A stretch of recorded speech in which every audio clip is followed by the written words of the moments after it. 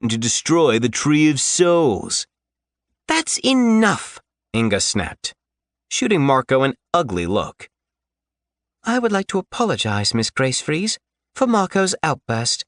Of course you had nothing to do with Luchador's discovery of the semi-final locations." Logan gave Inga a nod. She was right to step in.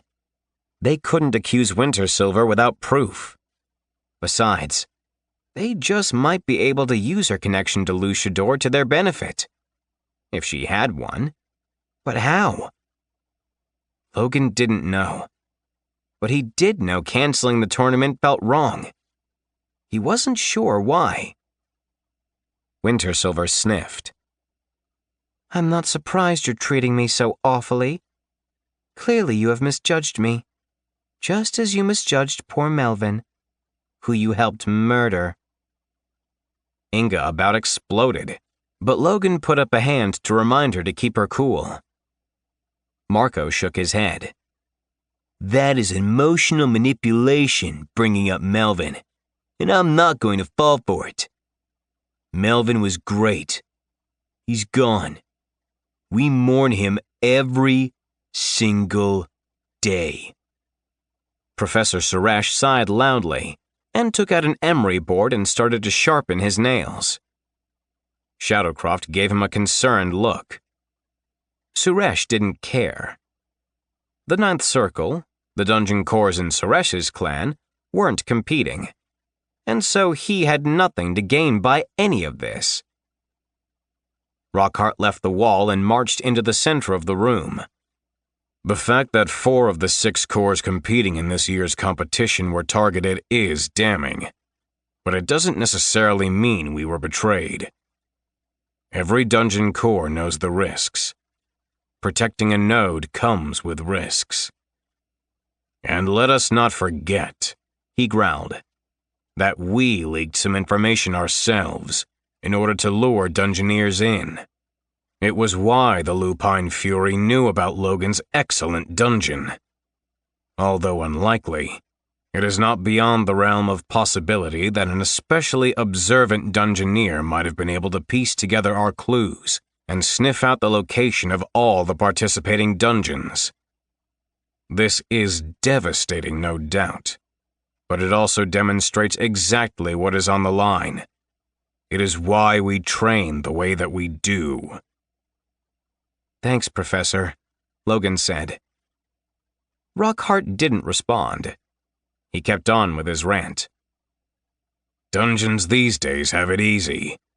Back in our day, we'd lose half a class to the raiders. With that in mind, it makes perfect sense to proceed with the finals.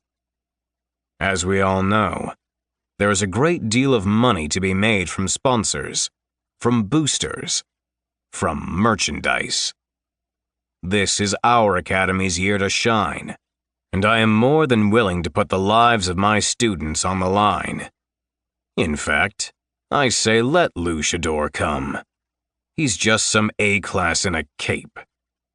Logan and Inga killed that skunk shifter, and she was an A-class." Weavelord leapt off his desk and scurried up to Rockhart. It was like a chihuahua staring down a Rottweiler. "This is different. Petula Cloudsweat was a low-ranked A-class, mentally unstable, with questionable powers based on flatulence. Luchador is a high-ranked Jade Leaf and dangerously close to becoming a Heartwood cultivator. That's S-class. A true S-class Dungeoneer. We can't have that. If we continue the competition, we are signing the death warrants of all these students and countless other dungeons besides." "I agree," Shadowcroft said. "We should use the Tartaruga cells. Or we could run courses here in Arborea as we do for the first years. I would even consider a change of format. Perhaps a dungeon duel. That would be unique and novel. Surely we could drum up some additional drama between Logan and Wintersilver to sell to the sponsors." "You're going down, Ice Butt," Marco yelled over at Wintersilver. "We can't be beat. We won't be beat. Gonna take you to school to learn the golden rule. We're the best, and you'll die like the rest. The Wyvern woman squinted. You don't have anything to do with this, you strange little goat man. Why are you even here? Logan got up and took center stage. He's here because he's going to be fighting with me, Inga, and Treacle. The tournament committee said I could bring in the rest of my cohort for the finals. That's what we're going to do.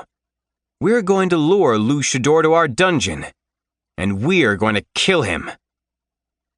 There was a gasp. Rockhart clapped his big stony hands together. Very good, Logan Murray. Yes, that is the spirit. That is why I have spent so much time on your education. How is the twine going? Terrible, Logan said. He walked up to Shadowcroft, who looked rather silly sitting in a desk, like a Tolkien Ent visiting a kindergarten class at Hubble Elementary School in Des Moines, Iowa. Headmaster Shadowcroft, Logan started. This isn't about the competition. I don't care who wins at this point. This is about stopping a very dangerous dungeoneer who has already killed 4 worlds. I should do it then, the headmaster said. We can trick him. You can build it, and I can step in. 2 problems with that. Weavelord scurried over, sweating a little. 1, you have the Shadowcroft Academy audit, which you've postponed for centuries. This is the year, my friend. What is the death of worlds when compared to tax liabilities? Secondly, we've learned that Lou Shador is a sophisticated player in the dungeoneering scene. He already has the resources of the Scarlet Paradox at his disposal. He'll know if a third party steps in. The dungeon accountant turned and scurried over to Logan. I've analyzed your Apothos usage and your abilities. You have promise, Mr. Murray, as does Miss Therian and Mr. Glimmerhappy. Your satyr friend, however, is questionable. Highly questionable, Marco spouted off. So many questions. For example, what is going on here? Am I putting my life on the line? Again? Sheesh. Must be Thursday. It's Monday, the accountant Drider shot back. If you're thinking of forming some kind of dream team, Weavelord air-quoted hard. I'm afraid that is impossible. If we are to proceed, we must follow tournament rules. That means it will be the Terrible 12th in one dungeon, and Winter Silver Grace Freeze in another. Lolozi Webbs left her webs and her desk and stood towering over them.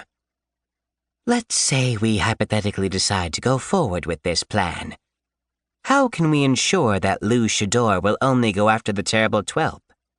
What if he decides to take out Winter Silver first? He wouldn't dare, Winter Silver said a little too quickly. She then tried to save the situation. Even though I'm only a single dungeon core, I'm a high-ranked B-class with 3 knots around my core. Other than Chadrigoth Nobleblade, I am the most accomplished dungeon core in the entire university system. Although it might be a challenge, I'm confident that I can kill Lou Shador if it comes to it. Without help, Rockhart growled. This isn't merely a tournament. This is survival of the fittest. Are you fit to survive, dragon? Wyvern, the white worm sniffed. I'm not going to let a half-naked dungeoneer in a cape kill me. Logan recalled the images of the caped figure cracking those dungeon cores. There was something strangely familiar about him, but no, it couldn't be.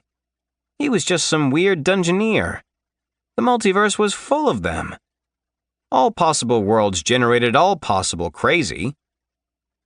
Logan approached the Wyvern. I don't want Winter Silver to fight this guy. She can find her own bloodthirsty raider to lure in. Lou Shador belongs to me. To us, he amended, sweeping an arm out to include his friends. We're going to call him out and get him to come right to us. He smiled. A plan was already forming in his head. And it was awesome, especially since Marco was so into conspiracy theories. Weavelord seemed to get a bit nervous.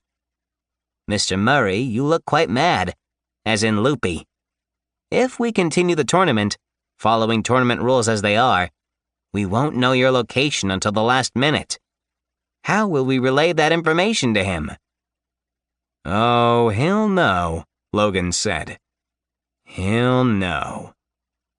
Although they had no concrete evidence, Logan still suspected Wintersilver was the rat. But even if she wasn't, he had a way of getting the Scarlet Paradox their location. Most everyone in the classroom was standing except for Treacle, whose cheek bulged from the jawbreaker while he obsessively crocheted. And not Marco, who still sat slouched in his desk. The goat man raised a hand. Question: why am I risking my life when all of this is a simulation?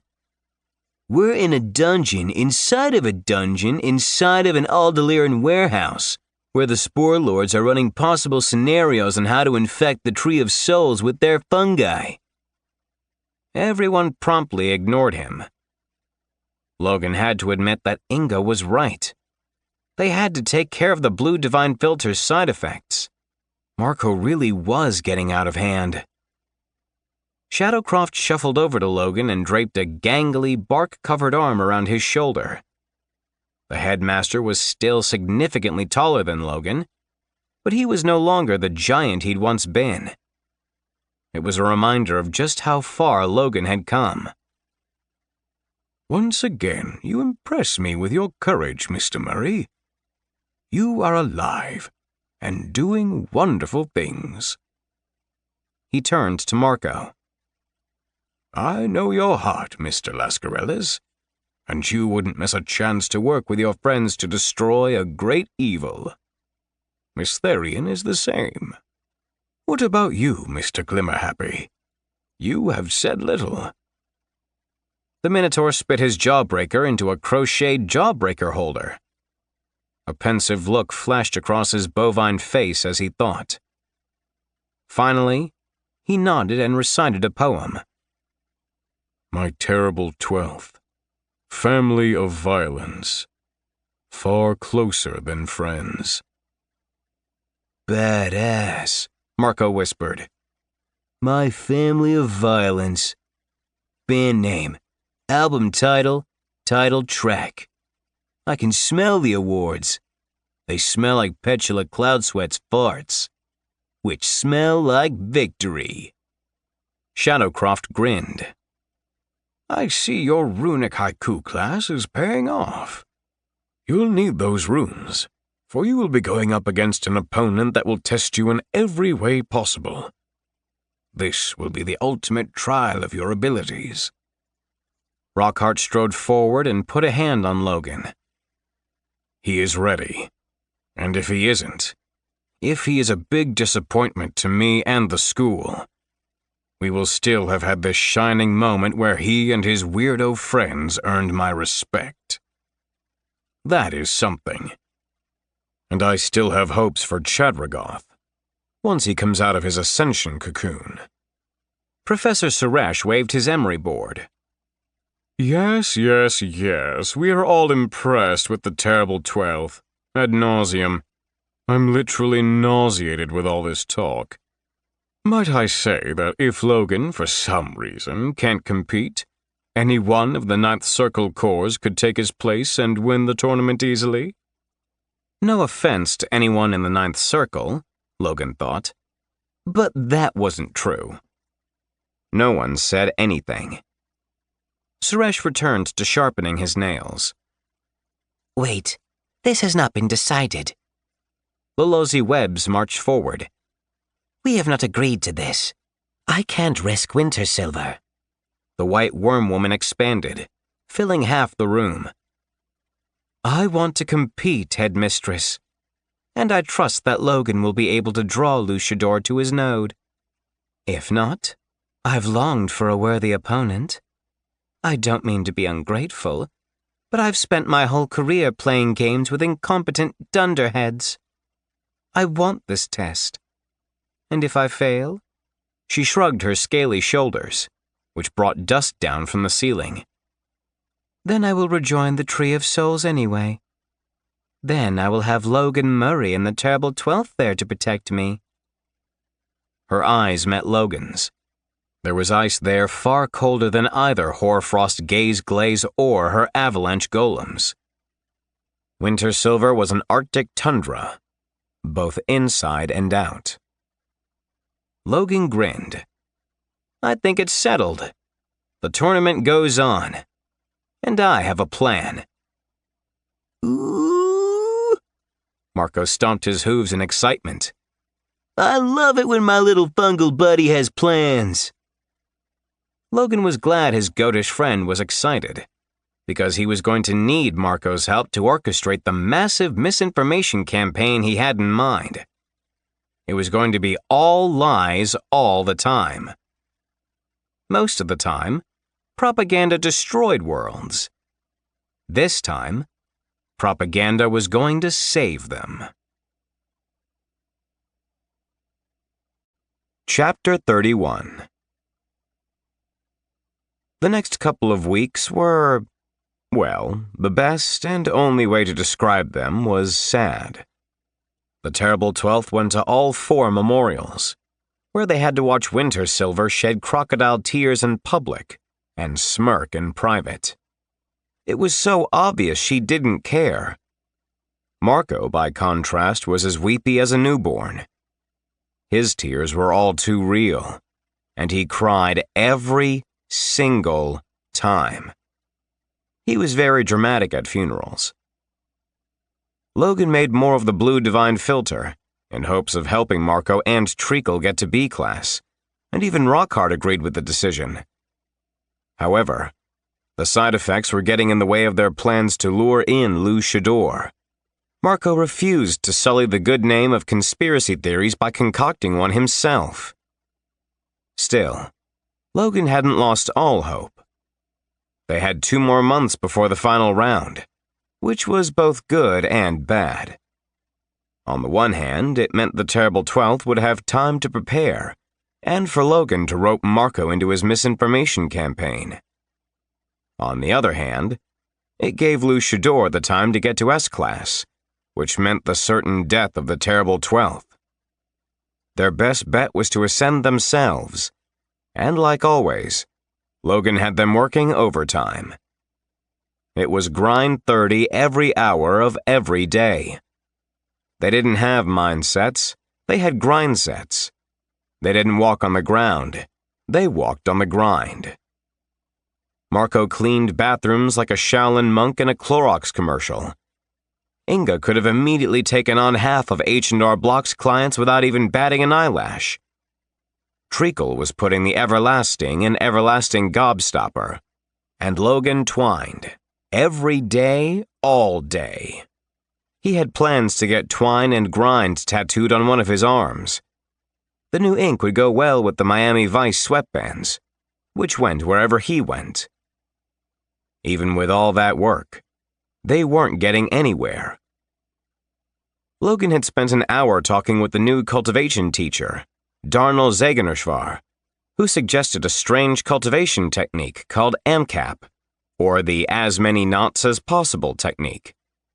It was part of his HIM routine, or high-intensity interval meditations training course, not to be confused with MOD, or meditation of the day. Logan didn't make the CrossFit comparison because such a culturally specific reference would go over Darnell's head. Plus, Logan would have to suffer through more of the bad Austrian accent. Professor Darnell didn't know what the Miami Vice sweatbands were, but he liked how they looked. He suggested getting a matching headband, but that wasn't going to happen anytime soon. Logan took to the AMCAP training like a duck to water. It was brutal and far more intense than anything he'd learned so far, but that was a feature, not a bug.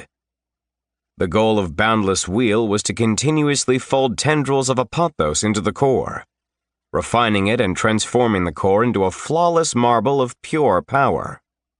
The second technique he'd learned was called Radiant Serpent Under the Glowing Moon, and it had come to him courtesy of Professor Moonbow Rainsap. That one was less about refining the core itself, and more about reinforcing both the knot and meridians which circulated throughout his body. They reinforced his eyes and skin, and allowed him to manifest weapons, control his minions, and better manipulate a dungeon. Radiant Serpent under the glowing moon was all about surrendering, about giving up control, about letting the power of the tree flow through you as a conduit. And then there was AMCAP, which was a study in opposition. There was no surrender, no yield. It was all about maximum control, about strength through pain. Instead of letting the power cycle in the core, then peacefully move outward through the meridians, the goal of AMCAP was to force as much apothos as possible through the meridians over and over and over again. In theory, such rapid expansion and contraction would force the core to naturally expand and tie additional knots to handle the intense strain. As a fungaloid, Logan had an added advantage that no one else did. While connected to a host through his symbiotic bond, he could borrow their energy, or lend his in return. That allowed him to maximize the technique since he had a far larger apothos pool to draw from. In essence, AMCAP was muscle failure training for your spirit. It was miserable, hard, impossible, but Logan didn't mind. Logan liked the impossible. As long as it wasn't crazy, which was what Inga was doing. She had signed them up to talk with Professor Arakunum Gilligan the next day. Now that was the definition of crazy. Logan desperately tried to talk her out of it. But no, she was committed. Inga was like a dog on a bone when it came to certain things. Logan dreaded the meeting like he dreaded dental surgery. They still had some time to sow disinformation seeds for the finals, though it would have been better to start right away, while they were still mourning the dungeon cores that Lou Shador killed. Still, even with Marco's reluctance, they were gaining ground.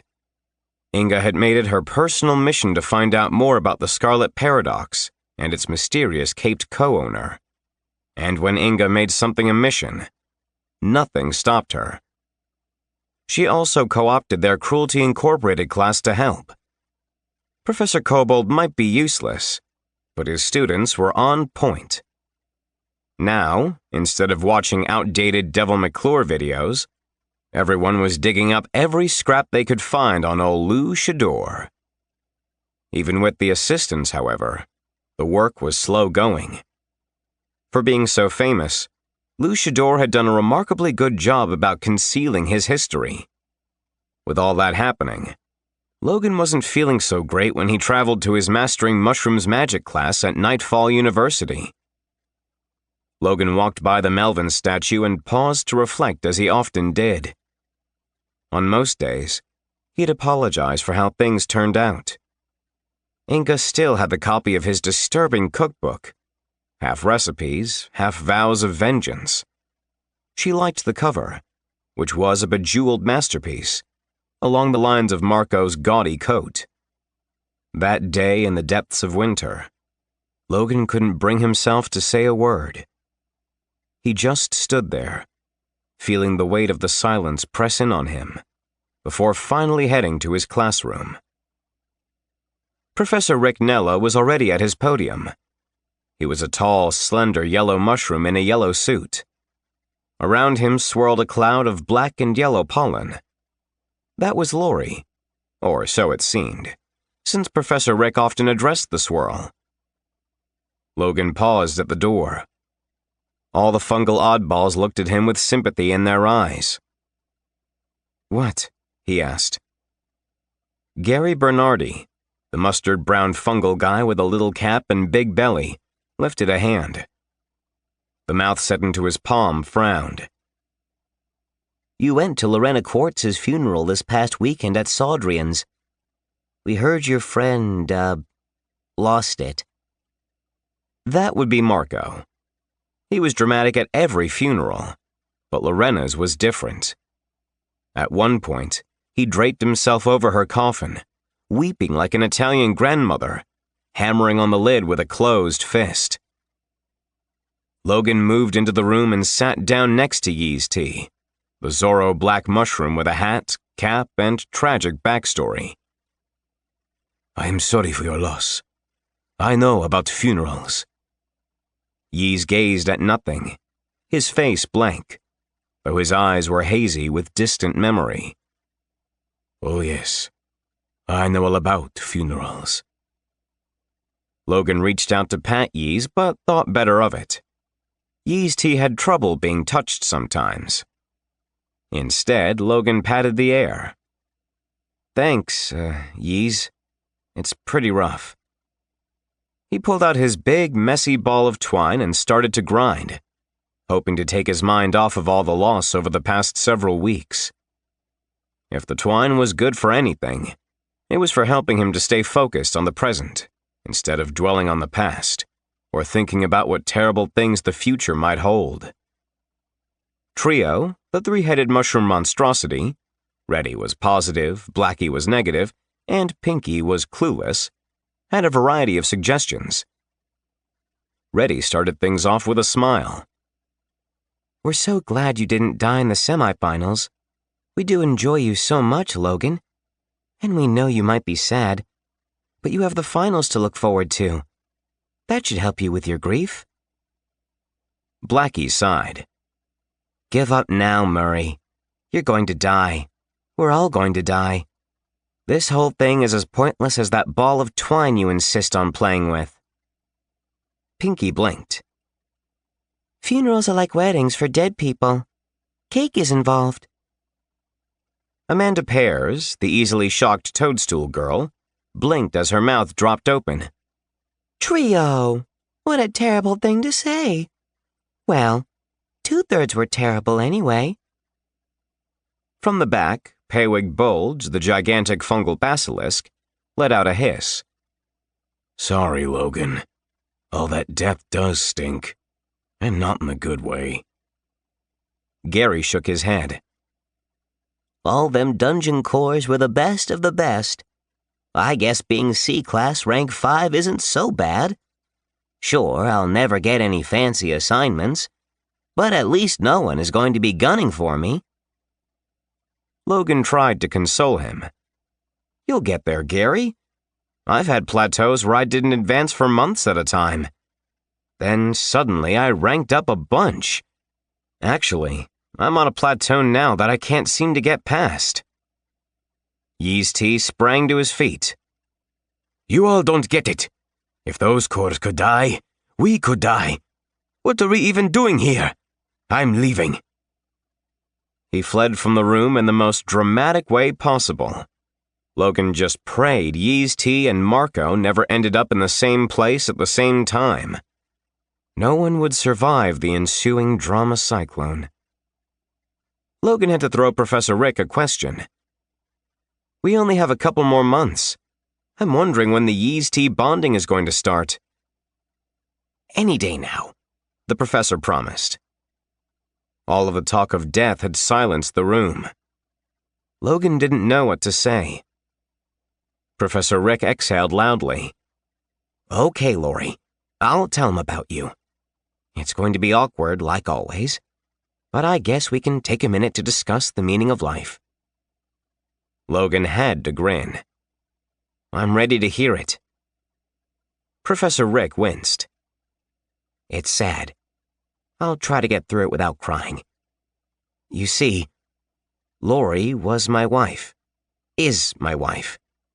Oh, I'm so sorry, baby. You know how I am with verb tenses. The black and yellow cloud of spores took on a very disappointed stance. Logan suddenly got it.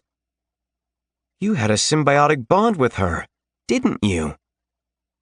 Professor Rick's eyes filled with tears. We met here at Nightfall University. Just two crazy kids on their way to glory defending the Tree of Souls. I know, Lori, but I always get emotional. He took a deep breath and continued. She was the cutest wasp queen horror you've ever seen. She had such soft fur, so many legs to hold me tight, and such honey-sweet kisses. You had to watch out for her stinger, though. That was deadly. The professor laughed wistfully. She hates it when I bring up her stinger. Professor Rick shook his head. We graduated, and yes, Logan, we had that symbiotic bond. Her core. There was a raiding team who called themselves the Little Rollers. They were dwarves who all had terrible gambling addictions. To pay off their debts, they ran dungeons. They were crap at the craps table, but they knew their way around a raid. After losing big one weekend, he continued softly, our poor little dungeon ended up on their radar as a quick, easy source of apothos.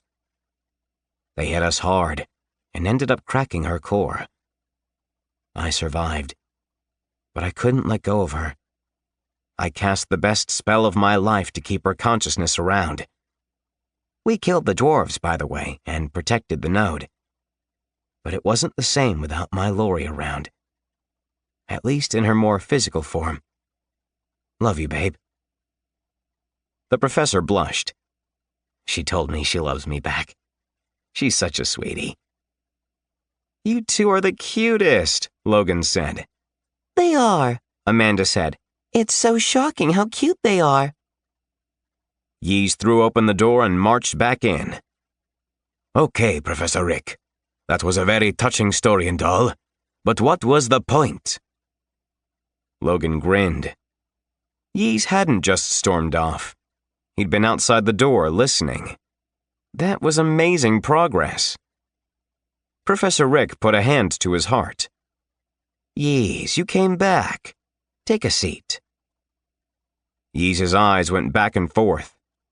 Then he walked over and sat down. I'll sit with you losers a little longer, since I don't have anything better to do. I'm not all heroic and fancy like some people in the room, and I don't have a tragic love story. But whatever.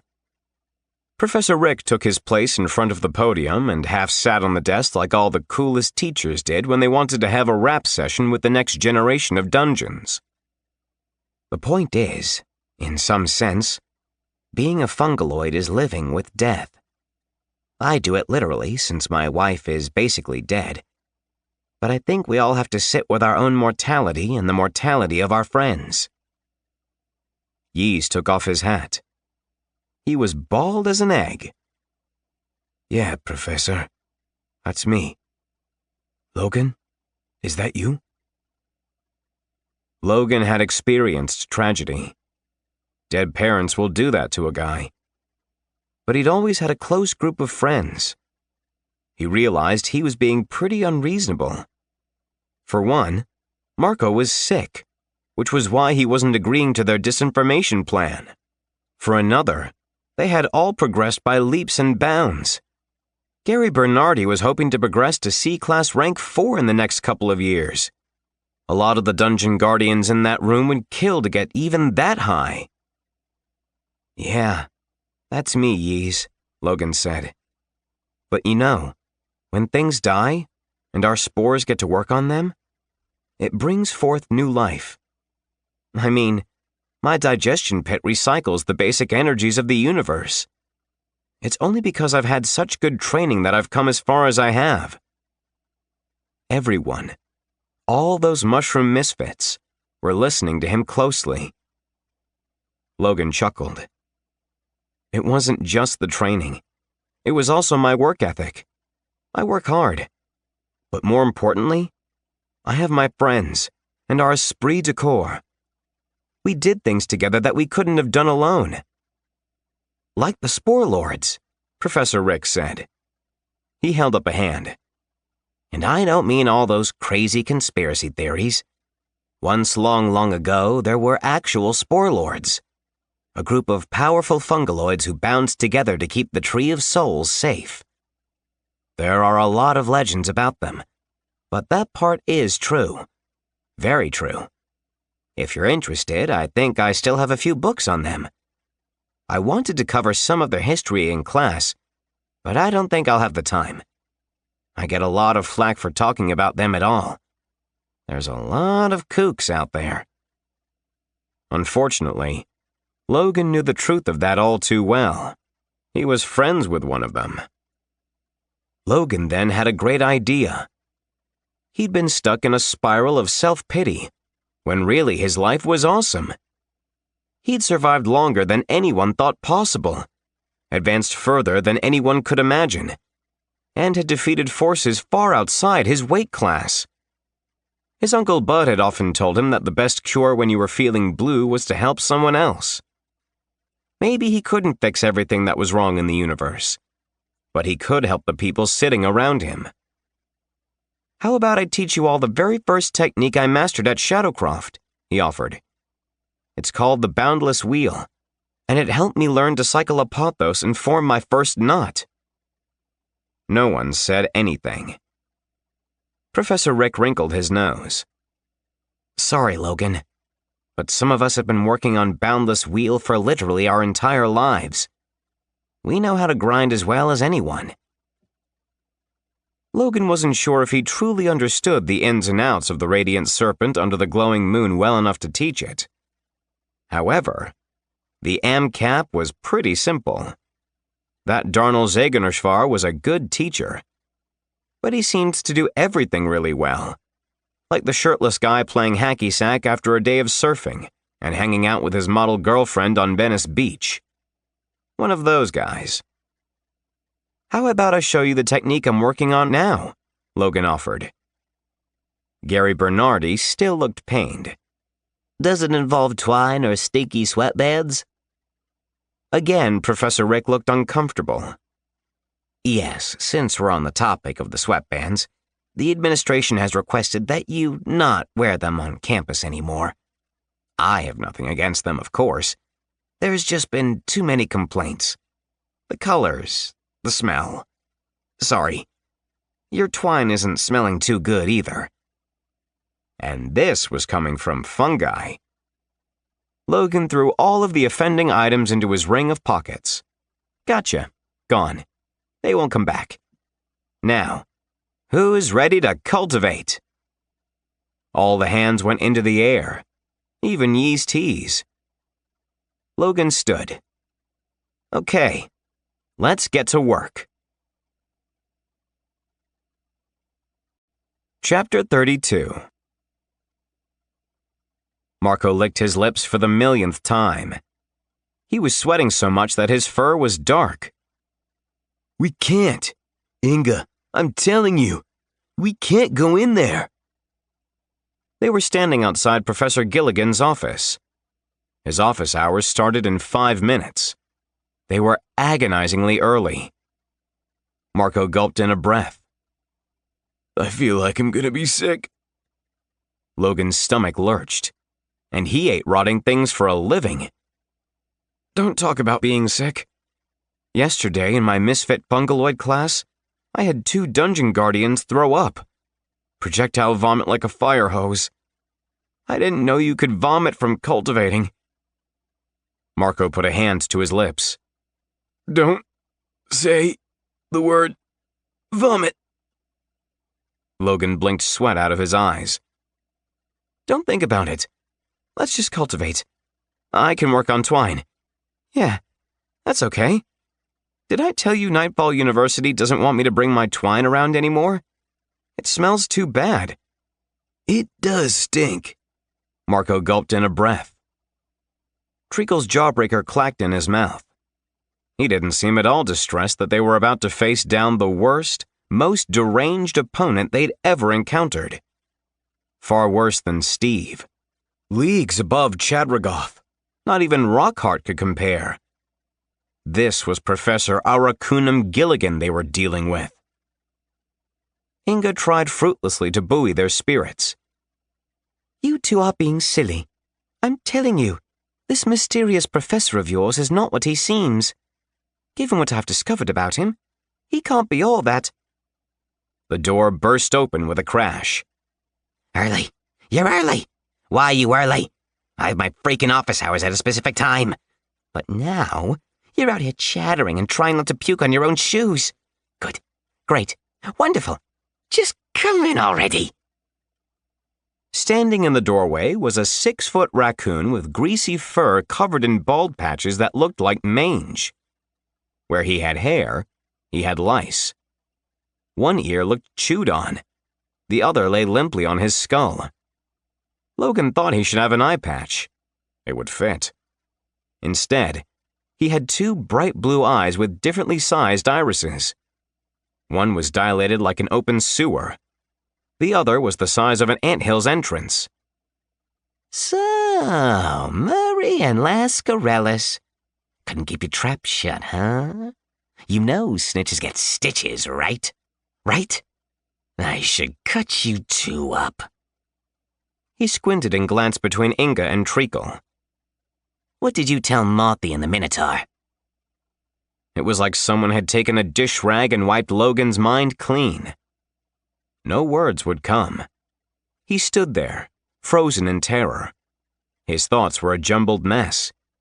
He wanted to answer the crazed raccoon, but the only thought that came to his head was that Marthy and the Minotaur might make a good buddy cop movie.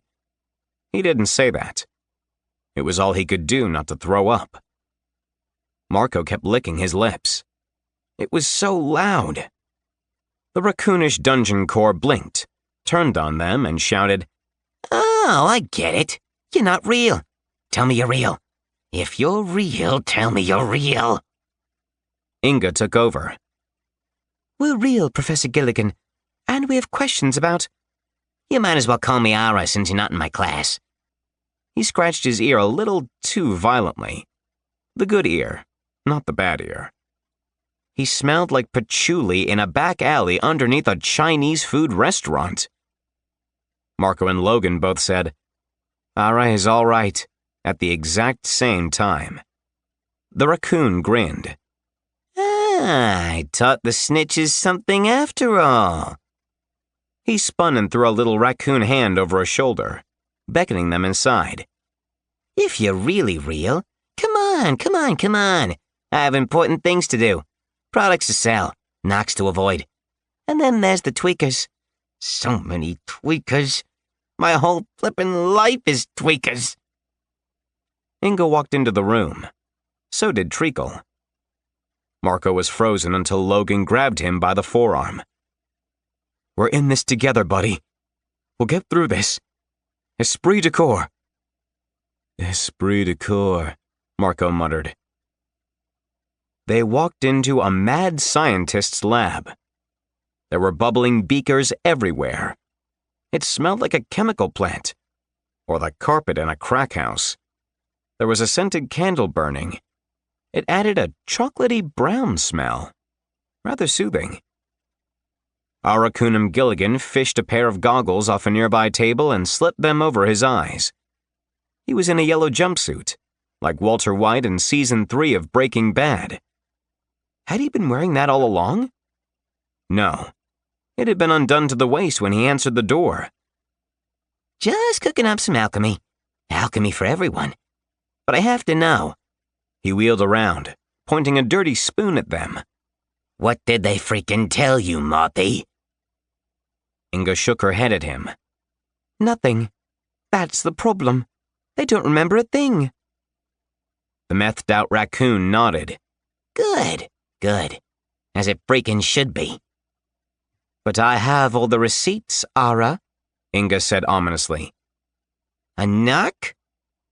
The raccoon adjusted his goggles. Marthy the narc. It rings true. Yes, it does. Another cop show, Logan muttered. The professor wasn't pleased. You can call me Professor Gilligan, narc. You a narc too? He pointed a raccoon finger at Treacle. Former gnome, the Minotaur said. Current poet-engineer. Gilligan smiled. Oh, I like you, cowboy. Cowboy, poet, engineer. Fine. You have receipts. So you know about my side hustle. The professor grabbed a beaker of boiling blue goo, sniffed it, and then took a sip. Not supposed to drink that one. Damn it. Why don't I label things? It was a declaration more than a question. He marched over to another beaker of bubbling green concoction. He drank it down. He whirled. How much, Marthy? How much do you want? I can pay off Knox. I did it once. I can do it again. The only reason Logan wasn't running was because Marco was gripping him so hard and the satyr was rooted to the spot. Inga folded her arms. My working theory is that you want people to think you sell drugs. But you don't. You do the exact opposite. I know about the grants and the donations. The Hazelnut Treatment Center in the Twin Worlds owes their entire existence to your generosity. This, whatever this is, she waved a hand at him, then at the lab, is all for show, I suspect. Professor Gilligan's eyes went wide. One pupil shrank. The other expanded. Worse than a knock. You're worse than a knock. You're like a gossipy multi-gossip. You a reporter? Bet you're the press. Fake news, Marco burst out. We can leave, Professor.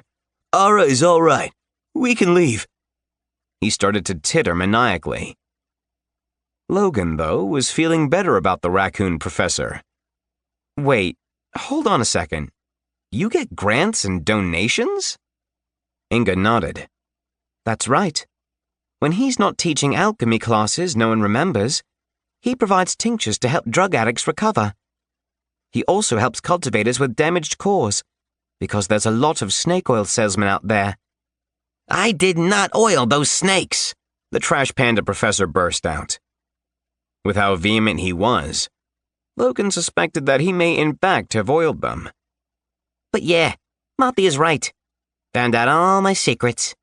Sure, I use student labor, but mixing this stuff takes time. And there's a lot of people who need what I can give them. Me, right? I did what the worst alchemy teachers do. Got high on my own supply. Experimented on core potions that opened the doors in my mind, man. Threw them open. Couldn't close them. They squeak, a-holes. The freaking hinges squeak. Gilligan grabbed a pipe and loaded it up with something. Treacle flipped open his thumb's fingernail and lit the pipe with a dancing orange flame. Thank you, poet cowboy, the raccoon said. The air smelled much better now. It was cherry-infused tobacco in the pipe. Can I get you for an espresso? No, I don't do any of the hard stuff. Just my pipe. Some coffee. A lot of coffee. Too much coffee? Probably. Too much coffee? Never. He went to an espresso machine that did 4 at a time and started grinding up the beans. 2 more months of cooking. End of the year is coming. I know you 4 will be competing in the inter-school tournament finals. I had to fix a lot of these kids who tweaked their core for the tournament. Tweakers. I'm telling you all the time. My whole life is tweakers. He spun, and both of his pupils were wide, until they shrank down to pinpricks. Now, why are you here? Both of you are doing fine. The satyr isn't the boozer he says he is. But if he asks for peach-flavored beer one more time, I'm going to lose it. Freaking lose it! Logan still wasn't sure what was going on. He did have memories of Marco wanting to make peach-flavored beer. True story. Everything else was so hazy, though. Inga had to do the talking. We're here about the blue divine filter. Logan's been using his God's eye caps to produce it for Treacle and Marco, but they haven't advanced, and there have been significant issues. Professor Gilligan marched over with tiny little cups in his hands. He shoved one into Treacle's hands. This one has the crochet thing, the poor bastard. I see it all the time. And you, Boozy, you have the conspiracy theory thing? Yeah. C-classes. Not the dirt they should be. Not the Azure branch cultivators they want to be. Seen it 1,000,000 times. He forced Marco to take the espresso cup. The tiny cup rattled on the saucer. The raccoon went over and grabbed 2 more cups, and gave one each to Inga and Logan. Nice work, Shroomy. The blue divine filter is no joke. I can help your friends. But what's in it for me, huh? I want God's eye caps, Shroomy. As much as you can give me. We have a deal? Yeah, we have a deal, Logan said, utterly perplexed by what was going on. But why do you torment us so?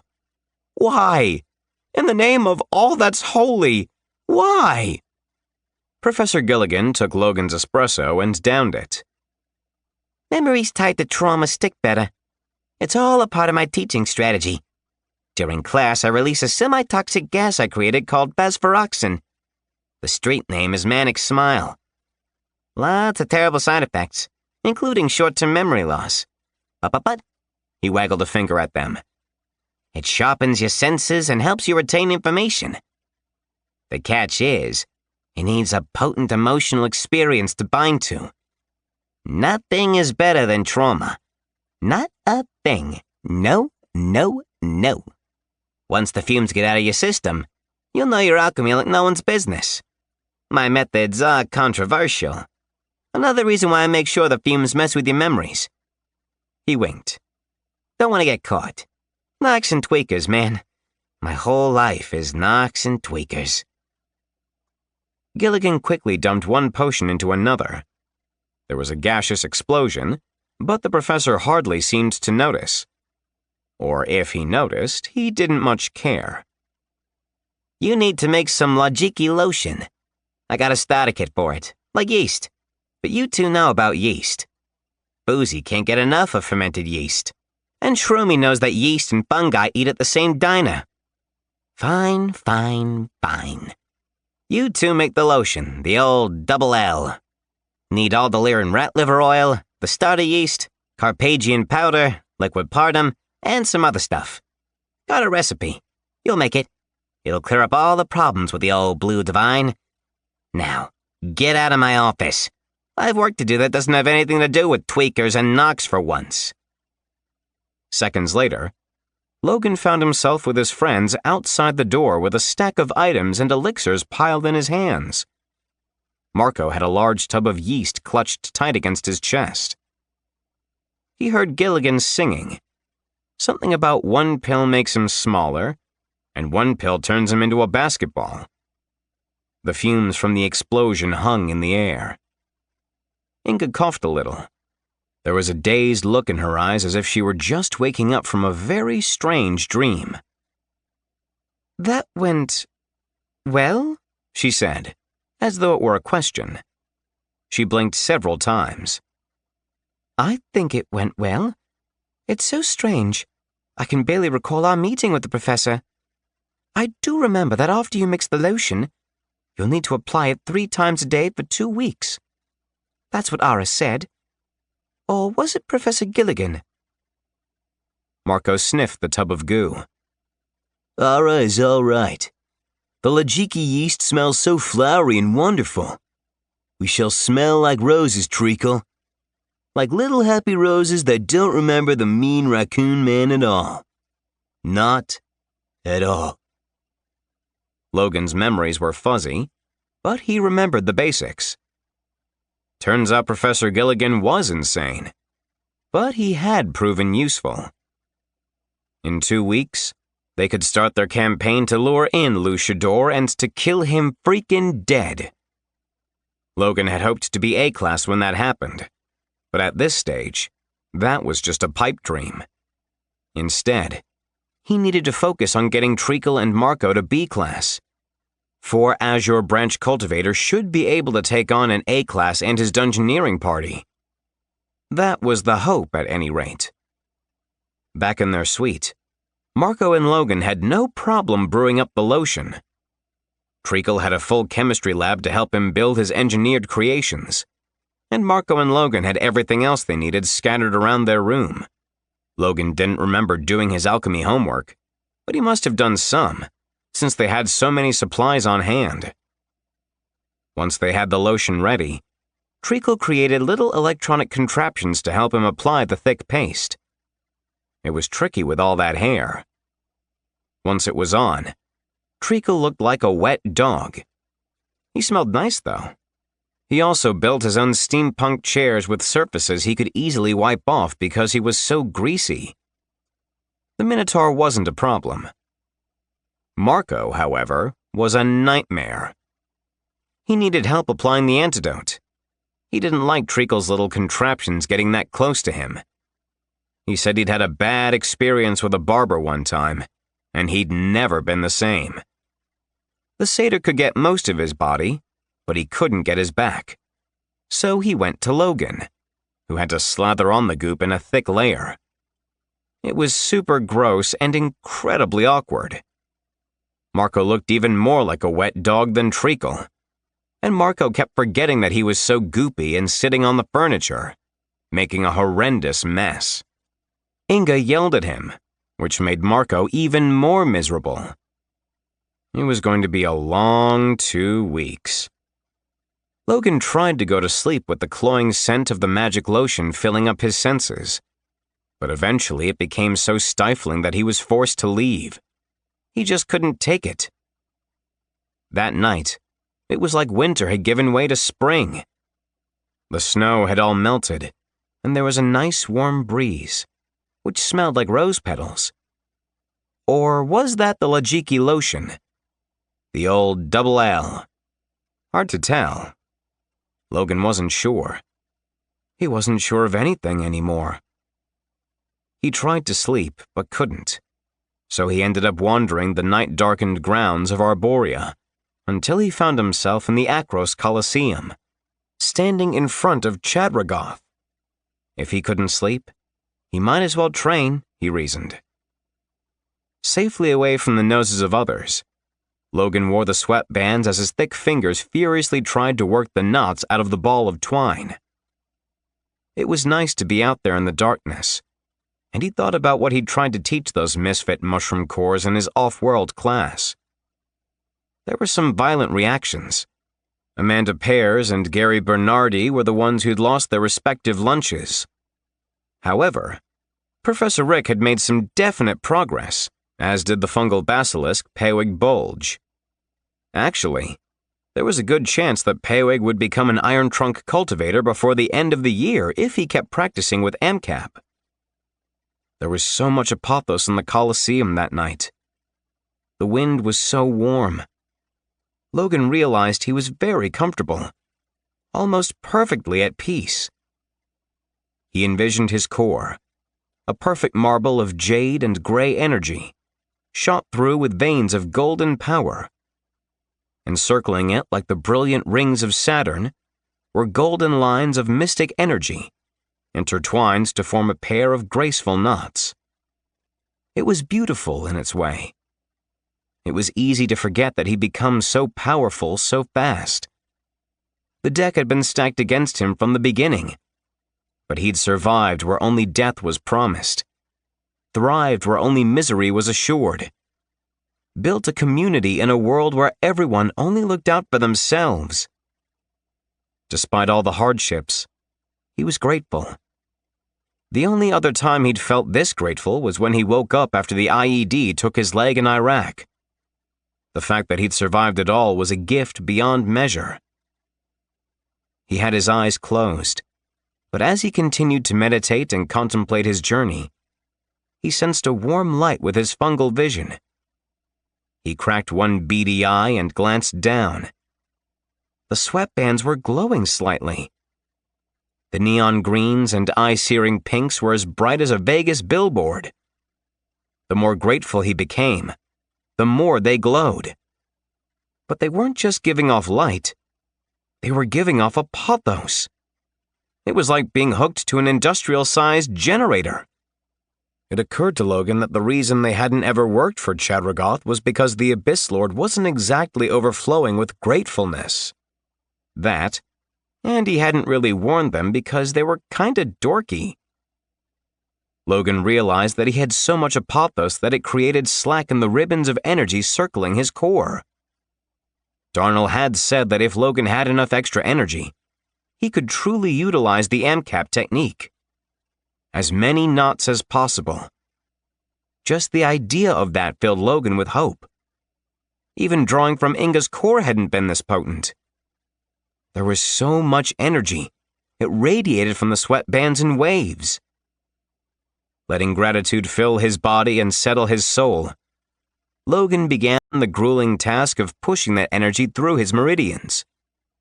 Then, just as quickly, he retracted the pulse of Apothos, circling it back into his core, refining it, purifying it, then forcing it out again in rapid-fire succession. He could feel his core strain from the unbearable, impossible effort. His limbs trembled, and the glowing band of energy encircling his core responded in kind. He could feel it twist and distort from the stress. A third knot was forming. It was the only way to handle the incredible influx of energy. A combination of fierce joy and anxious fear raged through him, along with the surge of Apothos. Instead of giving in to either, Logan wrapped himself in gratitude like a cloak. He let his gratefulness anchor him in the moment. The bands burned ever brighter in response, feeding more of their energy into his center. As the third knot formed around Logan's core, his eyes popped open. Intuitively, he knew the next piece of twine he needed to undo. The problem was he'd accidentally tightened a knot. But with a little tweak, he could fix that. He tugged here, pushed there, and let out a satisfied smile as another strand came loose. He worked in the neon light from the sweatbands, fingers moving with a purpose of their own. He was seeing things from a different angle. More light, more shadows, more nuance. And he saw a thread he'd somehow missed before. He pulled it through a loop, and half the twine fell loose. He almost exploded with excitement. But he was worried if he tensed up, he might find another tough knot to untie. Instead, he stayed calm and grateful. He had such good friends. He was alive and doing wonderful things. And he was a few moments away from unraveling the stinky twine. Again, thanks to the neon lights from the equally stinky sweatbands, he saw exactly what he needed to do. There were a few moments where he thought he'd have to tighten the ball of twine again, but nope.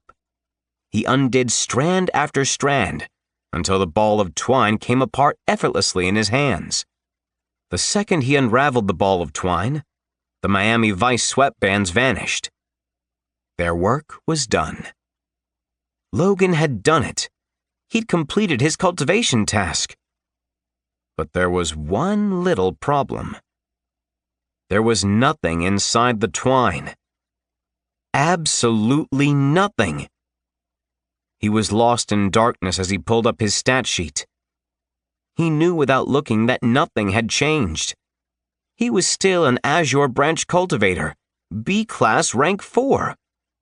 Surely tying a new knot should have pushed him up a rank. But it hadn't.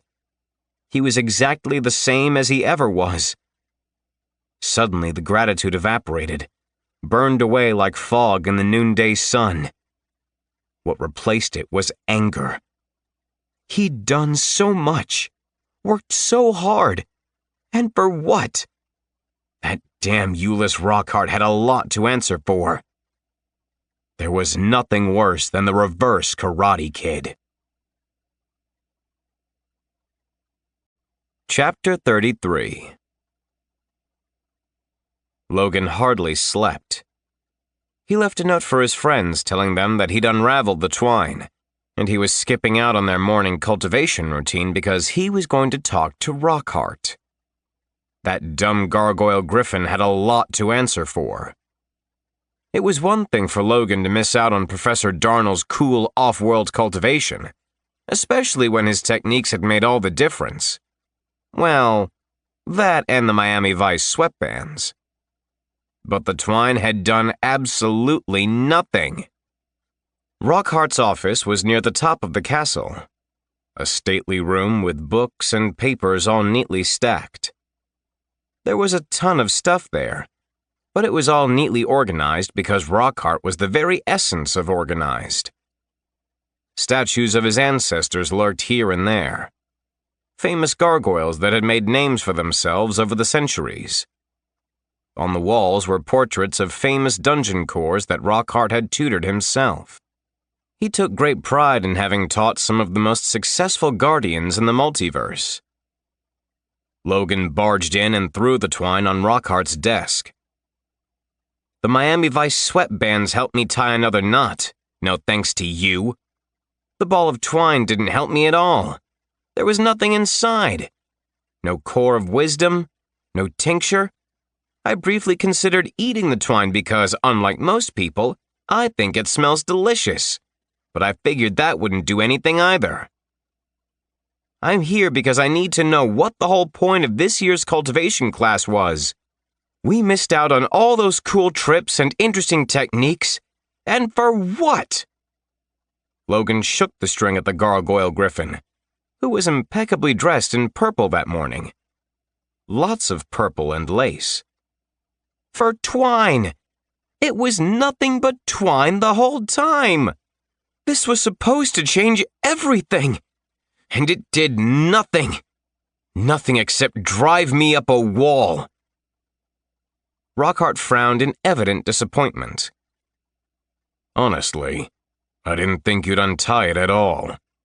I'm impressed you waited so long to come to me.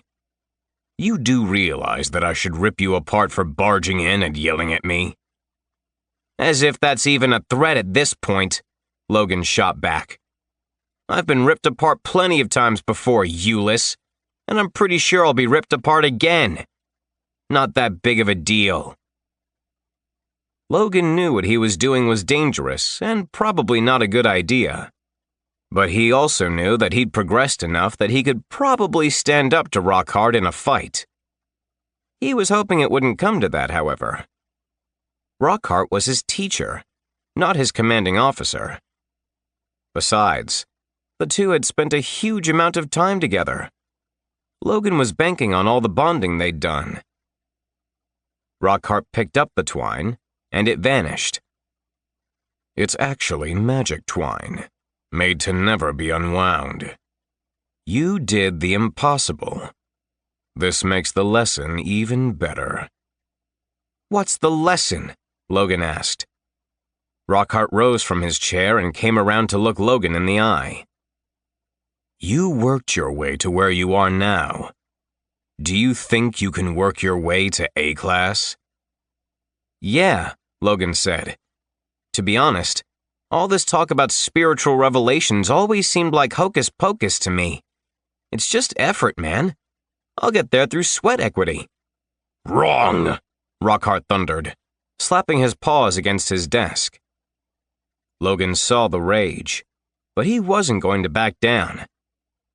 Then tell me why you gave me a ball of twine.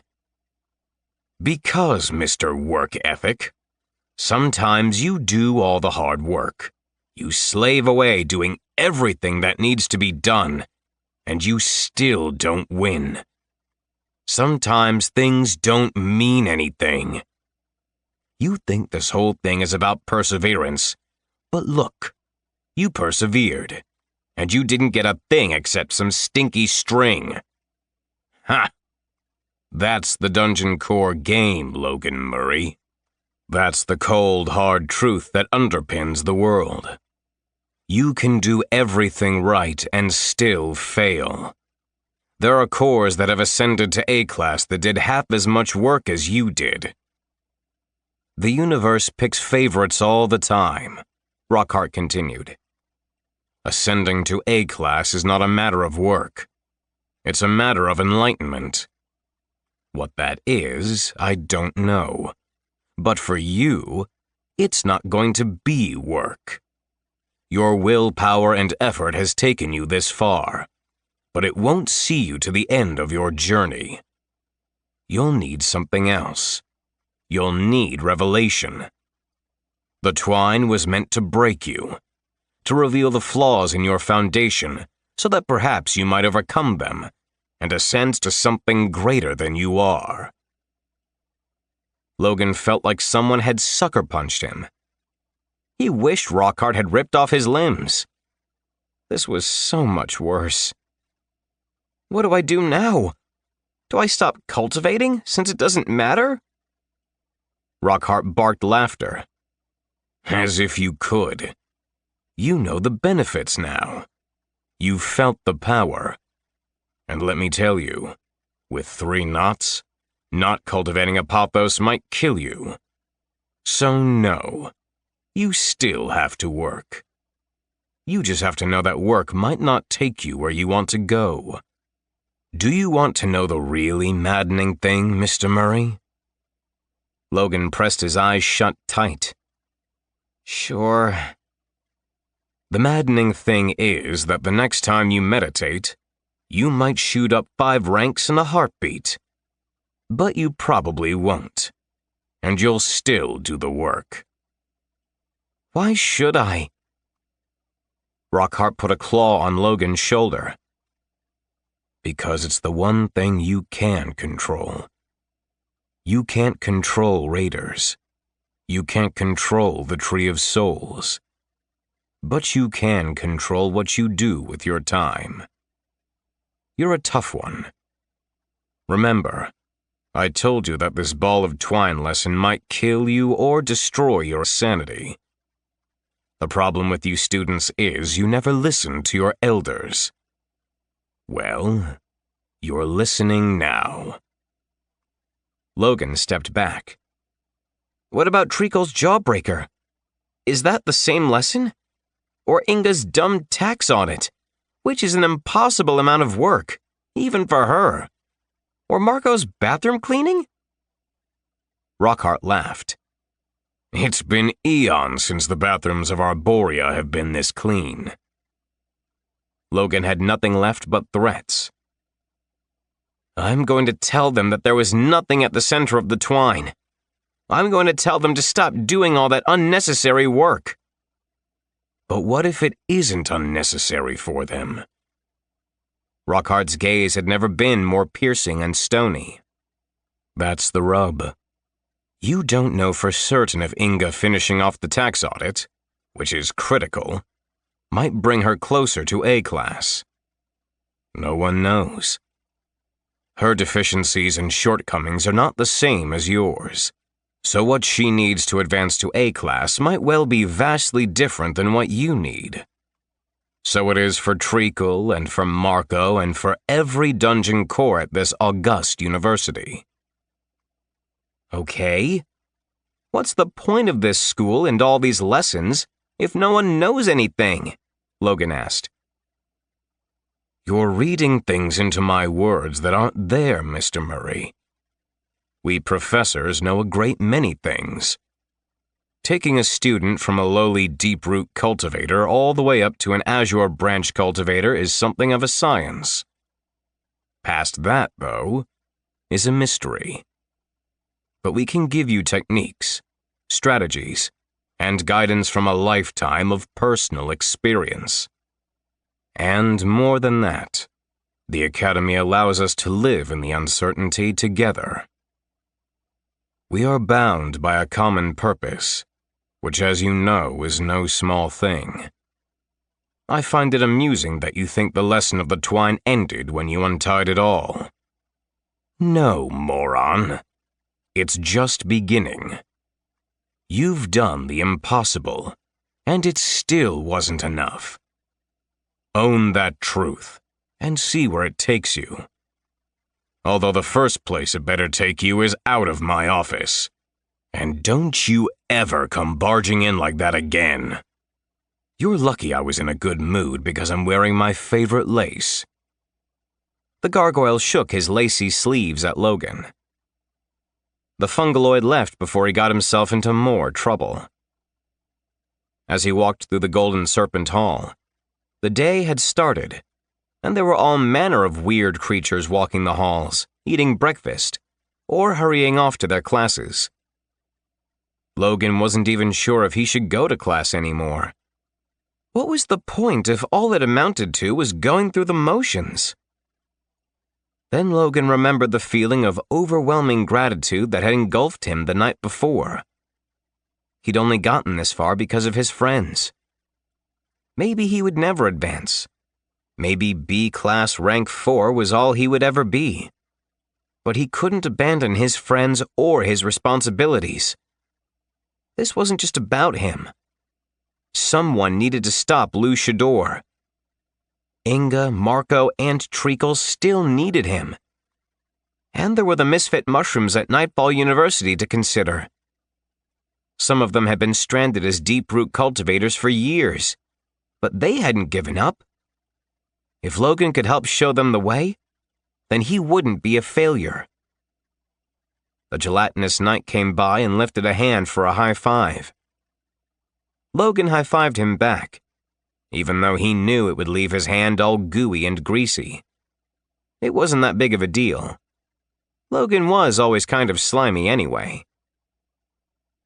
Logan realized that nothing had changed other than his perspective. The way forward was not defeat, but gratitude. Logan! Marco and the rest of the Terrible 12th came up to him, their faces bright with sweat. Or was that the Lajiki lotion? It did darken Marco's and Treacle's fur. It smelled good, as long as you weren't in an enclosed space. Marco grinned. I'm going to try to make less of a mess, now that I have to wear this lotion in my fur for the next 2 weeks. GK is going to give me tips. Logan noticed something right away. Treacle wasn't crocheting. True, the Minotaur was still wearing a brown and yellow cape made of wool, so he wasn't completely free of the crochet bug just yet. But he wasn't actively making anything new. Marco also seemed significantly less conspiracy-y. His eyes were a bit clearer, and he hadn't immediately accused anyone of being a sleeper agent for Zeta Ridiculons. That had to be a good sign. Inga came up and gave Logan a big hug. You got the twine undone. What was at the center of it? Was there a ball of energy? Did you advance? Logan thought about telling them it was all useless. He seriously considered telling them to stop their own weird cultivation techniques. But in the end, he realized Rockhart was right. Everyone was on their own journey, and no two were alike. He didn't want to stand in the way of their progress, but he also couldn't lie to his friends. He needed to be true to himself as well. I didn't advance, Logan admitted. But I did learn a few things I can't talk about yet. It's this cultivation secret thing. You know, if I tell you, I lose the power, but I will at some point. Marco took hold of his shoulders and looked into his eyes. You're being mysterious, and yet I can see it's not all good news. I sense sadness. Do you want to talk about it, big guy? Not sad, Logan lied. I have a bunch of good news. I have a third knot, which means more power. It's not an improvement in rank, but it's something. The sweatbands actually worked with gratitude, and they gave me a boost of apothos right when I needed it. They're gone, which is probably okay since I know you guys thought they smelled bad. Treacle's jawbreaker clacked while he talked. The ripe stench of death. Terry cloth yuck on my friend.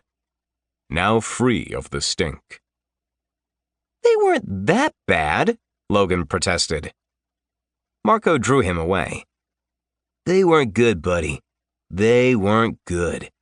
But come on, let's get you some disgusting rotten food so we can get to class. It kinda sucks you didn't ascend. But then again, Logan, you are the most powerful member of our cohort. And you've done what no one else has ever been able to do. Inga's antennae extended out in surprise.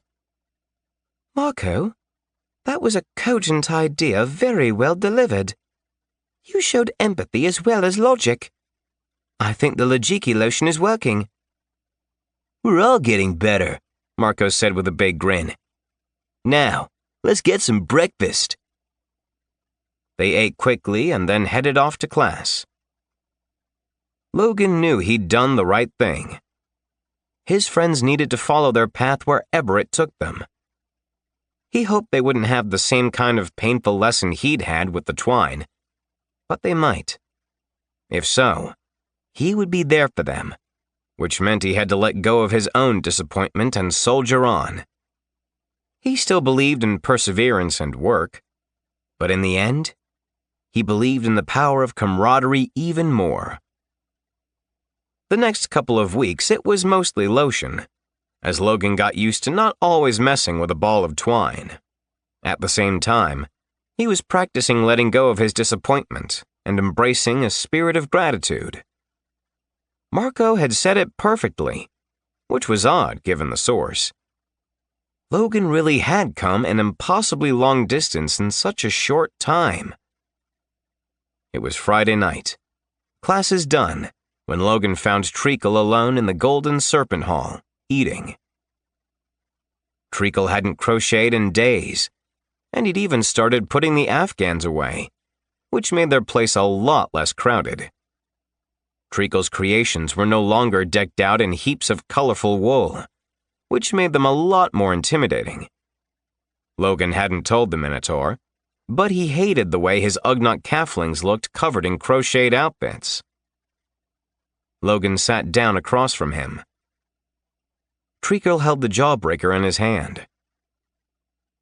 "Have I ever told you how much I hate candy?" he said without prompting. Logan nodded. A time or two. But you come from basically a candy world, right? I kind of figured it was like Sucrosia. Treacle sighed and shook his head. Plimpkini is nothing like Sucrosia. We have actual plants, indigenous rock, and actual soil. But you were recruited near a place called Castle Candylick. Or did I not hear that right? Logan asked. The Minotaur nodded. You heard true. My people valued candy as much as gold and status. They always loved to know who was royal and who wasn't, who had the most candy and who didn't. But I never liked candy. I didn't care about gold. My wife did. She loved it so much that she was even willing to marry a lord. Did I mention I was a lord? I think so. Logan wondered where this was going. Treacle smiled. I've learned a lot about myself in this strange place. I've engineered some amazing things. I saw that I couldn't be so negative. Not like Steve. I hated Steve. We all hated that mannequin, Logan agreed, though that wasn't the truth. Steve did have his good points. Not as the vessel of an ancient evil dungeoneer, clearly, but there were still some merits to Marco's floor boss. Logan remembered something. When we came back from Sucrosia, you seemed shocked by it somehow. The Minotaur shrugged and tapped the jawbreaker against a horn. Like I said, I hated candy. Too sweet. Gives good people cavities. It's just not worth it. Then I was given this jawbreaker. I've been sucking on it for months now. It never gets any smaller. And it's even gotten in the way of my cud chewing. I've lost some weight. That doesn't matter. Treacle looked Logan in the eye. I thought candy worlds like Sucrosia were a myth. When I found out they were real, well, I was afraid they'd be the death of you and Inga. Then I saw how well you did, how the magical nature of the candy actually helped you. That made me look back at my own history with candy. I've held on to a lot of hate. Toward the candy, my world, even my status-loving social climber wife. No more. Candy is like anything else, neither good nor bad. In its way, it's immoral. It's all about what we choose to do with it. Like this dumb thing. He held the glistening jawbreaker in the air, pinched between his thumb and index finger. I've been suffering with this thing for months. Not because it's bad, but because of the pain of my history. It's been a torture for me. But only after Sucrosia did I realize that there are people who love these things and would cherish a genuinely never-ending jawbreaker. This whole thing, he waved a hand through the air. It was never about the hardness of the candy, but the hardness of my heart. Then Treacle tossed the jawbreaker into his mouth and bit down. There was a massive crunch, and the Minotaur smiled. Hey, that tastes pretty good. There's something in the center, kind of like cherry cordial. Same texture. Cherry chocolate. I'll probably have some gas, but I'll enjoy the...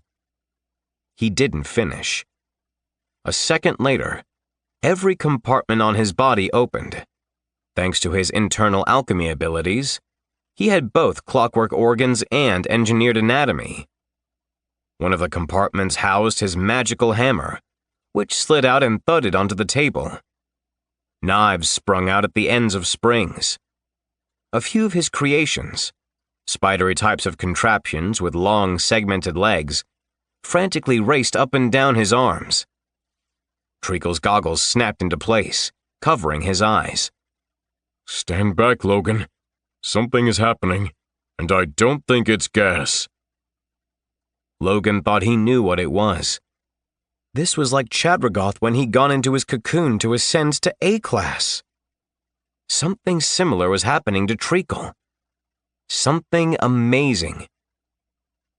Treacle's horns cracked, and colorful gossamer webbing erupted in a geyser, falling over his body like a huge mourner's veil. Logan wasn't exactly sure what the substance was, but it was thicker and more colorful than a Lajiki lotion. Logan inched back, and he watched in wonder as the substance quickly formed a gelatinous coating. He could hardly make out the body of the Minotaur or his contraptions through the rubbery layer of... Could it be? Logan poked the material. Treacle was completely enshrouded in a gummy bear cocoon. He'd done it. He was advancing to B-class. But how long was this going to take? And how would they stop their classmates from eating through the Minotaur's delicious candy coating? Chapter 34. That Saturday at dinner, Logan sat with Inga at the gummy Minotaur table. Unlike with Chadragoth, they were worried about moving Treacle and disrupting the ascension process inside his rubbery candy cocoon. Something was going on in there. It was hard to see through the gummy material, but Treacle seemed to be pinkening. What did it mean? No one knew. Logan pulled his eyes away from his candied friend as Shadowcroft approached the podium, situated at the front of the Golden Serpent Hall. My fellow Guardian Corps, he said, voice tired. It pains me to make this announcement, but please, do not use Chadragoth as a canvas for your graffiti art. One of the fourth years, a huge cyclops wearing paint-splattered coveralls, furrowed her single great eyebrow. What? Don't look at me. Polyphena sat with her arms crossed, clutching paintbrushes. An enormous easel sat on the table beside her plate. She'd just returned from her work-study program for some special tutoring. Before graduation, Dungeon Corps had to go out and protect actual celestial nodes for months on end. Logan was looking forward to it, assuming he survived his third year. Shadowcroft waved a big tree finger. I'm not blaming anyone in particular, and some of you have showed remarkable restraint, all things considered.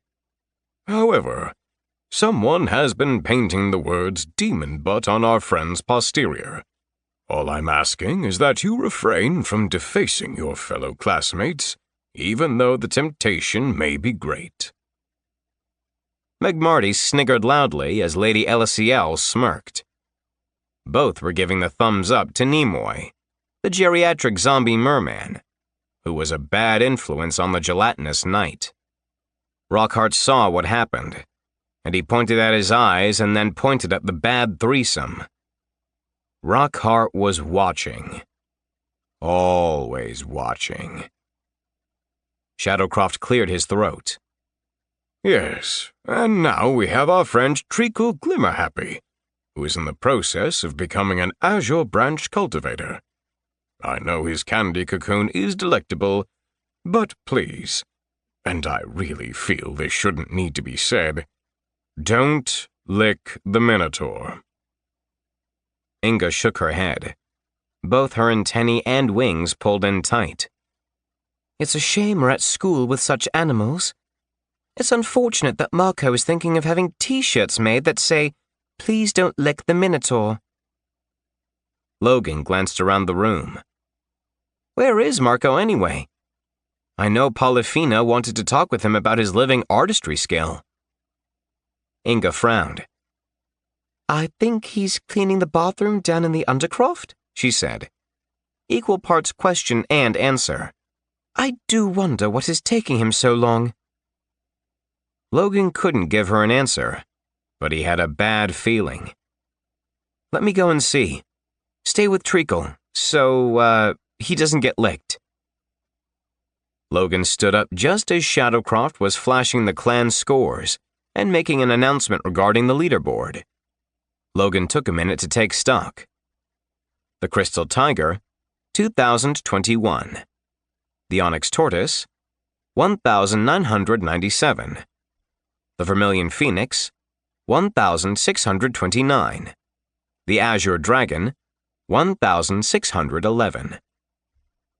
He sighed.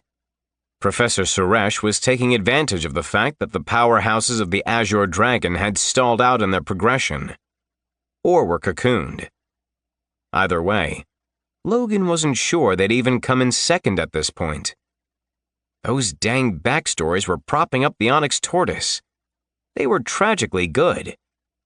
Logan turned and hurried down the stairwell of true seeing, not even giving his human form a second glance. He reached the bottom of the steps as Marco came out of the bathroom. He was dressed in his janitorial gray jumpsuit, but for once he didn't have his cart. Instead, he had a haunted look on his face, and he was shuffling awkwardly from hoof to hoof. He blinked. It was like he didn't quite know where he was. Hey, buddy, are you okay? Logan asked, placing a hand on his shoulder. Marco didn't answer. He let the tuning fork, which allowed him access to his conspiracy theory talk radio programs, fall to the ground. The fork hit with a ting, and the audio crystal in Marco's pocket sparked to life. The warning bell's voice came on abruptly. Of course Skip Shadowcroft doesn't want to cancel the inter-school tournament. Do you know how much money the Zeta Reticulons are making on this little arrangement? Not to mention the Spore Lords. Surprise, surprise. There's a Fungaloid competing. Coincidence? Take it from me, Emmerich Belsman. There is no such thing as coincidences. It's all just noise, trying to conceal the pattern. The satyr fished into his pocket, pulled out the audio crystal, and let it drop to the ground. He then squashed it with his hooves. No, Emmerich, he said, sounding sleepy. There are a lot of coincidences. Logan walked up to Marco and put a hand on his shoulder. Hey, me and Inga were upstairs. You hungry? Marco didn't say anything. He stood staring at nothing. His mouth drooped open, taking on the appearance of a slack O. What in the world was going on with him? Logan gave him a little shake. Marco, buddy, you doing all right? The goat man turned slowly. I get it now, he mumbled to no one in particular. I get it. I don't have to stop. Stop what? Logan asked. thoroughly confused and getting more worried by the moment. Marco turned and gripped Logan's arms. Cleaning bathrooms. I can't stop. Because do you know how many toilets there are across the multiverse? And they all have to be cleaned. I mean, they don't have to be cleaned, but they should be cleaned. Someone has to do it, but no one wants to. It's never ending, man.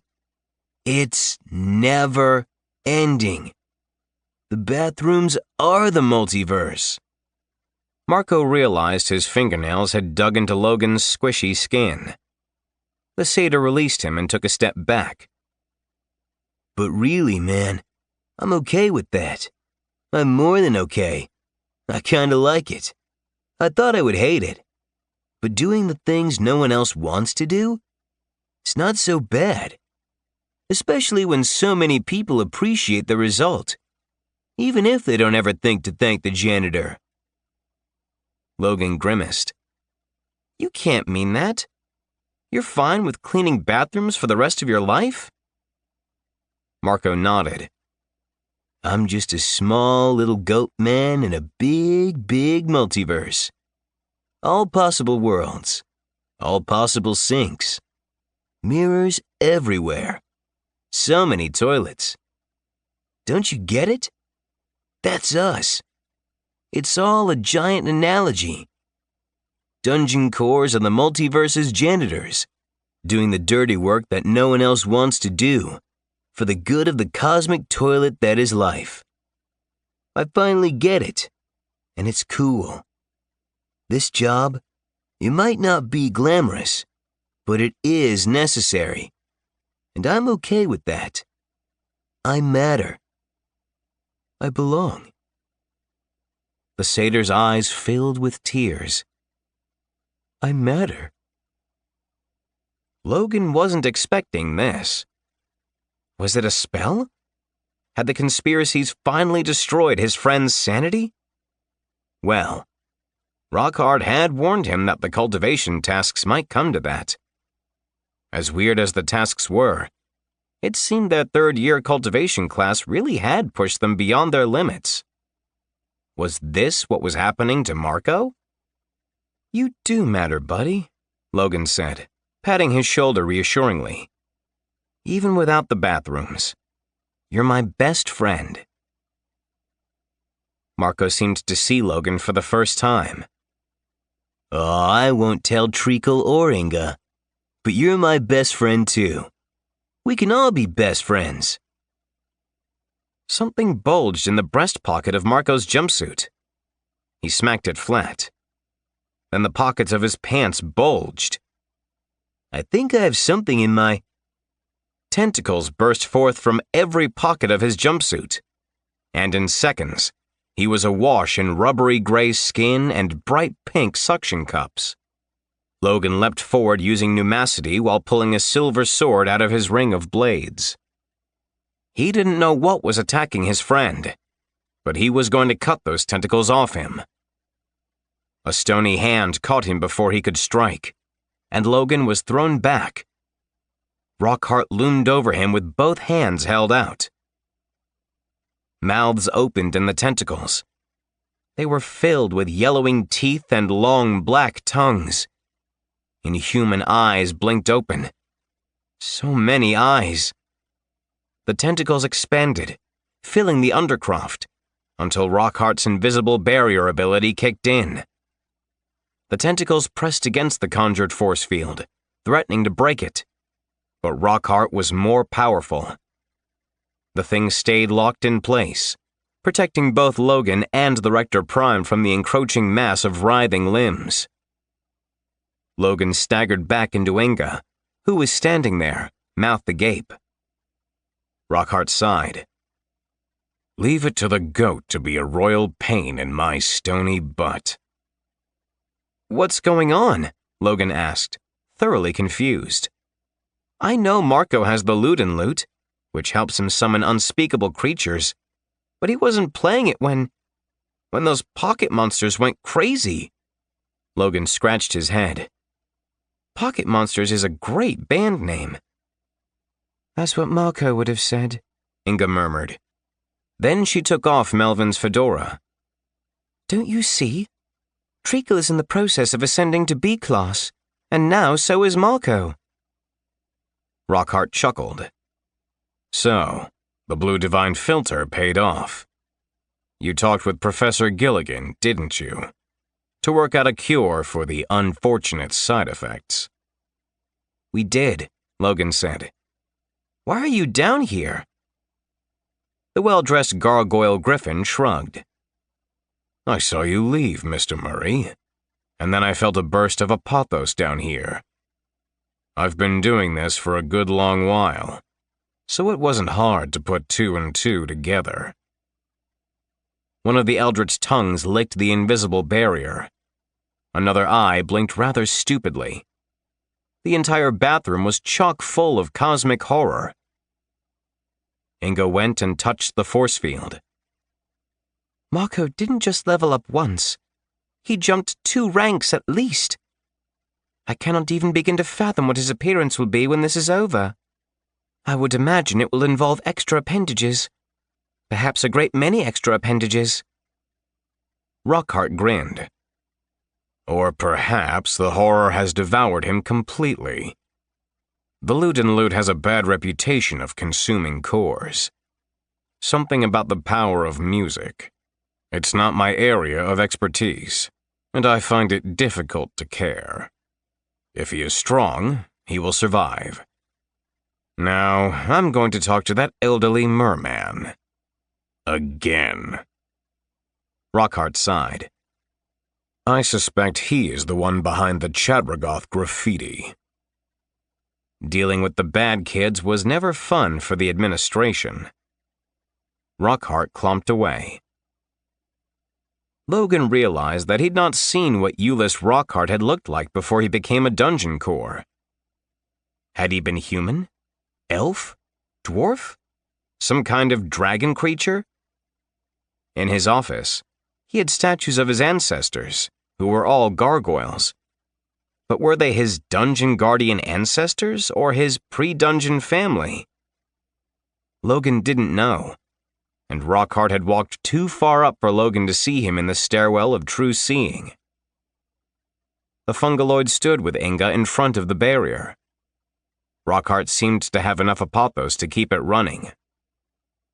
Logan didn't know what to say. He was a bit jealous of both Treacle and Marco. They were going to shoot up in rank and finally break into the B ranks. Good for them. And it would help the Azure Dragons as far as the clan competition went. He had put too much stock in the twine. What?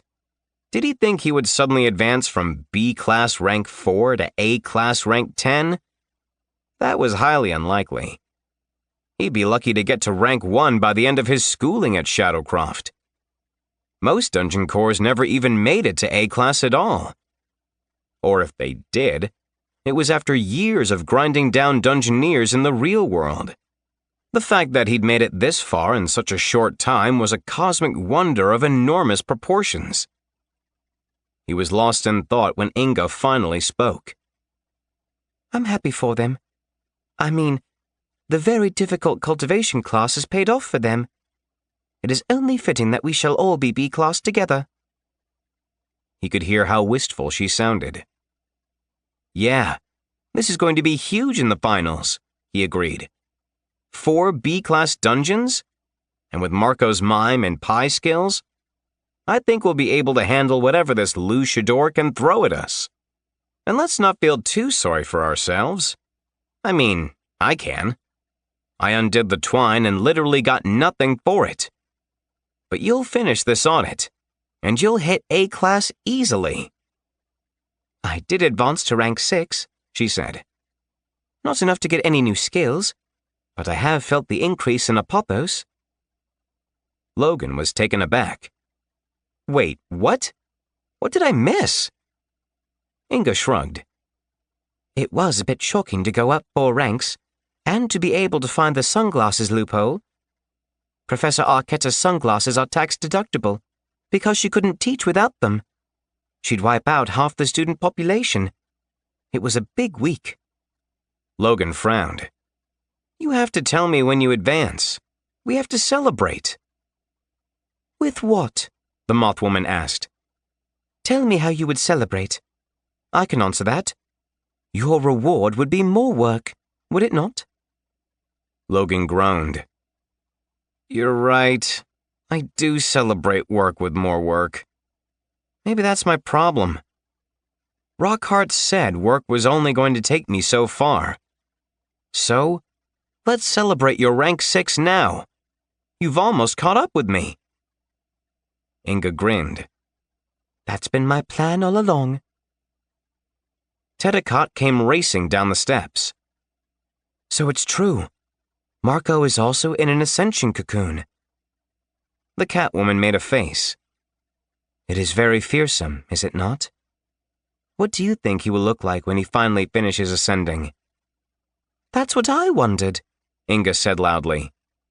Logan took one of Inga's many hands. Tet, you're just in time. Inga and I were going to go up and eat a bunch of ice cream to celebrate. Inga hit mid-tier Azure Branch Cultivator. When they wake up, our friends will be B-class as well. This is awesome. The Catwoman's eyes were bright. Ice cream? I love ice cream. Unfortunately, Logan was no longer a fan. But he appreciated what ice cream represented. These days, ice cream tasted best after sitting in the sun for a few days and developing a thin layer of fungal slime. He wasn't going to get bogged down in the details, though. Today was a day for celebrating, for partying, for enjoying how far they'd already come, even while acknowledging how far there was still left to go. Logan ended the day with his friends in the hall as they laughed and talked. It was a good night. He chose not to be jealous. He'd celebrate how well his friends were doing. He'd get to A-class eventually. And even if he didn't, so what? He could still be of service to others, and he could still protect the tree. It was like Marco had said right before evolving. Dungeon cores were the janitors of the multiverse, doing the dirty work that no one else wanted to do.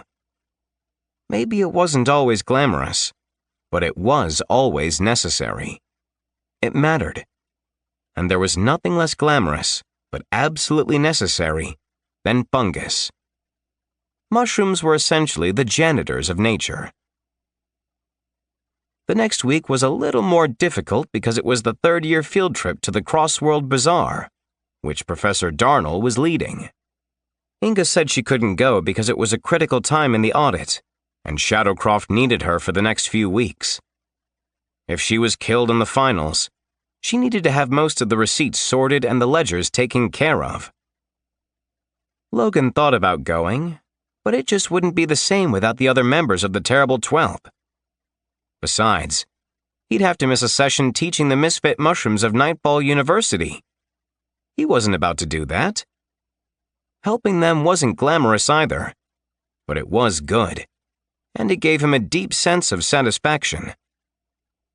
And so, he had to watch when all the dungeon guardians came back with all the cool magic items, cultivation powders, and weird artifacts they'd found.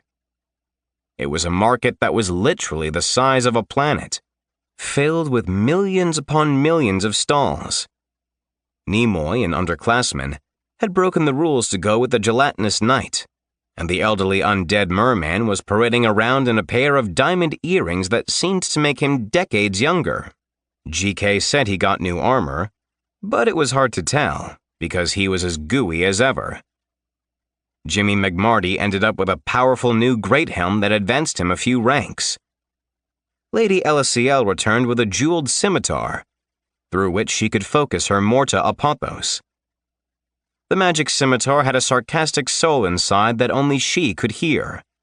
Her sarcasm improved exponentially, and it was already pretty cutting even before the addition of the sword.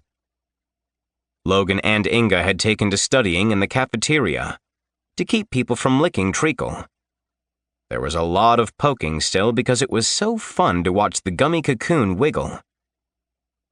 A week later, the Golden Serpent Hall was nearly empty. Inga was sorting through receipts and writing in a ledger the size of the Oxford English Dictionary. Logan was reading a book he'd found on fungaloid core theory. It was called Mushroom Omelet Exegesis by Scotty A. Morellis. Inexplicably, there were some mushroom omelet recipes thrown in alongside some extremely complicated strategies for core improvement. Logan thought he could give Pewig Bulge some tips. He sniffed. "Do you smell that?" "Sugar burning?" Inga asked. "Yes. Look." The Minotaur's cocoon had started to melt. Logan recoiled as he got his first glimpse at Treacle's upgraded form. It was strange, to say the least. Chapter 35. Treacle's dull brown hair was now a bright shade of pink. Bubblegum pink, even. All the way from the hair around his horns down to the hair around his hooves. Both his horns and hooves were now red and white striped, like the classic Christmas candy canes. Treacle's core whined with power as new candy-coated steampunk contraptions sprouted out of the compartments across his body. They had the melting gummy goo off him in seconds. Treacle lifted a huge pink hand. "Well, this is not surprising given my new abilities. How long have I been out?" 8 days, Logan said, studying his friend's new form. "What do you mean by new abilities?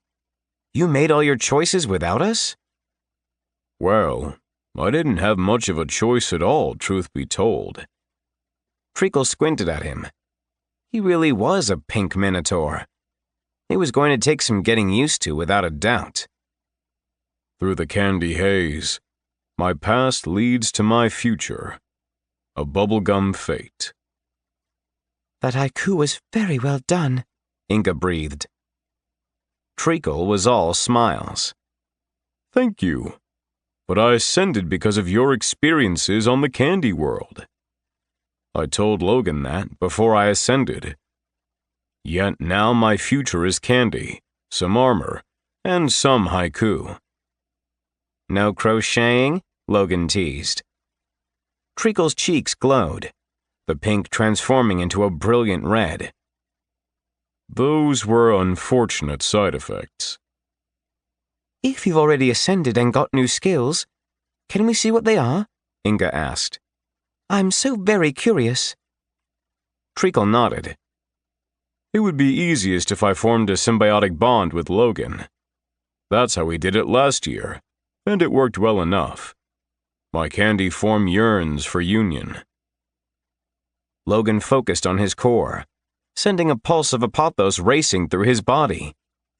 That energy coalesced and rained down from his gills in the form of symbiotic spores.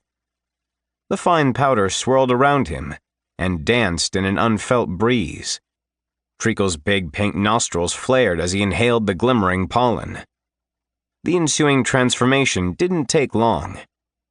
Logan felt his connection to Treacle grow as the spores spread through the Minotaur's bloodstream, infecting everything they touched. Fungal growths quickly appeared along Treacle's shoulders and sprouted around his head. A message appeared in Logan's head. "Treacle Glimmerhappy has accepted symbiotic bonding. Notice, as the infecting agent, you alone can terminate the symbiotic bond. In addition, you will receive 10% of all apothos cultivated by Treacle Glimmerhappy from this point forward. Bonding initiating in 3, 2, 1. As the countdown lapsed, Logan felt Treacle's mind become one with his. His thoughts unfurled like a blooming springtime flower. There was a vast ocean of peace waiting within the Minotaur, but it was undercut by a hazy memory Treacle had buried long ago. Gnomes loved candy, but they also loved shopping for boots. In gnomic culture, footwear was very important. Too bad Treacle had hooves now. Treacle reached out and touched Logan's hand. Don't fret, friend. I bought enough boots during my time on Plimpkiny. I find this new life very satisfying. I'm at peace with who and what I have become.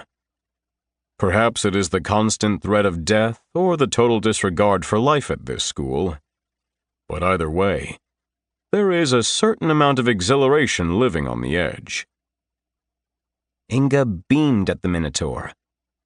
You've come so far, Treacle. As have we all, the cowman said with a nod of his shaggy pink head. Now, let's look at my guardian matrix. The stat sheet filled Logan's mind. Dimly, he heard the whir of the candy contraptions cleaning the floor of the last of the gummy cocoon.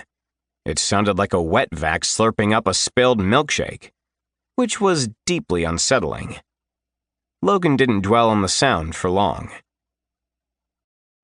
Treacle Glimmerhappy, Guardian Core Matrix. Base race, Minotaur. Current evolution, Steampunk Confectioner.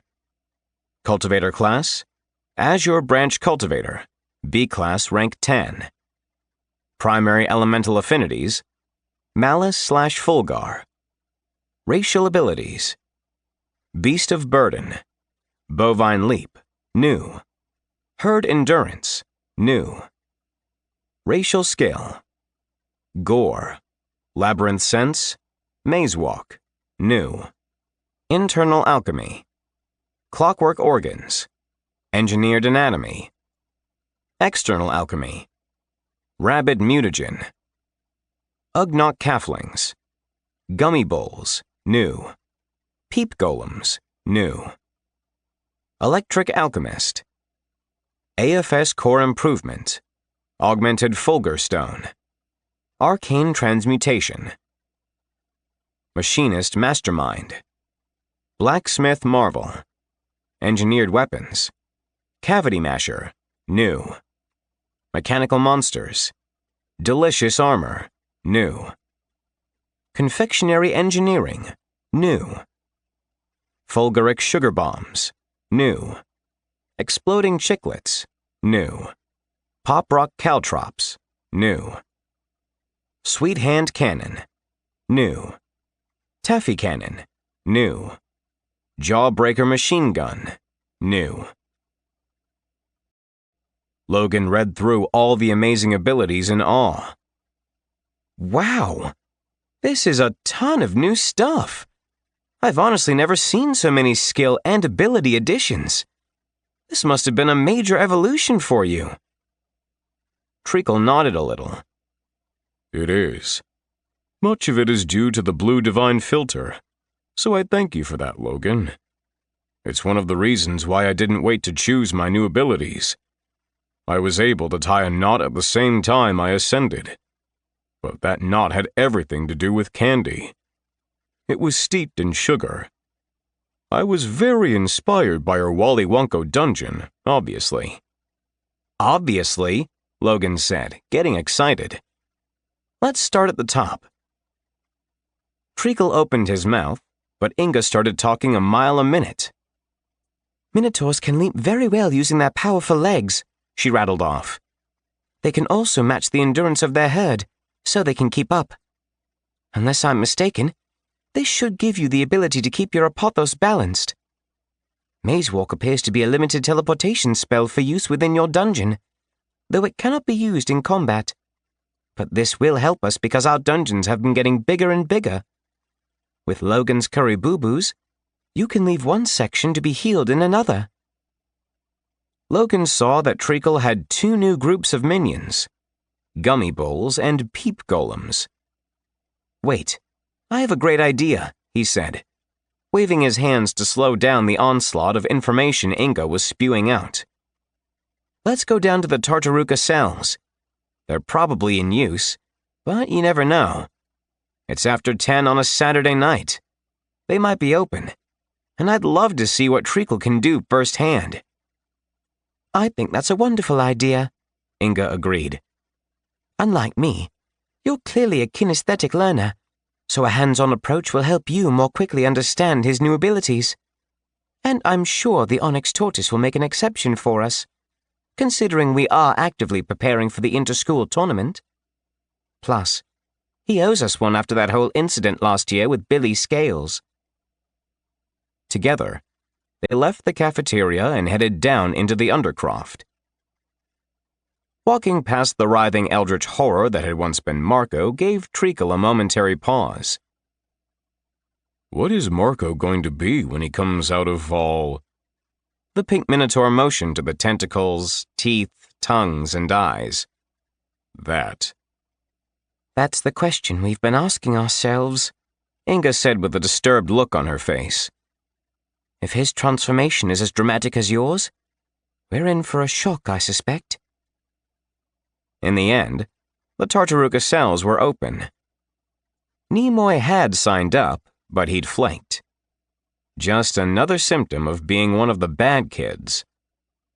Ikgex frowned on people not using their time in the practice dungeon. The old turtle was glad to give them access, especially since he did owe them several substantial favors. Logan and his friends soon ended up in the blank inner sanctum. It was just raw cobblestone with torches burning in wall sconces.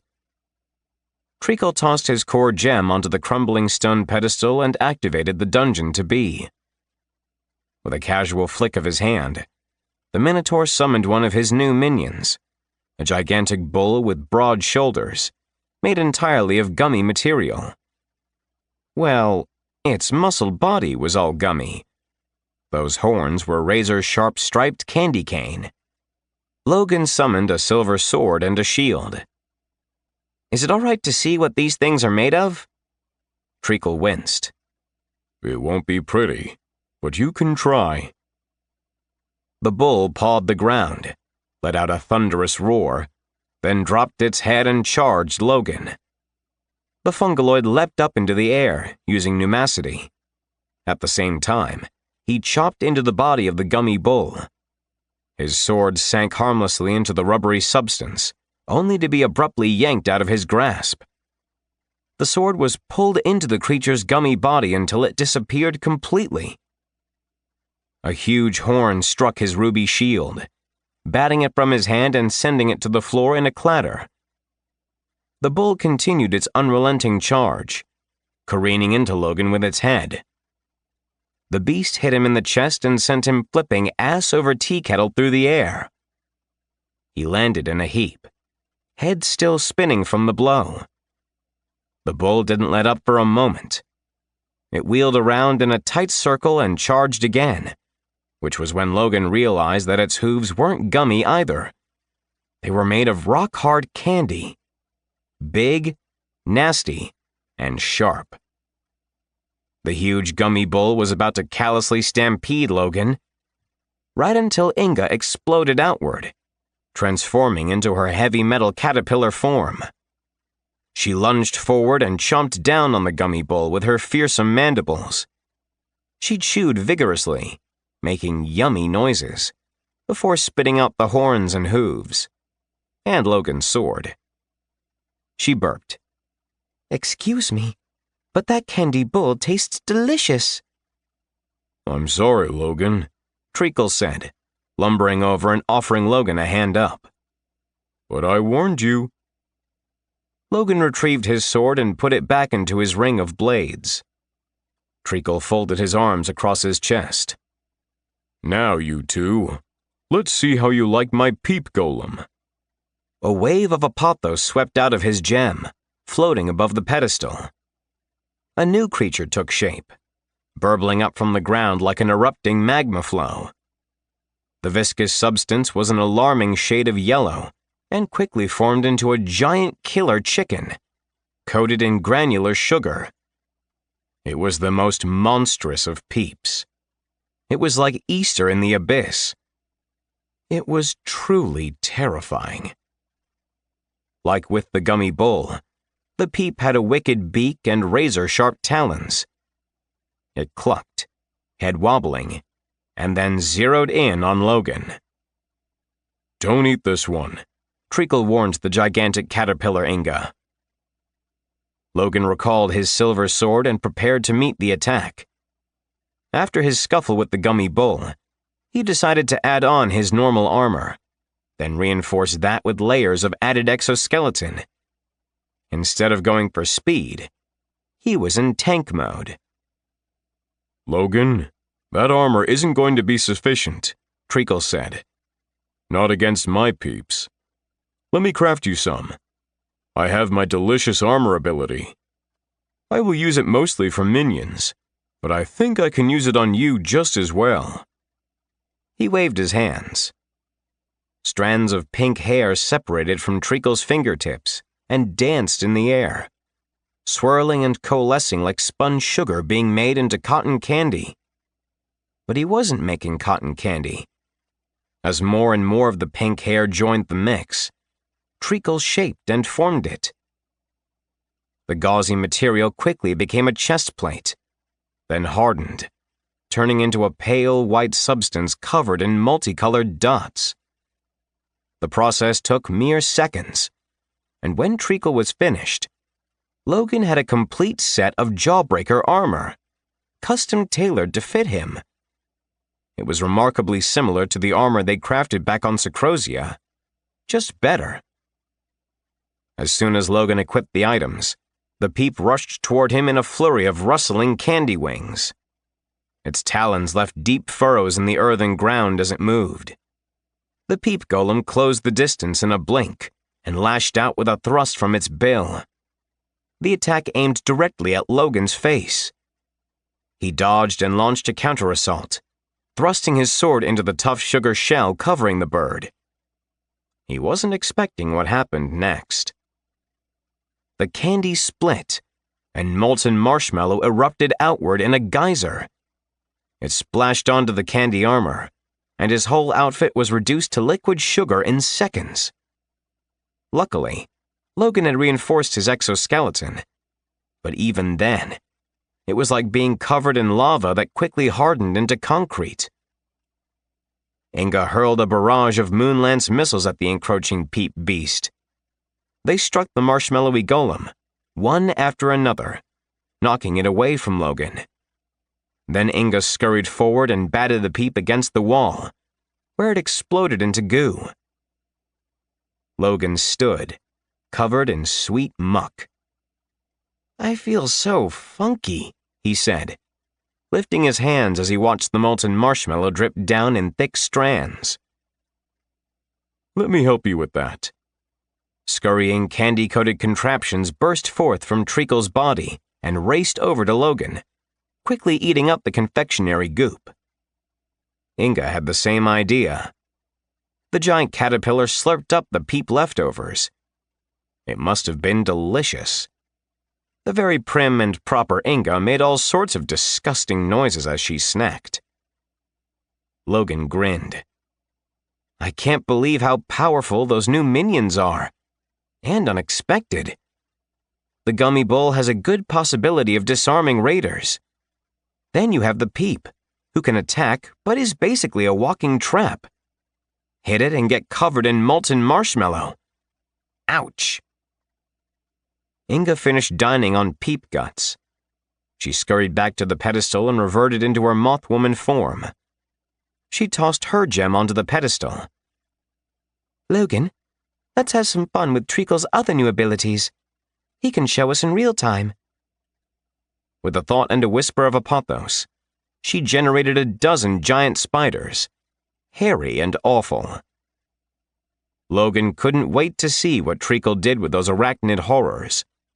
He tossed his gem onto the pedestal, so all 3 gems circled one another. Normally, they had 4. Logan could only hope that Marco would emerge soon, better and weirder than ever. While Inga's spiders took up positions around the chamber, Logan created a dozen black skullcap waddlers, complete with crimson coral spears and swords. They hurried over and mounted the spiders with familiar ease. It was kind of strange, seeing the little black mushroom man on the hulking arachnids. Treacle confidently walked into the middle of them, raised his arms, and issued a come-at-me gesture with both hands. Let me show you my cavity smasher. Send one at me. Logan selected one of the Waddler spider combos and sent them barreling toward Treacle. From out of the Minotaur's arms sprang what used to be his Terra Hammer. Now, it was a huge morning star made of the Jawbreaker material. The spikes were crafted from what could only be Hershey's Kisses. Despite the playful and zany appearance, the entire weapon crackled with electricity.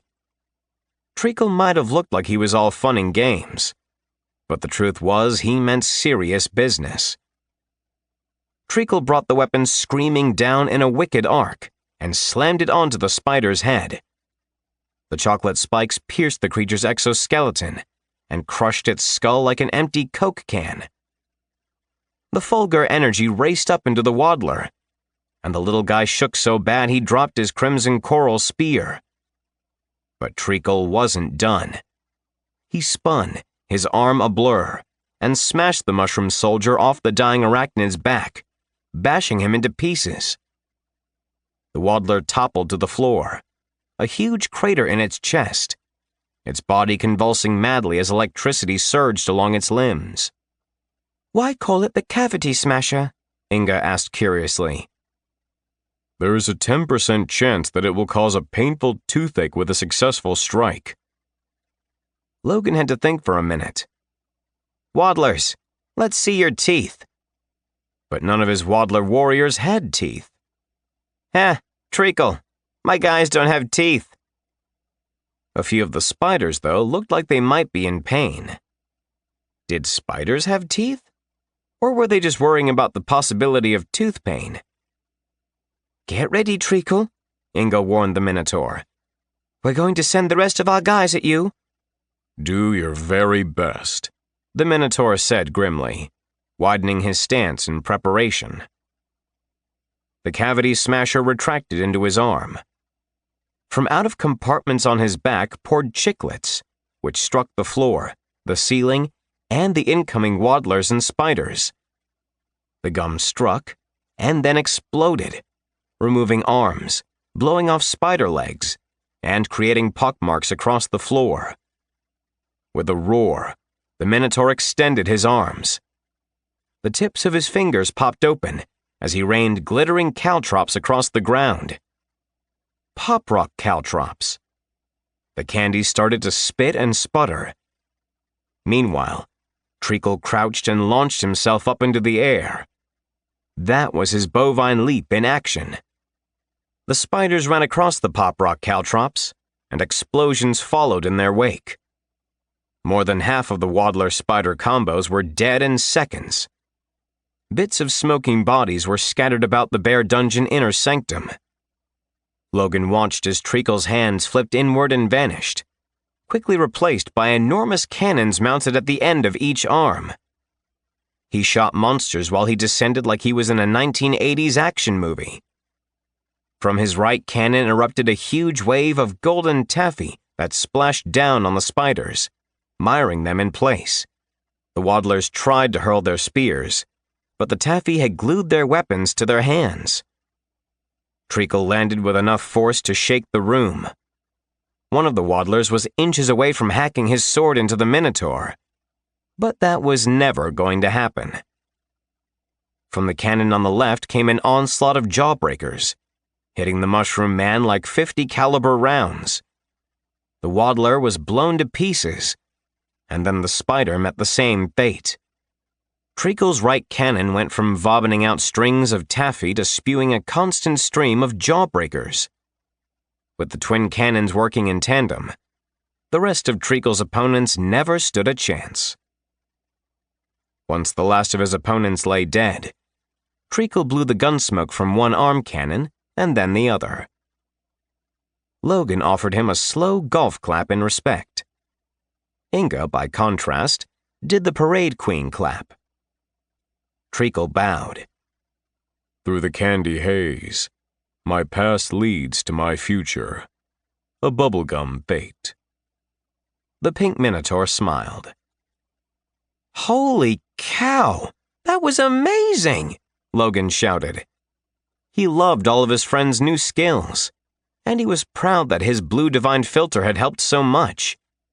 He'd have to make some for all the C-class dungeons at Shadowcroft, as well as his fungaloid friends in his off-world class, along with the Lajiki lotion to deal with the unfortunate side effects. If Treacle got all those new abilities, what would Marco get? Logan couldn't wait to find out. But as days turned to weeks, Logan slowly gave up hope. The final tournament challenge drew ever closer, and Marco didn't show any signs of emerging. Logan hated the idea of competing in the finals without his friend. But what else could he do? Unless something drastic changed, it seemed like they'd be facing off against Luchador one member short. Chapter 36. Dealing with Rockhart had become rough, especially for Inga, who still had to report to him because her cultivation task wasn't complete yet. The audit was killing her.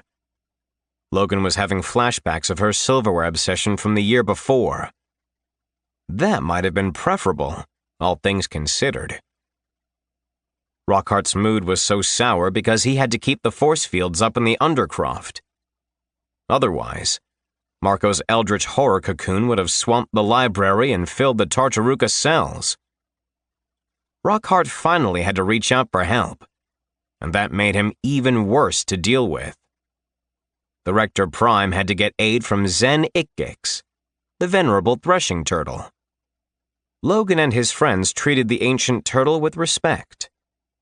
No one else knew that he was actually one of the 4 celestial ancestors, the Onyx Tortoise of the North, and one of the guardians who helped kill Billy Scales so long ago.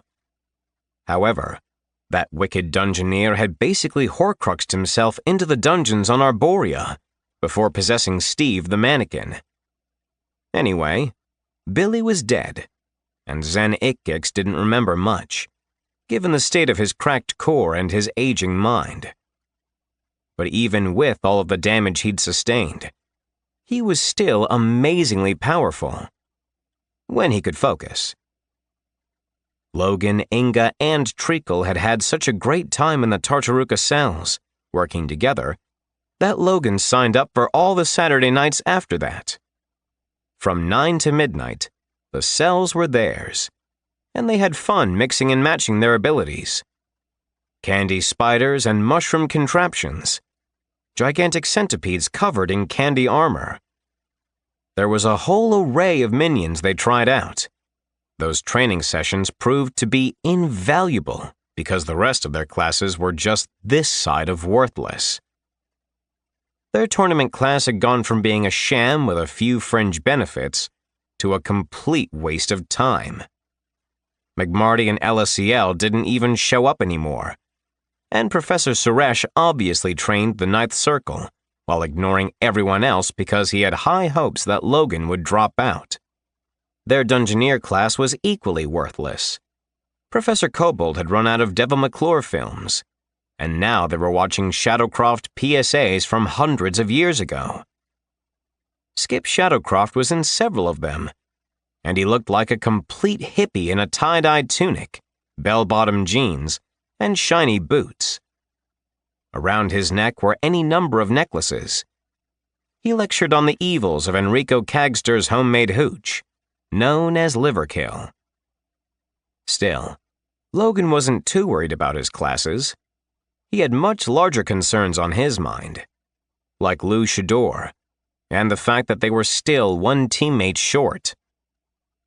With every passing day, Marco's tentacled condition only worsened, and there was no sign that he would emerge from the writhing cocoon anytime soon. Logan pondered inviting someone else to join them, Tetakat, for example, but he couldn't bring himself to do it. He didn't want to bring another lamb into the slaughter. Besides, he and Tet might have created the symbiotic bond the previous year because her core had been damaged, but that didn't mean she would want to join him again. Tet was a solitary creature, a definite introvert. She was far more aloof cat than friendly puppy dog. There was something else to consider. Weavelord had agreed to let the Terrible 12th compete together, not just any random assortment of dungeons. It would be a tough sell to the judges to bring in Tet or anyone else. And so, Logan and his friends trained relentlessly in preparation for the finals. They also started spreading rumors about the finals, in hopes of drawing Lou Shador and his Glow Brigade to them. To do that, they really needed Marco, since he was so plugged into the conspiracy theory underworld of the Ashvata multiverse. Not even Inga could figure out how to contact Emmerich the Warning Bell Bellsman, but she was finding some good stuff on Lou Shador. The going was slow, though, because the Dungeoneer was a man who kept a great many secrets. Logan even recruited the Misfit Mushrooms to gather information. He warned them not to take any chances, but if they heard anything, they should let him know. In return, Logan brewed up some Blue Divine Filter for the C-Class cores. He also provided them with Lajiki lotion to stop the side effects. It was a good thing he did. Professor Rick came dangerously close to falling into the unforgiving abyss of stamp collecting. Gary Bernardi brought embroidery to their classes, and Amanda Pears became unbearably political. Until they applied the magical lotion. Then they mellowed out. Logan was still having trouble getting them to cultivate properly. Then again, the AMCAP had certain little tricks to it. He thought about going back to Boundless Wheel, but no. Changing up techniques at this point would only confuse them. Logan also had a little task for Professor Rick. As an adjunct professor, Rick wasn't exactly at the epicenter of power at Nightfall University, but the guy did have a handful of useful contacts. Logan told Professor Rick to start the trash talk. Lou Shador and his Glow Brigade were afraid of Logan Murray and the Terrible 12th. It was why he didn't attack them during the semi-finals. Logan figured that Winter Silver would pass along all the rumors and bragging to Lou Shador. Good. That was part of the plan. Logan wanted Lou Shador seeing red when the finals came. Logan had a plan to make 2 dungeons. A fake one to make the evil Dungeoneer overconfident, and a real one to kill him and his crew. Logan didn't know if they'd have enough Apothos for his plan, but it was the best chance they had, assuming they could pull it off. 3 Saturdays after Treacle's emergence, Logan and his friends left the Tartaruka cells at midnight. Zen Ikix didn't tell them who had reserved the practice dungeon for the early hours of Sunday morning. Logan was curious, but he was too tired to stick around for the dungeon guardian to show up. He, Inga, and Treacle were on their way to the steps when they saw that Rockhart's force barrier had failed. The tentacles didn't lash out, though. Most had retreated to the bathroom entrance, where there was a wall of thick, oily coils, eyeballs, and teeth, along with some disturbingly pink tongues licking at the air, as though tasting it. "Zen," Logan called. "The barrier is down." Treacle was back to chewing his cud. His mouth worked furiously. "Zen!" Logan shouted again, frantic. The old turtle dude didn't answer him. "Wait," Inga whispered. "Look." From out of the tangles of tentacles, one of Marco's hands emerged. His wrist was covered in dark ichor, which slicked the fur, but it looked like his normal hands all right. And there was the sleeve of his janitorial jumpsuit, but this was dry as a bone. Then the material changed, going from the janitorial gray to a black and white long-sleeved shirt. Was he changing outfits mid-ascension? Logan didn't know what to make of it. Zen Ikik shuffled forward, a giant stooped turtle man. He was 12 feet tall when unstooped, which was rare. He mostly stooped. The cracks in the onyx gem embedded in his belly were clearly visible, and sparked every once in a while, The turtle stroked thoughtfully at his wrinkled chin. Interesting. I've never seen a stranger ascension cocoon. There are a great many tentacles. Is that the lad's arm? He wheezed. Inga was wringing all 4 of her hands. It is Marco's arm. I do not know if we should help pull him out or not. Why, Stripes, what kind of horror will we face when he emerges? The suspense is killing me. Logan wasn't going to wait. He started walking forward. Marco, buddy, we're coming for you.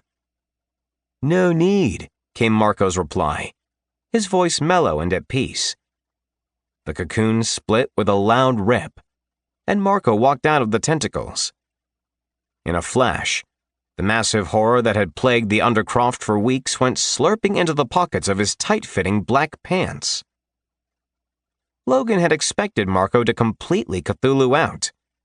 Enormous squid head, multiple appendages, face tentacles, and maybe even some scaly wings.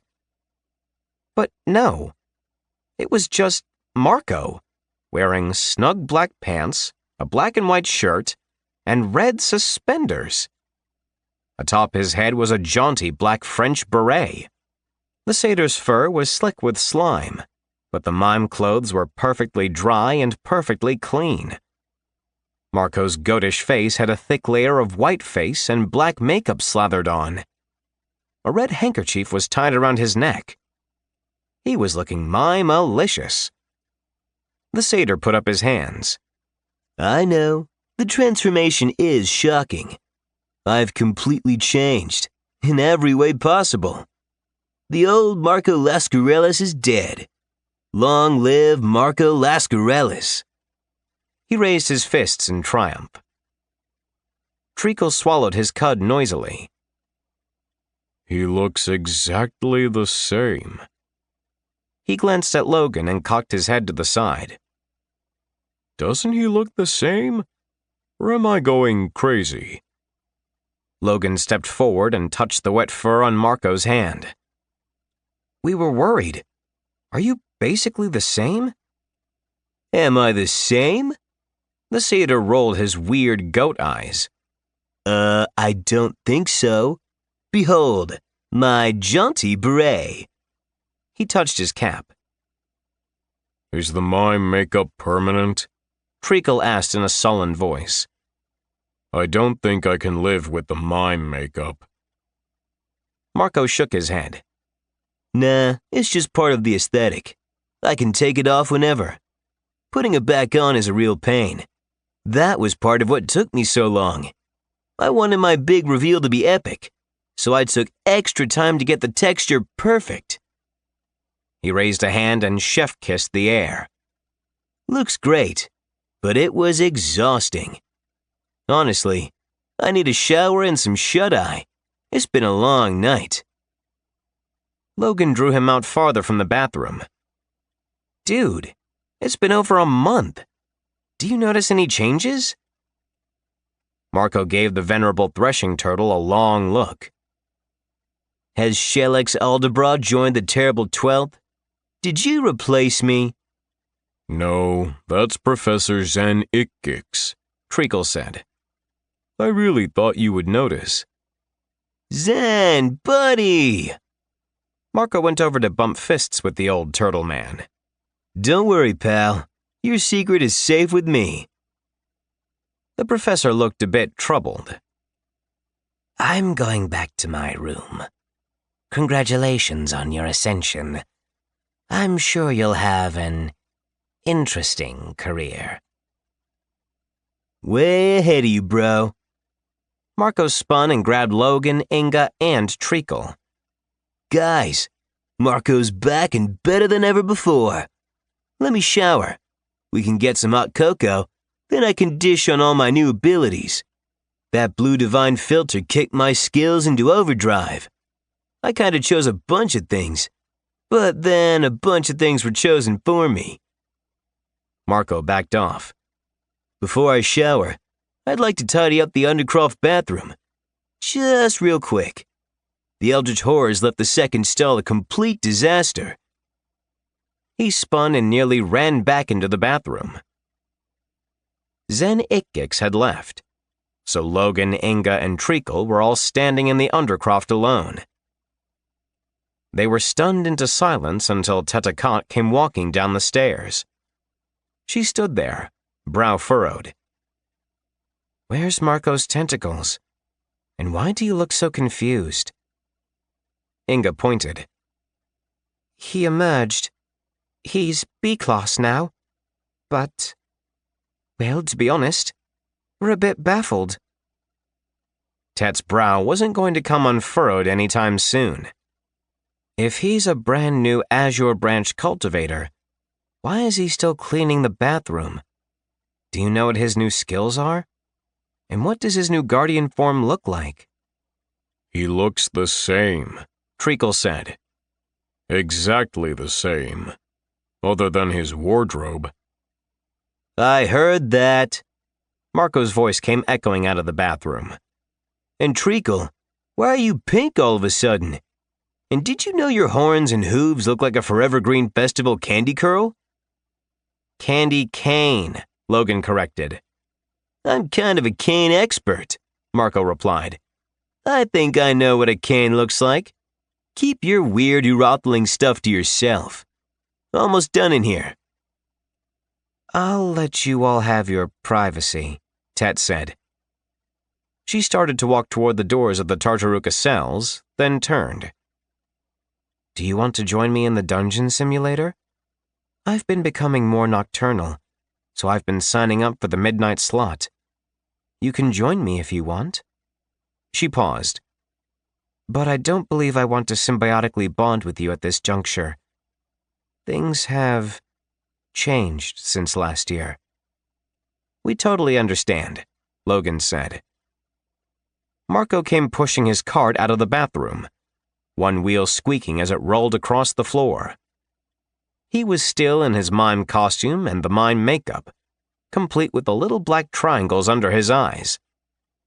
"I'm ready to unveil my ultimate powers, which have been heavily influenced by my clown college experience. Nick Nickelwise is going to be blown away. I'm next level, baby. Totally next level." Ted squinted and looked doubtful. "Come, I want to witness these supposed powers." "Catgirl says what?" Marco asked. Logan went over and grabbed his friend's arm. "We're going to witness firsthand your B-class powers." Marco's face lit up. "You guys are in for a treat. Prepare to be blown away." Chapter 37. Logan infected Marco with his symbiotic spores, and the fungal growths sprouted on Marco's head and shoulders, looking like white dust against his dark fur. His hair was slowly returning to normal, though it was hard to call him normal, since he looked like a silent French clown mixed with a farm animal. All 4 of the core gems floated over the pedestal. A second later, Logan and the Terrible 12th were seeing Marco's updated Guardian Core Matrix in real time. It was beyond impressive. Marco Lascarellis, Guardian Core Matrix. Base race, Dungeon Satyr. Current evolution, Nethermime. Cultivator class, Azure Branch Cultivator. B class, rank 10. Primary elemental affinities, Aqua/Umbra. Racial abilities, Silver-Tongued, Blood of the Fae, Goat Step, new. Racial scale, Spectral Song, Unrelenting Debauchery, Dancer's Dodge, new. Wicked Aim, new.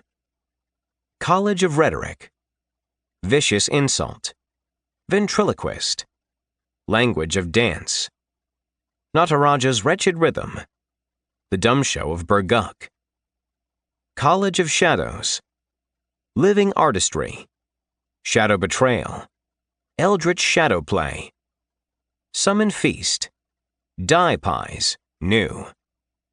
College of Form, Mannequin. Dummy head destruction. New. Mimic form. Crazy clown posse. New. Markolo carriage trickery. New.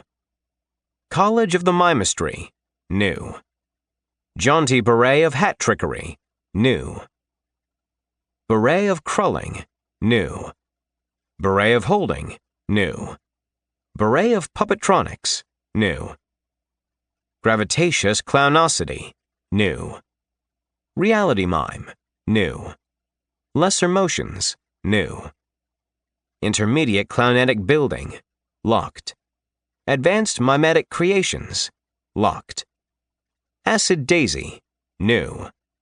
Ropes of dropping. New. Garbage drop. New. Anvil drop. Locked. Piano drop. Locked. Annoying close-up magic. New. No one said a thing for several minutes. Logan couldn't believe the advancements. Treacle's skills had been impressive. Marco's abilities, though, had basically doubled. Had the satyr become the most powerful member of their cohort? Marco was now another mime, which was an amazing evolution name. And to think, they'd laughed about the whole clown school thing. It seemed it really had been a clown college after all. And according to Marco, the Blue Divine Filter had really helped push him to achieve the impossible. Suffering through Marco's paranoia and narcissism had been worth it in the end. Logan remembered what Rockhart had said. A dungeon guardian could leap to A class with half the work. For Marco, it was more like a quarter. And yet here they were. Ascension really was a mystery. Tet let out a hiss. I do not see what you all are ogling. Would you be able to show me the goat man's new skills? I apologize, Inga said, a bit flustered. She used her gem like a video crystal to broadcast Marco's updated matrix. Tet carefully read through the skills. I'm not sure what some of these abilities are. Crazy clown posse? A clown carriage? Dye pies? And what is a beret of crulling? Marco laughed maniacally. I'm dying to show you. Or you'll be dying. Marco caught himself. Not you specifically, Ted. That was just showmanship and wordplay. And speaking of play, how about we play a little game? I'll take over the dungeon alone, craft a quick inner sanctum, and you all can send in your minions in full-on siege mode. Marco cracked his knuckles. Let me get my game face on. Or off. He mimed having a purse, and the ghostly shape of a purse appeared. Then, with nimble fingers, he mimed pulling out a mirror, makeup remover, and cotton balls. When he mimed taking off the makeup, the face paint disappeared. He slung the purse around his back, and it vanished. That is some lesser motion reality miming. I can do the small stuff for now. At some point, I'll basically be able to reshape reality permanently. It's a little thing I'll be able to do, no big deal. Shaping all of reality with my mind and advanced charades. We are all doomed, Tet breathed. Inga shook off her shock. Marco is a friend. This will only help us protect the Tree of Souls. I love Marco's idea. We'll craft our minions and then come bursting in. Logan still wasn't sure what to say about Marco's ascension. In some ways, it felt too good to be true. He couldn't wait to face off with Lou Shador and his Glow Brigade. Okay, let's create a quick entryway to the inner sanctum. Don't get fancy, Marco. We don't have all night. Our main goal is to see your new skills in action. Gotcha, boss. Marco shot him twin finger guns. I think with intermediate clownetic building, I can literally turn my fingers into what you Erotlings refer to as guns. I'll keep it simple, sweetie. Logan knew that was probably a lost cause as he retrieved his core and reattached it to his belly. He turned and headed into the generic dungeon hallway with the others in tow. Marco seemed extremely confident in his ability to fend them all off, so Logan didn't hold back. He crafted 6 elite waddlers, decked out in crimson coral armor, and summoned 6 spore wargs to serve as their respective mounts. They'd be fast, mean, and mobile. A deadly combination for the unprepared. Inga generated Roy Boy and upgraded him until he was massively strong. The Spartan centipede warrior towered over her other giant centipedes. She added a few giant spiders just to be safe. Treacle had fitted his candied Ugnaught calflings in new bright pink armor. The miniature minotaurs had a variety of weapons at their disposal. Treacle upgraded one of the calflings into a floor boss and gave him a jawbreaker Gatling gun as well as gummy armor capable of absorbing an insane amount of physical damage. There wasn't a lot of room in the hall, so Treacle didn't summon his gummy bulls or his peep golems, but it was still a formidable force. Tet walked around the minions, shaking her head. And this is the terrible 12th that Chadragoth used to revile so. You have come far, and in truth you have surpassed us. Even me. And I thought my minions were fierce. With that, Tet summoned her Mew Serpents, a handful of mummified basts, and 2 of her Kopesh beetles. The Mew Serpents were fearsome things without a doubt, like the unholy love child of a saber-toothed tiger and a king cobra. Each had a long, lashing tail that ended in a wickedly sharp black blade. The basts were lithe, mummified catmen equipped with bronze armor, shields, and swords. Her Kopesh beetles were huge, armored insectile tanks with big sickle swords instead of mandibles. Logan's wimpy little fungal minions just weren't that impressive in comparison to the rest of the assembled mobs, but they would serve well enough. Mariah Carey rode Noodle over to Logan. Don't worry, She squeaked in her high-pitched voice. let go of the minion envy. We might not be mighty, but we are plucky. She waved her crimson shepherd's crook. In her armor, she was pretty fearsome. Logan watched as the bare entrance to the inner sanctum shimmered and transformed into the entrance of a tent. A big top. Large round lights appeared, spelling out the name of the practice dungeon, Marco's Mime Time Circus and Exhibitionary. Treacle took out a sheaf of dried wheat and took a bite. I don't think most of the words describing his abilities are actually words. Like exhibitionary. That's not a word. I had that same thought, Inga said. Mimistry? Clownetic? Not a single one of them is an actual word. I wasn't going to say anything because I did not wish to be that girl. Tet came over and patted Inga's shoulder. You and I are always that girl. Don't get me started on gravitatious clownosity. I suspect that is just juggling. Nothing is just juggling. Marco's maniacal laughter broke through the tent flap. What followed was a ringmaster drawing people in. Come one, come all, for the greatest show in the Ashvada multiverse. Step right up, and embrace your doom. Logan clambered on top of Booker, his evolved blister warg. I'll lead the charge, he said, glancing over one shoulder at the others. We'll start out easy on him. Then Inga, then Treacle, and then we'll follow that up with Tet's troops. Without waiting for a reply, Logan rode his warg through the tent flaps and into the big top. He found himself in a large circular arena with a tent rising high overhead, supported by 2 central poles as thick as tree trunks. Rows of empty seats encircled the perimeter. Marco stood in the center of the ring on a raised circular dais, resplendent in a new outfit.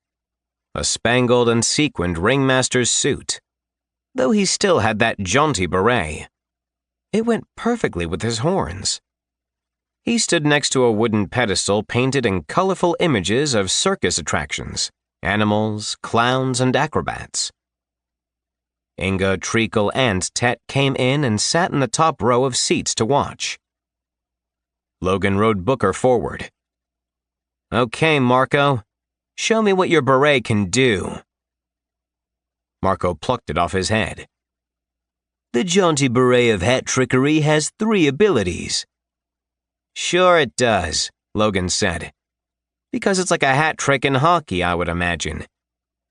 "I don't know what hockey is, Urothling, but bear witness to the beret of Krulling." Blades ripped through the fabric of the beret, and the cap went spinning around the circus tent like a magical shuriken, slicing off the legs of Logan's invading spore wargs. Suddenly, Logan got it. There was that old 80s movie, Krull, with the weapon that had the spinning blades. For some reason, it was called a glaive. It wasn't a glaive, but whatever. The spinning blades swooped down and ripped through Booker's back legs. Logan was tossed off his beloved spore puppy. He used his pneumacity ability to float down to the front row of seats. Mariah Carey rushed past him in a charge, followed by his remaining wargs. Marco caught the beret of Krulling, and the blades vanished. It was but a simple beret once more. Marco then reached in and pulled out a spiked plunger. "My hat's second skill is a beret of holding. I have all sorts of cleaning items in there that I can use as weapons. Now observe as I use my dancer's dodge ability to avoid every attack." He did a jig around the various minions trying to cut him apart with crimson coral swords or bite him with their fungal fangs. He bashed in a waddler's head with the plunger. "I have a mop spear that's pretty cool, some cleaning sprays, and my squeegees of ultimate doom. You know, the basics." Marco spun in a dazzling circle, the sequins flashing on his suit jacket, and kicked the head off a waddler. "That's my goat step. It lets me climb almost any surface, but it also gives me some super powerful kicks. Have I mentioned how much I love hooves?" He launched into a complicated dance, which ended up mesmerizing all the rest of Logan's troops. Marco laughed. "This is my old standby, not a Roger's wretched rhythm. But watch this little trick."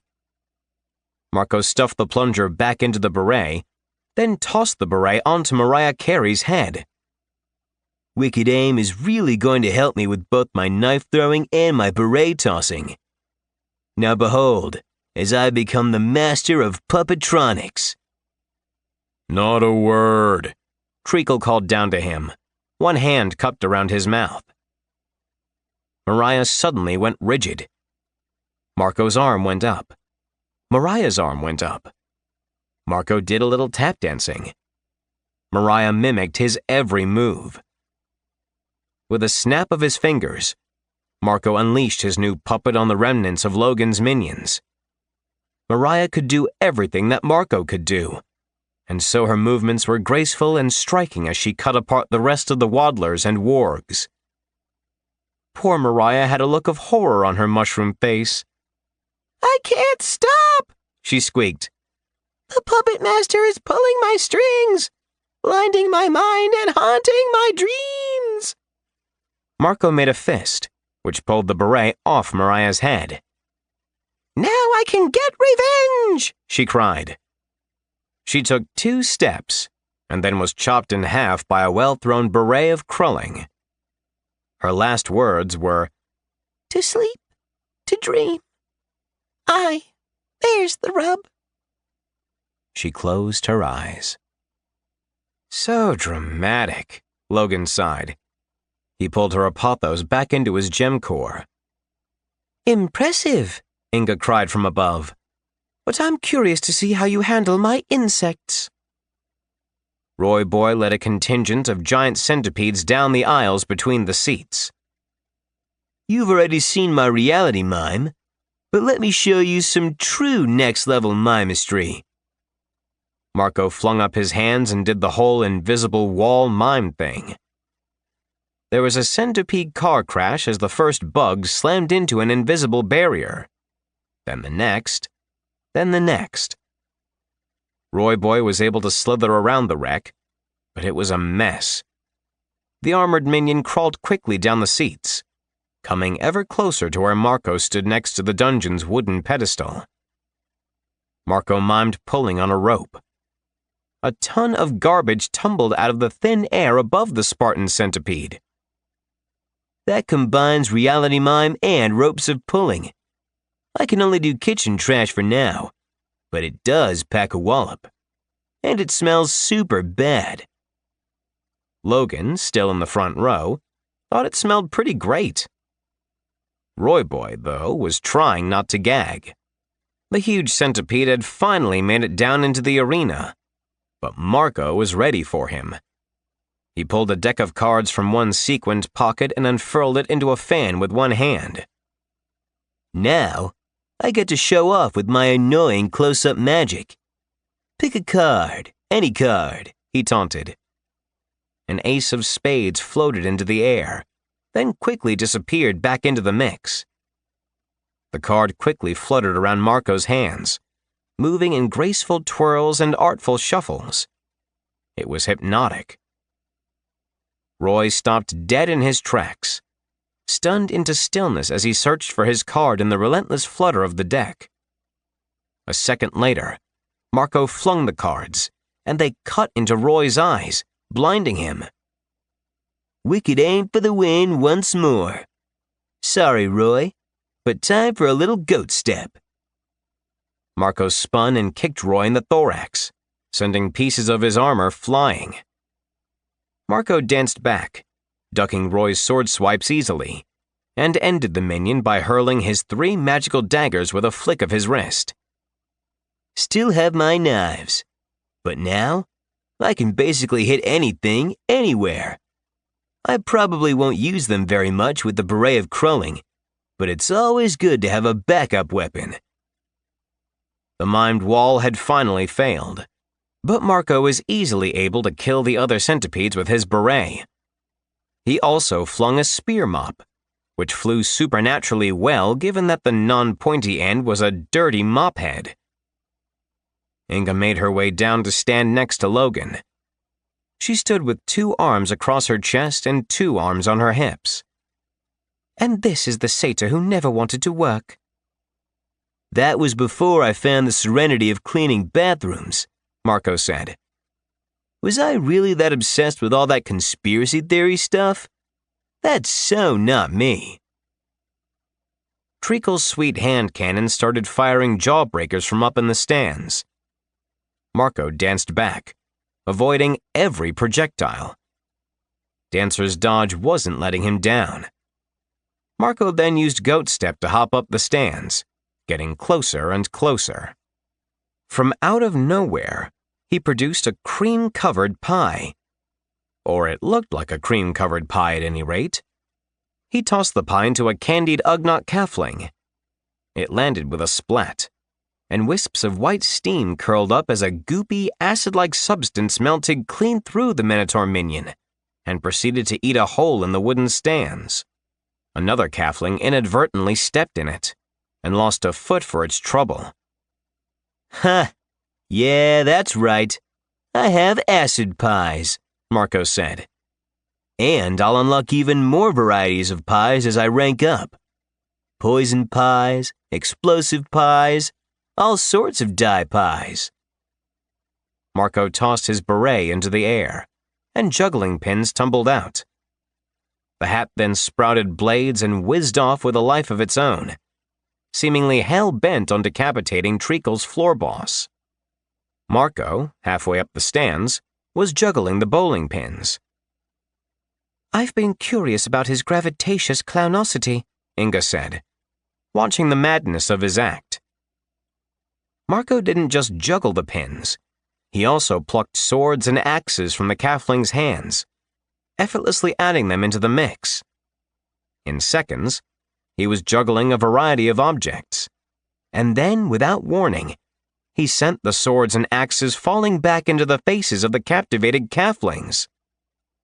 Many were chopped into carne asada by their own blades. Marco grinned like a psychopath and kept right on juggling, bowling pins spinning and wheeling through the air in lazy arcs. More amazing still, the satyr somehow managed to scoop up one of the calflings and juggled the minion along with everything else. It was a dizzying display. Marco finally let the calfling drop in front of him. The poor guy was so discombobulated, he stumbled around drunkenly, arms pinwheeling as he tried to keep his balance. Marco grabbed the minion by the arm to steady him. "Want to smell the flower on my lapel?" he asked, leaning in close. The calfling huffed and attempted to gore Marco, but too late. Out of the flower spurted a stream of acid, melting the Minotaur's face. "That's Acid Daisy. Pretty simple, pretty classic, pretty gross." Treacle came marching down, the wooden steps creaking beneath his weight. "That's enough. Well, Marco, I can't imagine you have anything left in your repertoire." "Oh, I'm just getting started, Treacle, old pal. Now it's time to bring it all together for the main event." Marco leapt and danced and goat-stepped his way back down to the bottom of the seats, taking up a position beside the pedestal. With a wave and a flourish, he summoned up a dozen mannequins. The unnerving, faceless minions spread out before him, forming a half circle. They stood utterly still as they waited for instructions. He cracked his knuckles, pulled out his lute and raised one hand, preparing to strum the instrument. "All right, I'm ready for Tet," he said. "Though I think I'm going to keep my crazy clown posse a secret for now, just in case we have any spies keeping an eye on us down here.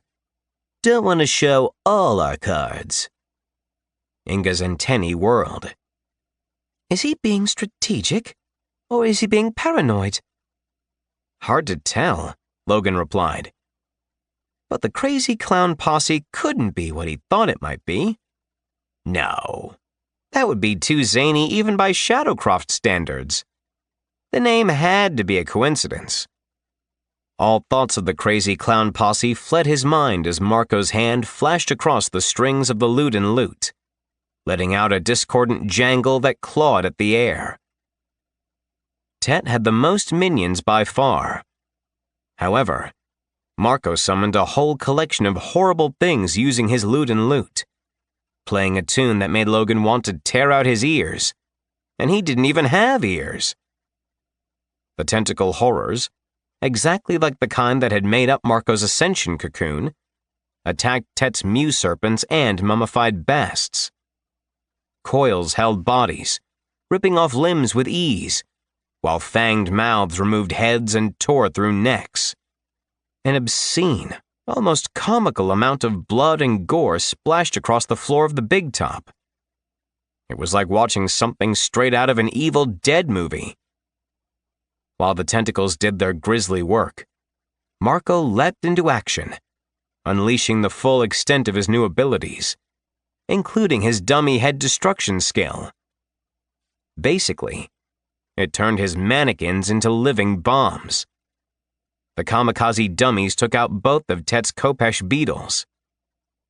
Acid pies flew by the dozen, burning through flesh, bandages, and the wooden stands with equal ease. Marco juggled mannequin heads in great swooping circles and tossed them like grenades. The beret of Krulling seemed to be everywhere at once, slicing off the heads of mew serpents or disarming, literally, the mummified basts. Marco finally ended the fight by killing the last mummified bast with his 2 squeegees of ultimate doom, one in each hand. They seemed as sharp as Vorpal blades.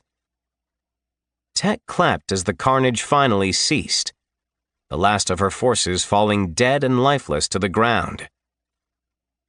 I'm very pleased to witness this display, Marco Lascarelis. You have shown that you are truly on the path of the holy fool. There were times I wondered what Logan and the others saw in you.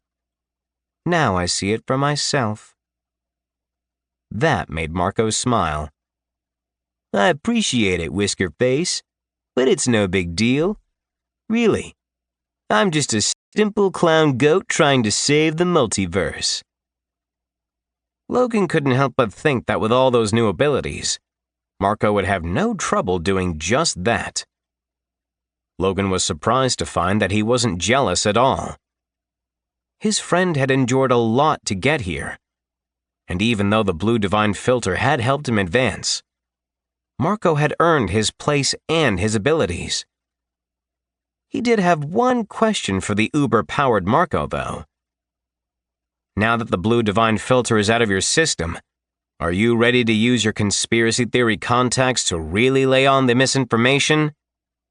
"I am so ready," Marco shouted. "Good," Logan said. "Because with your help, we're going to lure in Luchador and throw a dye pie right into his stupid face." Chapter 38. The next couple of weeks flew by. Marco dove back into the world of conspiracy theories. He called Emmerich the Warning Bell Bellsman every day, using his ventriloquist ability to disguise his voice. He had as many personalities as a team of Russian bots. One of his personalities hammered home how weak Logan and the Terrible 12th were, and how weak fungaloids were in general. He expounded at great length about how shameful it was that a fungaloid had even made it this far into the competition, and told anyone who would listen that Logan would be easy pickings in the finals. Marco also emphasized the antics of a certain goat man, definitely the weakest link in the chain. There were even rumors that the fool satyr had spent his 3rd year going to clown school. Then Marco would argue the opposite. Logan and the Terrible 12th were incredibly powerful, and Luchador would get a ton of apothos if he attacked them first. Sometimes, Marco overemphasized that he and Treacle had ascended to Azure Branch cultivators. Sometimes, he said that their ascension was just a rumor, and that both were weak C-class. That was the nice thing about the conspiracy theories. You could say both things were true at the same time, so no one knew what to believe, so they ended up believing everything. Or nothing.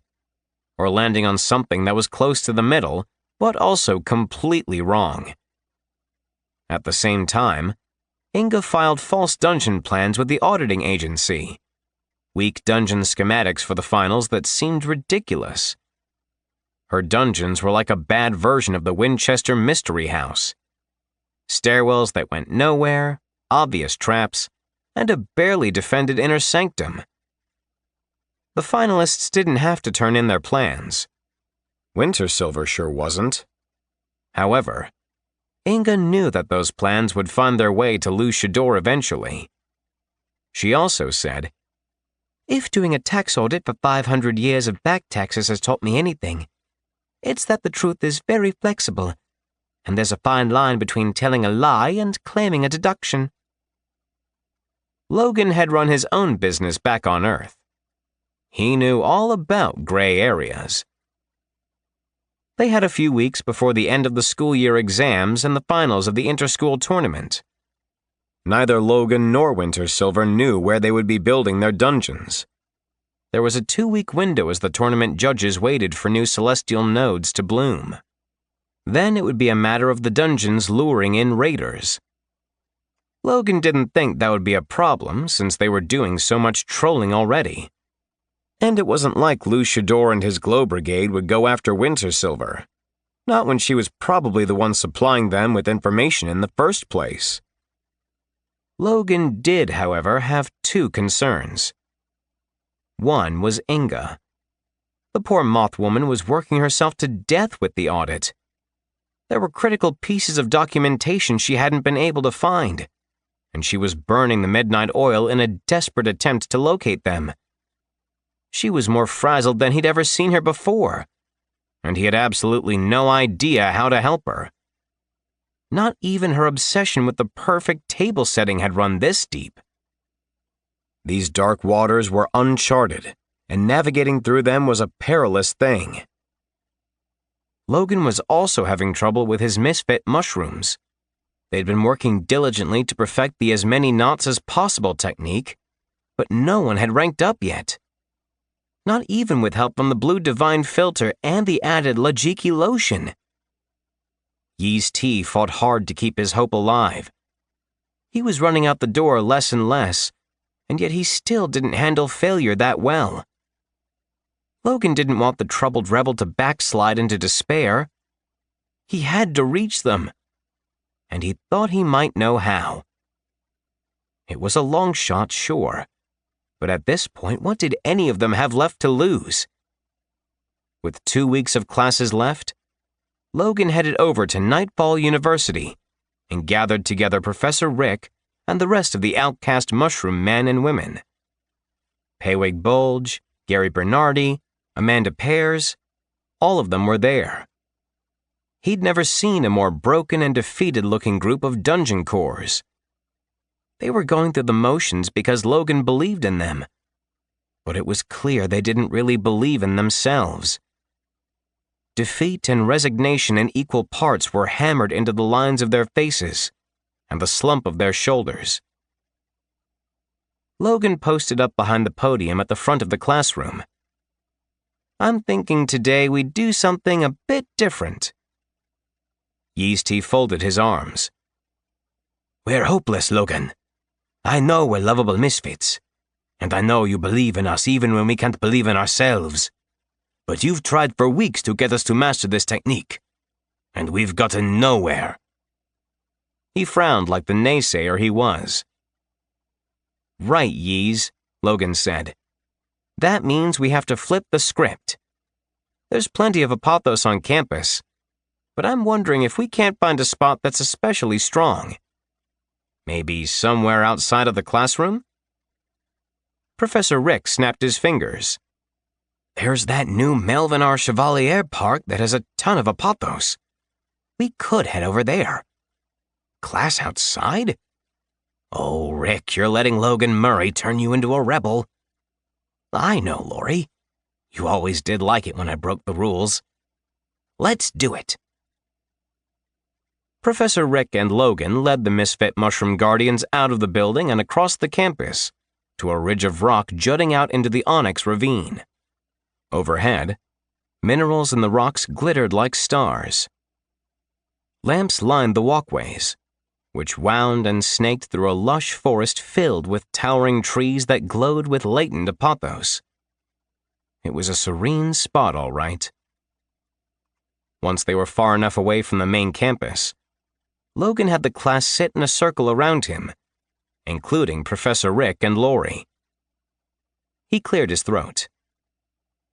If you're willing, I'm going to do a symbiotic bond with you all. Then, when we're connected, I'll show you how I perfected the AMCAP technique. I'll be able to manipulate each of your cores directly through the bond and guide you through the exercise, teach you exactly how it should feel. Professor Rick was positively beaming. We did this before, last year. It was very effective, if a little intimate. I can't imagine Headmaster Webbs would approve. But heck, look at us. We're already doing class outside the classroom. We're breaking all the rules today. What's one more little rule? Yi shot to his feet. You just want to take over my mind and turn me into a slave.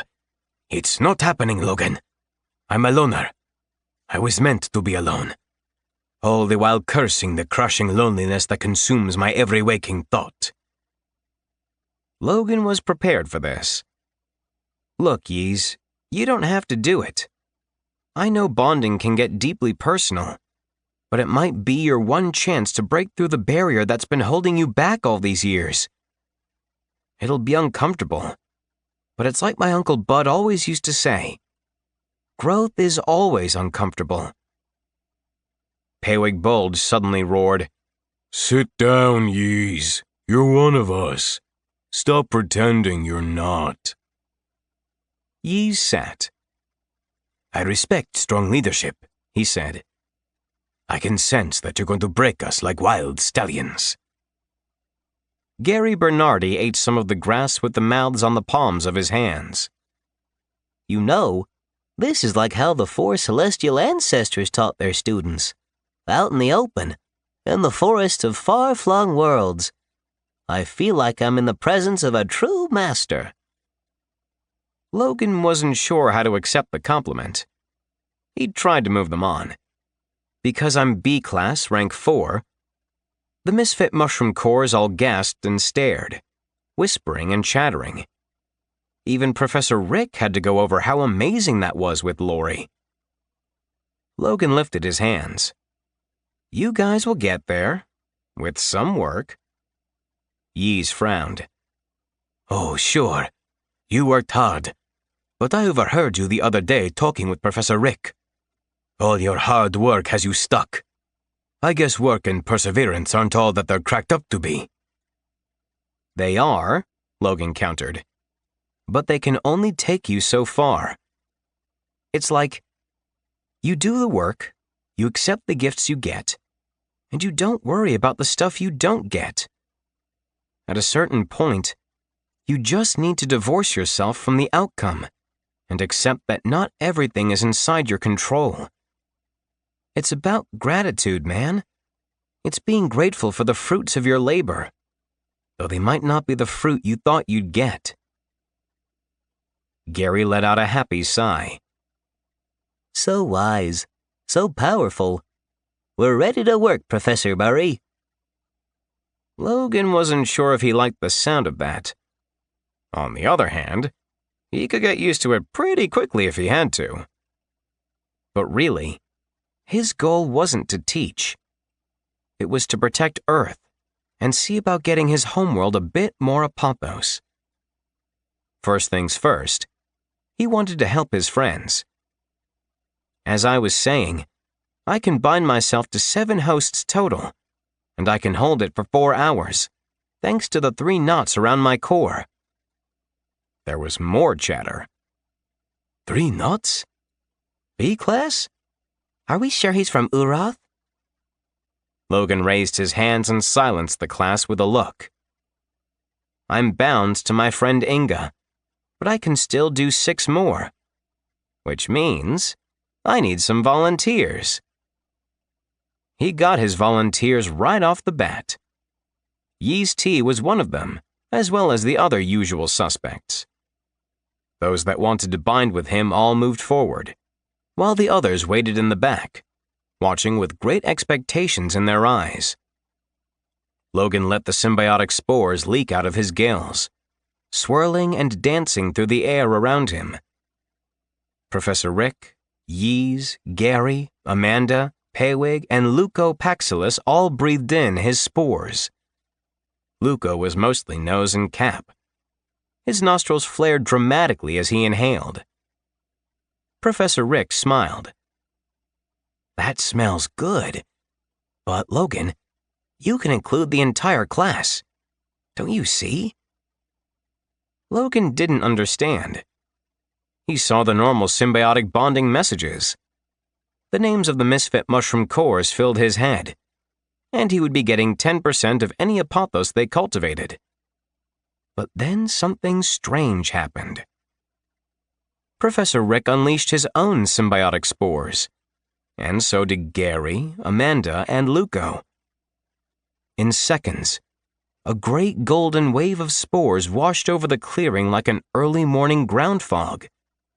Logan realized in a flash that they could daisy-chain the symbiotic spore connection to include the entire class. He couldn't personally bind to every student, but he could bind with several who could bind with more and more still, since all fungaloids possessed the symbiotic ability.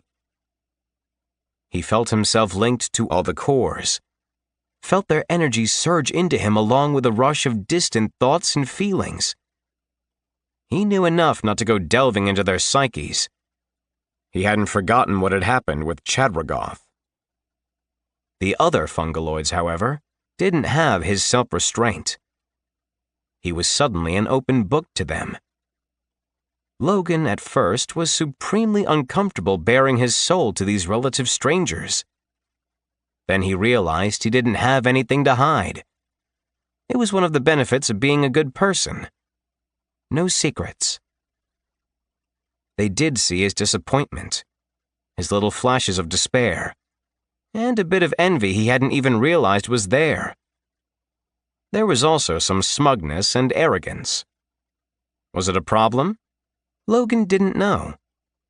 But all of those faults, be they big or small, were balanced out by the core values that had taken him this far in life.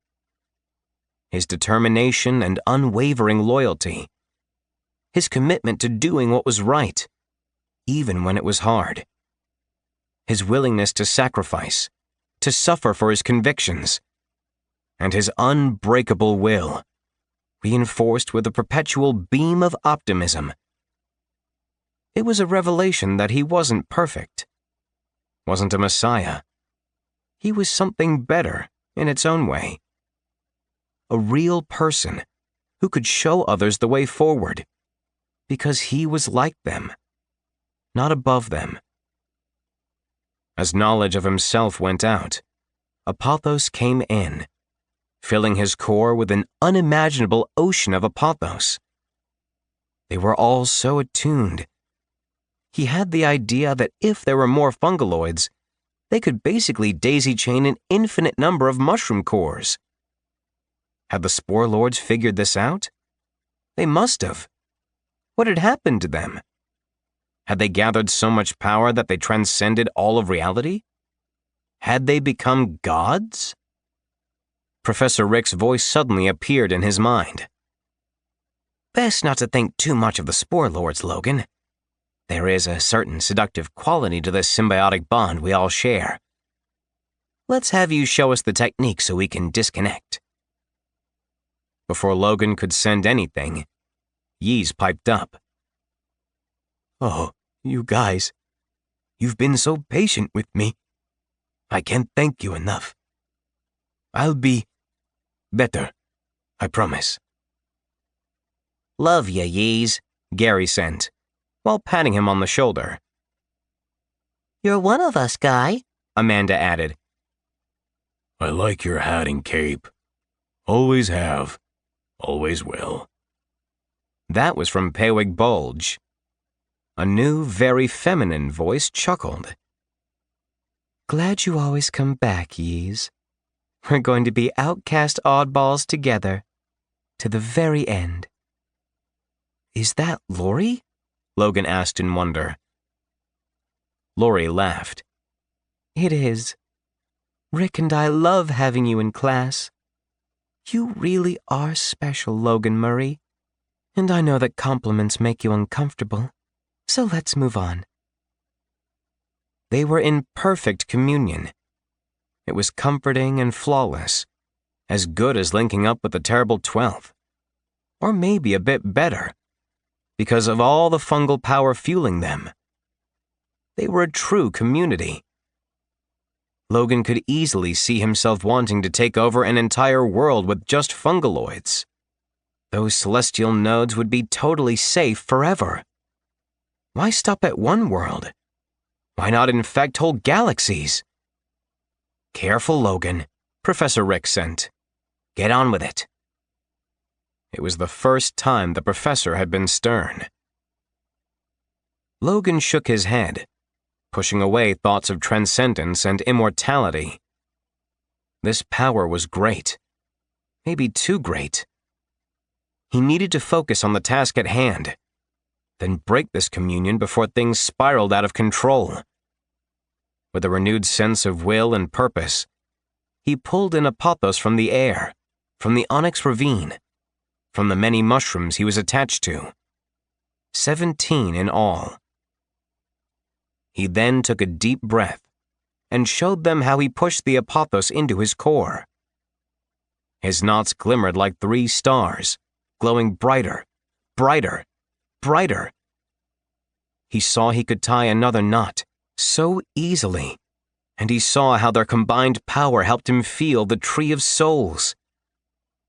He tied his fourth knot with his fungal friends cheering him on. Yes! And then, he felt himself ranking up. 1 rank, 2 ranks, 3 ranks, and more. It felt so effortless. There was no jealousy, no animosity, just perfect union. And he found that Gary was ranking, as were Professor Rick and Paywig Bulge. The fungal basilisk hit C-class. His scales thickened and he changed forms, becoming longer and more muscled. Amanda Pears leveled, and so did Yeez T and Leucopaxillus, who was grinning like a loon under his huge nose and big cap. Logan couldn't get to A-class. Could he? He felt the Tree of Souls calling to him, and he went. It was like before, in the Sacred Hollow. He saw the 4 celestial ancestors on a wide limb. The Azure Dragon, the Onyx Tortoise, the Vermilion Phoenix, and the Crystal Tiger.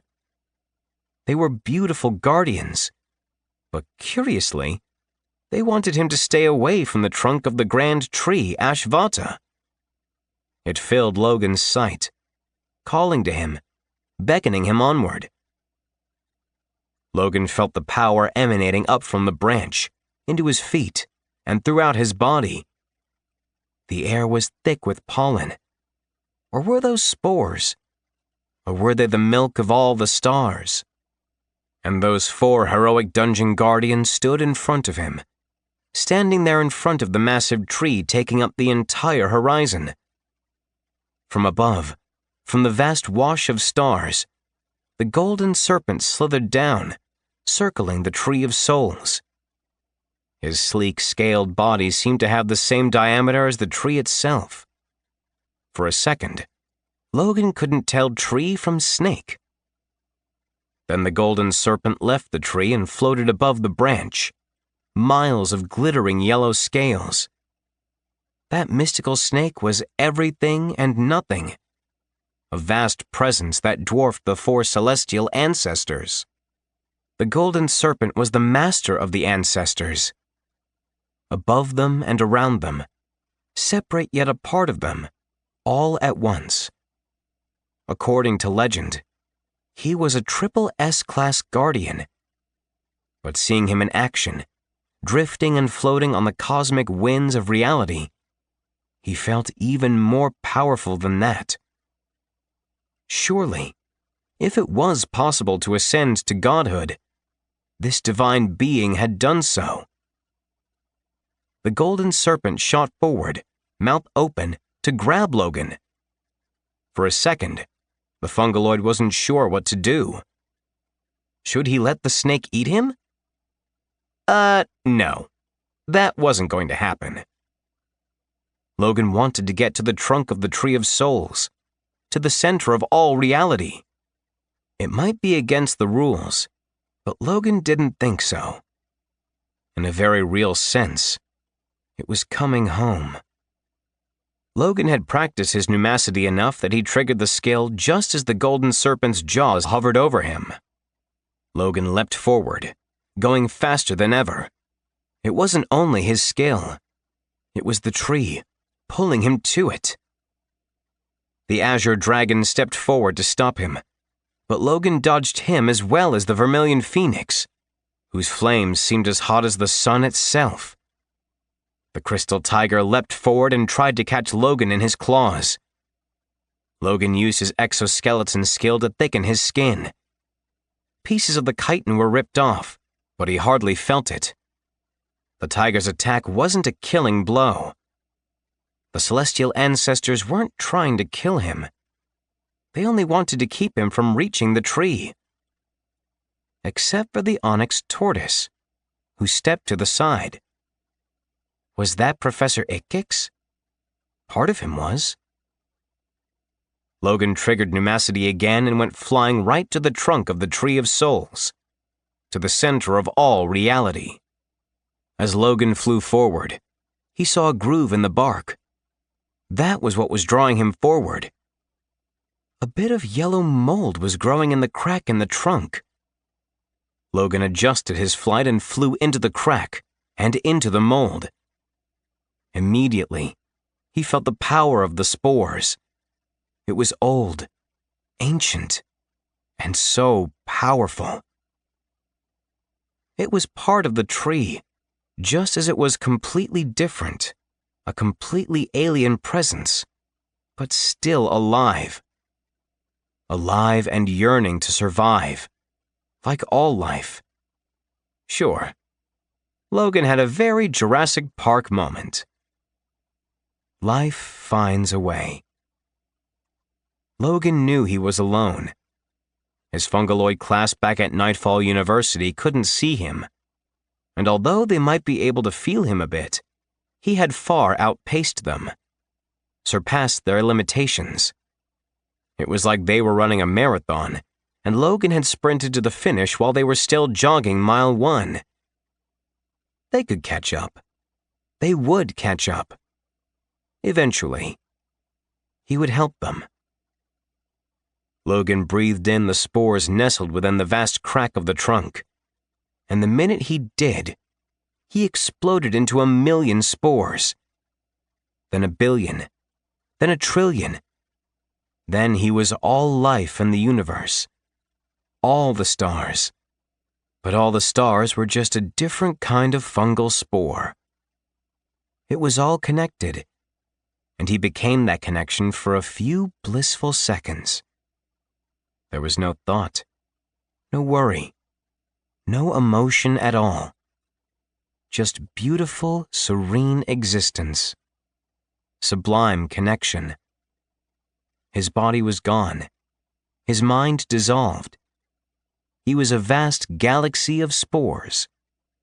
Kinda like Professor Rick's wife. No, he was exactly like Lori. There was no difference, save for the sheer magnitude of his transformation. But that was a difference of size, not quality or type. In truth, there were no more differences at all between him and anyone or anything. He'd become one with all of reality. Not bad for a little mushroom man doomed to fail. Chapter 39. Truth be told, Logan kinda liked being all of reality. It was kind of disappointing when Logan opened his eyes and lifted a hand to his face. He had a face again, which was how he knew the experience had finally come to an end. His vision spores could tell he'd changed again. He didn't have thick forearms anymore, and he had 4 fingers now. Good thing his 3 magic rings were magic, or he might have lost them. They were still there. Ring of armor, ring of blades, ring of pockets. He had 3 fingers and a thumb now. Was he more human now? "He's coalesced," Inga shouted. "This is not a drill. Logan has coalesced." Marco's voice was uber serious. "He's so cohesive now. I do like some good cohesion in a best friend." Treacle crunched his bundle of wheat jerky. So, this is Logan as a jade leaf cultivator. I think I preferred him as a cloud of golden spores. Logan sat up and leaned back on his palms. He was on the balcony of their dorm suite. The sun was setting, and he had no idea how long he'd been out. Pink clouds filled the sky as stars winked on in the coming darkness. The Shadowcroft Castle ramparts glowed in the ghostly crimson light. The last bits of sunlight glittered off Loch Endless. It was beautiful and serene. It reminded him of his time being everything and everyone. He had to pull himself back into his body. "What did you say, Treacle?" The pink minotaur shrugged. You were a cloud. Moving you was not easy, let me tell you. I built a giant fan to sort of push you around, but you were impervious to the wind. Marco was in a chair, his hooves propped up on the railing. But then I figured out I could make a cube for you with my reality mime ability.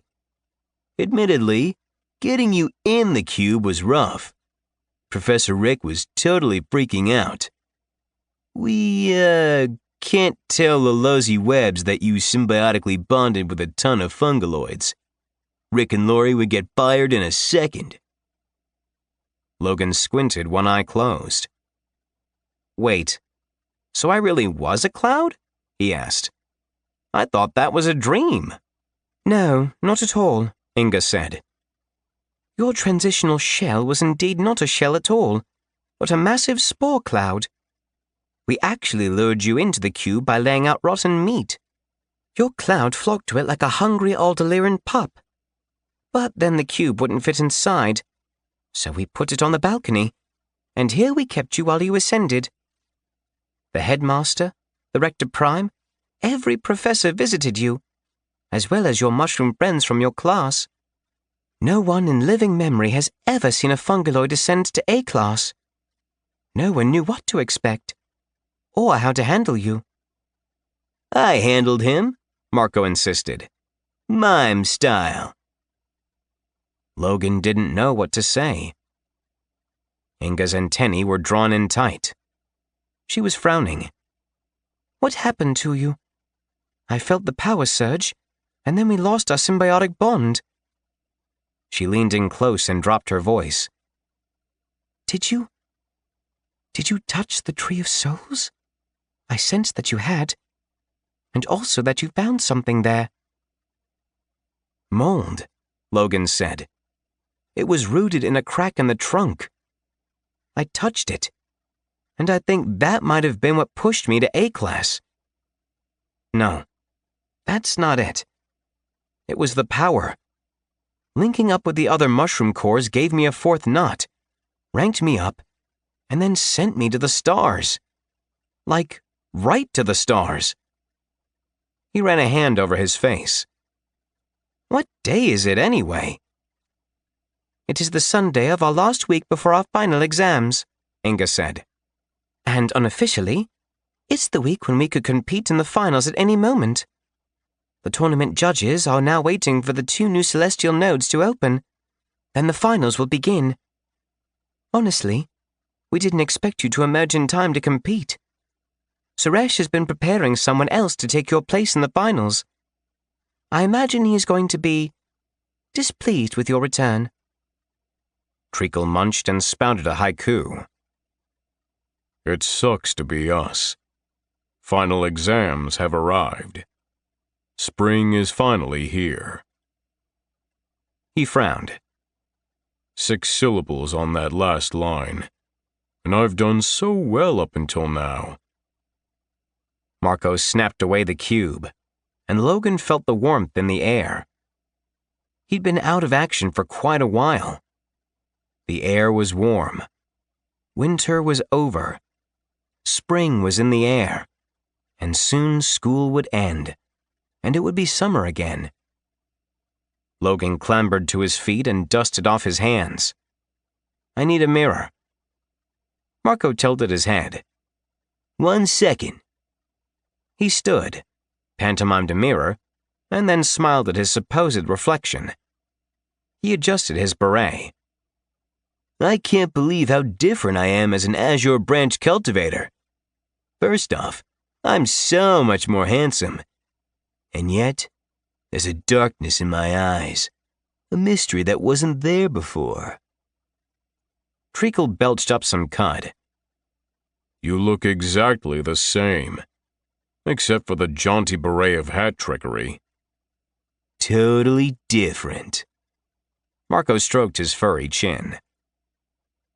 Logan inched forward to take stock of his new self in the mirror. Unlike Marco, Logan really had transformed completely. He was no longer a dark, mottled black, but a brilliant crystalline blue. Several clusters of spores drifted around his head, sparkling and then disappearing. They created a striking visual. He now had a pointed head, like the toadstool version of a wizard's hat. Very Gandalf. He was tall, lean, and muscled, with 4 fingers.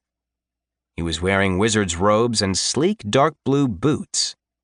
His face was still as small and cute, like a fungal Groot. He grinned. I feel tall, intimidating, less like a warrior, but more like a commanding general or a wizardly strategist. He turned and realized he was holding a staff of gnarled wood. He held it up. Where did this come from? All of his friends shrugged and shook their heads. Marco squinted. I think you've always had a staff, right? I mean, weren't you the staff guy, Mr. Stick? Didn't we call you the branch manager at one point? No. Please, no. Logan felt a pathos coming off his staff in waves. He was breathless for a second. Wait, this isn't just a staff. He couldn't believe it, but he knew exactly where the staff had come from. This is a sliver off the Tree of Souls itself. Cool, Marco shouted loudly. I get a beret, you get a stick. We're awesome. Inga's eyes were wide. A sliver of the tree? Logan, I can scarcely comprehend your power now. I don't feel so different, Logan said. But he did feel oddly wizardly now, with both an actual gnarled wizard's staff as well as a pointed blue hat. He then knew what the next step was. I totally want to see my matrix.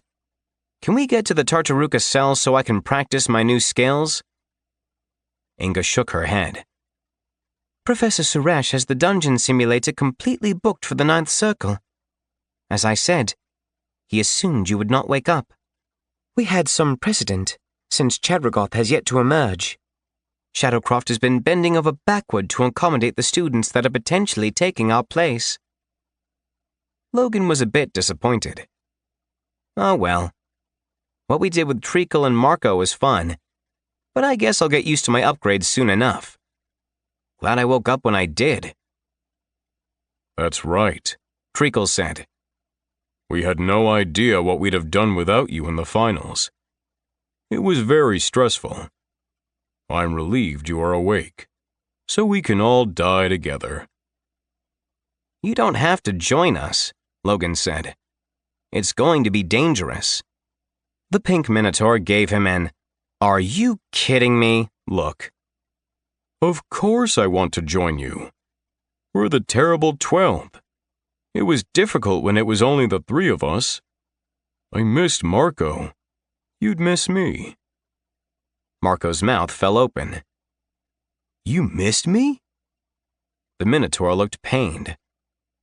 Of course I missed you. It's exhausting providing all the color. The satyr went over and slung his arms around Treacle in a big hug. That was a pink joke. It was so funny. The minotaur frowned. You're not laughing. I'm laughing on the inside, where it really counts. Logan wrangled his friends. Let's focus. We'll bond so we can go over my Guardian Core matrix together. You all up for that? Heck yeah! Let's do it! Marco took hold of Treacle's and Inga's hands, standing in front of Logan. The pink minotaur shook the satyr's hand away. We don't need to hold hands for this. Logan let the symbiotic bonding spores fall from his gills. His trio of friends breathed deeply. A new message appeared in Logan's head. The Soul Staff of Sporing has been activated. All symbiotic bonding parameters have been upgraded. Multiple permanent bonds available. Continue? Yes/no. Inga pointed, mouth agape. Look! Logan looked down. Mushrooms were sprouting along the length of his new staff. Soft yellow fuzz, red and white toadstools, black shiitake, all manner of fungal growth. Hundreds, if not thousands, of varieties, all intermingling in symbiotic harmony. "Hold on," Logan said. "I've no idea what in the world is going on here. The power radiating off this staff is incredible." "Take a minute," Marco said. "It took me a second to figure out my jaunty beret of hat trickery." Logan focused on the gnarled, fungal-covered sliver of wood in his hands and pulled up its stat block. The Soul Staff of Sporing. Symbiotic Bonding Upgrades. Symbiosis. Expanded Parameters. As a jade leaf cultivator, it is possible to use the symbiosis ability with more than one host, creating a unique relationship where a single dungeon guardian can host multiple cores. The Soul Staff of Sporing allows for more flexibility and expanded powers. Expansion Alert. As a Jade Leaf Cultivator, A-Class Rank 10, you have the natural ability to bond with up to 10 unique dungeon cores at the same time. Relaxed Restrictions. All fungaloids can naturally bond with one prime host, but maintaining a symbiotic connection with more than the prime host is a taxing process. The Soul Staff of Sporing can alleviate much of the effort. Upgraded parameters below. Prime Host, Permanent Bond. Prime Host plus 1, Permanent Bond. Prime Host plus 2, Permanent Bond. Prime Host plus 3, Permanent Bond. Prime Host plus 4, 1 month. Prime Host plus 5 or more, Variable. Expanded Apothos Leeching. All Apothos values are tripled. As a Jade Leaf Cultivator, you will receive 30% of all Apothos cultivated by your hosts. Note: other abilities have been increased by your new staff. Would you like to see your expanded digestion ability? Yes/no. Logan blinked away the message. "Hold on a sec. I'm getting more messages now. Let's just bond so you can all see what's happening. That'll be quicker than trying to explain things. But on the surface, I gotta say, this thing is awesome. It allows me to permanently bond with up to 4 cores." "Yikes. And I have such commitment issues," Marco sputtered. But Logan saw the normal symbiotic bonding messages appear in his head. Inga Thosatherian has accepted symbiotic bonding. Marco Lascarellas has accepted symbiotic bonding. Treacle Glimmerhappy has accepted symbiotic bonding. Notice, as the infecting agent, you alone can terminate the symbiotic bond. In addition, you will receive 30% staff infection upgrade of all Apothos cultivated by your 3 hosts from this point forward. Bonding initiating in 3, 2, 1. Inga sighed. "It's so great to be back with you, Logan." Marco's voice came next. 30%? Loan shark much? Treacle hooked in last. "Hello, friends. While we might die fighting Luchador, at least we'll die together." "That's not going to happen," Logan sent. Inga's antennae were going crazy. "You're right. I can feel the amount of Apothos running through your core. With the 4 knots and with the staff, you've become a powerhouse. There is much energy. Your core is leeching more from us, but I can feel it strengthening me too, because I can draw on our collective power. It's incredible." Treacle's smile almost broke his face. "Even with my AFS core improvement, I'm not generating the Apothos you are. But I can see how I can take that power and craft a great many interesting things." "Why do I want coffee all of a sudden?" Marco asked out of the blue. Logan had learned to sometimes ignore his goat friend. "Okay, let's look at my initial innate ability, digestion. I've used it a lot in the inter-school tournament. Let's see what the upgrade parameters are. Digestion. Consume immobile and dead creatures to absorb more of their core essence, and instantly convert it to usable apothos. Fungi are nothing if not efficient, and that efficiency is on full display in the digestion ability. At A class, digestion converts 25%, staff infection upgrade, consumable mass directly into additional apothos, dramatically increasing experience gained.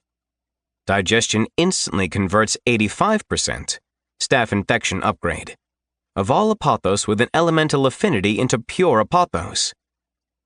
Create up to 5 staff infection upgrade, acidic digestion pits in your dungeon to aid in your digestion efforts. Reclamation.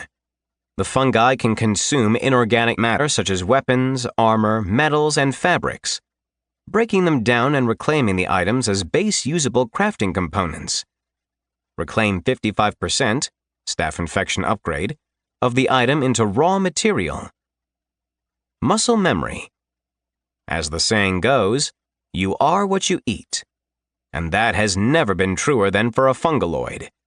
Gain an 8.5%, staff infection upgrade, chance to randomly learn a physical skill or melee ability from a digested foe. Arcane memory. Mushroom men cannot live on bread alone. There has to be some magic in a meal. Gain a 5%, staff infection upgrade, chance to randomly learn a magical or arcane ability from a digested foe. Note: the Soul Staff of Sporing has augmented your A-class upgrades. Would you like to see your active fungal form abilities? Yes/no. Logan was blown away. He looked down at his meaty mushroom staff. Wow, this baby is really gonna come in handy. To think, now there's a chance that if I digest a turtle shifter like Shellix Aldebra, I could get his shape-shifting ability. It's very powerful indeed, Inga agreed. Perhaps dangerously so. With this, there's no telling what powers or abilities you might be able to use in the future. And it isn't limited to Dungeoneers. If you were to digest a fellow Dungeon Core, it seems highly probable that you would gain some portion of their power set. Marco spoke out loud. Can't stop, won't stop. Let's see your active fungal form abilities. Not sure what those are, but I'm so loving this. Why not use the telepathy? Treacle asked. Have you met me? Marco smirked. I love the sound of my own voice, but you guys can telepathy away. Logan pulled up his active abilities. Fungal Form 1. Exoskeleton.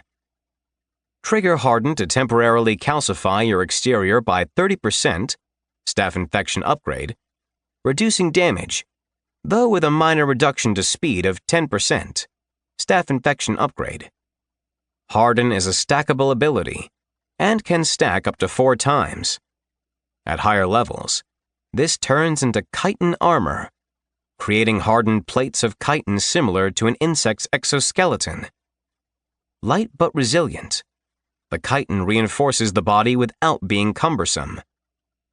Note: due to the Soul Staff of Sporing, you can create fungal walls outside of your person. At E-Class, Minor Harden. At C-Class, Execute Exoskeleton. At B-Class, Chitinous Armor. At A-Class, Create Fungal Walls. Staff Infection Upgrade. Fungal Form 2. Pneumacity. Trigger this ability to absorb additional oxygen into the fungal form, creating pockets of air that make you incredibly fast, but at a cost. Your cellular integrity is compromised, meaning you are far more susceptible to physical damage. If they can catch you, that is. Note: the Soul Staff of Sporing will nullify the physical drawbacks of this ability. At C-Class, Speed Increase. At B-Class, Gentle Float/Limited Flight. At A-Class, Full Flight/Fleet Feet. Staff Infection Upgrade. Fungal Form 3. Mycological Rage. Release a potent chemical cocktail of hormones, narcotics, and psychedelics into your own system, throwing you into a strength-boosting rage. During this state, you are strong, fast, and feel no pain, but you also have the IQ of an actual fungal colony.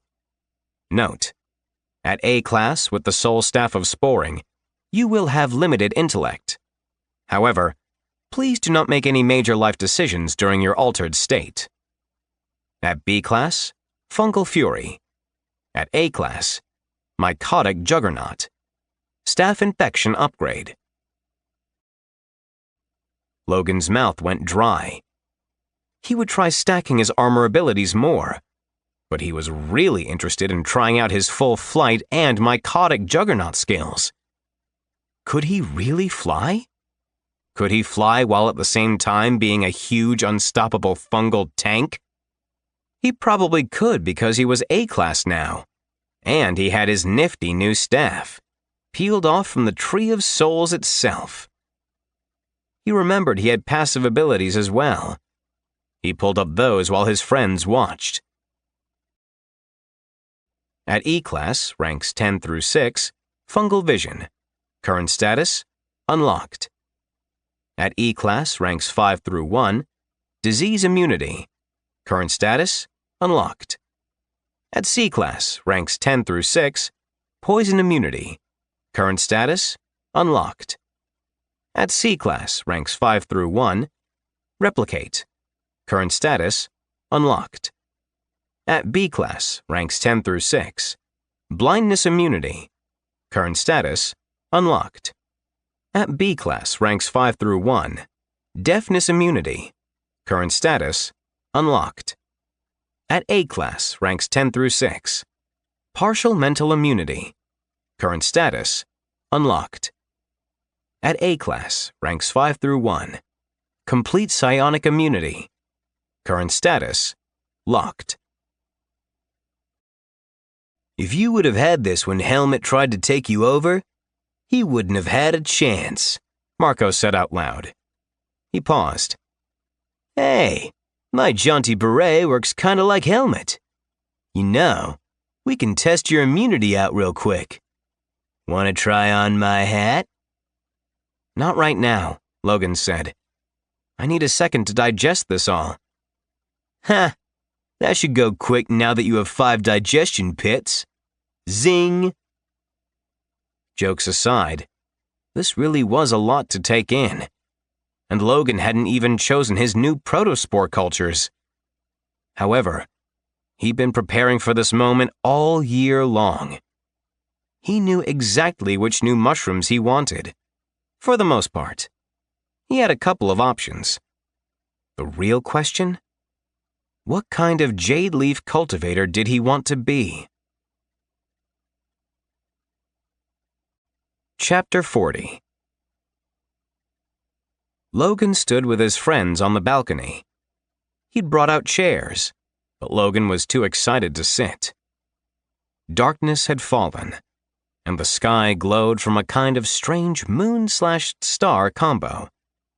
It wasn't exactly the night sky, but close. Sometimes the stars swirled into a milky flow and ran through the heavens like a river. Marco was back sitting with his hooves propped up on the railing. He adjusted his jaunty beret.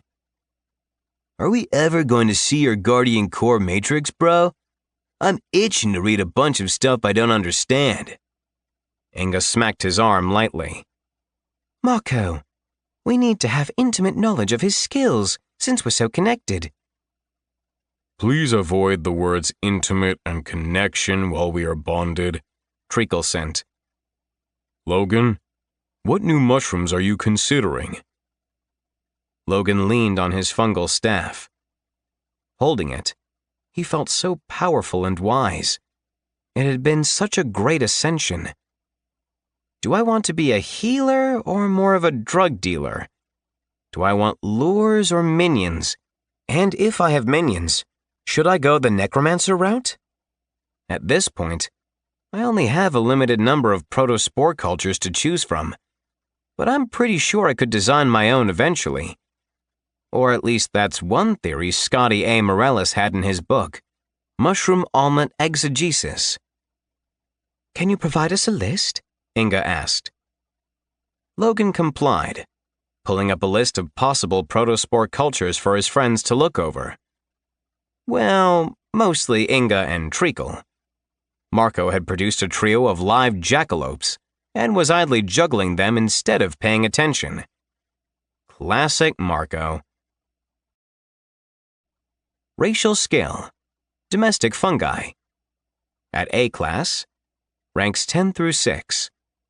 Unlock 1 Level 1 Protospore Culture. Unlock 1 Level 2 Protospore Culture. Unlock 1 Level 3 Protospore Culture. Unlock 1 Level 4 Protospore Culture. Unlock 1 Level 5 Protospore Culture. Running total: 7 Level 1, 5 Level 2, 4 Level 3, 3 Level 4, 1 Level 5. Available Protospore Cultures by level. Level 1. Silverbeard. Type Ingredient. Healers. This is a wispy silver fungus that hangs from trees and other bushes. A good coagulant often sought by healers and clerics. Ground silverbeard can halt bleeding in its tracks. Rarity: C class. Elemental affinity: Vita, Fulgur. Level 2. Owl Eye Berries. Type Ingredient. Healers. Not true berries at all. These fungi look like large owl eyes perched on top of spindly white stalks. These can be eaten directly and are often quite sweet, part of the reason for the misnomer, and help cure many types of poison. Rarity: C class. Elemental affinity: Ignis, Toxicus. Bird-bill bulbs. Type Ingredient. Alchemists/cultivators. These fungi look like yellow bird bills that grow up from the soil. Though they are highly toxic, they are very valuable. If strained properly, they can be turned into a tincture that rapidly speeds along the elemental affinity purifying process. These fungi are highly prized by alchemists, who use them in a variety of specialized potions. Rarity: C class. Elemental affinity: Vita, Air. Level 3. Demon Fingers. Type Ingredient/narcotic. Criminals. This fungus appears as 5 curling blue mushrooms protruding from the soil, like the fingers of a demon reaching up from the ground. They are very rare and incredibly valuable, as they are highly narcotic and very addictive. They are sometimes called dead man's fingers, because those who use the narcotic substance often find themselves dead not long after. Rarity: B class. Elemental affinity: Morta, Toxicus. Spindlewig. Type Ingredient. Fighters/warriors. This odd mushroom secretes a sweet-smelling aroma that attracts insects of all types. It is a delicacy to insectoid dungeoneers, and is often given as a gift at insectoid weddings. Mazel tov. But it is also sought out by warriors, fighters, and monks alike for its uncanny ability to drastically increase speed and muscle mass, and improve overall body cultivation. This stuff is basically steroids but without the side effects. Rarity: B class. Elemental affinity: Vita, Malus. Level 4. Ashvata mushrooms.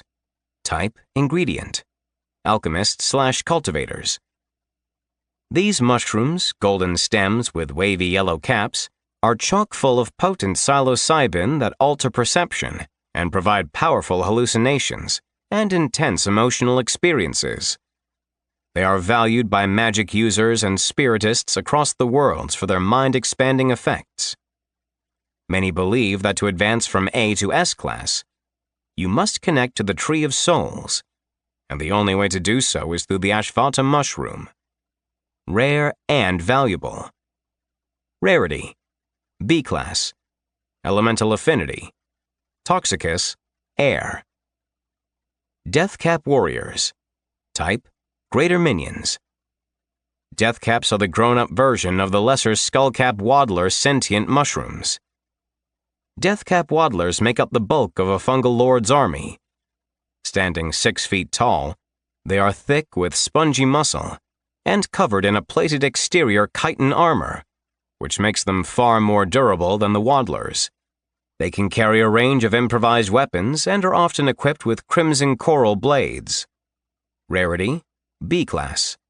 Elemental affinity, Morta, Vita.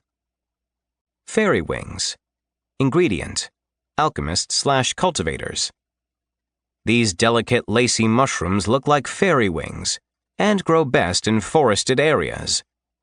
They are delicious to eat, but more importantly, they are one of the rarest ingredients necessary for many of the core cultivation pills that high-level dungeoneers often consume. Rarity, B class. Elemental affinity, Vita, Malice. Level 5. Destroying Angels. Type, Greater Minions.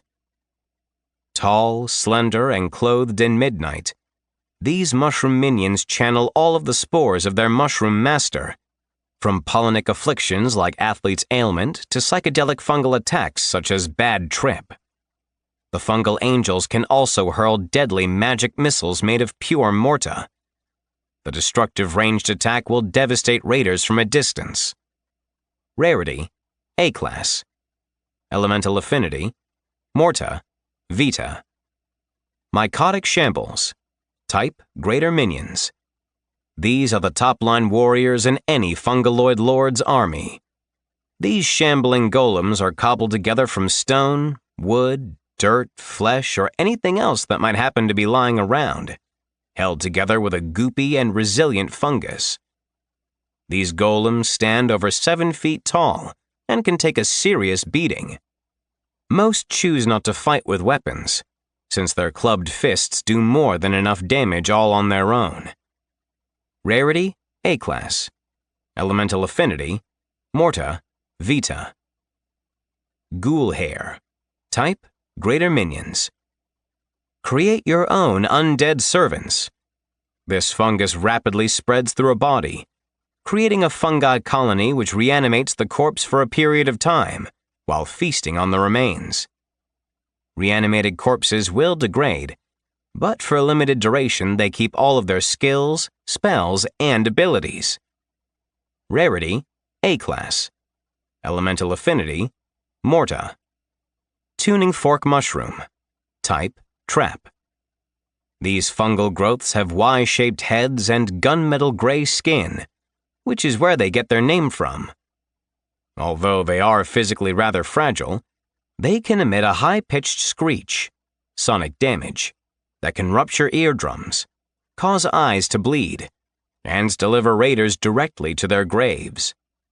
Very mature tuning fork mushrooms can emit a death shriek that can cause the heart to explode in less powerful cultivators. Rarity, A class. Elemental affinity, Morta, Air.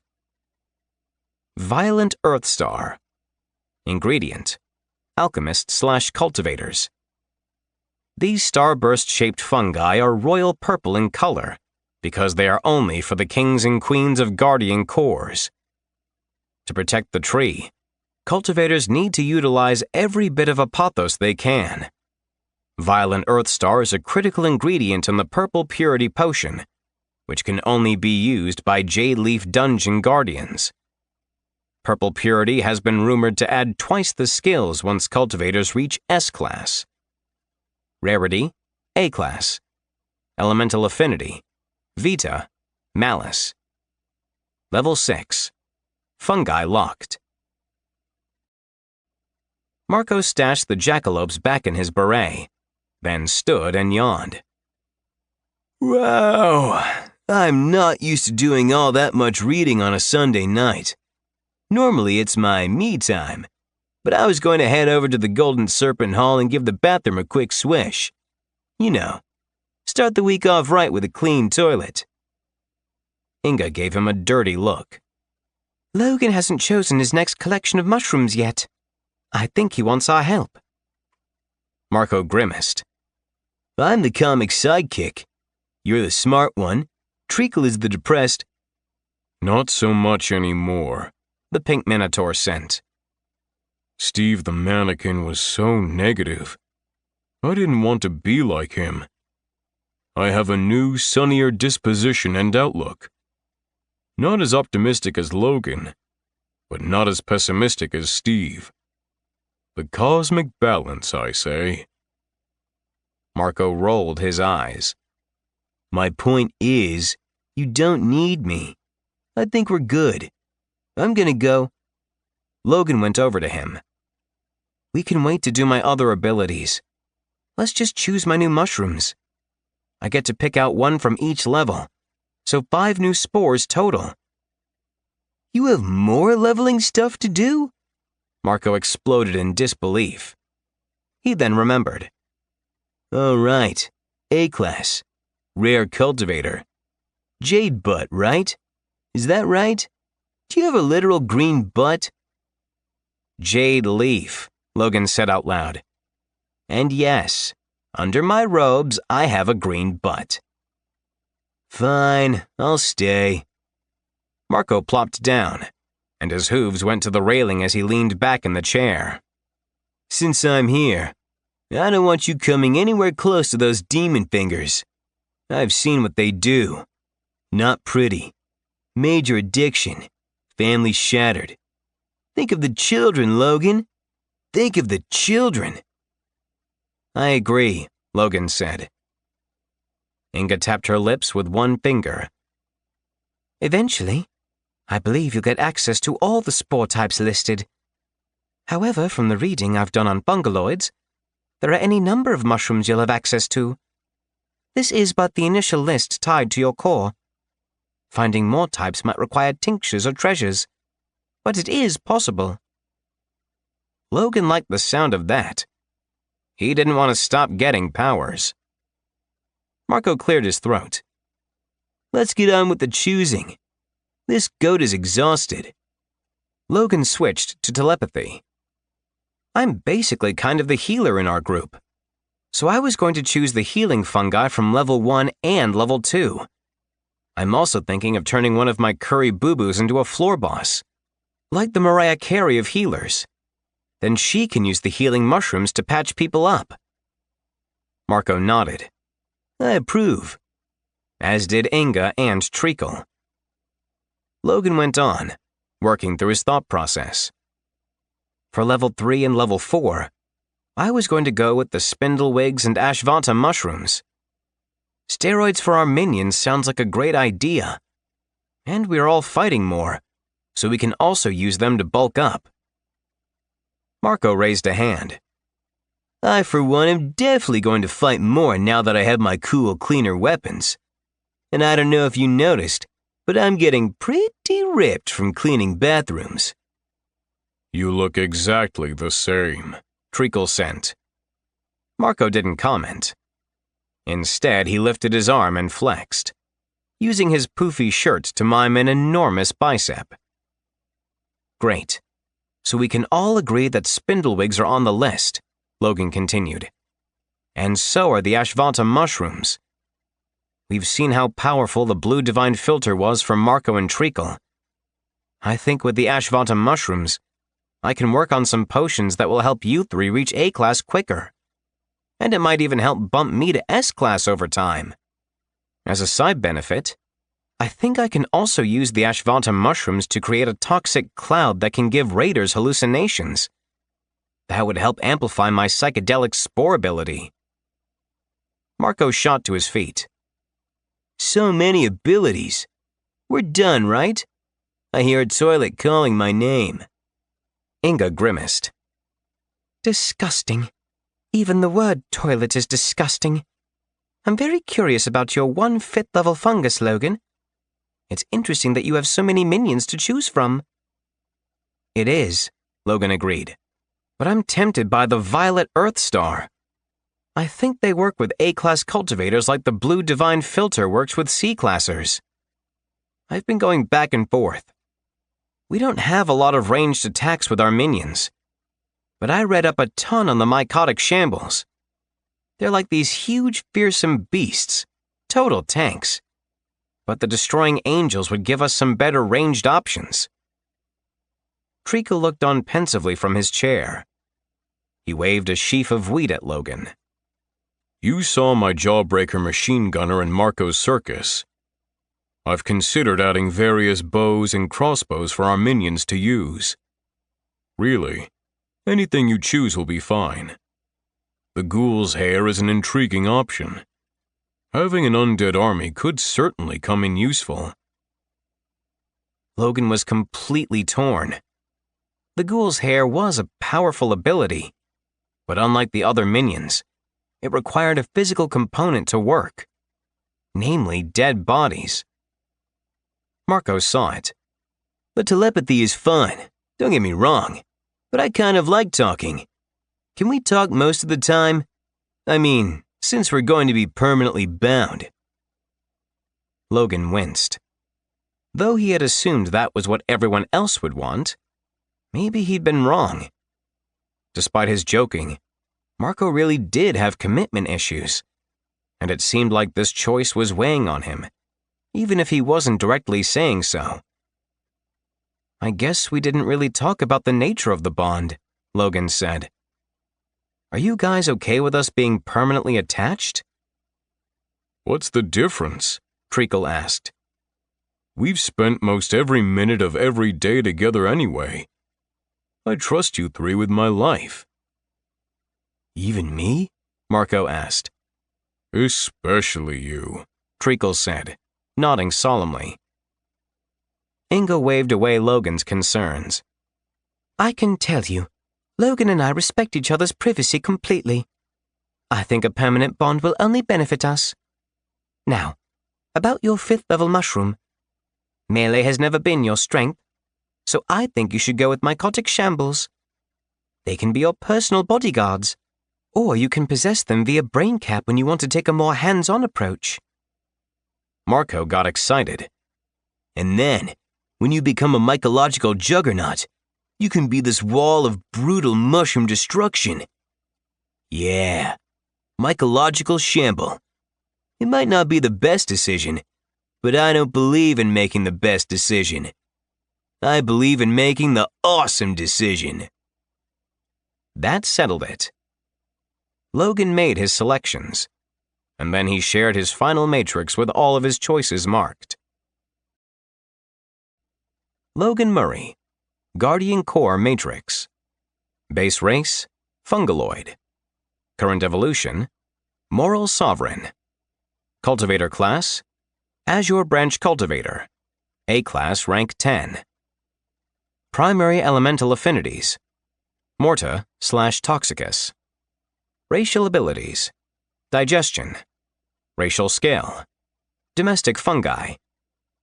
Level 1 protospore cultures. Opal truffles, Mucal film, Ghoul's snare, Blisterwort, God's eye caps, Eyelash stinkhorn, Silver beard, new. Level 2 protospore cultures. Brain caps, gem-studded puffballs, skull caps, ashvein, owl eye berries, new. Level 3 protospore cultures. Spore wargs, crimson coral fungus, sunflower pods, spindlewig, new. Level 4 protospore cultures. Currybubu, corpse bomb fungi, ashvata mushrooms, new. Level 5 protospore cultures, new. Mycotic shamble, new. Destroying angels. Special staff of sporing bonus minion. Fungal form, active. Exoskeleton, pneumacity. Mycological rage. Hypha tentacles, new. Fungal form, passive. Fungal vision, disease immunity, poison immunity, blindness immunity, deafness immunity, mental immunity, new. Replicate, upgraded. Spore halo. Pollenic affliction, upgraded. Symbiosis, upgraded. Athlete's ailment, upgraded. Rapid growth, upgraded. Narcotic. Upgraded. Logan's mouth fell open. Hey! I got a bonus minion! My new staff allowed me to unlock the Destroying Angels after all! Yes! Not only can they hurl mortar-blasts, but they have access to all the spores in my spore halo. Inga clapped her hands in giddy glee. All 4 of them. That is wonderful! It seems there is no end to the power of your staff. Marco put his hand over his mouth.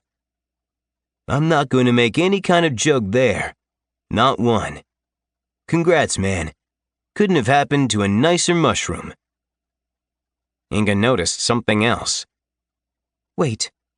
Your replicatability has been upgraded, as well as all of your spore halos. And what in the cosmos are Haifa tentacles? Marco hugged the Mothmancer, high-fived Treacle, and waved goodbye to Logan. That's my cue. I'm gonna go. We'll totally talk about your zillion other fungal abilities at some point. Later, guys. The satyr totally bailed on them. Something was going on with him, though Logan wasn't sure what exactly it was. Treacle yawned and fell into a haiku. So many powers. My exhaustion reigns supreme. Night winds soothe me asleep. He sighed. 6 syllables again in the 3rd line. I worry about how well I'll do in my runic haiku final. You might not have to take it, Inga said. If we get called up for the tournament finals, the professors have all agreed that they'll use that as our final test. As long as you use your haikus when we fight Lu Shador, you'll be fine. Logan was fine dropping his skills review. However, Inga was right to bring up the bloodthirsty dungeoneer. I just wish we knew more about him. Ironically enough, they'd get a ton of information on the raider and his glow brigade the very next day. And it came from the most unexpected of sources. Chapter 41. That Monday morning, Logan was once again on full display because for the 3rd time, he walked the hollowed halls wearing a completely different body. He woke to find a letter from Professor Rick that had been delivered at some point in the night. The professor was very relieved that Logan had pulled through. Rick asked that Logan not talk about the symbiotic bond that had skyrocketed most of the class several ranks. Rick also let Logan know that Yeez was in a bad way, and most likely, Logan would be getting a visit from him. The misfit mushrooms were making sure to tell everyone at Nightfall University that Logan might be a jade leaf cultivator now, but that he was as unsteady as a newborn colt. Good. If anything would draw Lu Shador to him, it would be that message. Logan would be an easy kill that would give the dungeoneer a ton of apothos. After breakfast, Logan and the Terrible 12th were on their way to Professor Kobold's classroom for another worthless lesson in Cruelty Incorporated. The real cruelty wasn't the raiders they were studying. It was the class itself. So boring and useless. The PSA films were a complete waste of time. They'd watched one talking about how slimes needed to clean up after themselves on campus. Too bad the gelatinous knight wasn't in attendance. Marco yawned as they walked through the corridors. He'd stayed up too late tidying bathrooms. Okay, Logan, buddy, all I'm saying is that you're copying me. I have mime walls, and suddenly you have fungus walls. And I have a beret that controls people against their will, and you have that same ability. I know I'm awesome, bro, but you really need to work on being your own person. Imitation isn't going to get you to S rank. Inga blasted Marco with a breeze from her wings. That is such pish. By my beak, we are all fighting together. It's unfortunate when we have any overlap, but it's also unavoidable. By and large, dungeon cores aren't meant to function together, so there's bound to be some similarities, especially where utility skills are concerned. Treacle wasn't taking any of it seriously. Until Logan can sing, we truly don't have to worry about him stealing Marco's powers. Ha, the satyr said. What about the tuning fork mushroom? I rest my case. Logan was going to move on. Anyway, so I have this replicate ability, right? Well, it was pretty powerful before. Any severed limb. Marco stopped in the hallway. No, we went through all your skills last night. It took literally forever. Inga scowled. No, it didn't. Your circus tent was a bit too much, given that we were only practicing. Let Logan finish. I'll keep it short, Logan said. At B class, I had a 10% chance of my severed limbs transforming into a spore warg. This is our life now, Treacle groused, discussing severed limbs. Marco's mood changed like a Colorado afternoon storm. Actually, my curiosity is piqued now. I didn't think I wanted to talk about severed limbs, but it turns out I'm here for it. Now tell me more, my fungaloid brother from another mother. Glad you asked, buddy. At A class, my lost body parts have a 20% chance of transforming into a spore warg, a 10% chance of transforming into a deathcap warrior, and a 5% chance of transforming into a mycotic shamble. My severed limbs might become a deathcap warrior, but I can't make them because they're not one of my proto-spore cultures. Yet. And get this. The soul staff of sporing increases the probability of each by 10%.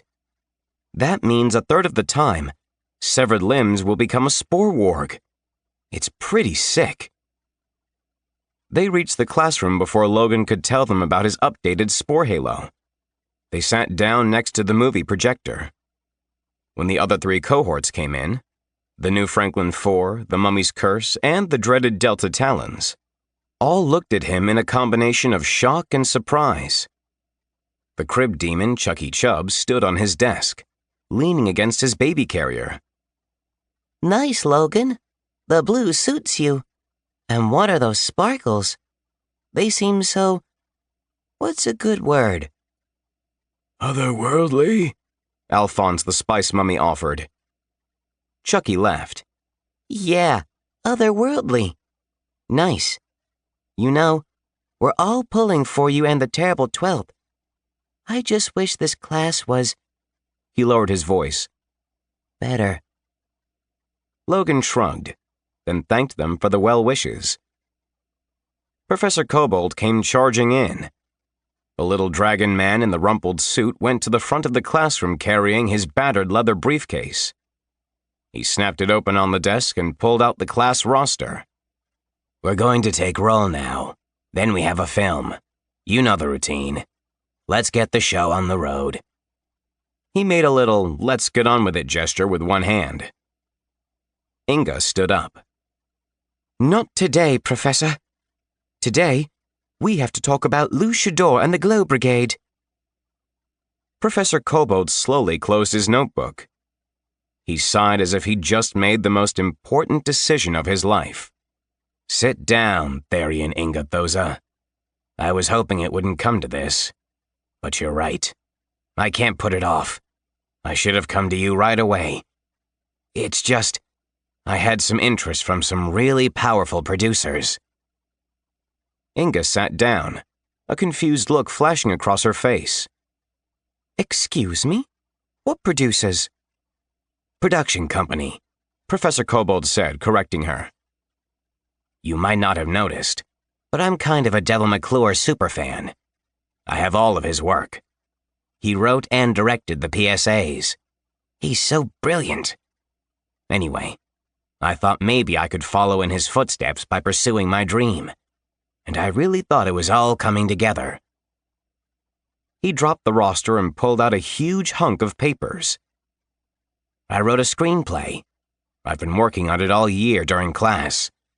And you'll never guess who stars in it. It's going to break my NDA, but I don't care. This is your life on the line, and you deserve to know. Marco sat there, looking a bit pale, and he didn't even have his mime makeup. He had his beret, but he ditched the mime costume for his normal clothes, including a jaunty vest that matched the jaunty beret. He blinked his weird goat eyes, his gaze strangely blank. What's the name of it, Professor? Threat Level Scarlet, Professor Kobold said, because he became the co-owner of the Scarlet Paradox, along with hero Hardclaw Shirazi. Get it? Marco's smile was 5 miles wide. This is the greatest day of my life. Tell me we can do a dramatic reading. Oh, please, tell me I get to read the words you so painstakingly wrote. Instead of teaching his bleeding class, Inga whispered under her breath. Professor Kobold nodded. You betcha, Lascarelis. You've all been so patient. I can't tell you how little sleep I've gotten this year. I had 3 rounds of full rewrites, worked with a script doctor, and then we had a deal. It fell through, and then another deal was in the works when their planet was destroyed during the semifinals. That's right. It was Angularia. Nice fish people. Bad business choices. I know they got mad tax breaks living on a giant fish, but it was never going to end well. Anyway, all that said, I hope that what I wrote can help you. It's based on research I've been doing for years. Literally years. Inga got madder and madder at each word. Logan couldn't blame her. Their professor had basically abandoned his class to work on his screenplay. That was absolutely par for the course where Shadowcroft Academy was concerned, but it didn't take the sting out of the revelation. Treacle had his arms crossed, and he was frowning deeply. Marco, on the other hand, couldn't stop grinning. Inga kept her voice to an angry simmer. Could you have stopped the massacre during the semifinals? 4 dungeon guardians died. Professor Kobold shook his head vehemently. No way. I had no idea. Lou Shador has dropped off my radar completely nowadays. Even my spies in Aurora, on Eritreus, don't know where he is. Believe me, I would have told you everything if I hadn't been muzzled by the non-disclosure agreement. Even now, I'm risking the deal to help you. You all won't rat me out, will you? Only if you let us read your work. Marco leapt to his hooves. He raced up to the front of the class. You're Mr. Audiovisual. Can we somehow project the script page by page? Madrak Deathgaze, the ruby-eyed skeleton in the dreaded Delta Talons cohort, raised a bony hand. I can. My rubies can synthesize the pages and display them through my core gem. They got everything set up. Madrak would look at the page and project it on the screen, just like any undead overhead projector. Naturally, Professor Kobold chose parts for people. Marco was going to be the hero, Bat Chesterton, a special agent working for the Council of Dungeons and the Arkandor Initiative. Bat Chesterton had a license to kill. With that license in his pocket, the assassin set out to take on some of the most bloodthirsty dungeoneers in the universe, Lou Shador and the Glow Brigade, who were planning on blowing up one of the government buildings on Tedium. Bat Chesterton was a vampiric bat dungeon core with a tragic past. The details were a little murky. Part of it was Bat dealing with his ruined relationships and trying to deal with his drinking problem. Had he been real, he would have fit in great with the backstories. Marco connected deeply and executed the part to perfection. The other part was Lou Shador recruiting his Glow Brigade. Logan took notes because he had a bit part as Bat Chesterton's boss at the Arkandor Initiative, Shouter Yellington. Inga was cast against type as the love interest, Miss Slinky B. Gorgeous. She had a surprising number of lines. Professor Kobold had video crystals from the semifinals, and he played them on the main movie projector. The whole class proved to be invaluable, which shouldn't have been that surprising.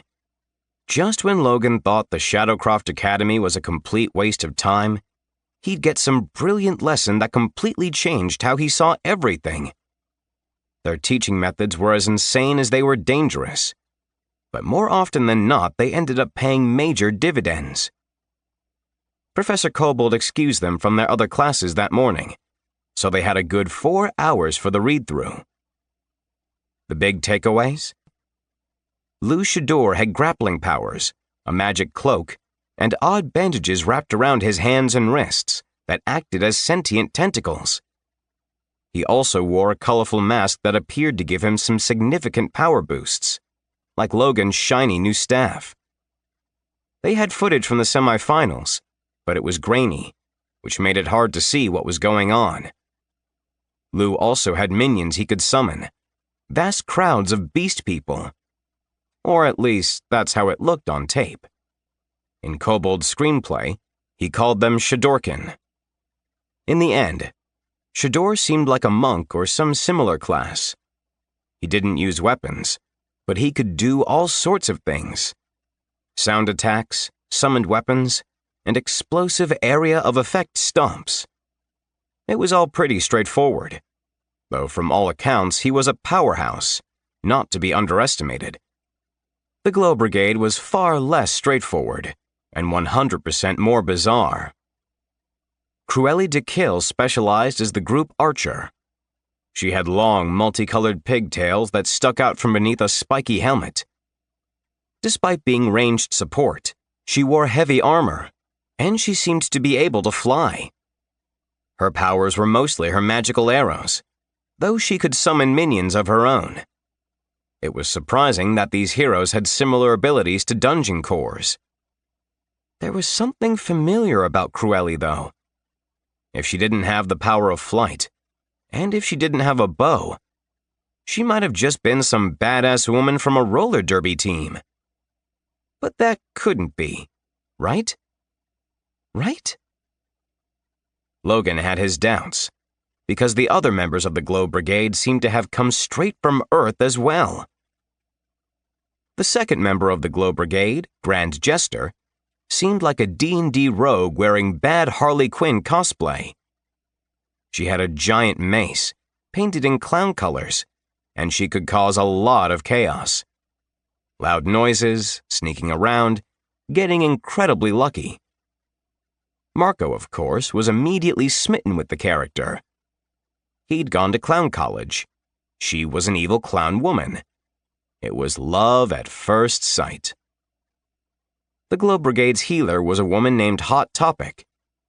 She wore huge Trip NYC pants, lots of makeup, and a small army of chains, which she could use to deadly effect.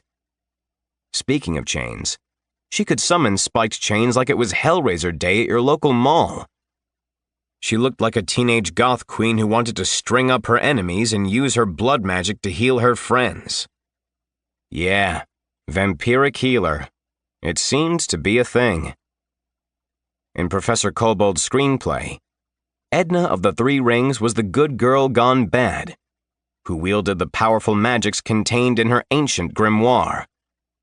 Except her grimoire was actually a magical 3-ring binder. She was a college student, needing extra money, and that's why she joined the Glow Brigade. She was so sweet, especially when voiced by Sugar Eve, the Flywoman Demon Corps. Sugar Eve was a natural actress. She brought Edna's innocent nature to life with aplomb. From the semifinals footage, Edna had powers kind of like Shang-Chi of 10 Rings fame, only she had 3 rings. She seemed to have advanced origami powers, creating minions out of sheets of paper. She could also create paper hurricanes to blind her foes. Logan had to stop making notes during the dark moment at the end of the second act. He found himself tearing up. Professor Kobold was a truly terrible teacher, but he could write tragedy like no one's business. Bat Chesterton had relapsed. Slinky B. Gorgeous had left him. And his best friend and floor boss, Bestie Buddington, died as Luchador was storming through the dungeon Bat had created in an office building to protect the vital work of the Council of Dungeons. Logan had to pause his notes again during the third act climax, when Bat and Lou faced off. Bat had to pull out his Q factor, a magical mirror Bestie Buddington had given him, to trap Luchador forever. In the end, Bat saved the day, and the screenplay concluded with him and Slinky B. Gorgeous standing at the graveside of their friend, with the Tree of Souls in the background. All things considered, it was pretty awesome. Certainly better than Thor: The Dark World, even if that was the most historically accurate MCU movie. Marco couldn't stop crying. "It's just so beautiful." Professor Kobold blushed, which wasn't easy for a dragon man to do. "Thanks, Mr. Lascarellis. Thank you all for being patient with me.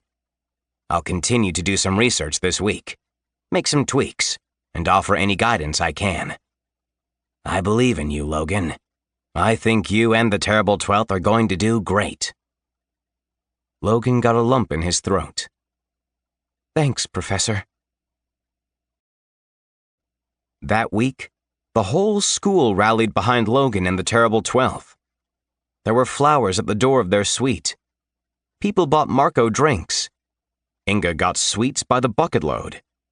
Admirers gifted Treacle special hay. Everyone and their brother chipped in to give Logan all the garbage he could digest.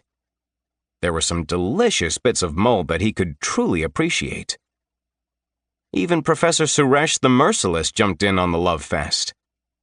A lot of it came from the fact that Logan was A-class now. Suresh might have been an arrogant butthead, but in the end, he respected power. And as the first fungaloid in living memory to ascend to Jade Leaf, there was no longer any denying that Logan was a powerhouse. Plus, Suresh didn't want to miss out on saying he taught the illustrious Logan Murray and the Terrible Twelfth. Suresh dropped the first cohort and the ninth circle from the class, so he could really focus on the Terrible Twelfth's plan. He thought the two-dungeon idea was great.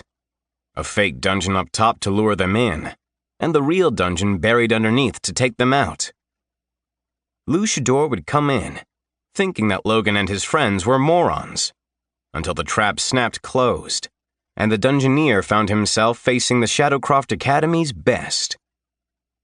They were so busy that Logan hadn't had time to go over his new Spore Halo abilities, augmented by his nifty new staff, which was the envy of the school. An actual part of the Tree of Souls?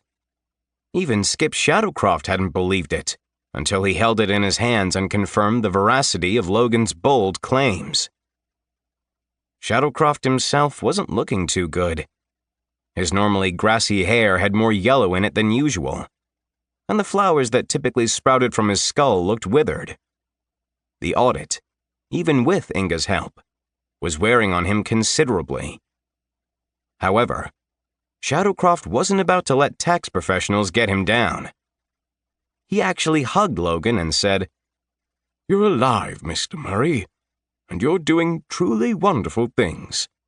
I always knew you would thrive here, despite your lowly beginnings."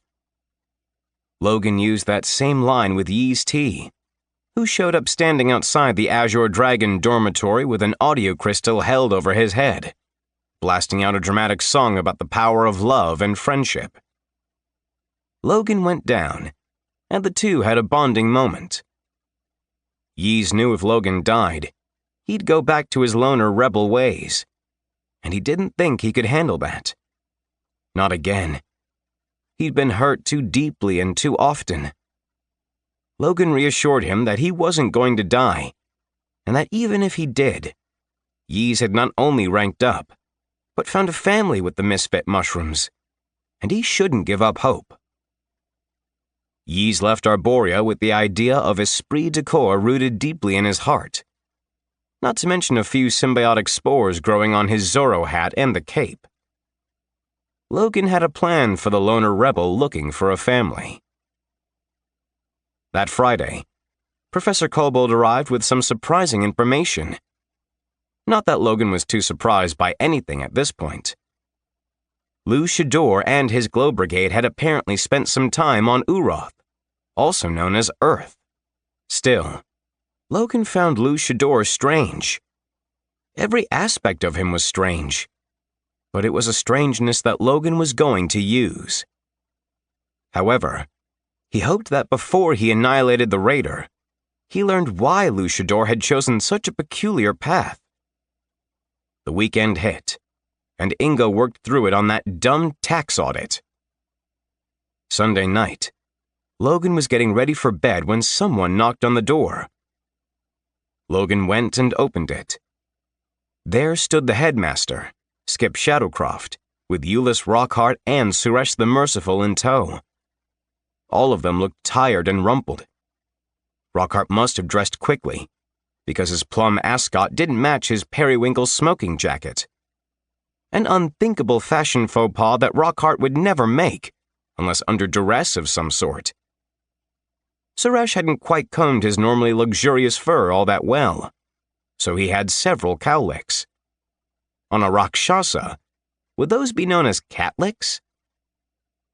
"It's time," Shadowcroft said, his green hair completely yellow and wilted now. "2 celestial nodes have finally appeared. Oh, Logan, I fear that we've made a grave mistake by not canceling this competition. But it's too late to turn back now. Are you ready?" Logan had never been more ready for anything in his life.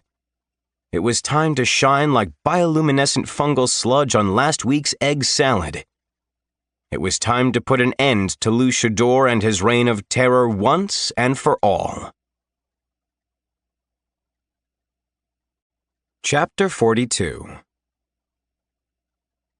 Logan Murray was surprised by how many people had come to the Suprema Arena late on Sunday night, when most of the universities had final exams starting the next day. But there was a seemingly endless horde of humans, elves, dwarves, and demons, as well as the who's who of the Dungeon Corps elite. A fair number of students from Shadowcroft were in attendance as well, lending their support for Logan and the Terrible Twelfth. GK and Nimoy had come to cheer on Marco.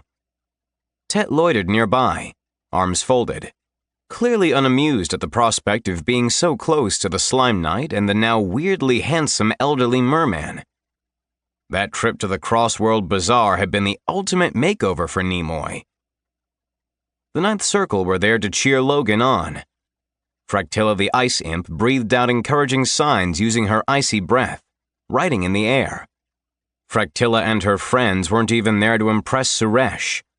At this point, Suresh wanted Logan and his cohort to win, which seemed like a shocking about-face.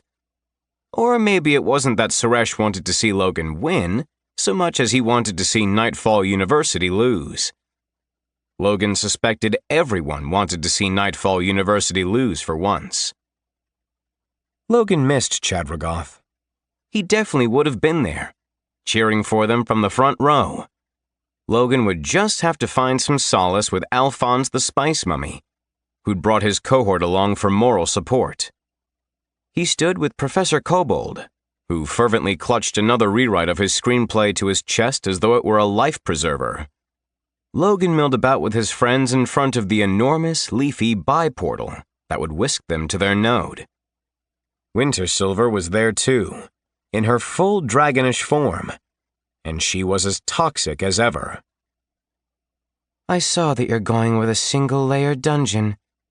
Not a lot of traps from what I can tell. And why in the world did you submit your plans? She sighed. Oh, right.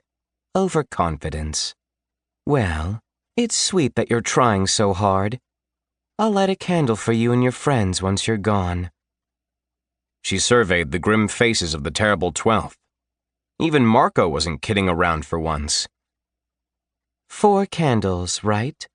I mean, there's no way Logan would have a chance alone.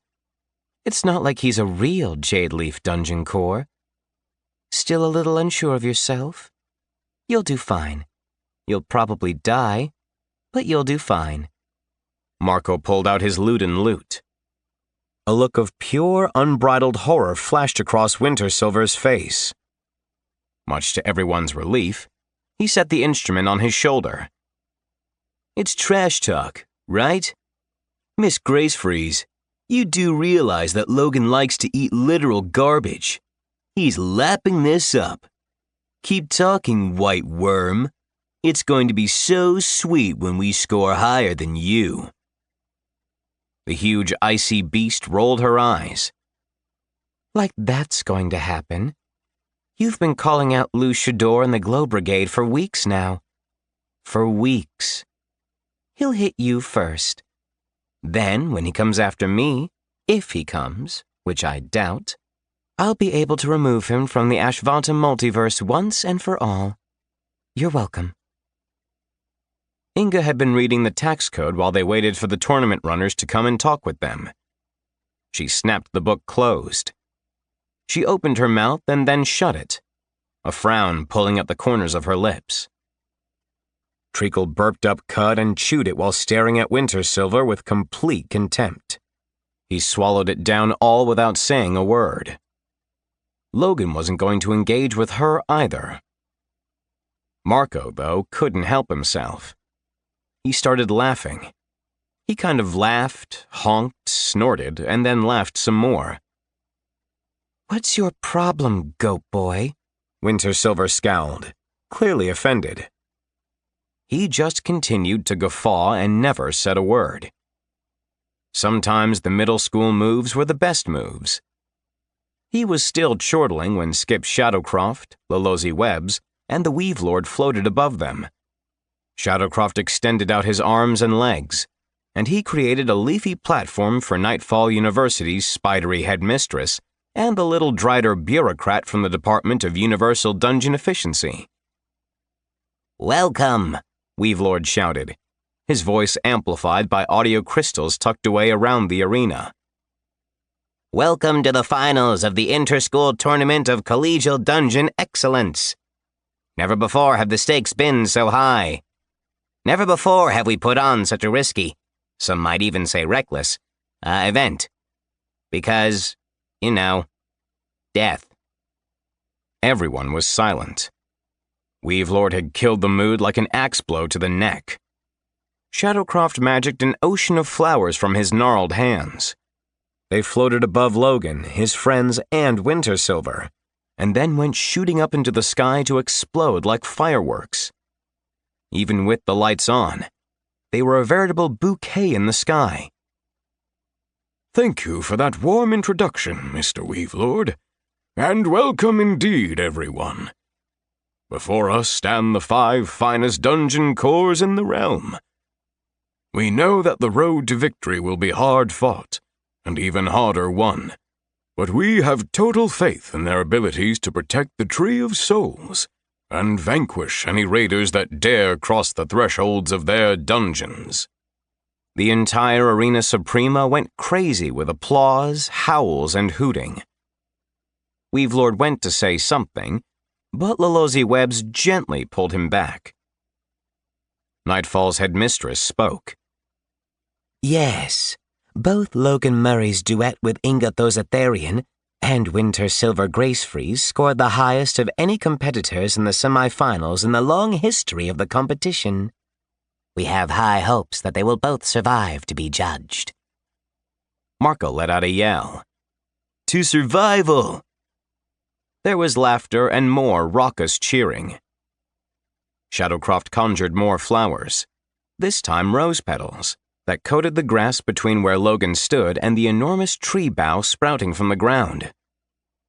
You will have 1 week to both create your dungeon and to defend it from any raiders that may come. 1 week to prove that you are worthy defenders of the Tree of Souls. Your professors will be watching, grading your performance, so you need to show how much you've learned this year in all your classes. That's easy, Winter Silver spat. I taught half my classes, and I took my final exams early. All A pluses. That finally broke Inga. You're such a tryhard. I appreciate ambition, but do not lord it over other people. It is not a good look. Dying isn't a good look, Winter Silver sniffed. Like I said, I'll light candles for you, and one for Melvin. I didn't forget. I'll never forget. And I'll never forgive you either. She raised her claws heavenward. For Melvin!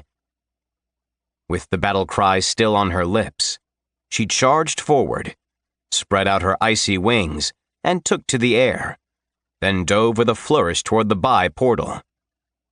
It was an impressive display. The minute she touched the bark, she vanished in a blast of pure ice. Freezing winds swept through the crowd. Everyone shivered. It was both dramatic and a little intimidating. Marco slung his lute around. He played a single chord that sounded like a cat being microwaved. This one's for the Shadowcroft Academy of Dungeons. Everyone had their hands over their ears. Then Marco took off running. Alone. It was awkward and embarrassing. He stopped before he touched the tree and turned. Come on, guys. I thought we were running together. Or are we doing the tough slow-mo group walk? Like in a Fentanyl Quarantino movie? Logan squinted at his friend about 50 feet away. There's so much wrong with everything you just said that I don't know what to comment on. Do the slow-mo walk, Professor Kobold called from the crowd, one hand cupped around his scaly snout. Marco stuck his lute into his beret and jogged back to them. Today, he'd decided to wear his normal pantaloons, shirt, and vest. But as he walked, he mimed stripping off his shirt and vest and putting on his mime clothes. Thanks to his new powers, by the time he reached them, he looked like a full-on mime, including the white face paint, which looked absolutely terrible with his fur. Okay, I got my game face on. Let's do this. Logan closed one eye. It was better without the mime outfit. Marco stood with chin raised. No, it wasn't. Inga tossed the tax code to the side. I'm done. I'm done with the audit. I don't care if I fail my cultivation class. I'm going to our celestial node free and clear. Let's do this, friends. Let's go kick some serious luchador butt. Treacle nodded and haikued. Competing to win. Strong and courageous we are. Friendship is our oaken shield. He paused. 7 syllables in that last line. That is a bit troubling. You're fine, Logan said. Let's go. He led them in a cool, slow-mo group walk across the rose petals. The crowds were on their feet, cheering like mad by the time they reached out and touched the tree trunk as one. Logan felt the staff in his hand shiver as it came home. Fresh apothos filled him. In a blink, the world seemed to turn on edge as Arborea disappeared, and they abruptly reappeared in the ruins of an ancient city. If Logan didn't know better, he would have sworn it was Necroscant. Weeds grew out of the cracked cobblestones. Creeping vines had taken over the crumbling stone houses and buildings. Trees grew in the middle of courtyards. Stagnant water lay in pools around them. Storm clouds cluttered an otherwise blue sky, promising a storm to come. In the distance, the sound of thunder cracked. It was humid, and the air was thick with the aroma of flowers and wild vegetation. Logan heard the sound of water, burbling away in the distance. He took a moment to appreciate a hard-working colony of mold covering a door. This seems promising. It doesn't seem like it gets too hot here, and there's some decent humidity I can work with. Any idea where exactly we are? Not sure yet, Inga said, shaking her head. There seems to be a large square up ahead. Let me fly over there. I might be able to get a better idea. That's great thinking. Logan stuck his soul staff of sporing into his ring of pockets, and then took a few running steps. He launched himself upward and activated his newly enhanced pneumacity ability. He caught a stiff breeze and went soaring up into the air like a balloon. In seconds, he was high above the city, with a vantage that offered him an unparalleled view of the land. The town wasn't huge. It was in the middle of a thick forest. There was a wide road, but it was overgrown with weeds like the cobblestone streets below. A wide, meandering river ran along the west side of the town, bordering docks and an abandoned marketplace filled with colorful stalls set out in a haphazard fashion. To the north of the market was what looked to be the ruins of a stone colosseum. However, unlike the Roman landmark, this place was dilapidated almost beyond the point of recognition. Only a few sections of seats and a few walls remained. There was a massive wooden sign in front of what had been the entrance. Logan hovered in the air, waiting for Inga to join him. It wasn't long before he felt the gentle flutter of her wings. "I think this place has quite a lot of promise indeed," she remarked, surveying the decrepit town and the massive forest encroaching from every side. "It has everything we need and more for our scheme to work." Logan agreed, but he remained silent for a moment. They didn't have long, and there was a ton of work to be done. But over the past few weeks, he'd learned how important it was to be in the moment, to be present, to be grateful. He took a minute to just enjoy his flight. He'd flown before, around Arborea, since reaching A-class. It was easier than he would have thought. Inga had proved invaluable, since she'd grown up flying as a bird woman. He and Inga flew over the ruined city and landed in front of the sign, dangling from a beam in front of the Colosseum. Inga adjusted Melvin's fedora, her antennae reaching out in curiosity. She read the words gouged into the wood. "Here lies the doomed gladiator games of Thanris, destroyed by the mages of Thanris for delving into secrets better left unknown. Mostly dynamite. Beware of the gunpowder apocalypse. Never give your gladiators weapons of mass destruction. Also, free elections might have been a good idea. Also, huge wealth inequality breeds social instability. But for total transparency, it was mostly the dynamite in the hands of sword slaves." Logan walked by the sign and through the arched entryway. There, in the center of the Colosseum, were steps leading down. Inga joined him. "Oh, right. The blood games of Thanris. You know, I've read about this world. A tragic tale that ended in terrible bloodshed and the death of the Thanrasian civilization. I have to admit, the sign does a pretty good summary at a glance." "Marco, treacle," Logan sent. "Looks like we have something with potential here. Giant abandoned Colosseum. There's a sign that says something about gladiators and the gunpowder apocalypse."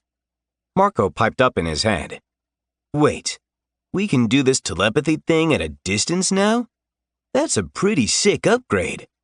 Also, I'm thinking Gunpowder Apocalypse is the name of my new Eldritch Horrorcore rock band. Do you think I'll be able to use this new mental connection to force you guys to listen to my rehearsals?" "Hopefully Luchador kills us first," Treacle sent. "We shall arrive shortly." Logan walked across the sand. It was soaked with old blood and latent apothos. There was also something else. Fungi, growing along the walls, clinging to the ancient stones, moldering on the bodies of the long dead buried in the sub-basement below. But below that, below the sand and mold and rotting dead, was something wondrous and powerful. A celestial node had formed in the earth, buried beneath this monument to poor societal choices. This was what they'd come for, what they'd come to protect. Inga joined him at the steps leading down to what had been tunnels underneath the Colosseum. He could see the rusted hinges that had once connected to a wooden trap door, set flush with the floor of the arena. But the wood had rotted away long, long ago, leaving the staircase open to the elements. There were probably any number of similar entrances scattered across the Colosseum floor. They might be able to use that in their dungeon design. Inga glanced around the Colosseum. You know, celestial nodes often appear in natural caverns, but it's more likely that the nodes appear in ruins or places that are rather cinematic. It's as if the Tree of Souls wants to give dungeon cores a good story to go along with their protection. I find that fascinating. Wow, this place is freaking awesome, Marco said, as he and Treacle ambled through the archway. The atmosphere is perfect. Just the right amount of creepy, epic, and ancient. Plus, if we can get the walls repaired, I bet the acoustics in this place are incredible. Treacle grunted, eyeballing the stadium with a critical eye. Have to agree with the goat man. It's old, but the underlying engineering is sound. With a little elbow grease and bubble gum, I reckon we can make this place shine. That's exactly what I like to hear, Logan said with a grin. But before we get to the fun stuff, we have to use the least amount of apothos possible to craft the worst, easiest dungeon of our lives. We gotta keep it simple, stupid. That's what my mother always used to say to me, Marco remarked happily. Although I think it was, Marco, you sure are simple. Or maybe you're just stupid. But I think the sentiment was more or less the same. You truly are a fascinating creature, Marco Lascarellis, Inga said. Someday I'd like to learn more about your surely unconventional upbringing. But today is not the day, I'm afraid. She pulled out a set of blueprints, which closely mimicked the design they'd already submitted to the Department of Universal Dungeon Efficiency for review. For this portion of the dungeon, we will only be crafting endogenous items, and as you can see, we aren't worried about quality here, which is why Marco will do most of the heavy lifting. While he works on the bad dungeon, we can work on the good dungeon underneath. Marco shook his head. No, we're not using a single iota of apothos. Did I mention I was rich, royalty? Yeah, I'm a prince. I was rich when I wasn't so goaty. However, once you get used to obscene wealth, it's hard to be poor. That's why I'm going to use some of the wealth I've managed to accumulate through our many adventures. We're going to order our dungeon right off Gugazon and have it all delivered. Logan felt like he'd been hit with a dumb hammer. It was the end of his 3rd year, and the Ashvanta multiverse still managed to surprise him. Gugazon? Logan put his hands on his hips while Marco stood on the sand of the Colosseum ruins, rummaging around in his beret of holding. Hold up. I know I have a Gugazon crystal here somewhere. Ah, here it is. He pulled out a long piece of amber, a peculiar color of orange. I connected the crystal to my bank account, so we have plenty of gold to spend. And not because I wasn't paying attention earlier, but why exactly are we making 2 dungeons? Again, I totally know the reason, but I just want to make sure you all also know the reason, so that we're on the same page. Treacle snorted and motioned for Marco to start shopping. We really don't have time to reiterate all of our plans. I need a minute, Logan said, raising a squishy hand. He truly didn't know how he could have missed something as big as Gugazon. He needed time to process this newest revelation. Inga sighed and rolled her eyes. Fortunately, I expected Marco to forget the plan, which was why I built an extra time into our day 1 itinerary to go over the plan once more. The 2 dungeons have 2 purposes. 1, we wanted to lure in Lou Shador by giving him a ridiculously easy target. Secondly, we want him overly confident that when he does find our real dungeon, he thinks he can walk through it without much challenge. As they say, An overconfident dungeoneer is a dead dungeoneer. By the time he realizes what's really going on, it'll be too late. "Why haven't you told me about Gugazon?" Logan asked, ignoring everything Inga was saying. "I feel like that's probably something I should have known about." Marco made a face. "We never bring it up because we don't like supporting big tech. Now that I've been told the plan for the first time, I am totally on board." "Not the first time," Treacle sighed. "Totally the first time," Marco smiled. "Let's get to shopping." Around them, 100 different holographic items appeared in the air, projected by the crystal. It was easy to grab an object and then drag it over to their cart, like you do at any website. Grab, drag, and drop. There was even a cha-ching sound. Logan couldn't help but chuckle and shake his head. They were going to make the worst dungeon ever, and have a great time doing it. Chapter 43. Lou Shador was a lot of things, but he wasn't stupid. That fungal dungeon core Logan Murray was trying to intimidate him. Sure, technically Murray had become a jade leaf cultivator. Sure, he was teaming up with 3 other Azure Branch dungeon cores using his symbiotic bond. And he wasn't trying to keep his celestial node a secret. Not only had he published his blueprints, but Lou Shador had already figured out that the Fungaloid and his crew of misfits were on Thenris, a world known for death and destruction and doom. Lou Shador didn't care about doom. He only cared that 2 new celestial nodes had opened, and they were being guarded by inexperienced dungeon guardians. Lou Shador may not have been stupid, but he was in many ways a simple man. A simple man who coveted one thing: power. The more dungeons he destroyed and the more nodes he consumed, the more powerful he would become. Like before, Lou Shador wasn't going to be satisfied with only one. Like him, his plan was simple. He would start with the more powerful of the 2 guardians, hit hard and fast, then move on to the easier target. Early Monday morning, Lou Shador strode into the massive temple on the planet of Chorch.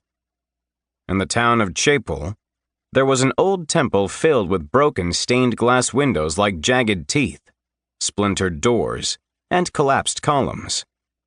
Nearly all the wooden pews had been destroyed. Behind Shador walked his glow brigade. The Grand Jester wiggled in her too tight shorts, wielding a huge painted mace that matched her colorful hair and clownish makeup. "Okay, Mr. S. The entrance is behind the altar, obvi. I'm guessing Miss Smarty Pants worked overtime to get a dungeon set up real quick like. We'll be facing her full arsenal." She leaned forward, showing an ample amount of cleavage thanks to a too tight shirt, and smirked. "Like that matters to us any." Massive candles around the room suddenly ignited. A voice boomed through the ruins of the church. "Beware the worshippers of Cathonica, the lost gods, the mad gods. The cold coils come unto the temple of the good sun. Cathonica's cold servant is here, down deep in damned halls beneath the fells. Beware, beware, beware Cathonica." All the candle flames turned to ice. The temperature in the temple dropped by dozens of degrees. The water in the cisterns froze immediately, while fingers of blue-white hoarfrost crawled up the walls. Shador drew his cloak around him for warmth. Winter Silver was playing dumb. Well, that was a game he could play all too well. Cruella de Kill rolled in on her skates, jumping deftly over the debris littering the floor. The rumble of her wheels filled the church and reverberated off the walls. Does she really think this whole warning thing is going to work with us? What a moron. Hot Topic sat down in a destroyed pew, took out a compact mirror, and started applying black lipstick. It's so pathetic and boring. I like the lure she has, though. The Freeze Jewels has a nice ring to it. Along with the Ice Diamonds, there's the Dragon Slayer. Big Ice Spear. Not gonna lie, all that cold damage is pretty hot. Edna of the 3 rings came in last, clutching her notebook to her chest. She put it down to pull her inhaler out of her oversized cardigan. She took a deep puff, then wiped her nose with tissue hidden in her sleeve. While I appreciate your wordplay, the longer we spend here, the longer the Mushroom Dungeon has to work on his defenses. Additionally, I'm sure all that damp air is not going to help my allergies. She snorted with laughter, then instinctively pushed her glasses up onto the bridge of her nose. Cruelli rolled around and around the nerdy girl, her wheels making a whisking noise as she moved.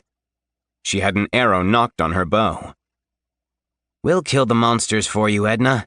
Don't worry, we have your back. Monsters? Edna snorted again. Now there is a subjective word. You could say we are the monsters. After all, we are invading their territory and actively stealing their goods. They look scary, but who is the more terrifying? But I digress. Mr. Shador, should we fall into our normal marching order? Lou Shador nodded with a grunt. Oh yeah, sister, behind me. I got point.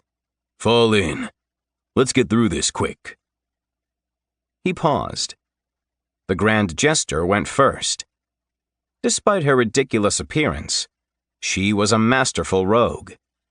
She'd dance around traps, poke arounds to find secret doors, and generally sow chaos as she went. Shador would follow her as both the leader and the tank.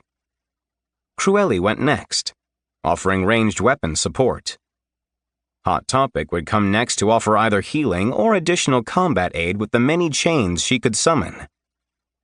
Edna would take the rear guard, ready with her 3 rings and her vicious paper attacks. All of them had minions they could summon in seconds. They probably wouldn't need them with this little temple run, but it was always wise to be prepared. Behind the altar, they found 2 staircases. Jester bopped down and came back up. The 2 staircases kiss. Just a little way down. It gets so chilly. She magicked up a thick fur coat that only covered her arms and about half of her abdomen. Her belly button piercing was still clearly visible. The rest of the raiders started their descent. The staircases were ornate but dilapidated. The walls were covered with a sheen of thin ice, and the steps were treacherously slick. It wasn't going to be getting any warmer. Even though steps were coated in black ice, Cruelli had no trouble navigating the descent. She had total control over her wheels. Also, she had heaters on her skates that melted the ice immediately. At one point, Shador had suggested ice skates, or even rollerblades, but that only made Cruelli sneer in open disgust. She was a roller derby archer, and that meant 4 wheels, stacked side by side. Edna had her notebook open and was reading something. She hopped from step to step without even paying attention. Below, they came to a long hallway flanked on either side by elegant statues of ice dragons. Of course, they weren't just statues. They were Winter Silver's frostbites. Jester let out a laugh. These guys are pretty chill, 'cause they're cold-blooded. Edna issued a dorky snort right on cue. She did love her wordplay. It was one of Edna's greatest weaknesses. You tried to make a joke, Jester, but if they were actual reptiles, they would be sluggish because of the extreme drop in temperature. Her other weakness was her incessant need to be right all the time. Then let's warm them up. Cruelli unleashed a wave of fire arrows into the yawning hallway. The frostbite shied away from the intense heat and immediately launched a counterattack. It was a fruitless effort. Those few who survived Cruelli's arrows were quickly dispatched in a flurry of forearm smashes and knees to the groin delivered by Luchador himself. Tentacles erupted from his wrist wraps to rip apart the reptiles. He grabbed one of the big lizards, twirled it through the air, and executed a beautiful piledriver, instantly breaking the monster's neck. Jester danced around, bopping the miniature ice dragons on the head with her painted mace.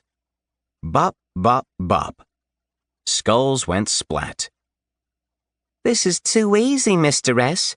I hope the lady of the house is tougher. Otherwise, Harder's going to be so bored. So bored, Hot Topic agreed morosely.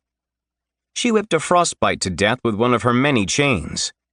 She caught another frostbite with a rusted meat hook, and quickly strung it up from the ceiling like a side of beef. Edna continued to read from her notebook.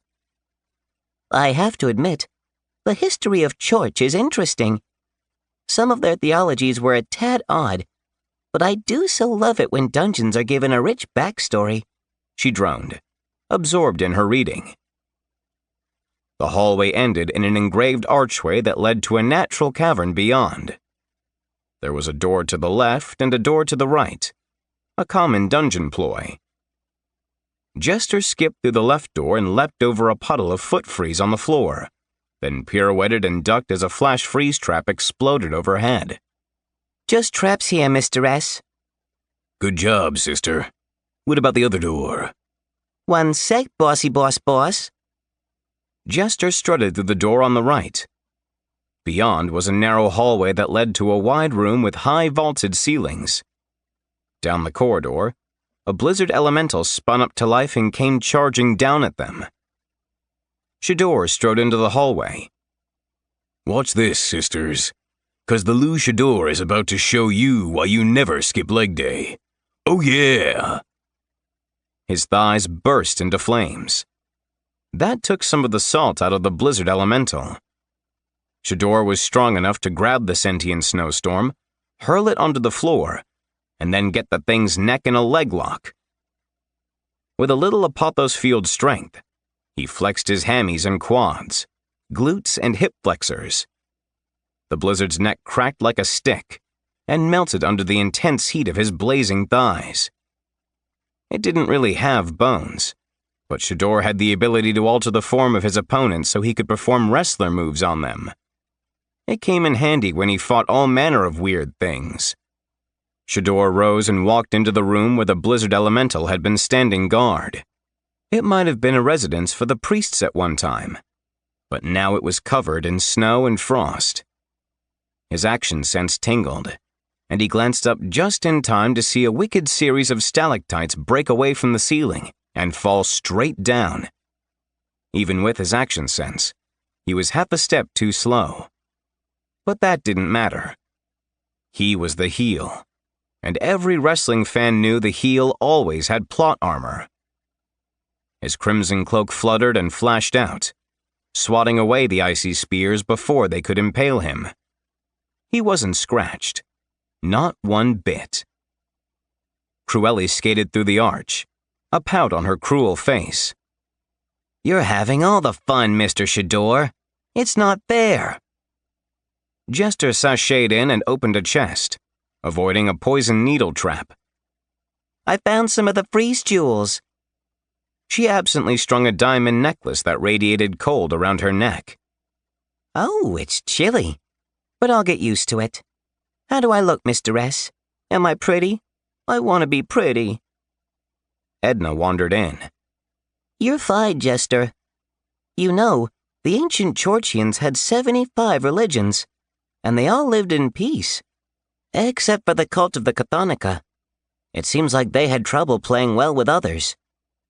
The sorceress wandered out, still absorbed in her literature. Let's get to the cavern. I don't want to spend all day here. But in the end, that is exactly what happened. They fought more blizzard elementals in another temple, and they tangled with avalanche golems in an underground cathedral that Shador thought for sure would be the inner sanctum. He had to admit it was a good fake-out. Winter Silver was pretty tough. The avalanche golems were almost a challenge. They came crashing through the windows and started throwing pews and rocks. It was at that point that Cruelli nearly bought the farm. Even though she was skating fast through the cathedral, she got hit by Snowblind and crashed into an ice psycho, one of the White Worm's minions, all dressed in priest garb. The ice psychos were berserkers made of ice-covered flesh. They fought with cold steel hooks that could punch through heavy armor or rend flesh with equal ease. Hot managed to restrain them with her chains, while Shador summoned his rabid fanlings to lend them a hand. They made the ice psychos look like reasonable gentlemen. Edna didn't help one bit. She spent every battle reading about Chthonic theology. Shador didn't try to get her to engage. He knew better. Shador wasn't afraid of much in the multiverse, but he was wary of Edna of the Three Rings. Hot healed Cruelli, who was already on the move again, skating and firing arrows with deadly accuracy. Each shaft was different. Fire, acid, explosions. Jester loved explosions. She blew a strand of dyed hair out of her face and watched, utterly enraptured at the speed and grace of the roller derby archer. Shador activated a canvas stomp, destroying one of the avalanche golems in the process. He grabbed another and put it into a sleeper hold. His trainer had said it was a submission hold, but Shador didn't wait for his opponent to submit. He broke the creature's neck with one great flex of his bicep. He let the golem drop, then turned his sights on the third golem. After a quick grapple, he had the monster in a textbook-perfect figure-4 leg lock. When he flexed his ankles, a bolt of lightning raced outward from his body, turning the creature into a puddle of warm tap water. He had to admit, smashing up a living avalanche was kinda fun. The cathedral eventually connected to an elaborate labyrinth, where there was more freezing fun waiting for them. Navigating the traps, riddles, and dead ends was a tedious process, but not an especially dangerous one. Not for Lou Shador and his glow brigade. Finally, the maze led to the inner sanctum, where his real prize awaited. Winter Silver Gracefreeze stood alone in a statue garden. There were actual statues of all the fallen dungeon cores and their minions that Shador had killed during the semi-finals. The statues were all either holding freeze jewels or wearing freeze jewelry. It was quite the treasure room. By the freezing hells of Odin's guest room, what are you doing? Winter Silver roared. This time around, she had pulled out all the stops. She was trying to hypnotize them with her hoarfrost gaze glaze. She was radiating so much cold that Shador and his glow brigade were covered in ice. If they had been lesser dungeoneers, their movements would have been slowed. But he'd come prepared. His entire team had divine charms of webwalking, granting them limited immunity from hindrance and slow spells. Winter Silver was twice her size because of her Sub-Zero Scales ability. She wrapped herself in layer after layer of ice, then compressed them down like diamonds. She threw back her head and roared, furiously beating her wings to create terrifying winds. That had some small effect. Edna had a single sheet of paper blown out of her magical notebook. She chased after it, looking quite perturbed. She had to use her inhaler again and wipe her nose. The huge white worm breathed out Arctic blast, berry-flavored, but Shador blocked that attack with his red cloak. Cruelli skated away, unhurt. Hot whipped her chains around her faster, faster, faster, dispelling the dragon breath attack. Edna merely retreated out of the range of fire, still reading. I got tired of the Chorchians, so I've been doing a little more research on Logan Murray. You'll never believe it, but he's from Urop. He's an American. From which state? Hot asked, quirking an eyebrow. Colorado. Where's that again? Edna frowned. It's in the middle of the continent. It's very dry there. My skin would not like it at all. And in the spring, the pine pollen wouldn't do my sinuses any favors. Focus, sisters, Shador growled. Oh yeah, the fight's almost over, but that's the most important time to keep your eye on the prize. Now get your heads in the game. I want 40% more Eye of the Tiger. Time to show this monster what Lou Shador and his Glow Brigade can do. Winter Silver shrieked and spun, her scaly tail whipping out like a battering ram. Hot swung away on the end of a chain, her oversized jeans billowing in the freezing breeze. Again, Edna took a few steps back, instinctively retreating out of range. Cruelli leapt over the tail a moment before it slammed into a statue, which promptly exploded in a hail of rocks, dirt, and ice. She rolled through the debris without missing a beat, an easy smirk tattooed across her face. She had her bow drawn, a fire arrow nocked, but she didn't shoot. Because Lou Shador wanted the kill for himself. That was the rule. That first taste of a Dungeon Core's cracked gem was always the sweetest, and it always belonged to him. Shador stood in front of the dragon, who was panting and breathing hard from the exertion. "What's your damage, Lou?" Winter Silver thundered, slowly backing away from the masked fighter. "We had a deal. I give you information, you take out the competition. You weren't supposed to come after me. That was never part of our arrangement." Shador floated into the air, his cape billowing dramatically behind him. Oh, I dare, sister. See, that was your mistake. To me, Dungeon Cores are food for the soul, a protein pump to get my soul swole on. You don't make deals with your food. And you were the one who made me strong enough to take you out. So in a way, this is on your own head, sister. Now get ready for the pain. He shot forward like an arrow made of muscle and spandex, and drove his fists into her neck. At the same time, his wrist-wrapped tentacles lashed out and encircled her throat. In seconds, Shador was behind her.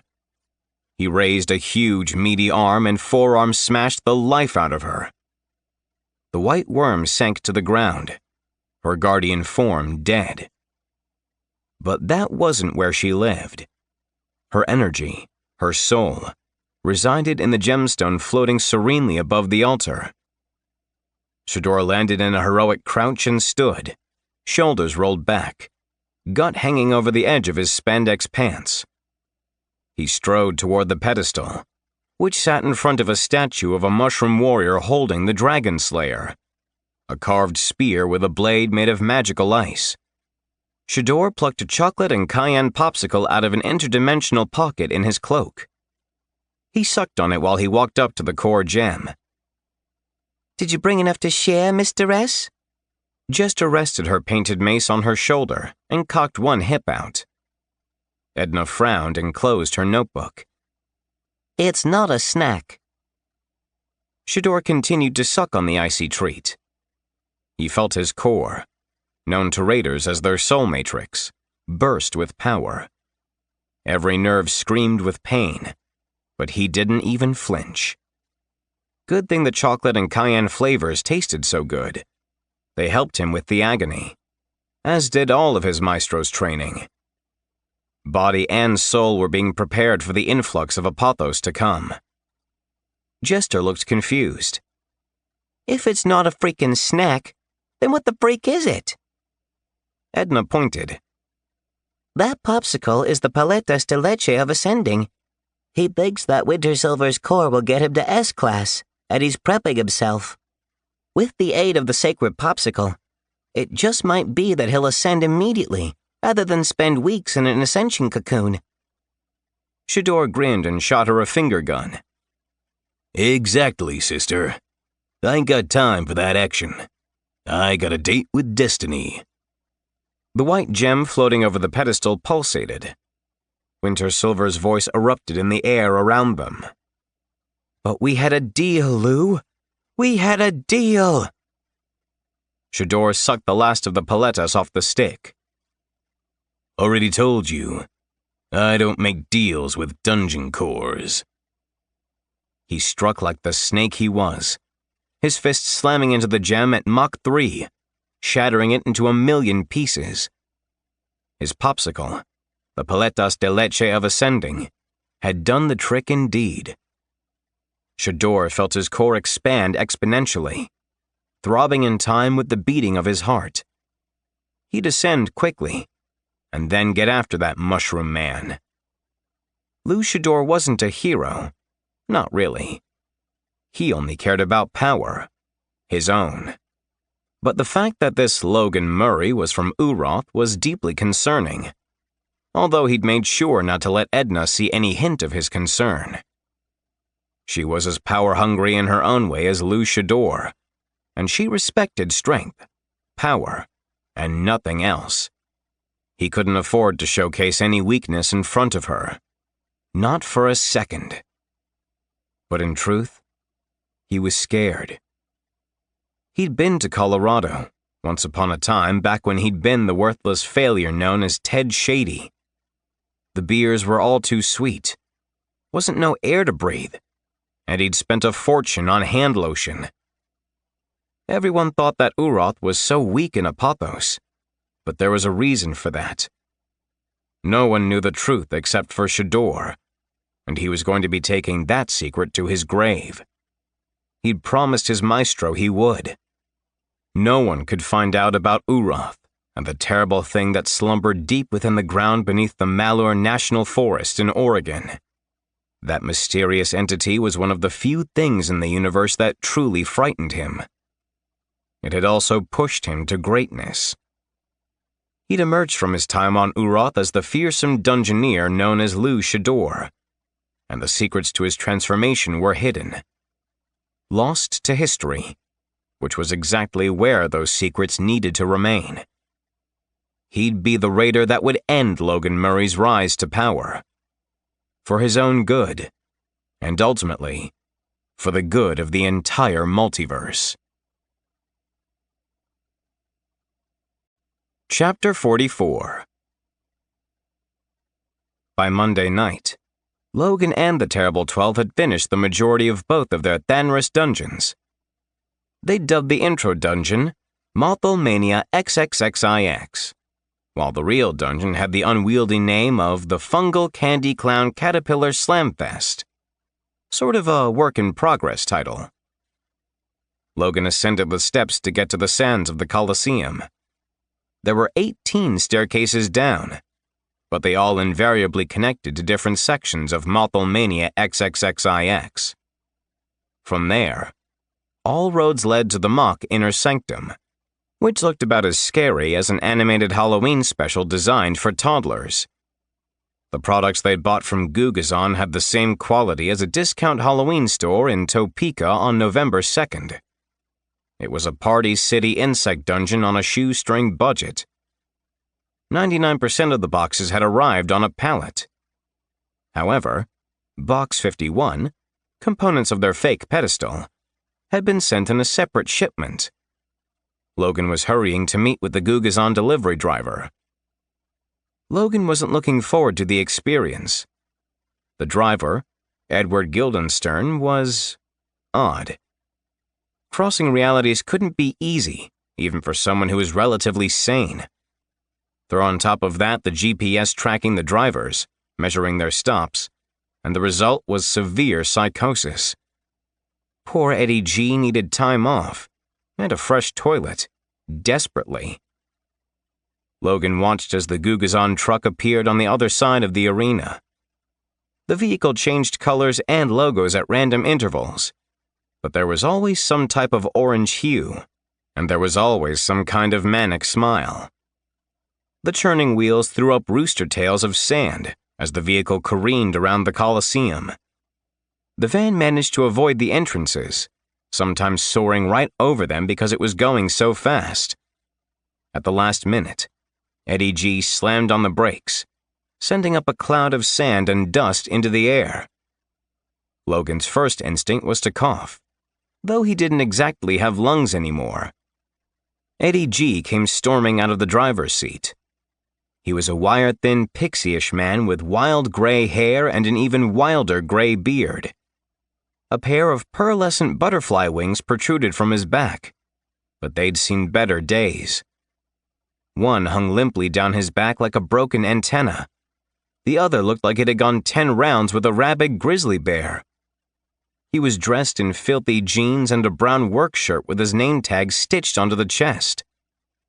He jogged around to the back of the ever-changing truck. For a second it was blue, with an orange logo, but then it turned orange with a green logo. The driver threw open the door, and several flies the size of eagles came buzzing out. A skeleton arm reached out, but the driver knocked it back with a wave of his hand. Eddie G seized a box and had to wrestle it away from neon green tentacles. The delivery guy slammed the door with his hip.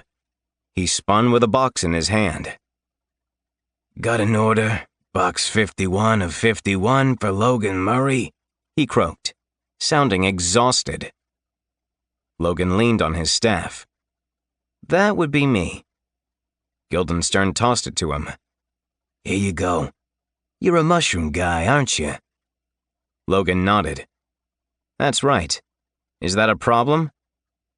"Not if you don't believe the Spore Lord conspiracies," the driver said with a shrug. "I have to run. Gugazon tracks me, man. Always tracking me. The warning bell is right, bud. Big Tech will destroy us all. That or the Spore Lords. Or maybe they're one and the same. Who knows? The warning bell, that's who." He charged back to his truck and took off with the engine screaming. He drove into the wall of the Coliseum and vanished. All things considered, that wasn't even in the top 10 strangest things Logan had seen since coming to Shadowcroft. Logan took the box down one of the many entrances and into one of the hallways that led to the central chamber. "Hey guys, the last package finally arrived." "Bring it to Mothomania XXXIX's Inner Sanctum," Inga sent. "We'll put the final touches on this atrocity and call it done." She wasn't wrong. The place really was a crime against properly designed dungeons. It was basically the steamy romance Harry Potter/Star Wars crossover fanfic of dungeons. The hallway Logan walked down had cheap paper spiders on springs dangling from the ceiling. One thing about Gugazon, they had the ultimate sticky tape. Logan went through a door with the Silence of the Lambs poster taped to the wood. There was the Death's Head plushie moth waiting on the other side, so it kinda fit. Although, for being called Mothomania, there were surprisingly few moths. Marco had come up with the name based on a bit of info from Logan, who'd been a bit of a Triple H fan growing up. Both Inga and Treacle insisted that Mothel wasn't a word, but Marco pointed out that it wasn't a dungeon, so it was okay. On the other side of the door, cheap plastic bats dropped from the ceiling connected by fishing line. Logan hurried through a room where crepe paper insects hung from twine. Ugh, twine. There weren't just insects and spiders. There were some bats as well. And some worms, a smiling mummy, and a few sad and deflated jack-o'-lantern balloons. There was one natural cavern room with styrofoam grave markers that had the normal dumb puns on them. Bury 'em deep. Guillotine. A tisket, a tasket. His head was in the basket. No escape. He always felt trapped. Here lies Uncle Ned. We found his body, but not his head. Is he dead? He's buried, so I sure hope so. Decomposing. Wife, mother, gardener. Here lies Gertrude Snell. Some thought she was sweet. Some thought she was swell. But we all know that when she died, she went straight to hell. Fluffy. Well, not anymore. On the walls of the graveyard cavern were your stereotypical ghost posters with ridiculously friendly specters, winking at the dungeoneers. They'd also added a few false walls in the cave, which contained some remote-controlled surprises. That cavern might give Luchador and his Glow Brigade some pause. That was the hope, at any rate. Logan traipsed through the graveyard cavern and down a wide staircase where Marco was putting the finishing touches on a trap. The big goat man had some big foam spheres and large pieces of plastic. The DIY giant centipedes would have pipe cleaner legs and mandibles made from plastic forks. Because why not? Inga had not wanted to buy plastic silverware. As a tableware scholar, she found the existence of disposable eating utensils shocking. But in the end, the price and convenience couldn't be beat. The plan was to put the homemade centipedes into a false ceiling. Treacle had spray-painted cardboard and then had wedged it into the cracks in the walls. It wasn't going to fool anyone. Even the greenest dungeon diver in the universe would see through their poorly concealed traps and shoddily constructed minions. Marco was grinning like a fool. I made 5 of these guys. I don't see how they're much different from Inga's bugs. I mean, mine look about as scary. He jiggled one at Logan. Logan sighed. That's really not true. I mean, the mandibles don't work. Like, they can't possibly hurt the raiders. That's your problem. Marco did more jiggling. You're always throwing facts in my face. The goat man air-quoted the word. More air quotes followed. And objective reality, and truth, whatever. Come and help me, buddy. You're lucky I'm patient. I'm so lucky, Logan said. Marco had been a little salty since Logan had ascended to A-class. Logan couldn't help but worry about his friend. He and Marco put the 5 centipedes on top of the 5 Gugazon boxes, then wedged the cardboard into place. As they were leaving, one section came loose, and a centipede toppled out onto them. A second later, though, 4 long fungal tentacles shot out of Logan's back and grabbed the flattened box. They wedged the cardboard back into place before reaching out to give Marco a hug, before they disappeared back into Logan's back. Marco's mouth fell open. Wait a minute. You have tentacles now? Not fair. I have tentacles. That's my whole shtick. No, Logan countered. You summon eldritch horrors that have tentacles. You basically just have a hat. And I would have showed you earlier, but you seemed more interested in getting a drink than in checking out all my upgrades. Inga's voice broke through. What are you two talking about? Treacle answered with a sigh. They're talking about Logan's new Haifa tentacles. Now that we have some time, I can send you some information on them. A second later, they were all bearing witness to Logan's new A-class fungal form ability. Haifa tentacles. Spawn 4 tentacles from your back that act as their own self-aware organism with but a single job: to have your back. They aren't sentient, but they do have a sense of humor. Mostly they are there to deflect incoming attacks, but they can wield crude weapons in a pinch. You can't actively control them, but you can enjoy their witty hijinks. Available at A-Class. Marco exploded with enthusiasm. I love witty hijinks. I'm wondering if I'll be better friends with your back tentacles than I am with you. What did Marco say? Inga asked. He's not using his telepathy. Why doesn't he like the telepathy? Because he likes being difficult, Logan sent.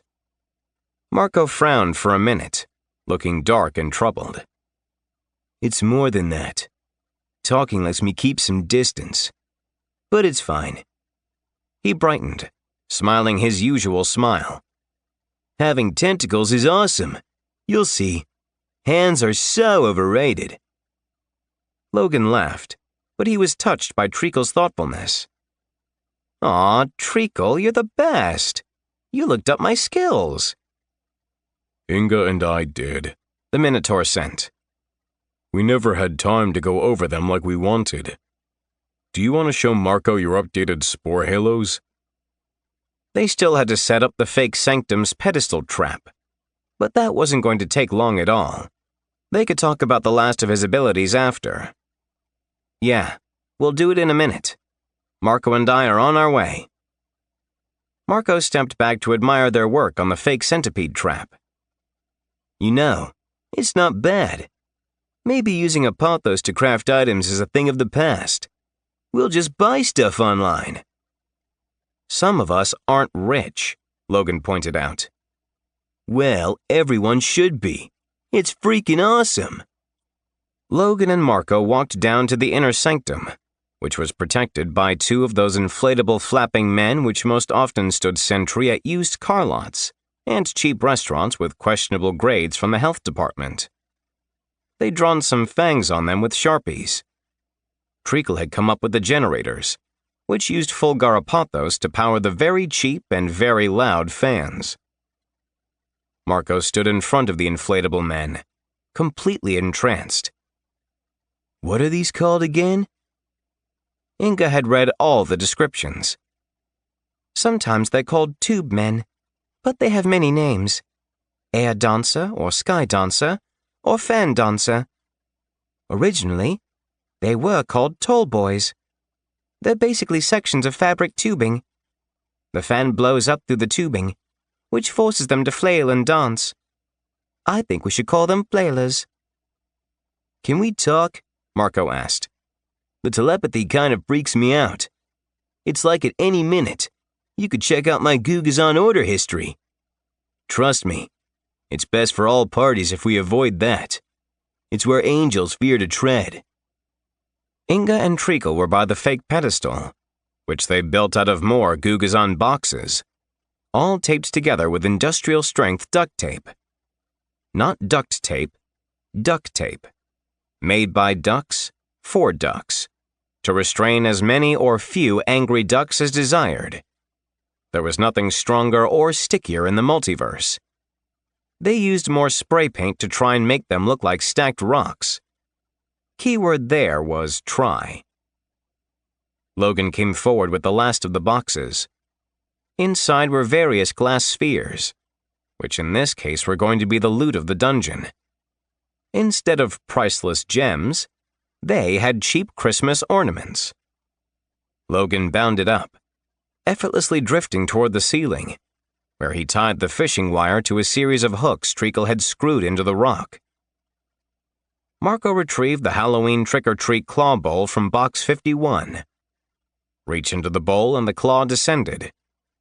It was tricky to get the ornaments between the bowl and the claw. Once they were done, though, they had a silly trap in an even sillier dungeon. Inga's antennae were pulled in tight. Should we include at least one real trap and monster in the Mothlemania XXXIX? Perhaps we could add a single lunar horror creation? Or more moths. We just don't have that many moths. Marco came and patted her shoulder. No way. This is the ultimate psychological weapon. They'll be looking for moths the entire time. They'll be so on edge that by the time they hit Treacle's sorting room, they'll be reckless. Then we'll get 'em. This is all just pretty bait for our pretty prey. I have to say, that Grand Jester lady is too cute. Inga frowned. She's completely evil. You can be evil and cute, Marco shot back. Take me, for example. Very handsome. And I'm so dark, baby. I bleed ink. I could bleed oil if I wanted, Treacle put in. That or syrup, depending on where they hit me. Also, I included a secret door that also leads to the sorting chamber. It won't matter if they use the stairs under the pedestal or the secret door. It matters to us, however, because resetting the claw bowl is a pain. Agreed, Logan said. No, I think we're ready. I think this is going to work. This luchador guy is facing us at our very best. We've never been tougher. They'd been working hard, but none of them were tired, because they'd saved up every bit of Apothos for basically 5 rooms. 5 levels of the fungal candy clown caterpillar slamfest, which in some ways used the logic of the very first dungeon that they'd designed together during their first-year finals. Like in that dungeon, Treacle's sorting chamber was going to be the key to their victory. Their guardian forms stood in the fake inner sanctum of Mothlemania XXXIX, but their core gems were circling around the real pedestal 5 levels down at the heart of the FCCC Slamfest. They could feel every inch of the ridiculousness they had created, so they would know if someone arrived near any of the entrances up in the Colosseum. They had some time. Logan shared some schematics. Okay, guys. Now that we have a little downtime, I'd like to go over my Spore Halo improvements.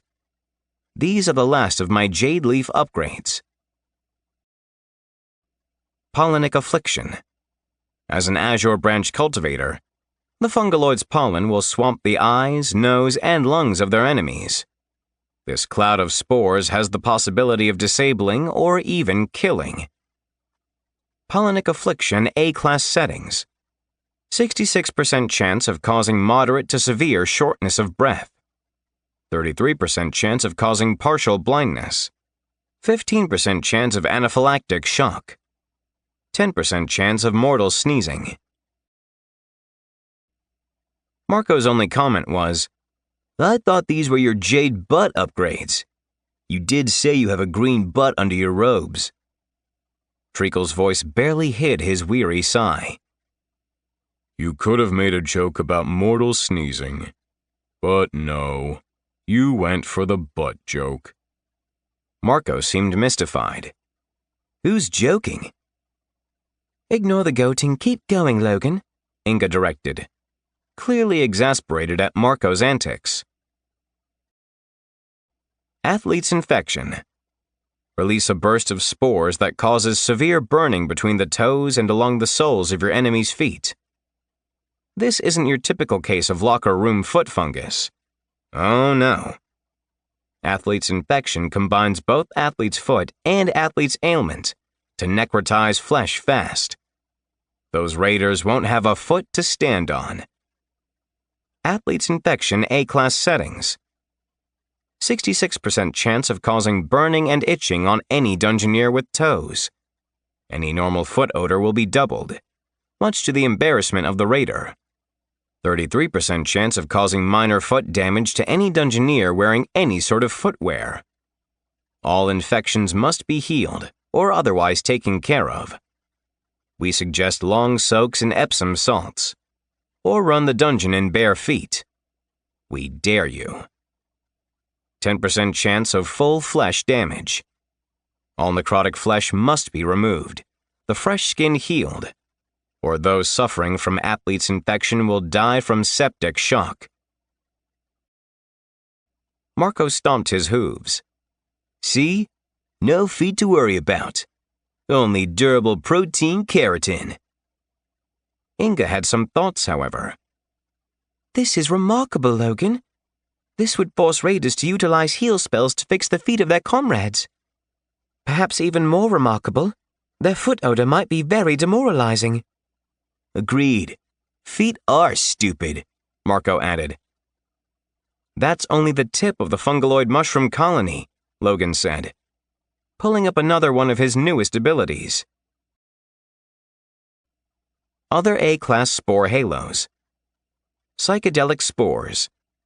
If inhaled, psychedelic spores can hijack the senses and sentience of unlucky dungeoneers, causing a variety of disturbing phenomena including the "dude, I can't stop looking at my hand" effect, or the "what does the color red sound like" phenomena. Psychedelic spores A-class settings. 66% chance of dizziness, disorientation, and minor loss of equilibrium. 33% chance of both visual and audio hallucinations of varying degrees of severity. Multiple targets affected. Each victim will experience their own personal nightmare. 15% chance of experiencing bad trip, which causes full-fledged terror to take hold of the target until the spores wear off. There is no fighting the effect. Only flight or freeze are options for those suffering from bad trip. Marco wrinkled his nose. What does it say about me that I'm basically dizzy and disoriented most of the time? I thought it was just the bathroom cleaner fumes. Are you poisoning me, Logan Murray? Logan laughed. Nope. I saved them for my enemies. Inga nodded. At S-Class, Logan might be able to control the hallucinations of those enemies. There's even been stories about fungal lords being able to create whole realities out of hallucinations. That would certainly explain how weird this reality is, Treacle said with a crunch of wheat and a sigh. Marco snapped his fingers. Get to the drugs, man. Get to the drugs. Logan got to the drugs. Narcotic spores. If inhaled, these spores cause creatures to experience a brief bout of euphoria, slowing their reaction time and making them far less inclined to aggressive action. In some cases, victims will lose all motivation to do anything but listen to music and talk about the latest conspiracy theory from Emmerich the Warning Bell Bellsman. Narcotic spores A-class settings. 66% chance of minor intoxication, including but not limited to slurred speech, the desire to operate large vehicles, the desire to make large life-altering decisions, dizziness, pacifism, and intense, groovy feelings. 33% chance of severe procrastination. Motivation will disappear. Victims will simply want to sit down to talk about the meaning of life, the nature of reality, or the fury of angry ducks. Conversations usually lead to a nice long nap. The nap might come first depending on a number of factors, narcolepsy being one of them. 15% chance of agaric addiction.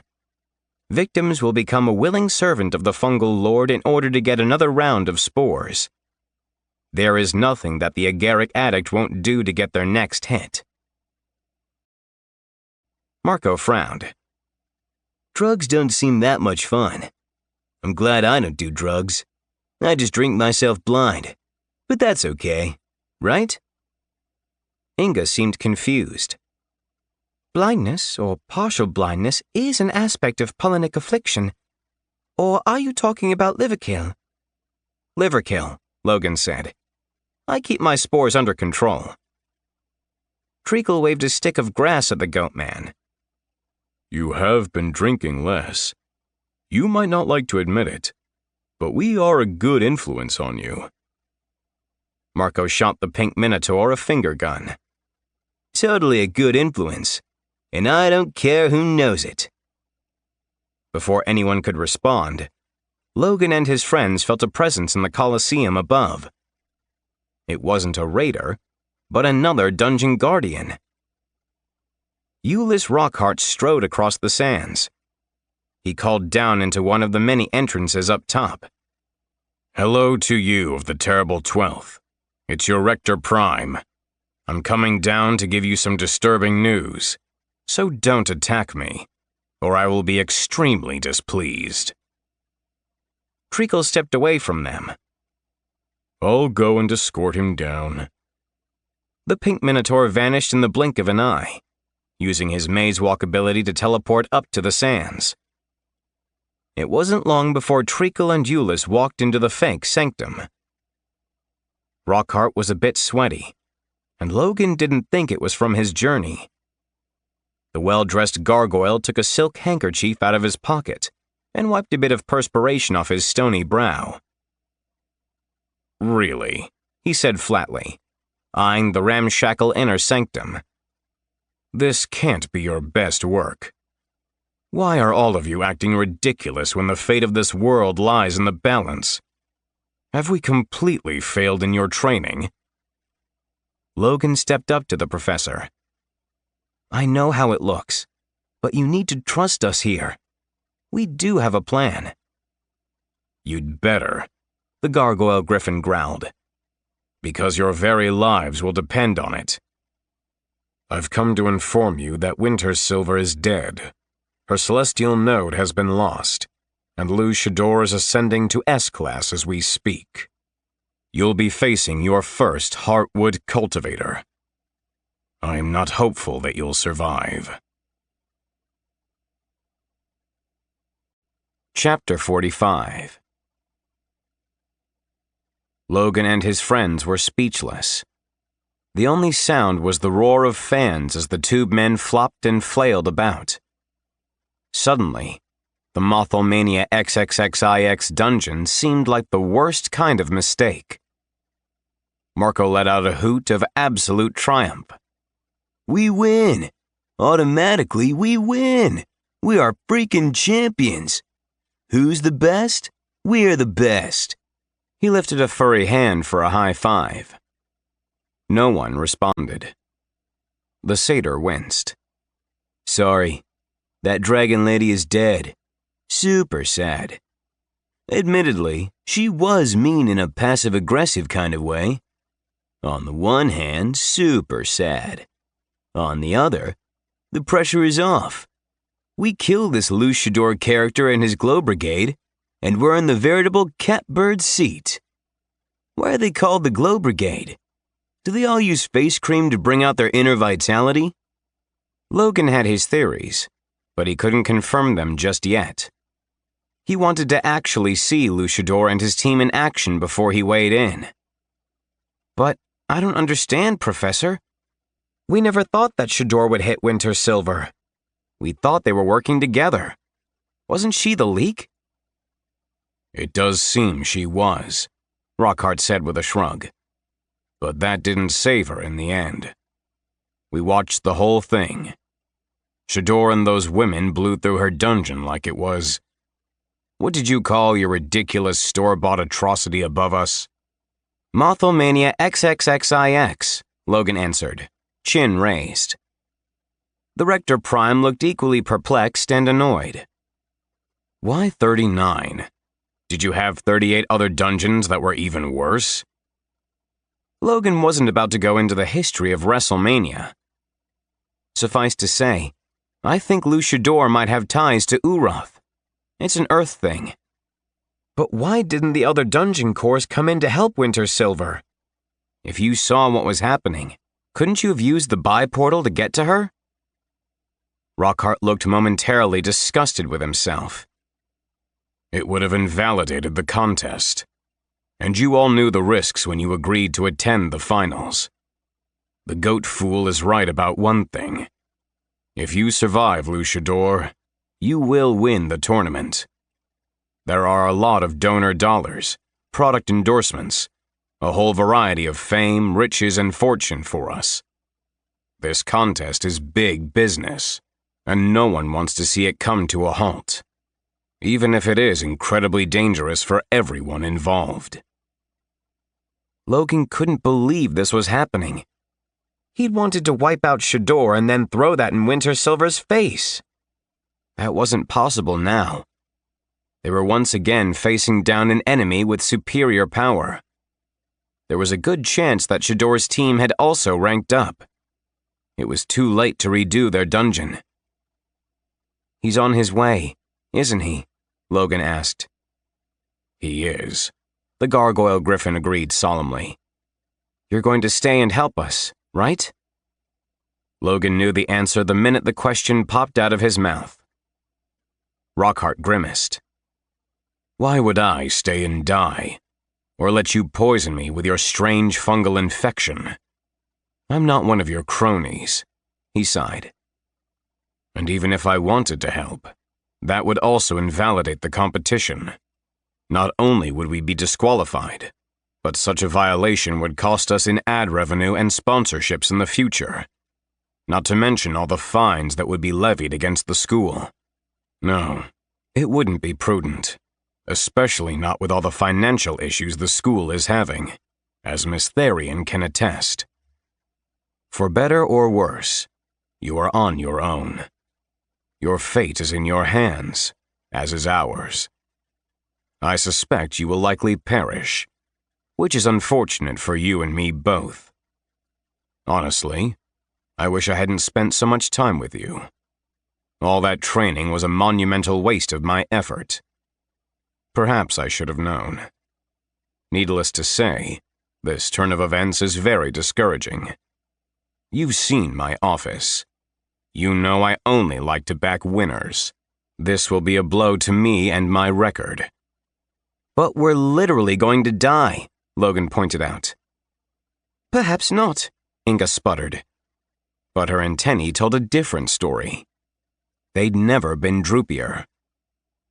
Treacle wasn't chewing, not his wheat sticks nor his cud. He stood there, blinking like a heifer in a rainstorm. Marco laughed. But now is the time for Skip to come to the rescue, right? You'd hang us out to dry, Euless, but not our friend and absentee headmaster, Skip Shadowcroft. If we're dead, we can't do wonderful things. Rockhart shook his head.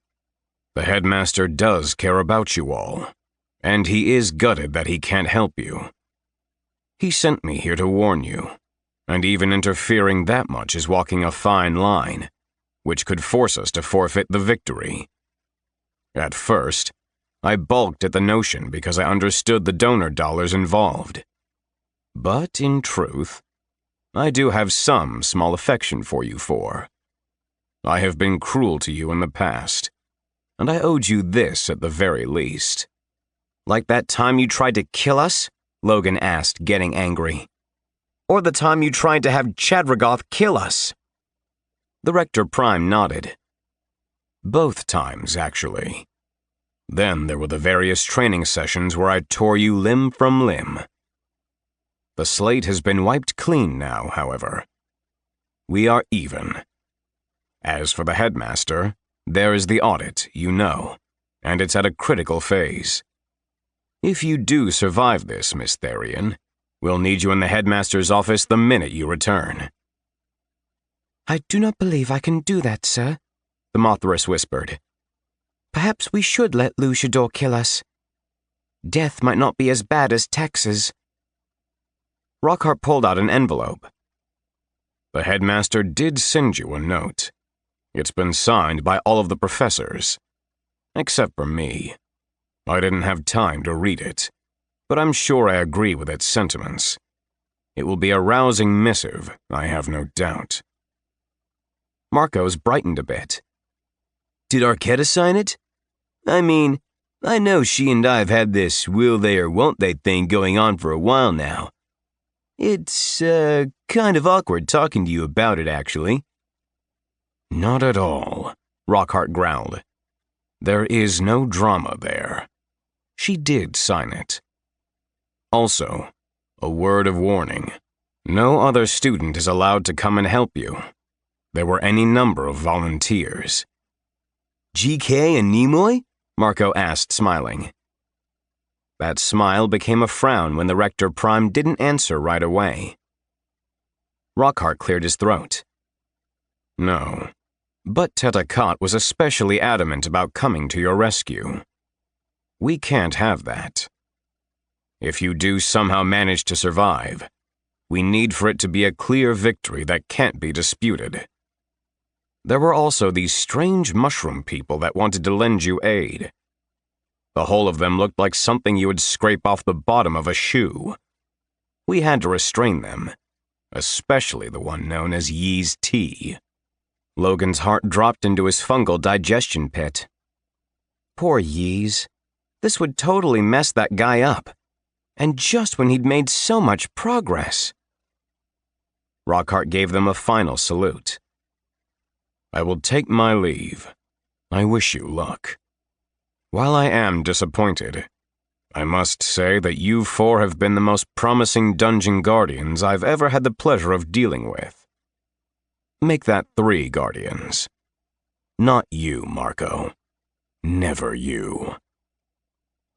The gargoyle griffin turned and walked past the dancing tube men and into the trapped stairwell. When the DIY centipedes fell on him, he cursed, but kept right on walking. Logan couldn't suppress the bitter laughter that bubbled up. Even at the end, Rockhart believes in survival of the fittest. Well, There's no way we're winning this. Logan went over and regarded the claw bowl. It seemed like the essence of dumb at this point. You guys should go. There's no reason for all of us to die. I have my mycotic shambles now. I'll front-load the top level, and then I'll be down there, ringside, to protect the pedestal. I'll release the symbiotic bond. No one said anything for a long time. Finally, Marco broke the tense silence with a loud exhale. Instead of talking, he used their telepathy. Rockhart is just upset that I was only a few months from stealing Arquetta from him. One thing we gotta do before this Shador character shows up is reset the centipede trap. I spent a lot of time working on it. At least 5 minutes. Didn't you hear? Logan asked. It's over. You three need to go. Now. Before it's too late. I can't ask you all to die for me. Especially when our chances of winning are so close to 0. Marco chuckled and offered him a sly grin. You've got to lay off the demon fingers, bro. We're not going anywhere. Never. Inga had a little smile on her face. Treacle stamped a candy cane-striped hoof and spouted haiku. One common spirit. Friendship forged in the fires of adversity. Our esprit de corps. He paused. It's bad haiku, but it conveys my feelings. I will not leave you. Not any of you. Are you guys sure? Logan asked. Fungaloid brow furrowed. Ingo waved away his question. We might live in a multiverse, with an infinite number of worlds and possibilities, but there is no reality in which we have left you here. We are the terrible 12th. Now hush and read the note. I want to know if Bart signed it. This time, she didn't correct herself and say Professor Neckbat. Logan opened the envelope and unfolded the thick parchment. Dear Logan Murray and the brave Dungeon Guardians of the Terrible 12th, we have never been prouder of you. We have never had more faith in you. While you live, you can do wonderful things. All 4 of you, with the exception of Inga Thozetherian, who has always been superior, have overcome a legion of difficulties. This is but one more. You will win. You will make the Shadowcroft Academy of Dungeons proud. We will celebrate your victory and the end of the year in style. And yes, you will all live to graduate next year. You have our utmost respect and our absolute faith. Sincerely, Skip Shadowcroft and all of the faculty, staff, and students. It was signed by everyone, except for Rockhart, Jimmy McMarty, and Lady LCL. That wasn't surprising. Of course, the biggest signature of all was Professor Suresh the Merciful, omniscient and omnipotent. Inga was radiant. Bart did sign it. Professor Bartholomew Neckbat's signature was small and very formal, like the Birdman himself. Logan teared up a bit, until he saw what was written underneath Professor J.J. Kobold's name. All this drama is really going to help me renegotiate the residuals for Threat Level Scarlet. Thanks for helping out with the screenplay. Logan had to shake his head. Why wasn't he surprised that Kobold's first name was J.J.? The Fungaloid tried to roll up and fold the signature parchment, but he'd always been terrible at origami. Inga helped out. The note was a very sweet gesture. However, I'm wondering why Marco switched to telepathy. All eyes turned to the satyr. Marco looked a bit sheepish for being a goat man. I wasn't kidding when I said I have commitment issues. After Logan said our bond was going to be permanent, I kind of freaked out. The idea of being tied down. It all just felt so permanent. And it was moving so fast and everyone else was so excited about it. Except me, but I didn't want to bring anyone down. I just needed some space to sort of process, you know? But now I know that this is right. It feels right. You three are the best friends I've ever had. By the drunken god's bad liver, we're more than friends. We're family. GK and Nimoy might not be here to die with you all, but I certainly am. Inga gave the satyr a big hug, then stepped back and held him at arm's length. I do not believe we are doomed. I do have questions about our strategy, but I don't think defeating Shador is impossible, even if he has ascended. But we need to be smart, and we need to decide right now whether or not we abandon our initial plan. Logan didn't think so, but before he could answer, Treacle took out a fresh stick of wrapped wheat. No, he sent after a long pause. Lou Shador's ascension will only help us. He'll waltz through Mothelmania XXXIX and think we're idiots. By the time he hits the sorting chamber, it'll be too late. As long as he stays overconfident, I think our plan will still come together. He's tough, but we are tougher. Bring it in, Marco said. He stuck out a furry hand. We're going to do that sports thing where we put our hands together. We're going to use our new powers, and we're going to win this. I'm wearing a jaunty beret. How can we lose? Logan loved his friends. They all put their hand on Marco's. Then they all shouted, "Esprit de corps!" This was going to be the fight of their lives. But they weren't dead yet. A second later, a new presence joined them in the fake sanctum. Logan smelled Axe body spray and a faint whiff of sulfur. Demonic hooves crunched on the bare stone. A familiar, handsome blue face smiled at them. It was Chadragoth Nobleblade, though he'd undergone some dramatic changes since the last time they'd seen him. Spiky, pearl-white armor, crafted from gleaming bone, covered his muscled frame. A blue halo of fire hung suspended between his curved horns, while more ghostly blue light leaked between the crevices of his formidable armor. His wings were made of shadow, and he radiated an aura of darkness that seemed to rebuke the presence of the light. Chadragoth had gone away a plucky, fresh-faced Abyss Lord, and come back as a seasoned, ascended Torment Lord. Don't suppose you all have room for one more? He asked, a grin stretching across a mouth filled with too many fangs.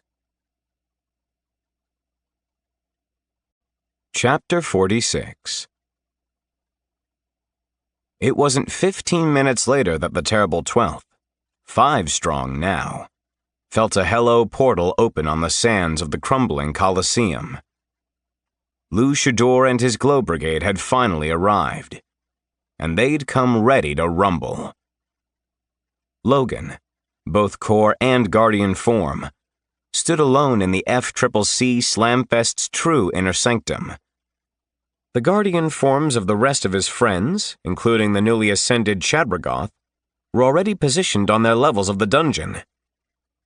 Even with Chadragoth, they were likely outmatched and outgunned. But their odds were now better than hopeless. Logan was more than a little surprised that the Abyss Lord had emerged from his rocky cocoon in time to participate. But according to Chadragoth, the timing was no accident. It was a godsend. After stepping aside to let Logan compete in the tournament, Chadragoth had experienced a genuine spiritual revelation. He'd realized the purpose of serving as a guardian form was just that: to be of service. To be of service to the school, to his friends, and most importantly of all, to the tree of souls that sustained the multiverse. While swaddled away in his cocoon, he'd meditated on that singular truth, connecting with the tree in a way that let him experience the vastness of reality. As his consciousness spread outward, touching the edges of creation, he'd finally gained the perspective necessary to overcome his own self-doubt and deeply rooted insecurities. Lou Shador's ascension had changed all that. While communing with the Tree of Souls, Chadragoth had felt a ripple go out, like a boulder tossed into the endless, still waters of a peaceful lake. But then the ripple morphed into something else, something worse. It wasn't a stone thrown carelessly into a pond. No, it was a spark igniting an unstoppable wildfire. Lou Shador was an existential danger to the universe itself, but also to Logan and the Terrible Twelfth. Although Chadragoth had been hesitant to leave the peaceful embrace of the cocoon, he knew his job was to serve. And so, he emerged. It was a beautiful story. Marco wept openly as the newly evolved Ascended Torment Lord spoke. Logan appreciated the sacrifice and the sentiment, but the one thing he couldn't understand was why Chadragoth was being allowed to help them. He'd previously bonded with Tatakat, yet she hadn't been given a pass to lend them aid. So why Chadragoth? Rockhart, and a good portion of Shadowcroft's faculty, hadn't wanted the Demon Lord to get involved, but strictly speaking, they couldn't stop him. It seemed Chadragoth's involvement was a bit of a gray area. Chadragoth had originally qualified to participate in the tournament. There were no rules expressly stating that he couldn't continue his involvement in the process. Yes, he'd stepped aside to let Logan compete, but his name was still technically listed on the roster of backup tournament candidates. Chadragoth couldn't form his own dungeon. However, since he'd previously bonded with Logan the year before, that demonstrated a pattern of behavior that could arguably justify his inclusion in the final event. Honestly, it was a brilliant and elegant bit of legal jujitsu that Shadowcroft himself had devised and submitted to the board of the Department of Universal Dungeon Efficiency. The department would have to examine the case and issue a ruling.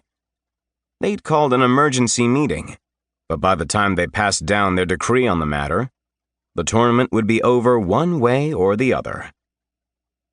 Logan pushed thoughts of Chadragoth and the bureaucratic red tape that had saved their butts to the back of his mind. Right now, he needed focus. Lou Shador was the most dangerous threat they'd faced by far, and his Glow Brigade was not to be underestimated. "Okay, team.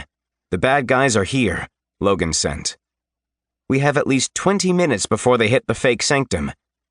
It's going to be longer, though, because they don't know that they're not in a real dungeon." "It is a real dungeon," Marco protested. "My centipede trap is going to scare them to death. Glad I reset it." The satyr then switched gears. "Just putting the final touches on the clown level of our FCCC Slam Fest. And we can't be the Terrible 12th anymore because we have a member from outside our cohort. How about the Quaint Quint?" Chadragoth responded immediately. "I'm trying to keep an open mind when it comes to idiots, morons, and ne'er-do-wells. However, bro, if you insist on the Quaint Quint, I will leave. How about the Friendly Five?" "We're not exactly being friendly," Inga sent from her level of the Slamfest. "We are actively trying to murder the people coming into our elaborate death trap." Treacle's grunts came over loud and clear. "Murder is such an ugly word. We're not killing them. We're defending our dungeon. If they happen to get in the way, then that's on them." Treacle was at the top level, directly below the sorting chamber. "5 of them, 5 of us. This will certainly be interesting. I suppose we could be the fearsome 5. Or is that too on the nose?" They went back and forth, but Logan didn't offer any suggestions. Possible names included the Freaky 5, Five-Finger Hate Punch, a handful of horrors, the Curious Quintuplets, Logan's Lackeys, which no one liked at all, and Chadragoth's Cheeseheads, which didn't even make sense, but the alliteration was good at least. Eventually, Logan was able to tune them out. especially once he caught his first glance of Luchador in the flesh. He couldn't believe what he was seeing. For the first time, the Dungeoneer had the cowl of his cloak flung back. His face was covered by a luchador mask, and he was eating one of those Mexican popsicles. He was a paunchy wrestler, kinda hairy, with a definite muffin top hanging over the sides of his brightly colored spandex leotard. His wrists were taped. His wrestling boots were pristine white. He was literally a luchador wrestler. It had been there in front of their faces the entire time. This had to be a joke. There was no way this was the S-Class Dungeoneer coming to destroy them. Except, Logan could feel the energy radiating off the man, and there was no mistaking or denying his power. Cruelli de Kill was their roller derby archer in heavy armor, except she wore a very 21st century crash helmet. Take away the dungeoneering trappings, and she could have been a woman at your local derby arena in San Francisco. The Grand Jester was obviously a bad medieval Harley Quinn cosplay, just throwing a huge mace painted in her signature colors, while Hot Topic could have been a 20-year-old mall crawler. Such big jeans. Jinko jeans for sure. So many chains, and enough emo makeup to black out the sun. The real mystery was Edna of the Three Rings.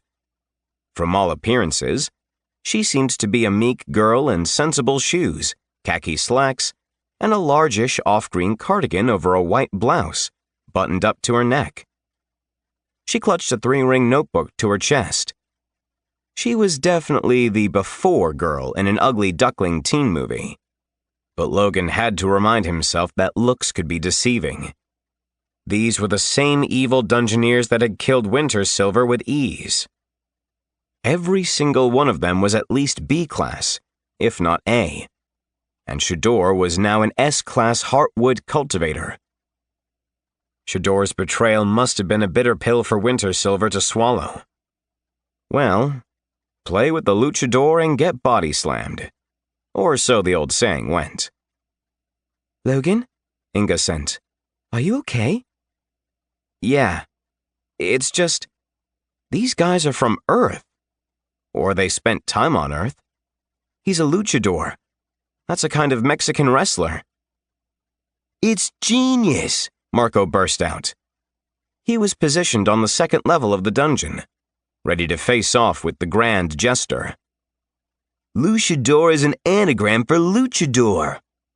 Not genius, Treacle sent. Not an anagram. It's a homophone.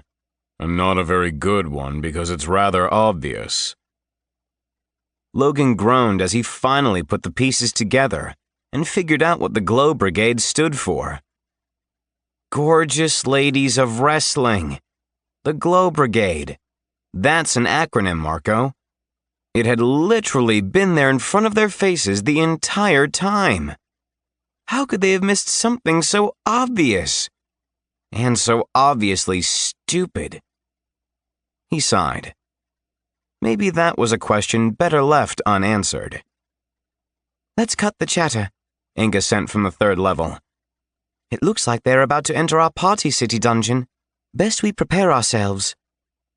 If things went well in the sorting chamber, Inga would fight Edna of the Three Rings in a battle of schoolgirl versus schoolgirl. Agreed. Chadragoth was on the fourth level. Let's protect the Tree of Souls with peace, love, and most importantly, violence. He'd be facing Hot Topic. Who better to fight a goth than a demon? Logan was surprised that the Torment Lord hadn't insisted on protecting the Inner Sanctum itself. That was Logan's job, though he was hopeful that by the end, he wouldn't have to fight Luchador alone. In direct combat, even with his A-class abilities, he wasn't as powerful as the others. With Chadragoth, they had 2 Jade Leaf Cultivator cores. They had a chance, especially since they were going up against Mr. Muffin Top and his gorgeous ladies of wrestling. Logan watched as knockoff Harley Quinn bopped down one set of stairs before waltzing over to another.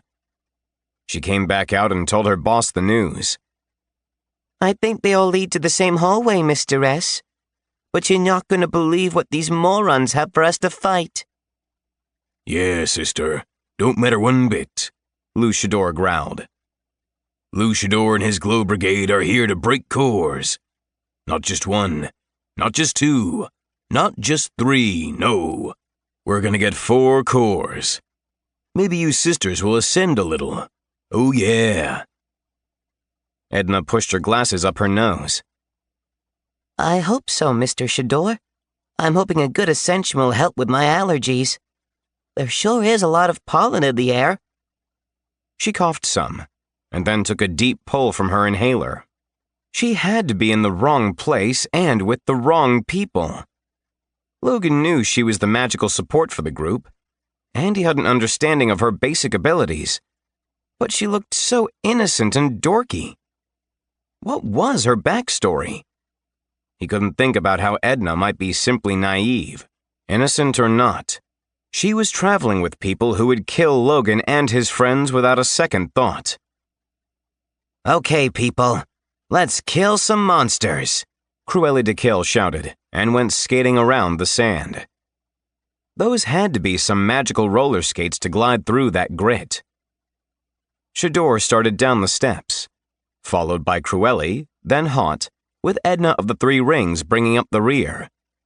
She seemed to be reading from her notebook. When Shador came to the hallway full of paper spiders, he frowned. Those ain't real bugs. This smells like a trap.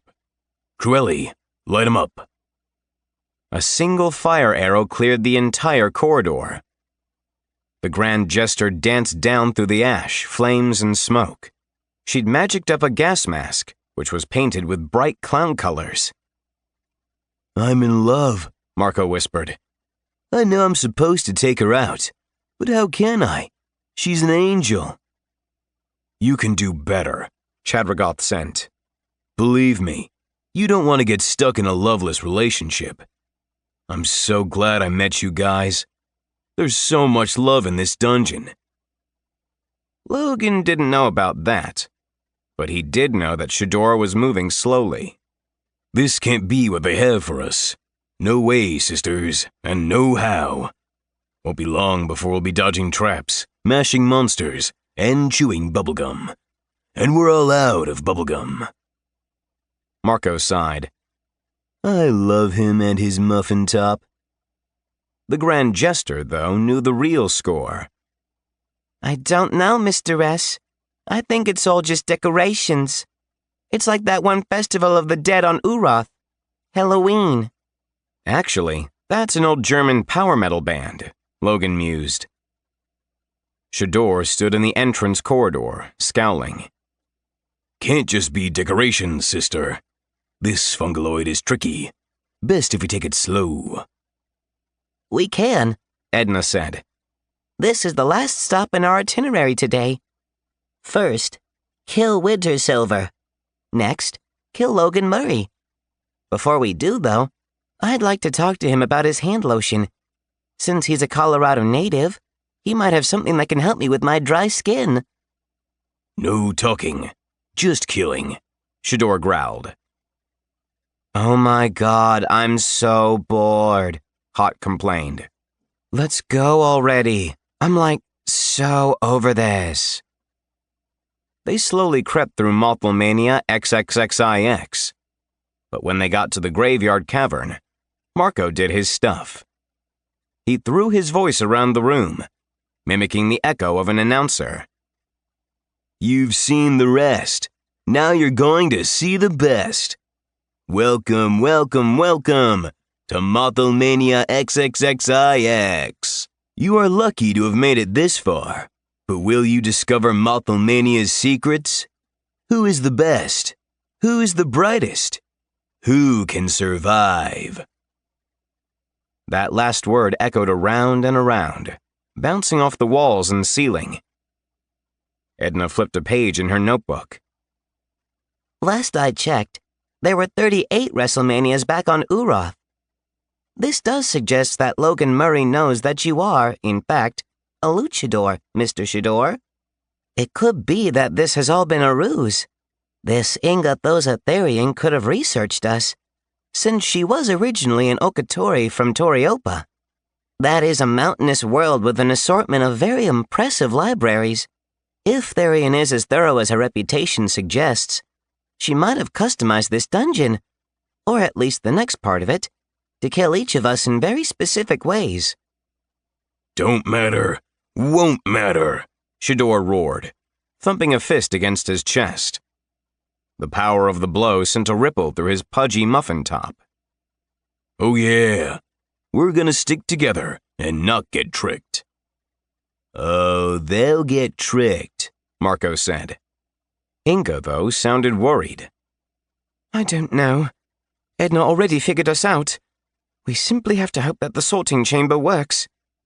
If it doesn't, we could be in real trouble.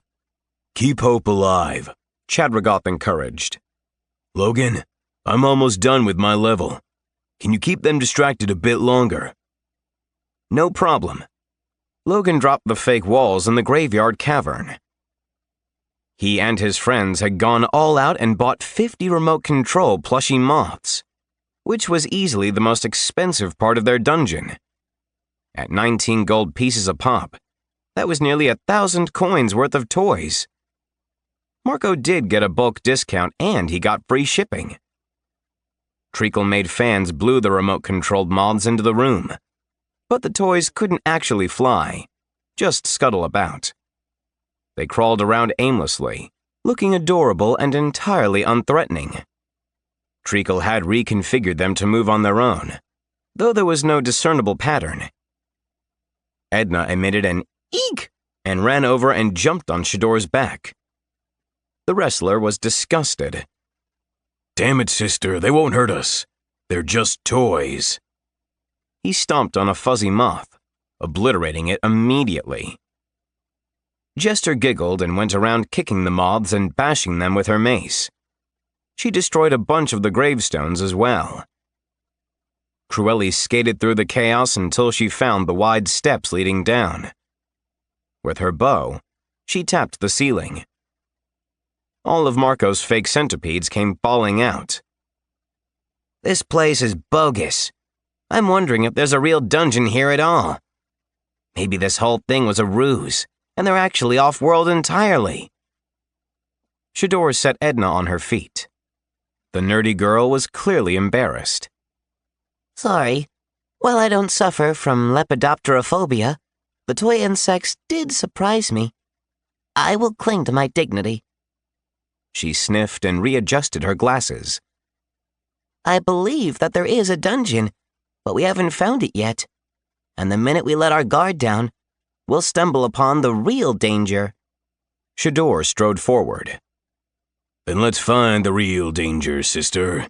'Cause I'm losing my patience with this dumb place. I ain't gonna take it slow no more. That would be a mistake, Edna said in a sing-song voice. Shador grinned. If I've made one mistake, I've made two. He reached into his cloak and pulled out another popsicle. In the fake sanctum, Shador ripped apart a tube man with a single hand. Cruelli rolled in and destroyed the other with a fire arrow. This is garbage. The Grand Jester skipped and twirled through the room, took a look at the claw bowl and Christmas ornaments, and then lifted the pedestal a bit to see the spiral staircase drilling down into the earth like a corkscrew. The claw immediately activated and mashed the ornaments down into the bowl. A mechanical voice intoned, Happy Halloween. Jester rolled her eyes and went right to the place in the wall hiding the secret door. Ha, Mr. S. There's a metal staircase under the pedestal, but we ought to probably not go that way, since that's what the monsties want. There's a secret door that might be fun. Shador lost control and drove a foot into the Gugazon boxes. The claw bowl went flying. Any surviving ornaments crashed onto the floor. A piece of duct tape clung to his boot heel, and he ripped it off with a snarl. But when he saw the staircase, He smiled. Let's get to the real fun now, 'cause I'm with Hot Topic. This is boring. So boring, their big-jeaned healer agreed. Let's take the secret passageway, shall we? Because that ladder feels like such a trap. I wish, Jester spouted. No traps are anywhere, but I'm gonna find one. Wait, Shador roared. Too late. Jester danced over and was halfway down the spiral staircase that lay under the ruined pedestal. Shador and the rest of the party followed. Treacle sounded nervous. This is it. The sorting chamber. Either the staircase or the secret passageway would work. Logan had to smile. The sorting chamber was also known as the tailgate room. He sent out a message. It's gonna work. The design is perfect. We just need to be ready when it does, because that's when things are going to get interesting. Jester emerged from the spiral staircase in a bigger room than the others, and she faced a whole room full of Marco's mannequins. They were arranged in an eerie, motionless tableau. A few were barbecuing. Others sat on folding chairs next to coolers. More were perched on the tailgates of trucks, like they were outside Mile High Stadium, and it was the middle of Bronco season. Jester tilted her head and wrinkled her nose. Hey, what's going on here? Edna adjusted her glasses. This appears to be the first real room of the dungeon. If I'm not mistaken, this was crafted by the satyr. Half man, half goat, all idiot. Still, I would proceed with extreme caution, for these mannequins might not be as inert as they seem. Good, Shador yelled. That means I'll finally get to fight something, sister. Oh yeah, my action sense is going off, but I don't freaking care. What's the use of being a heartwood cultivator if you can't do what you want when you want? Man, I love that guy, Marco said with a sigh. It was time to trigger the trap. Like they'd predicted, Shador didn't truly care what happened next, as long as he got to rumble. Logan started things off. Edna's standing on the trap door. Let's grab her first. Maybe we can talk some sense into her. Treacle activated the first trap. The floor dropped open underneath the nerdy girl's feet like a yawning mouth, and she went sliding down a slick tube. At the same time, Treacle threw a lever and the entire room lurched and tilted to a 65-degree angle. Cruelli went sliding backward and right into a swiveling wall, which whisked her down one level to face Treacle. Ever the lucky one, Jester leapt onto a truck to keep from falling. That's when Marco's mannequins sprang to life. They swarmed her en masse and pulled her into the truck, which didn't have seats. The interior was just one massive chute that would transport her to Marco's level. Treacle had one last surprise to offer. The eyes can deceive, the Minotaur said, his words booming through the chamber. The floor, a trap most wicked. Time to meet your end. It was runic haiku at its finest. At first, the idea behind runic haiku had seemed absurd to Logan. But once Treacle explained it, he saw it for the pure genius it was. The caster inscribed a complex series of interconnected runes, almost like lines of code creating a basic program. And each rune was, in turn, then connected to a spoken syllable. When activated, all of the individual runes worked together to unleash a powerful chain of magical effects, which were far greater than the sum of their individual parts. But it was important that the spell wasn't accidentally activated before its appointed time by an ill-timed word from a careless tongue. The solution? The runes were daisy-chained together, linked, hence the haiku. The short poem acted as a quick, easy-to-remember spoken spell trigger that no one would accidentally recite. The entire room rumbled and bucked, and jagged golden runes swam through the air. A heartbeat later, the floor dissolved into nothing but a fine, choking powder. Meanwhile, all of the objects scattered throughout the room, the trucks, the barbecues, the chairs, the coolers, and all the mannequins, floated in mid-air thanks to Marco's gravitatious clownosity. The floor twisted into a descending stone tunnel that should have dropped Shador into an enormous underground digestion pit, filled with razor-tipped spikes and enough acid to eat through an M1 Abrams tank. Logan didn't expect the digestion pit to kill Luchador. He was an S-class cultivator, but the hope was that it would keep him busy for just long enough for the others to separate and defeat the rest of the Glow Brigade.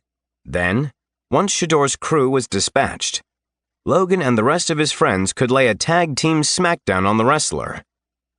Unfortunately, that didn't happen. Shador's wrist-wrapped tentacles lashed out like striking whips and latched onto one of the big side mirrors jutting off the truck, saving him from tumbling down. He hung there for a long moment, suspended in midair. Marco had planned for that. The heads of his mannequins started exploding, popping off and filling the room with smoke and debris. Shador was almost knocked loose, but at the last minute, he whisked off his cloak and threw it underneath him. It hung there, suspended, like a flying carpet. Nice trap, brothers and sisters, but you're dealing with an S-class hombre. Let's see what's down a level. Shador then dropped down into his cloak. He vanished and appeared on Treacle's level, where Cruelli DeKale would soon be rolling out to meet him. "You're on, Treacle," Logan sent. "Wish me luck," the Minotaur sent. "Do you all remember your trigger haiku?" As if I could ever forget, Marco yelled. And don't worry, if things get dire, you have my crazy clown posse ready to back you up. Logan couldn't help but be excited to see the CCP in action. And he'd actually be able to watch some of the action for a change, because unlike the others, he was the only Guardian without a Raider to face. Chapter 47. Since Marco was busy squaring off against the Grand Jester on the 3rd level, Logan took over announcing responsibilities. A wired microphone descended from the ceiling far above, lost in the fluorescent lights. In his best Mean Gene Okerlund voice, he shouted into the microphone clutched in his 4-fingered fungal hand. "Welcome, welcome, welcome to the first ever, the inaugural, the unforgettable, the Fungal Candy Clown Caterpillar Slam Fest." Logan waited in a wrestling ring complete with ropes, turnbuckles, and a canvas floor. The pedestal of the dungeon, a small folding card table, stood in the middle of the ring, with 5 gems twirling above it in a slow circle. The wrestling ring was on the bottom level at the center of an arena, which took inspiration from the ruined Colosseum above. It was structured to look like pretty much every sports stadium Logan had ever visited, with a few notable exceptions. Many, but not all of the seats were empty, and the enormous concrete hallways were bursting at the seams with monsters, traps, and other dungeony fun. Edna had been right all along. Each of the outer levels of the stadium were themed and painstakingly designed to deal with a specific raider.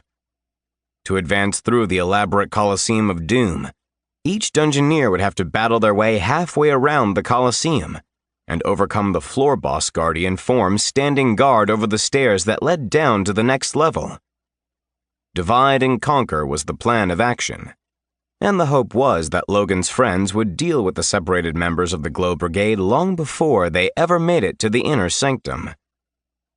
At the very top was Treacle's Candy Punk Roller Rink of Madness, a mismatch of candy, diabolical steampunk mechanization, and a 1997 neon-illuminated roller rink. The floor motto? Welcome to Hell on Wheels. In the arena, a full wall of Jumbotron screens blinked to life, showcasing snippets of the action for all to see. Treacle, thanks to Professor Kobold's film appreciation class, had really become adept at using the video crystals, and he'd even managed to hardwire the video feed into the biportal network, so the images were being broadcast far and wide across the cosmos. There was a 2-minute delay built into the external broadcast, just to make sure the images couldn't somehow be used to help Luchador and his teammates. At this very moment, Treacle, Inga, Marco, and Chadragoth were already using every trick in the playbook to take down the raiders. Logan's job was to offer backup support. He had mushroom minions scattered throughout each level of the dungeon, and thanks to his brain caps, he could manually take control of any mob located within the dungeon.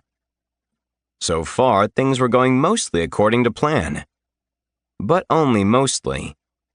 Unfortunately, Luchador had managed to avoid Logan's industrial-sized digestion pit, and was now on the first level with Cruelli to kill.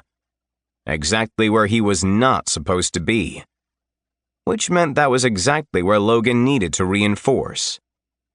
Cruelli to kill rolled out of the slide backwards, but gracefully spun around, an arrow already knocked on her bow. She screeched to a stop next to Shador, who stood there gripping his cloak, shocked into immobility. The entire top level had polished wood floors, sloped like a roller derby rink. The walls were covered in swirls of fluffy pink cotton candy. It looked like a sugar cloud had descended from heaven, except those fluffy tangles concealed some deadly surprises. A wide array of nasty, serrated candy hooks would catch any skater that got too close to the walls. Meanwhile, the polished floorboards were studded with trapped compartments that hid razor-sharp candy spikes and whirling, oversized candy saw blades. There were several exits that led into a neon-bright arcade, lined with a variety of food stalls, all stocked with sweet treats and sugary goodies. But the exploding chiclets and the pop rock caltrops were also on sale. On each level, there was a digestion pit in the bathrooms, which sparkled thanks to Marco's diligence.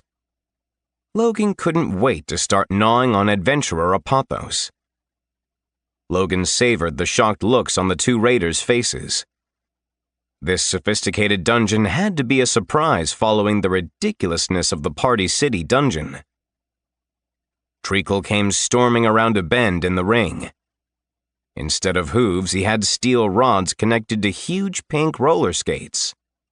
He'd turned his right arm into a jawbreaker machine gun. His black duster flapped behind him like a superhero's cape as he skated forward, horns lowered. His goggles were firmly in place as he roared toward Cruelli and Shador, standing together, mouths agape. Treacle wasn't alone. With him were dozens of his candy punk calflings, on skates, with taffy cannons, jawbreaker machine guns, long pink spears, or candy-striped battle axes. Their wheels thundered like war drums against the wood floorboards. Cruelli's shock seemed to melt away, and she just smiled. Do you really think you can out-derby girl me, huh? I'm the queen of the skate. Heck, I come with my own team built in. She grabbed arrow after arrow, firing them into the air. At first, Logan thought they were going to be flame arrows or the explosive arrows he'd seen before. Nope. Shadowy figures took shape, each holding an arrow of their own. There were 24 of them, each a perfect shadow replica of Cruelli. Not only was she an archer and a ranger, but she was also a summoner. Then the action was on. Arrows and jawbreakers rained down as the two sides exchanged fire. Shador burst out laughing. Finally found the fight. Good. He reattached his cloak with nimble fingers.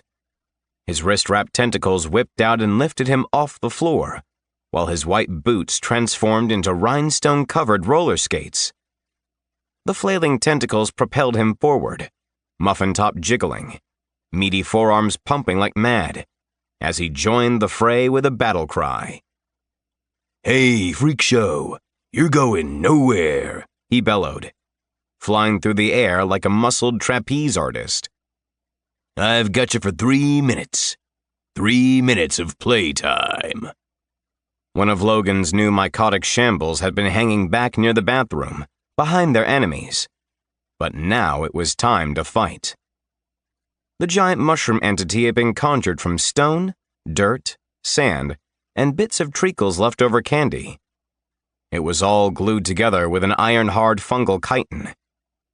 It looked like the swamp thing rolled in sugar and mixed with bread mold. Brain-capped mushrooms dusted its misshapen head and shoulders, and Treacle had outfitted the gigantic bruiser with roller skates of his own. Good thing Logan had once had a crush on Debbie Jacobson Middle School, because he'd spent a ton of time at Skate City, practicing to Backstreet Boys, Hanson, and 98 Degrees. He'd also become ridiculously good at the Big Buck Hunter Pro arcade game. All that practice served him well as he raced forward, looking to shoulder check Shador and Cruelli right in their backsides. Already, the battle was something to behold. Calflings died in a hail of exploding arrows. Shadow derby girls had their wheels tangled in taffy. Held in place, they were battered and bludgeoned to bits by jawbreaker bullets. A few of the shadow roller women found themselves skewered on the candy cane hooks, or impaled by spikes that exploded upward from the floor. One truly unfortunate shadow lay on the ground, missing an arm and leg, cleanly severed by a buzzing saw blade. Treacle had his cavity smasher out, a big round candy morning star studded with Hershey's Kiss spikes. Wreathed in electricity, it was a single-shot kill weapon for the Shadow Girls. A shadow skater edged too close to one of Logan's sunflower pods, and it ignited in a gaseous blast, killing her immediately. Other derby girls strayed too close to one of the food stalls, and the whole thing ignited, splashing the polished wood floor in front of it with caltrops that took down other skaters. But for every shadow derby girl they destroyed, Cruelli just brought another to life with a magical arrow. It seemed she had a hard cap at 24, but she could seemingly spawn endless replacements so long as she didn't go past that number. Logan waded into the fight, lashing out with fists that were crafted from huge slabs of solid rock. He punched down one shadow girl and then hip-checked another, sending her into a hook. She sagged there, dead as a doornail. But Logan wasn't going to mess around with the cannon fodder. He needed to focus on taking out the cannons. He skated up behind Shador and took a swing with his stone club fist. Shador's cloak shoved Logan away, saving his master's life. It was a very Doctor Strange moment. Shador himself pirouetted on his roller skates with surprising ease, then latched onto a wall hook with a wrapped tentacle and propelled himself toward Logan like a rocket. The wrestler grinned. No, brother. Lou Shador ain't going down like that. His forearm smashed Logan's mycotic shamble square in the chest. The single blow landed like a battering ram of pure force, and flames raced out on contact, chewing through the fungal colony animating the behemoth creature. The shamble crumpled a second later, dead before it hit the floor. It was a devastating blow that showcased just how powerful Lou Shador really was. The deadly attack forced Logan out of the minion and back into his guardian form standing in the ring next to the card table pedestal. The Jumbotron showed him Treacle, who had shed his black duster. Skating at breakneck speed, the Minotaur raised his voice above the fray. A gnome not at home. The bull with a belly full. The power of friends. Glimmering runes appeared all across his furry pink body. Magical armor chinked into place, chunk, chunk, chunk, matching the sigils. In seconds, he was a candy-coated bull man with both arms flinging jawbreakers. But Cruelli was uncannily quick. She dodged every jawbreaker, moving with unnatural speed and agility, almost too quick for the eye to catch. She leapt over downed calflings and peppered Treacle's armor with every kind of arrow she possessed.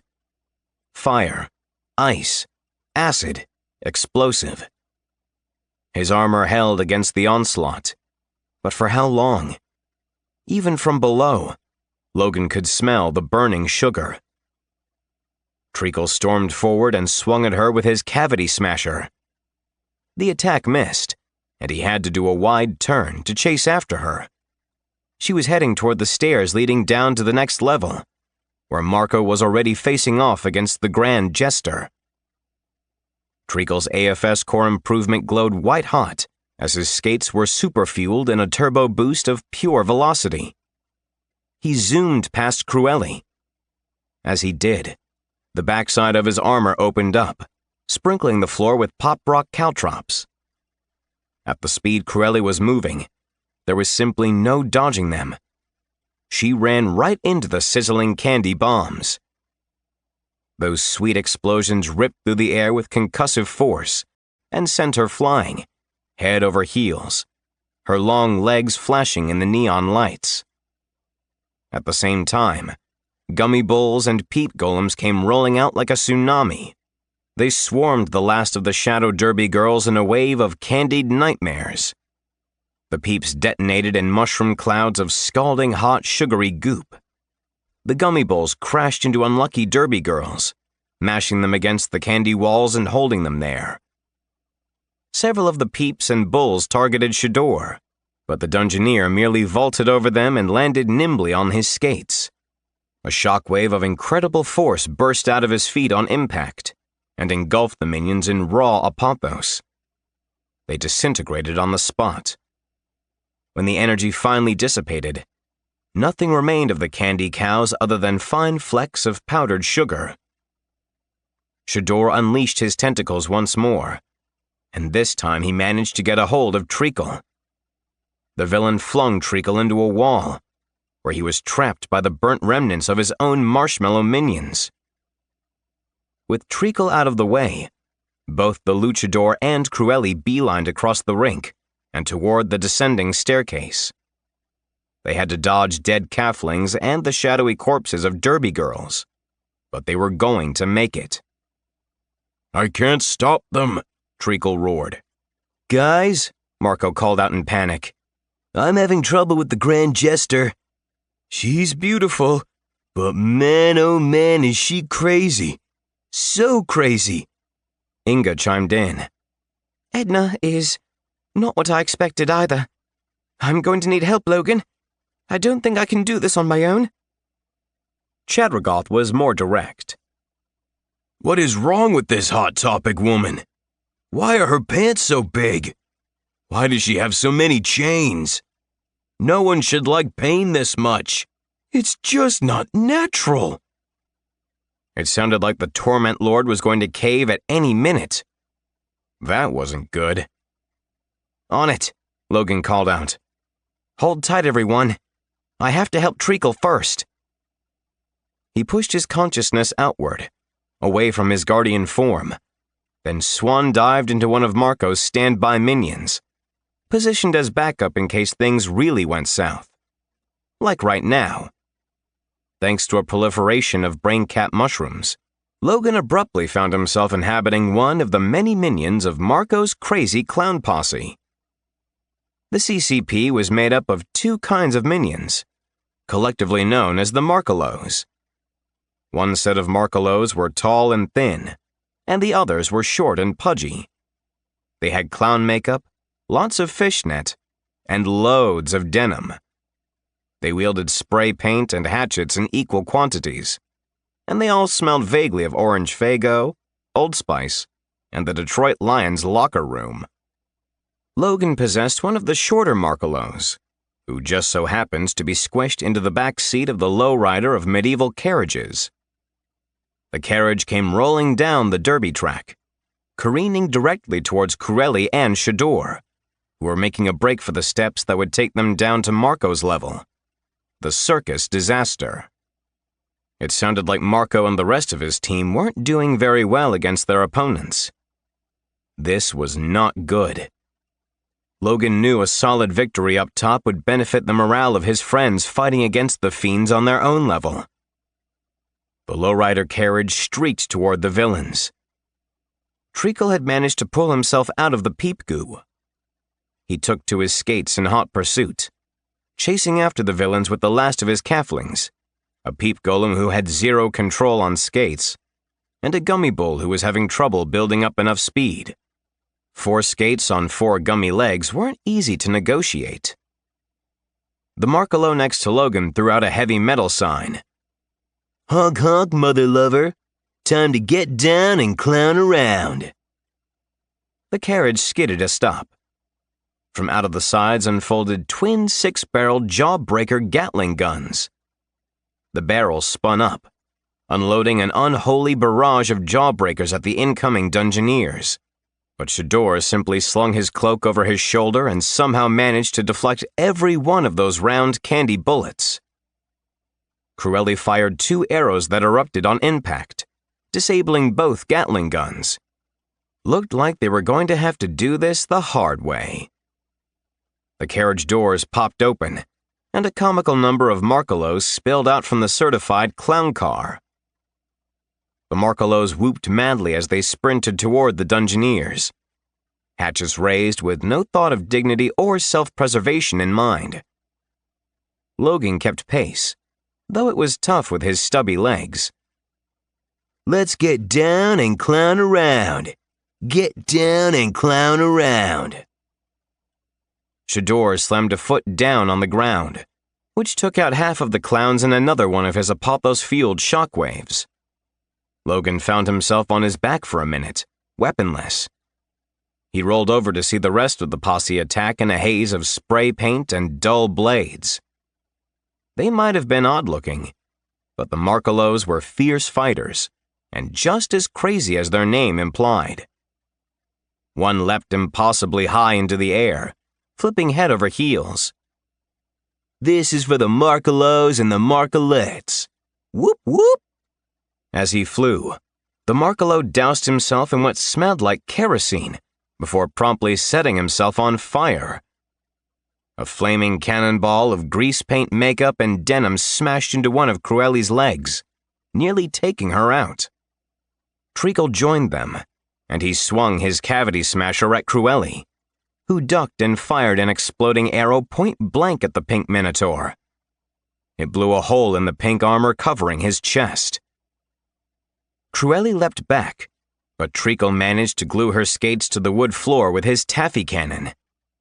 The Minotaur hurled a handful of exploding chiclets directly into her smug face.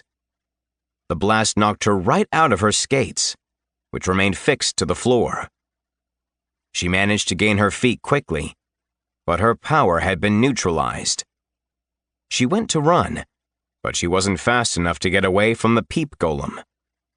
The sugar-coated menace sideswiped her, wrapping huge molten arms around her in an unbreakable bear hug. She screamed as marshmallow goo burned her skin. Now that she was immobilized, the Markalos were only emboldened.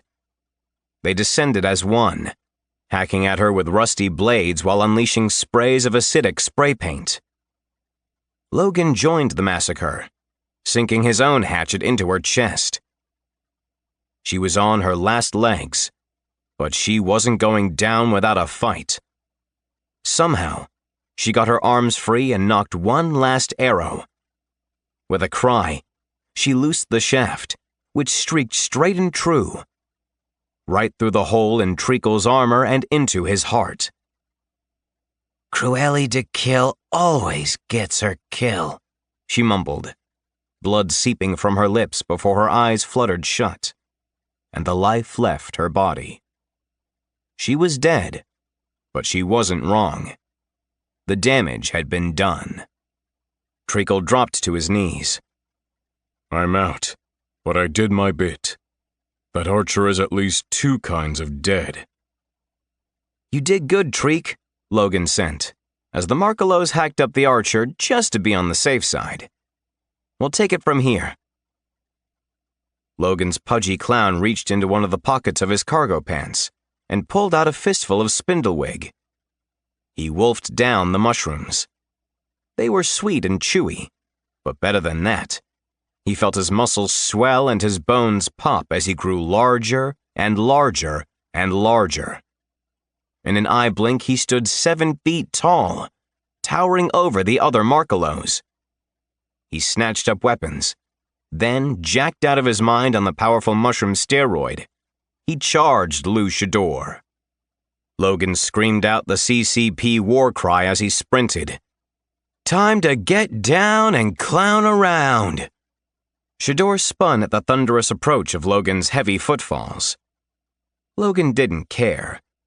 He leapt into the air with a can of black spray paint in one hand and a hatchet in the other. He sprayed the luchador in the face and then tried to chop Shador's collarbone into kindling. The hatchet connected, but bounced off the hairy flesh as though the blade were made of rubber. As for the spray paint, that mask was magical. The acid had no effect. Shador's wrist-wrapped tentacles wrapped around Logan and body slammed him onto the floor. The wrestler brought his foot down once more, this time onto Logan's throat. Power rushed out from the masked wrestler's boot, blowing the remaining Markelos into pieces and exploding Logan's head in the process. With the last whiff of resistance eliminated, Shador slowly skated to the stairwell, turned off his heels, and sped down the steps in his white boots. Guys, Marco shouted, panicked. I think I've met someone crazier than me. I did not think this would ever be a bad thing. I need some assistance, and I mean pronto. I'm coming, Marco. Logan found himself back in his guardian form with his curry boo-boos in the seats around the ring. He motioned to them. Okay, little guys, you know what to do. Logan didn't stay in his guardian form for long. His friends were in trouble, and that was about to go double for Marco, now that Lou Shador had made it to the 2nd level. Logan pushed his thoughts out, questing for the next minion to inhabit. He found just the right body, then took off at a sprint. It was time to show this Harley Quinn knockoff who the real boss was. Chapter 48. Marco's level, the circus disaster, was exactly what it sounded like. A circus nestled inside the concrete hallways of the Colosseum. The food stalls, though, weren't so different than normal arena cuisine, and the aroma of hamburgers, hot dogs, Polish sausages, pizza, and nachos was heavenly. Of course, everything smelled so good because of Marco's summoned feast skills. His faceless mannequins manned the food booths, but the dummy fun didn't end there. All across the level were cages filled with weird mannequin-faced animals. A plastic zebra with a mannequin face. A lion made of plaster wearing a mannequin mask. A trained sea lion with a vacant, haunting expression that would surely fuel Logan's nightmares for years to come. That kind of thing. Above the stalls and cages were an assortment of trapeze. Trapezes everywhere. Thousands of them. Which was an impressive feat all on its own. Unfortunately, the trapeze maze had turned out to be a terrible idea. Marco had originally designed them so that bomb-hurling mannequin monkeys could attack from the air. But it turned out that the Grand Jester was a former high flyer and could navigate the things even better than Marco's faceless carnival chimps. Logan watched as she swung from one to another, hurling hilariously oversized cartoon bombs. A pile of chimp corpses lay below. They were dead. All of them.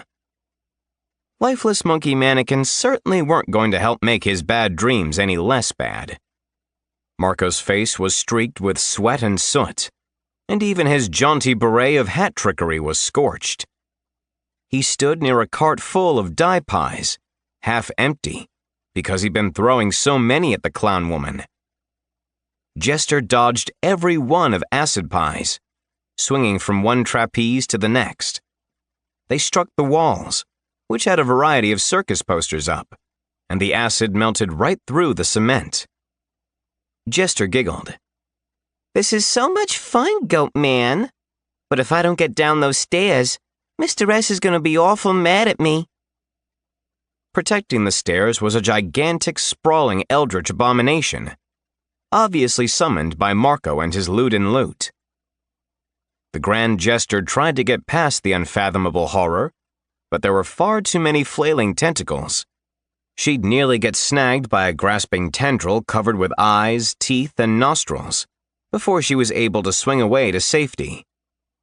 A pie sailed toward her, but she executed a perfect backflip, neatly dodging the pie and landing perfectly with another bar lodged behind her knees. It was kind of amazing to watch. Logan burst out of a food stall as a destroying angel, a tall, thin, androgynous mushroom made of midnight mycology. The creature had a high-peaked mushroom cap and 6 fingers instead of 4. That was a lot of fingers, but the destroying angels needed all those digits to throw their unholy mortarbolts. The other great thing about the destroying angels was that they had access to all of Logan's spore halos. One of the cages contained 3 giant centipedes, Inga specials, coated in treacle candy armor, that burst forth from the cage. Logan's angel rode one like a multi-legged pink surfboard across the destroyed concrete floor, scattered with hay, pie debris, and bomb fragments.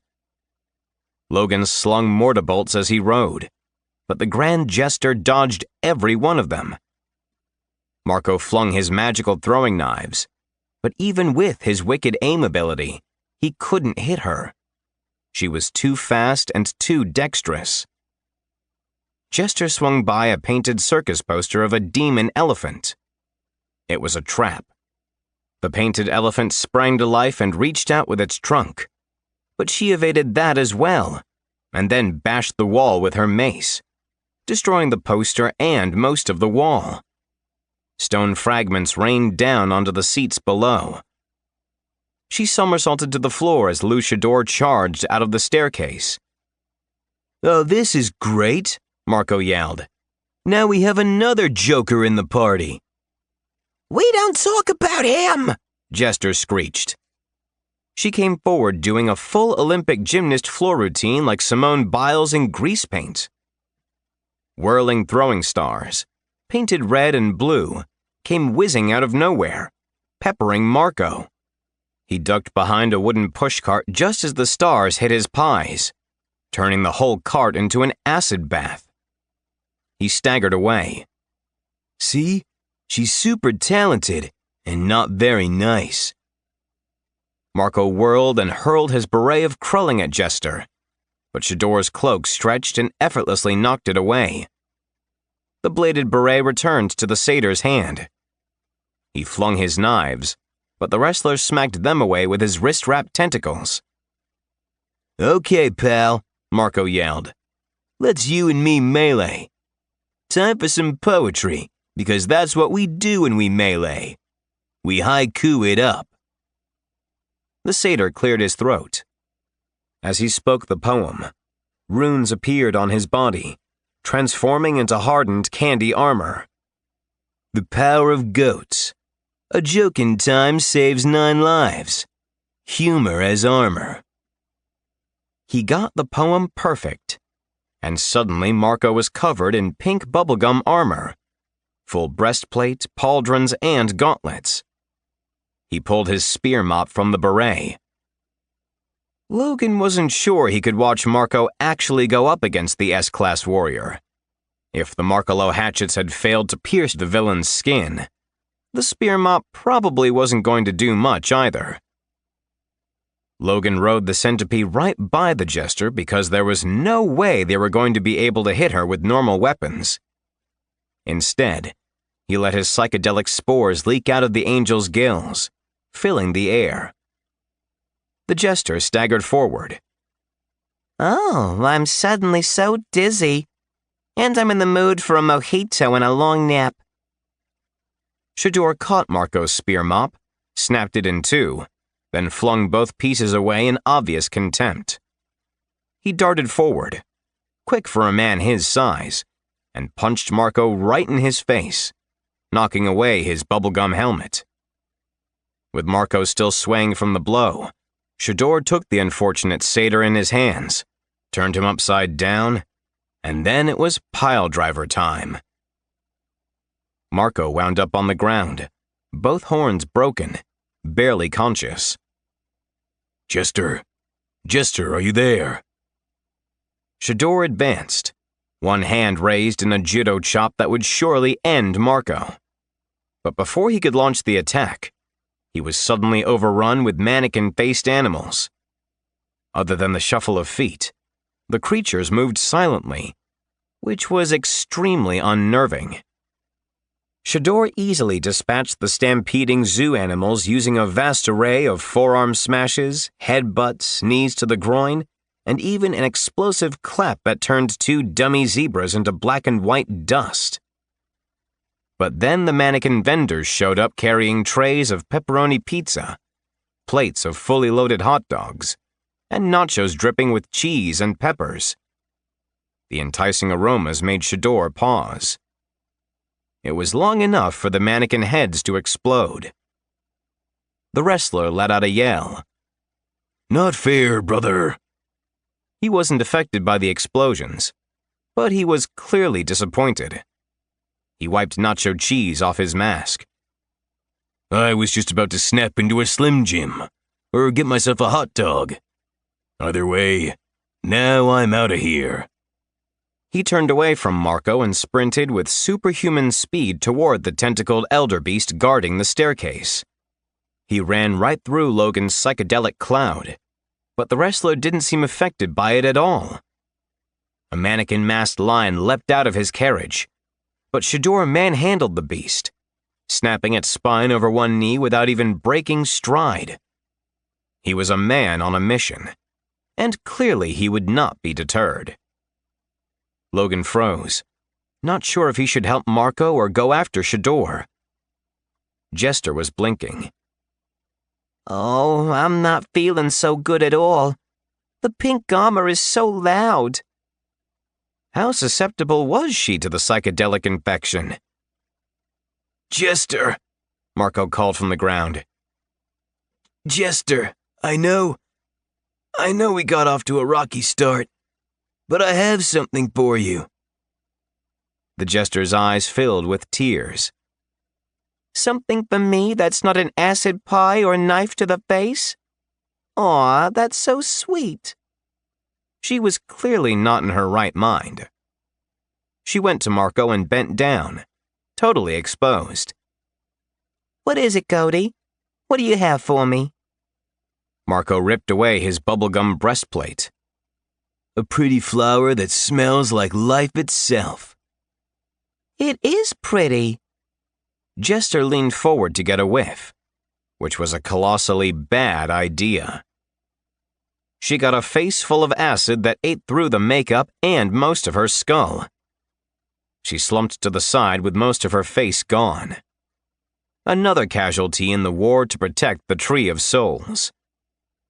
Marco laughed. No, the pretty flower smells like death itself. I always get those two things confused. The goat man's voice burst into Logan's head. Go after the bad guy, Broham. I did my job and took out the crazy clown lady. I'll try to pull myself together, but you have to help Inga. That Edna of the Three Rings is no joke. Logan, hurry! Inga called out frantically, as though to emphasize Marco's point. Logan nodded in reply, then surfed the centipede through the circus disaster, which really and truly was a disaster at this point. He had mortar bolts burning in his palms at the ready. However, Shador had already bashed his way through the eldritch horror. There were bits of tentacle and Cthulhu guts everywhere, but no sign of the masked wrestler. Logan banked on the stairwell and rode the destroying angel down around the landing and into the Dewey Decimator system, which was the name of Inga's library-inspired level. They thought it would be perfect for Edna. Inga would shelve books in the wrong place, talk in a loud voice, and make lots of geometry errors. Yeah, Edna didn't care about any of that. Not even a little. Logan emerged from the stairwell into a labyrinth composed of towering bookcases and ample tables with lamps on them. There were any number of places to sit and read. Or there had been. Now there were bug corpses and charred books everywhere. Shelves were in flames. Spiders were curled up into burnt husks. In the middle of the devastation stood Edna of the Three Rings, with a hurricane of paper flying around her. Origami warriors had pinned Roy Boy into a corner, where the brave Spartan centipede fought bravely, fending off 4 of Edna's folded paper monstrosities. His muscles were swollen from the spindlewig, and brain caps sprouted along his shoulders and arms. Roy Boy was tough, but he was heavily outnumbered, and the origami warriors were able to slice through his chitinous exterior with paper-cut blades. Logan met Roy Boy's desperate gaze and knew what he had to do.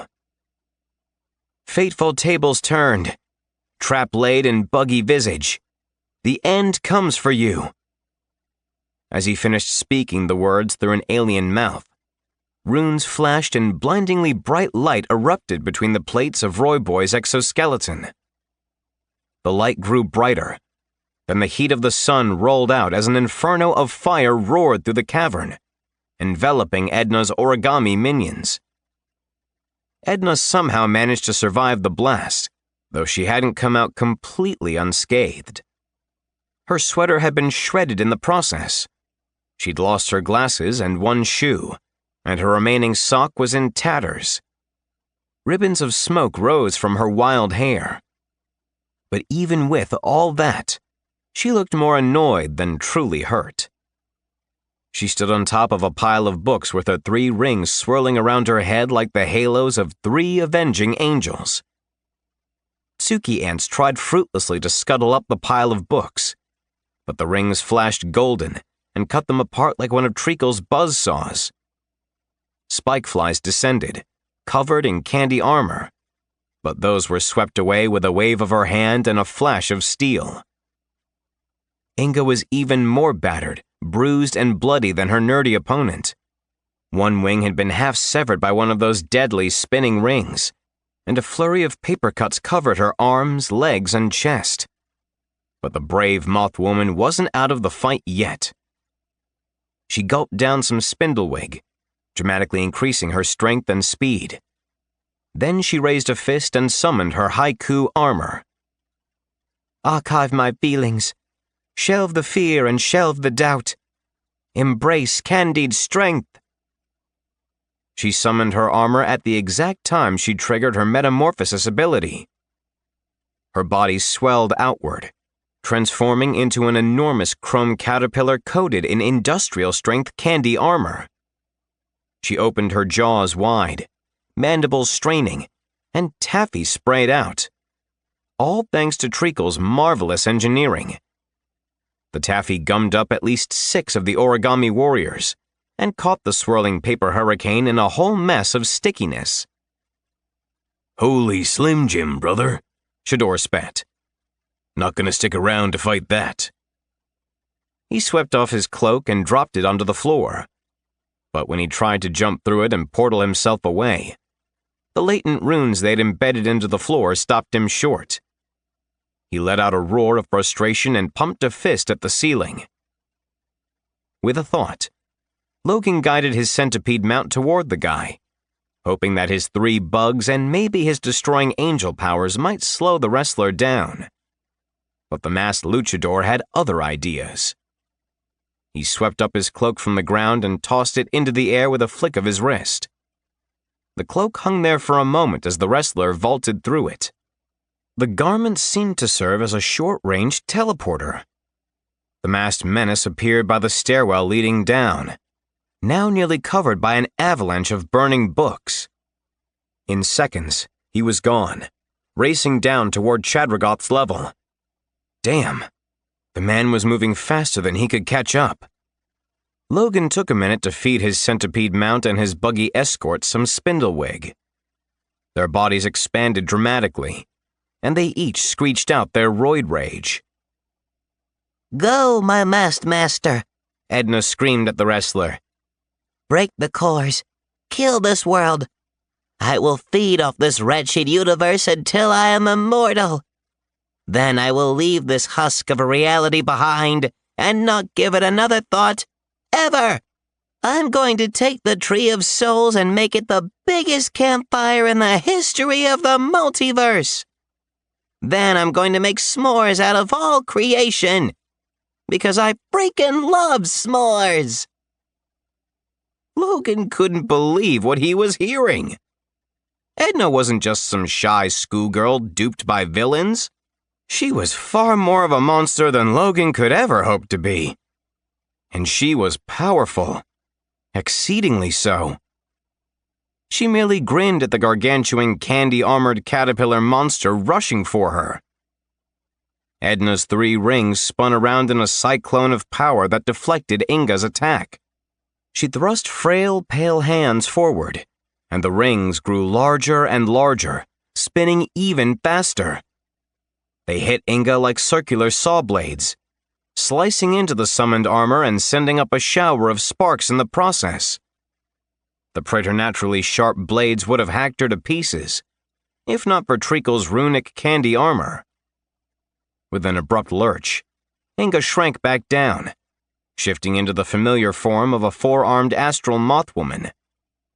All 4 of her chrysalis swords appeared in a blink. She bolted forward. "No one sets my books on fire!" She lashed out with a flurry of lightning-fast thrusts and slashes. Edna caught 2 of her rings and used them to deflect every blow. The 3rd ring swung around and struck Inga's back, severing the wing that hadn't been wounded. No flying for her. Logan knew she wouldn't last much longer. Inga was good, but Edna was better. But Edna was also alone. Her teammate had bailed on her the second he'd had a chance. And that was the difference between them. The Terrible 12th plus Chadragoth were a real team and were ride or die. And speaking of ride or die, Logan rode his roided-out centipede mount straight toward Edna, knowing that it would likely end with the minion's death. He raised his spongy hands and hurled mortar bolts the entire way. She deflected them with the rings even as she fought Inga. Wow, but they had underestimated the nerdy schoolgirl. What a rookie mistake. Once he was in range, Logan leapt off the centipede. He was going just fast enough, and the destroying angel was just light enough, that he was able to neatly somersault over Edna. He rained down pollenic affliction spores on the cardigan-wearing spellcaster below.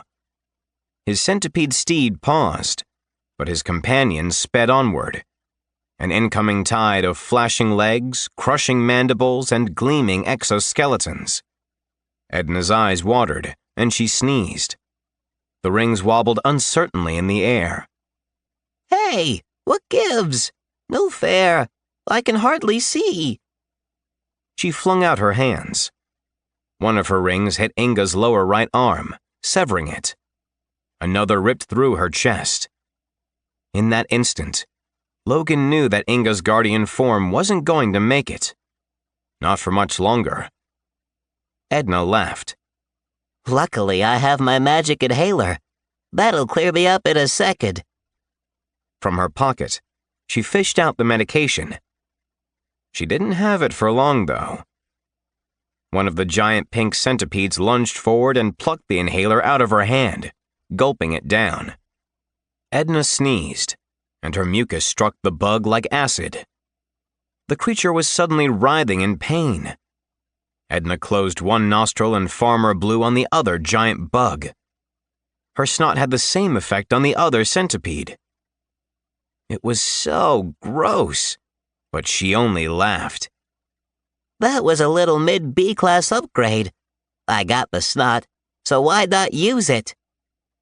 But then her laughter turned into gasping.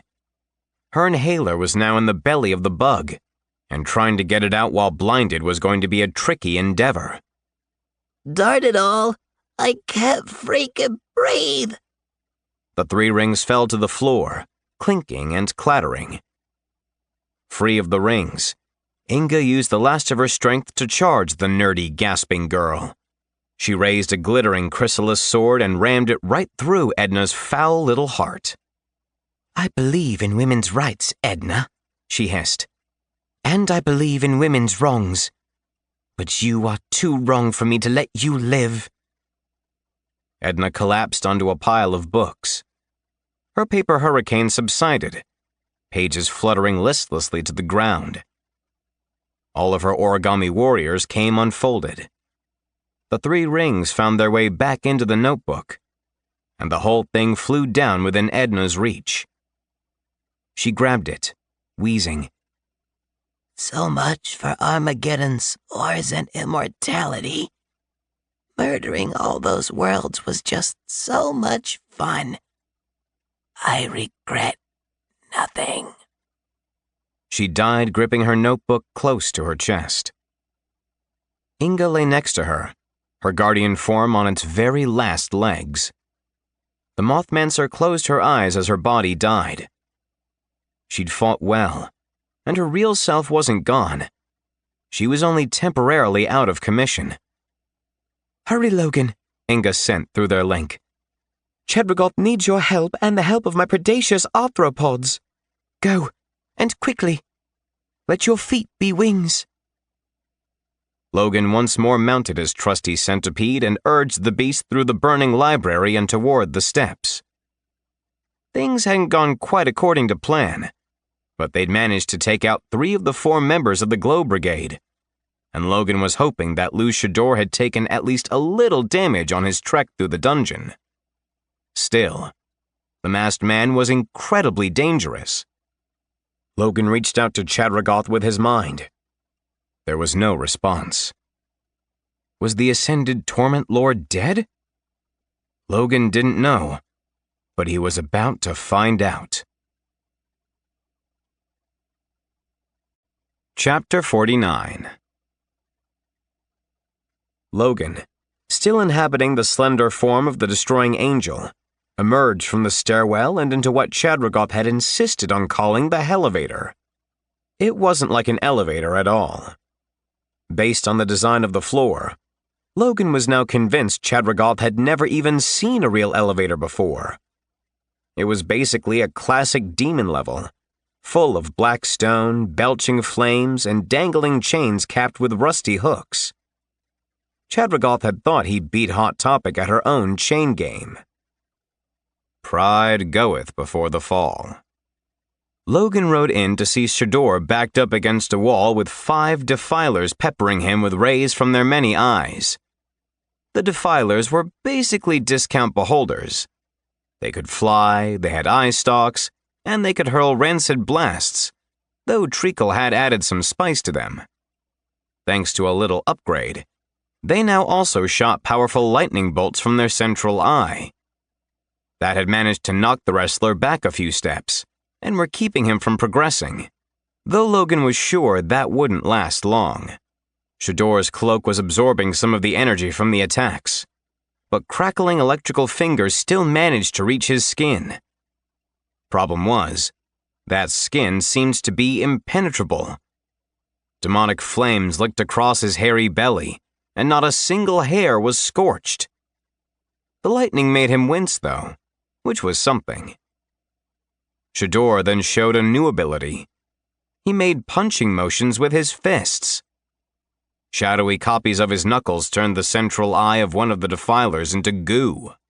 He knocked off the eye stalks of another with his literal shadowboxing ability. But the remaining monsters redoubled their efforts, keeping him pinned in place. Good. They only needed a minute. Logan knew that Lou Shador was going to get through to the center ring. That had been the original plan. But they needed to take out the Glow Brigade first. All 4 of them. As an S-class cultivator, Lou Shador was nearly invincible. But with his Glow Brigade acting as reinforcements, he would have been totally invincible. To have any chance of killing the masked wrestler, they needed to isolate him first. And that meant they needed to take out the last member of his crew. Hot topic. The goth girl was facing off with Chadragoth directly. The Torment Lord was bringing his A-class game. He had a huge black sword that seemed to have been forged out of the dark heart of the universe itself. Stars twinkled along the edge of its blade, and whole galaxies seemed to twirl and churn in its hilt. In his other hand, he gripped his Hellblaze whip, which had blue hellfire flames that mirrored the halo hanging above his curled horns. The heat radiating off him was intense. He'd lash out with his whip, and it would slash hot across her sweaty face. But she would just laugh as the welts healed immediately. I told you, Big Blue, I like a little pain. Why don't you let me return the favor? She thrust her hands forward, and a small army of chains exploded from her palms. Chadragoth countered with his necro shield, a circle of sacred bones, melded together with beaten iron that orbited him, which intercepted each of Hot's attacks. It was clear that they'd been exchanging blows the entire time. But while Hot couldn't hit Chadragoth, she could heal every wound that he managed to inflict.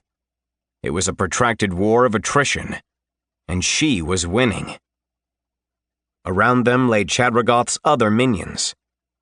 Arms and legs were strewn across the floor, and there was an entire pile of torsos stacked up like cordwood ready to burn. It was a massacre, but not all of them were dead. A handful of Chadragoth's demonic bone elementals, the Dungeonauts, were curled into the fetal position, arms pulled in tight against massive muscled chests as they rocked back and forth. What in the heck had she done to them? Chadragoth's Hellion imps, which looked like your classic pointy-eared fanged demon, weren't much better. A few had been killed by what looked like cheap jewelry. Several had silver necklaces cutting off their air supply. The ones not slain by silver necklaces and bracelets looked like they wanted to jump off the nearest bridge. They stood there, blinking, with a blank eye. Lastly, there was Chadragoth's unleashed pit spawn, which was a mashup of a dragon, a bat, and a hellhound. The ones that weren't dead were huddled together, weeping silently.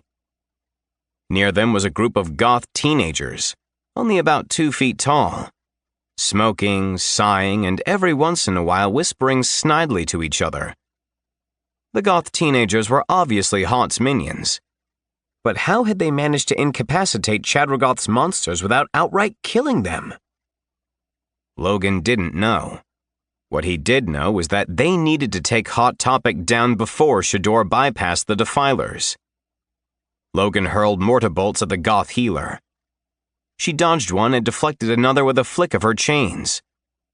A ring on her finger flashed, and suddenly she had what looked like a t-shirt cannon in her hand.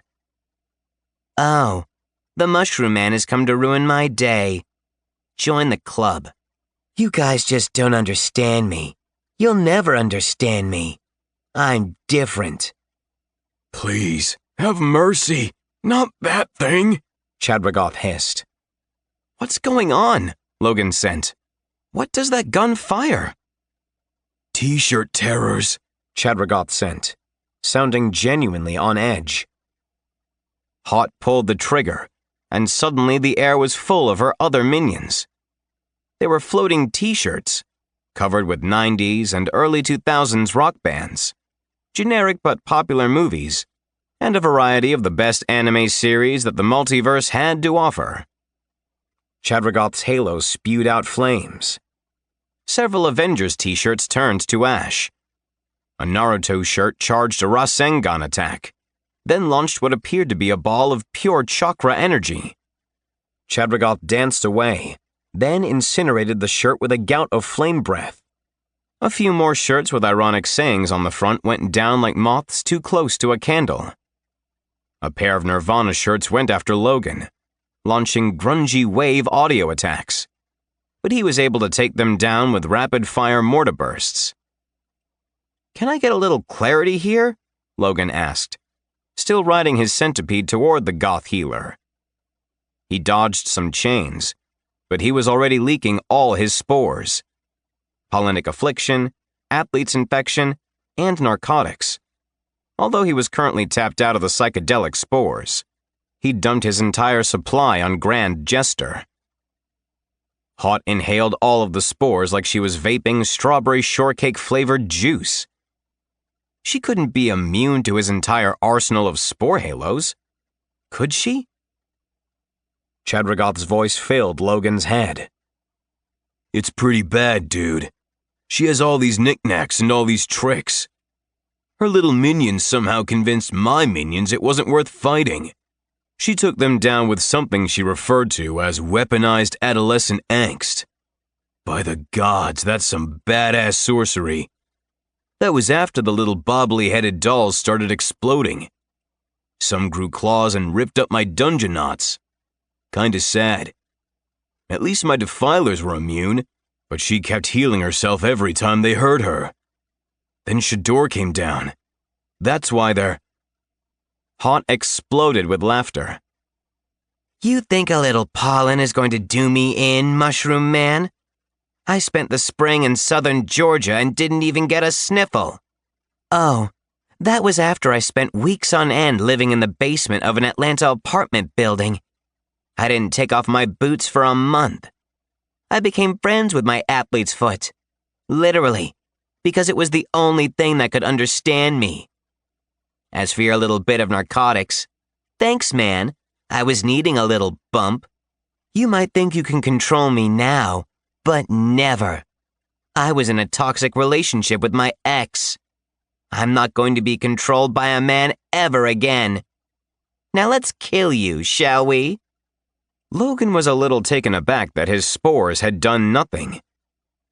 I tried my brain fire and my mind slave on her, Logan, Chadragoth sent. But nothing worked. She figured out my Diabolus Puzzlarius box eye in like 3 seconds. And she laughed at my shame maze, Logan. She straight up laughed at it. She said no one knows how to compartmentalize shame better than a goth with wasp parents who don't get them. I hate her so much. Hooked chains burst out of the ceiling, latching onto the demon and pinning him there. His new sword of darkness fell from his grip, and his Hellblaze whip clattered to the floor. At the same time, Hot turned her t-shirt cannon on Logan and fired a fresh volley of merch. A 5-fingered death punch shirt hit his centipede like a mortar round. The bug never stood a chance. Its carapace was torn to shreds, and segmented legs cartwheeled through the air. Logan's destroying angel lost most of his mushroom cap, an arm, and a leg, and he landed on the ground in front of Haunt. Okay, guys, I'm going to need backup, Logan sent to his curry boo-boos, before quickly sharing his plan. With his destroying angel body all but annihilated, Logan's consciousness returned to his guardian form, which still loitered about in the center ring. On the crystal and jumbotron, he saw flashes of fire intermingled with the sheer devastation left in the wake of the unholy t-shirt terrors. At the same time, he also saw a dozen of his curry boo-boos dash into the elevator with brain-cap mushrooms on their backs. In a blink, Logan found himself inhabiting one of the little guys. The crowd of adorable mushroom people scurried up to Hot, arms outstretched, giggling and smiling and being the cute little healers they were. Everything that had come within 10 feet had been attacking the goth cleric, but not the curry boo-boos. Heal you? One squeaked in a little voice. Haught's heart clearly melted. Aw, you're so cute. I am a little hurt, but I can heal myself, thank you. It's kind of you to offer, though. You wouldn't hurt me, would you? Heal, not hurt, another of the curry boo-boos said, with absolute honesty painted across his derpy, adorable face. Would this work? Logan wasn't sure, but he was going to try. He lifted his own plump mushroom arms. Huggy huggy? Hot! No! Shador bellowed, as he crushed the last of the defilers between his hands. But it was too late. Hot picked up Logan's curry boo-boo. The others rushed forward, hugging her legs. Others climbed up her back. And that was when the crimson coral blades came out. Yes, the curry boo-boos were healers, but that didn't mean they couldn't stab someone in the back once in a while. The blades sank in deep, over and over, puncturing arteries, slashing through veins, and ending the goth healer's life. You can only heal so many knife wounds, or so the old saying goes. The curry boo-boos did do a little murder at that moment, but they had other work to do that night. It was all part of the plan. Shador let out a scream of fury. He took off running, leapt into the air, and became a literal massive ball of meat that raced through the room and careened into Chadragoth, exploding the Torment Lord into 1,000 pieces. Around him, stink bombs went off, taking out the rest of Chadragoth's minions. The masked wrestler then cannonballed his way toward the exit of the elevator, thumping and rolling down the steps that would dump him into the inner sanctum where Logan waited. I'm sick and tired of this arena, brother. And if you think you can stop Blue Shador, you have another thing coming. You may have taken down my Glow Brigade. And credit where credit's due, that ain't no small feat. But you hardly touched Lou freaking Shador. And you know why? Because the cream always rises to the top. Oh yeah, I'm coming for your core, brother. I'm coming for you. Logan mentally prepared himself for what he'd need to do next. Their plan was foolhardy, a reckless gamble, but it was also their only chance at stopping the masked dungeoneer. He reached up and grabbed hold of the microphone once more. As the masked luchador emerged from the stairwell, he spoke. Ladies and gentlemen, Dungeoneers and Dungeon Cores, welcome to the heart of the Slam Fest. Now, long pause, let's get ready to fungal!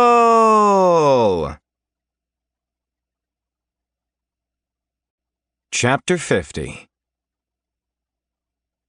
Peppered throughout the upper rows of the Colosseum were Marco's faceless mannequins, all eerily motionless and decked out in jeans, muscle shirts, bandanas, and a shocking array of flannel.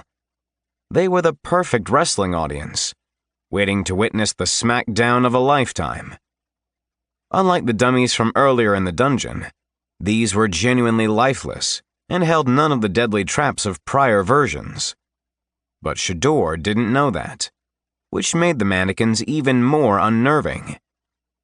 The first and second rows were filled with Logan's army of moral minions, enormous shambles and nimble spore wargs, lethal destroying angels and adorable curry boo-boos.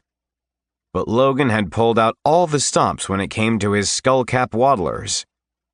He'd used the combined power of Inga, Marco, Treacle, and Chadragoth to transform the dumpy warriors into a diverse horror show of fungal nightmares. There were spider waddlers, moth waddlers, candy-armored infantry waddlers with jawbreaker bazookas, hellhound waddlers, and waddlers that were honorary members of the Crazy Clown Posse. Decked out in clown makeup, wielding hatchets and spray paint.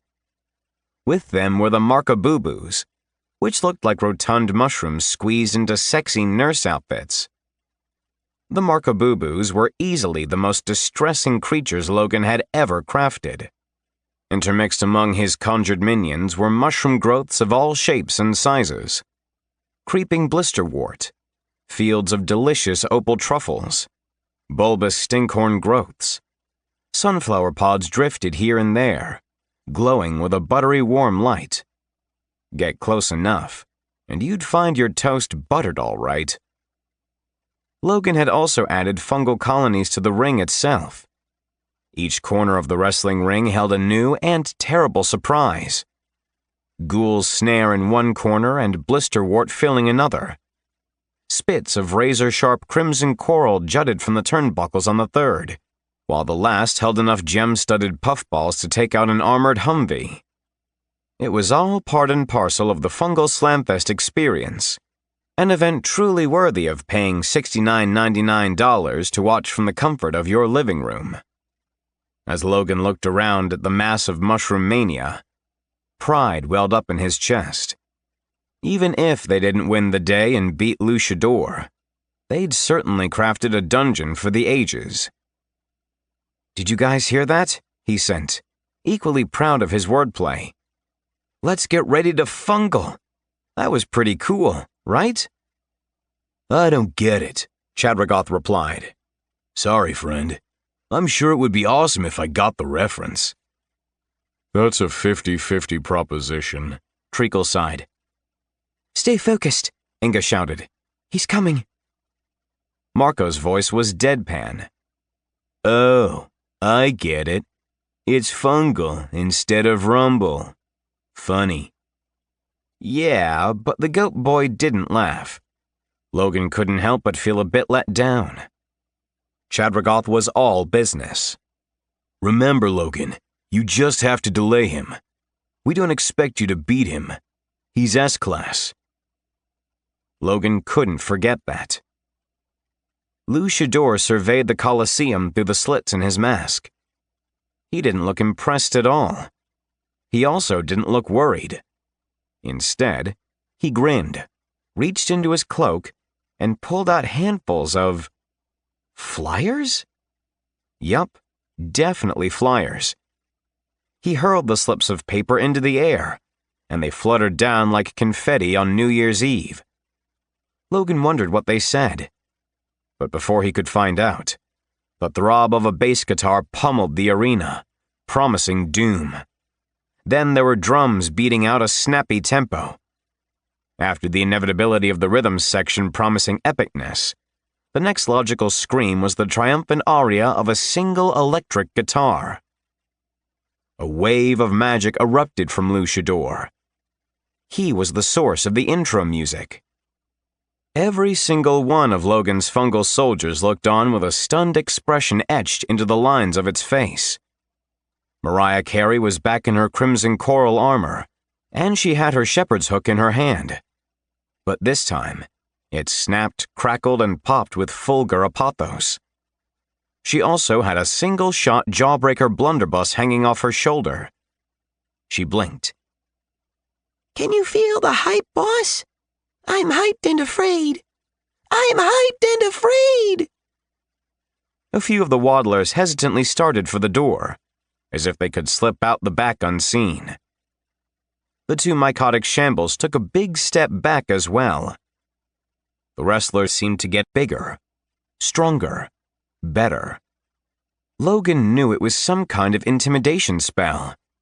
The song seemed to be a mix of Thunderstruck, We Will Rock You, and the ever-beloved Rock and Roll Part 2 by Gary Glitter that Logan always associated with hockey games.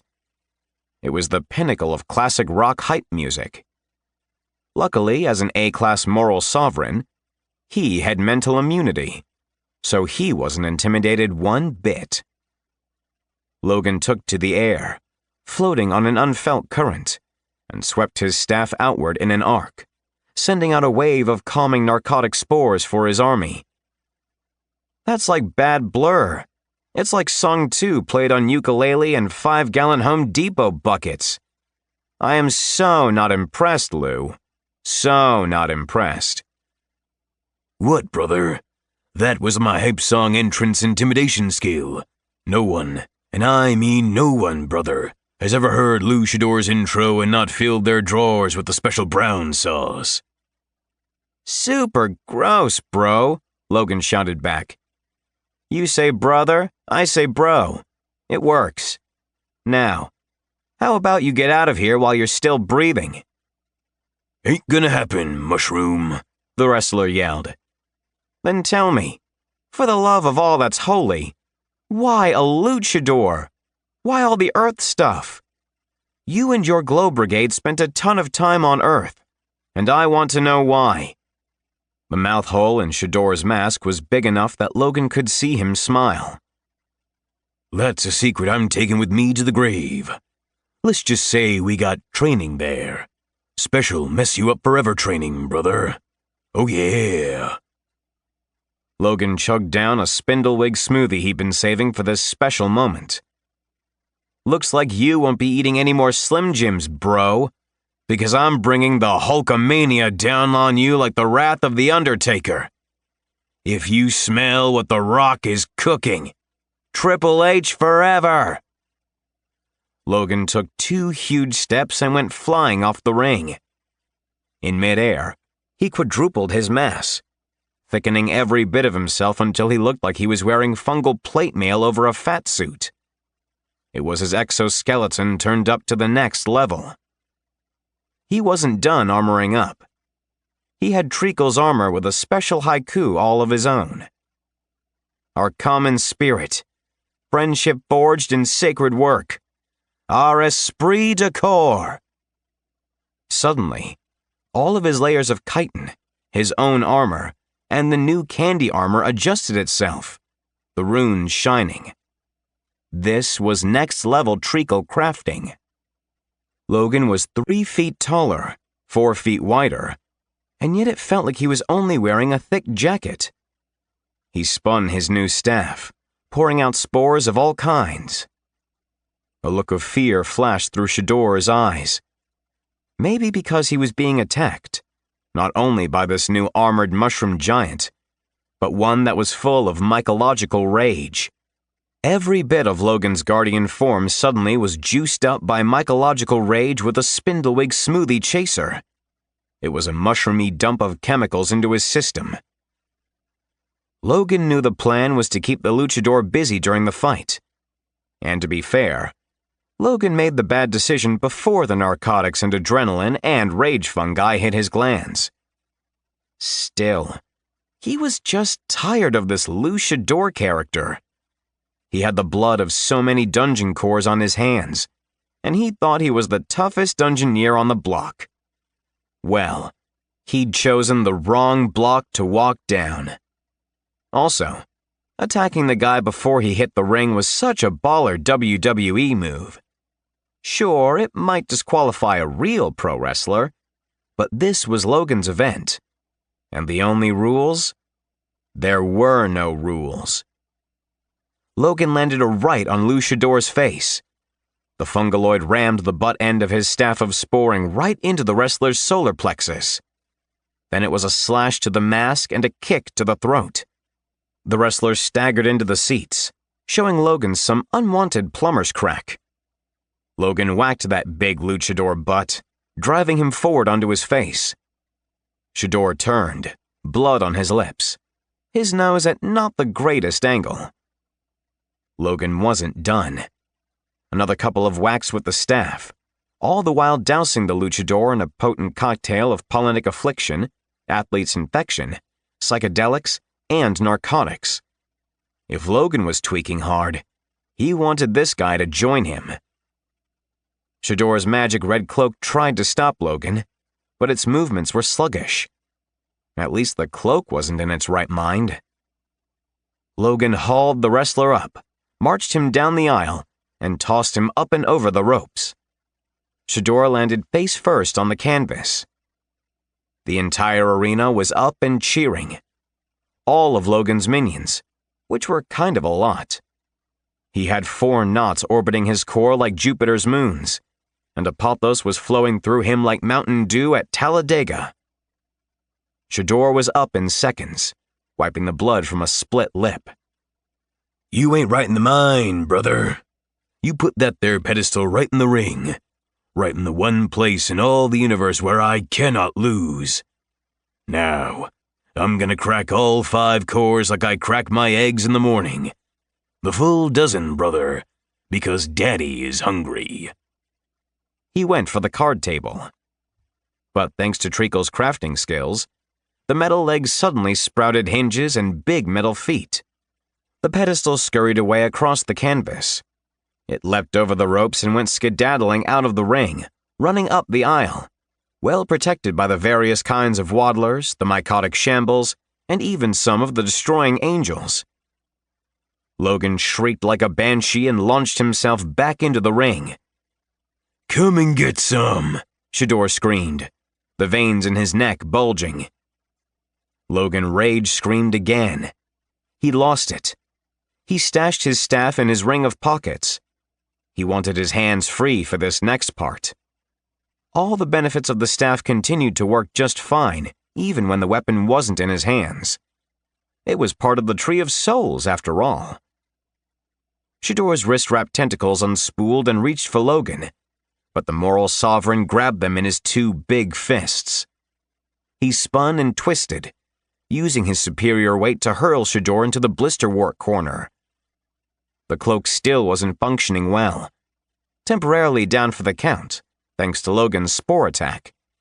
So the luchador collided into the mushroom colony with his big, hairy back. He retracted his wrist tentacles as he yelped in pain. Logan dashed over, grabbed double fistfuls of leotard, and hurled luchador sideways into the crimson coral corner. The coral shredded his arm and the left side of his body, so he wasn't completely invulnerable. Logan wasn't done.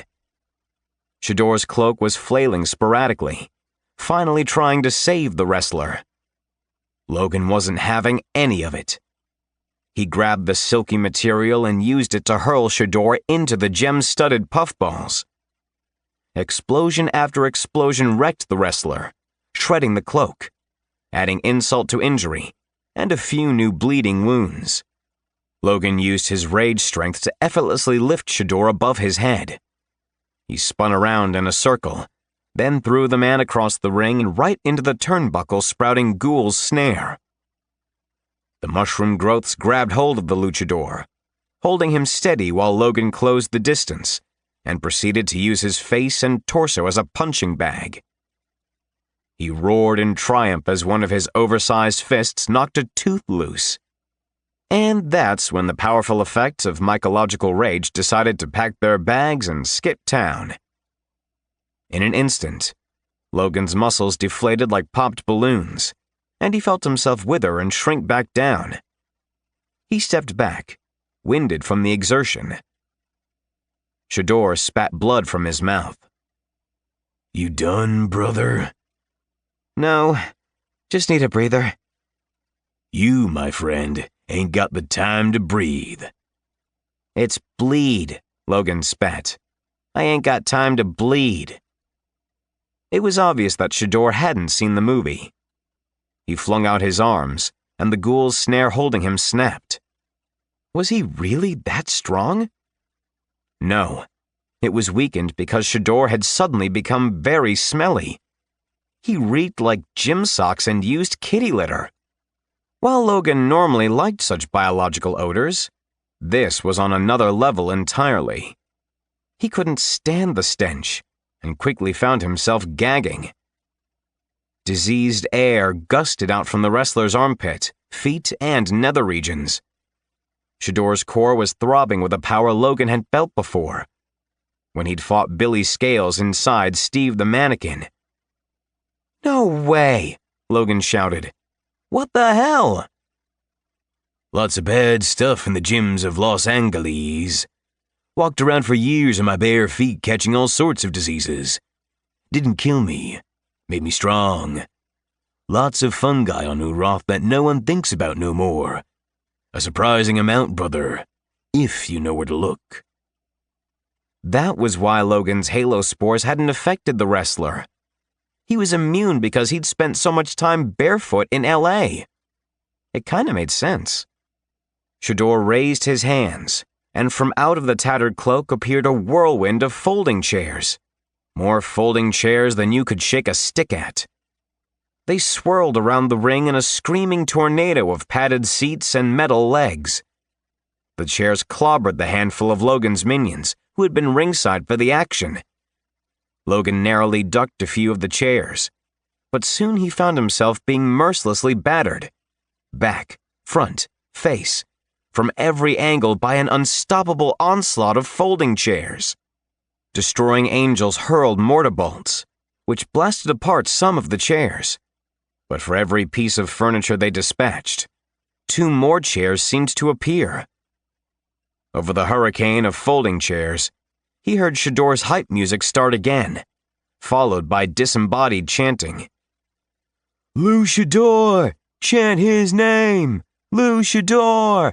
Chant his name!" "You have your minions, brother," Shador growled above the din. "And I have mine. Except I like to call them fans. Or in this case, rabid fanlings."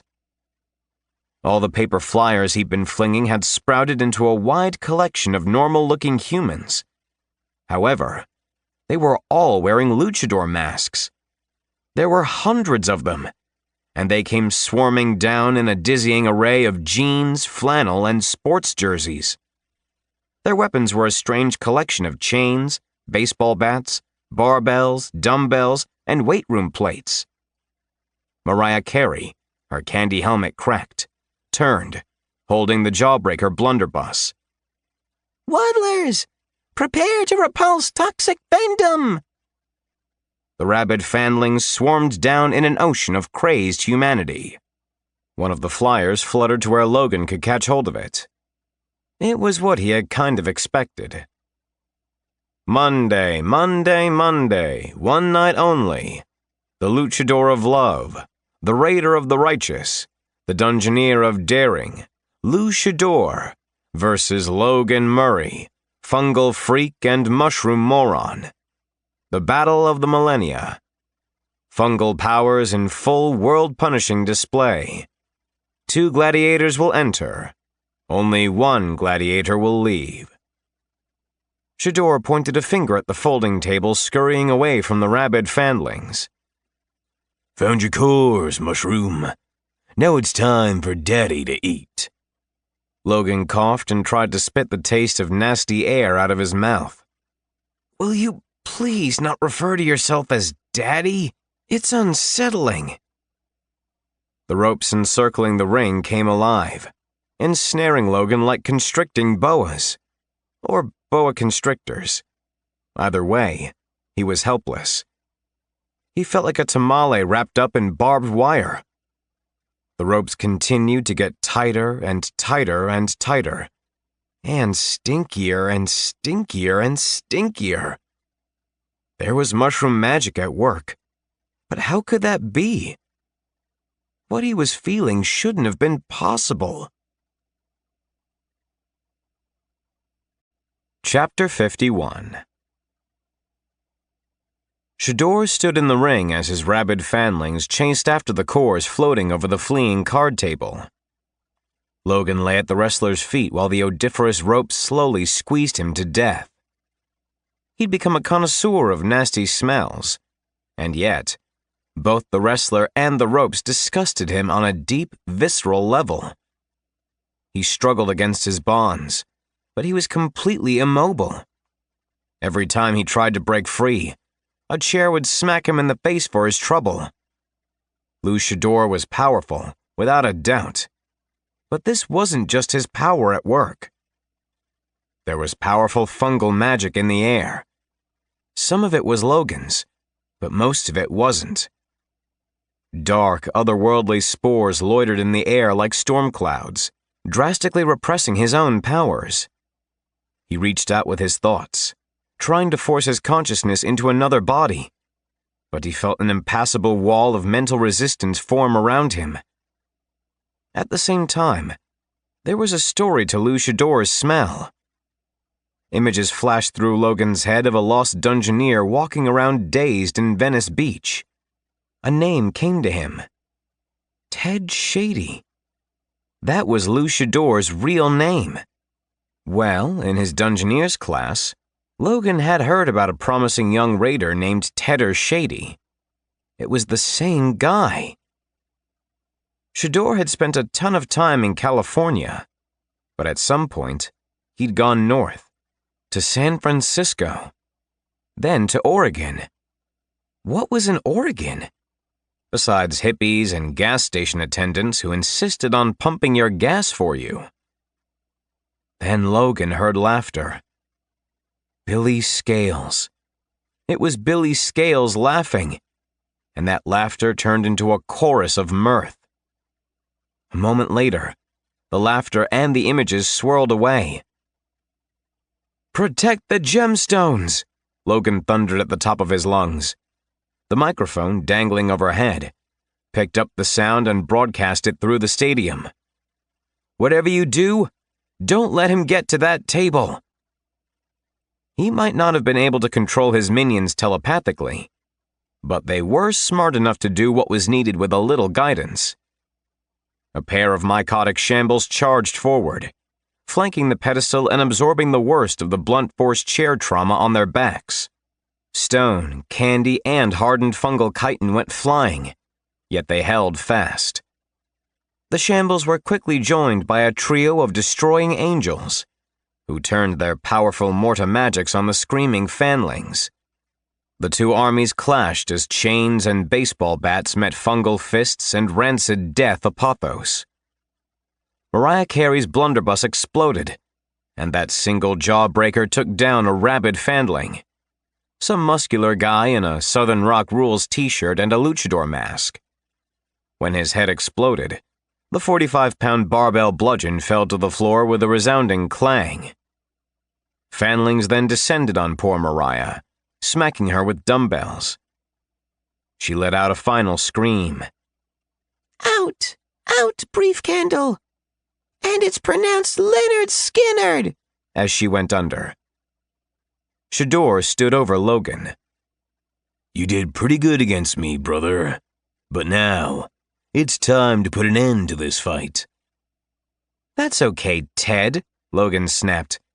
"I'm sure you were the underdog at one time. Is that how you got yourself to Earth? Whether it be bloodthirsty raiders or heroic dodgeball players, Earth, and Americans in particular, love a good underdog story." "Don't need to tell you a thing." Shador hauled Logan to his feet and got him in a headlock. Logan's cool new wizard hat lay on the ground as he found himself face to armpit. It was more gross than painful. Still, the ropes tightened around him like a noose. His guardian form wouldn't hold together much longer. Although his fungaloid spore abilities were severely limited, he still had one ace tucked away up his sleeve. With a thought and an effort of will, Logan summoned his soul staff of sporing from his ring of pockets. It appeared in one hand, offering him one last chance at salvation. Logan channeled his apothos into the staff and tried desperately to summon a fungal wall. No dice. Before Logan could finish, Shador raised Logan over his head, then slammed him onto the canvas with bone-breaking force. The only thing that saved Logan was that, as a fungaloid, he didn't actually have bones. Or did he? He'd felt his bones break. It must have been one of Shador's abilities. The jagged pain was real enough. Then it was another slam as Shador came down on him with a pointed elbow to the face. If Logan had had teeth, they would have fallen like chiclets, and not the exploding kind. Again, Logan tried to grow fungal walls under the ring, but as the mushrooms blossomed, Shador took his staff and hurled it across the room, right into the last row of seats on the upper deck. "You're done." Logan found his head between Shador's thighs. The odors in the air didn't improve there. A squeeze later, flames burst out of his legs, bathing Logan in terrible, all-consuming heat. Fire was such a bummer. As the agony hit him like a hammer, Logan had to wonder, who had a flaming thigh power? Scorched, bruised, broken, squeezed to the point of agony, Logan found himself on his back getting pummeled over and over in the face. Closed hand punching wasn't allowed in wrestling, but Lou Shador seemed like the kind of guy to break any rule he didn't agree with. Logan's world became big, hairy knuckles. Then Shador leapt away, and like anime villain, hung in the air. "Nice knowing you, Logan Murray." No, that's a laugh. It was nice killing you, brother. Gonna go crack your core now and get the good stuff. Oh yeah. Shador wheeled around and went zipping across the arena, making a beeline for the scurrying card table with the core gems spinning over it. The wrestler drove a fist through the skull of one of Logan's mycotic shambles, which was impressive because they had humongous heads. Shador's thighs became infernos, and the other shamble erupted into flames. Shador lashed out with an axe kick. His foot turned into a literal axe blade in the process, effortlessly hacking off one of the poor mushroom's giant legs. The table tried to flee, but Shador was just too fast. The masked menace grabbed the legs and ripped them off at the joint. The tabletop clattered to the floor, though the gemstones continued to circle above. A few Markolo waddlers bought them precious time, but it was clear that they were all in real trouble. 2 of the clown mushrooms didn't even bother with their hatchets, but simply spray-painted Shador's knees while 4 of the Marco boo-boos, the disturbingly sexy nurse mushrooms, grabbed the table and ran with it through the stands. Shador quickly dispatched the Markolos, then resumed his chase. It was only a matter of time before he caught their gems and ended the fight for good. "Logan!" A chorus of voices sounded off in his head. It was the frantic cries of his friends. "Stop him! We're almost there!" "Don't let it end this way," Marco added. "I don't want to die in a dungeon with Slamfest as any part of the name. I kinda expected to drown in a barrel of liverkill and Vrolkag." One of Logan's eyes had been burned shut by scorching flames. He had a nasty taste in his mouth, and the stench of Shador's BO lingered in his senses. Logan glanced down, and he saw a section of the rope had come loose, even while most of the rope had tightened. Without Treacle's haiku armor, he'd have been squeezed into pieces by now. Logan had spent months on his ball of twine, and he saw that the loose section of ring rope could be the key to unraveling the whole thing if he lost his armor and worked fast. Dismissing his armor was a huge gamble, but doing nothing was an even bigger gamble. This was what he'd trained for: an impossible situation, dire consequences, a tangled ball of rope. This was his moment to shine. Muttering the same haiku, he dispelled Treacle's armor. It dissipated like morning fog in the hot sun, and instantly the ropes pulled even tighter, so tight that they ripped through one of Logan's legs. The leg squirmed and bucked, rapidly growing limbs of its own, transforming into a snarling spore warg, thanks to Logan's replicate ability. Even with the oppressive spore cloud hovering above him, at this range, he could still control the beast with his thoughts. The warg locked its jaws around the rope and tugged, shaking its head as it pulled. That life-or-death game of tug-of-war created just enough slack for Logan to get his arms free. He grabbed one end of the rope, fed it through a small loop, and undid the knots with ease. This was simple compared to the twine. Ha! He was free in a second. He raised a hand. He didn't know if he could summon his staff, but if Thor could do it, so could he. Marvel's God of Thunder was basically an A-class hero with a sacred weapon. Well, so was Logan Murray. He found the wrestler reaching for the card table pedestal, clutched in the hands of the fleeing Markaboobos. It was now or never.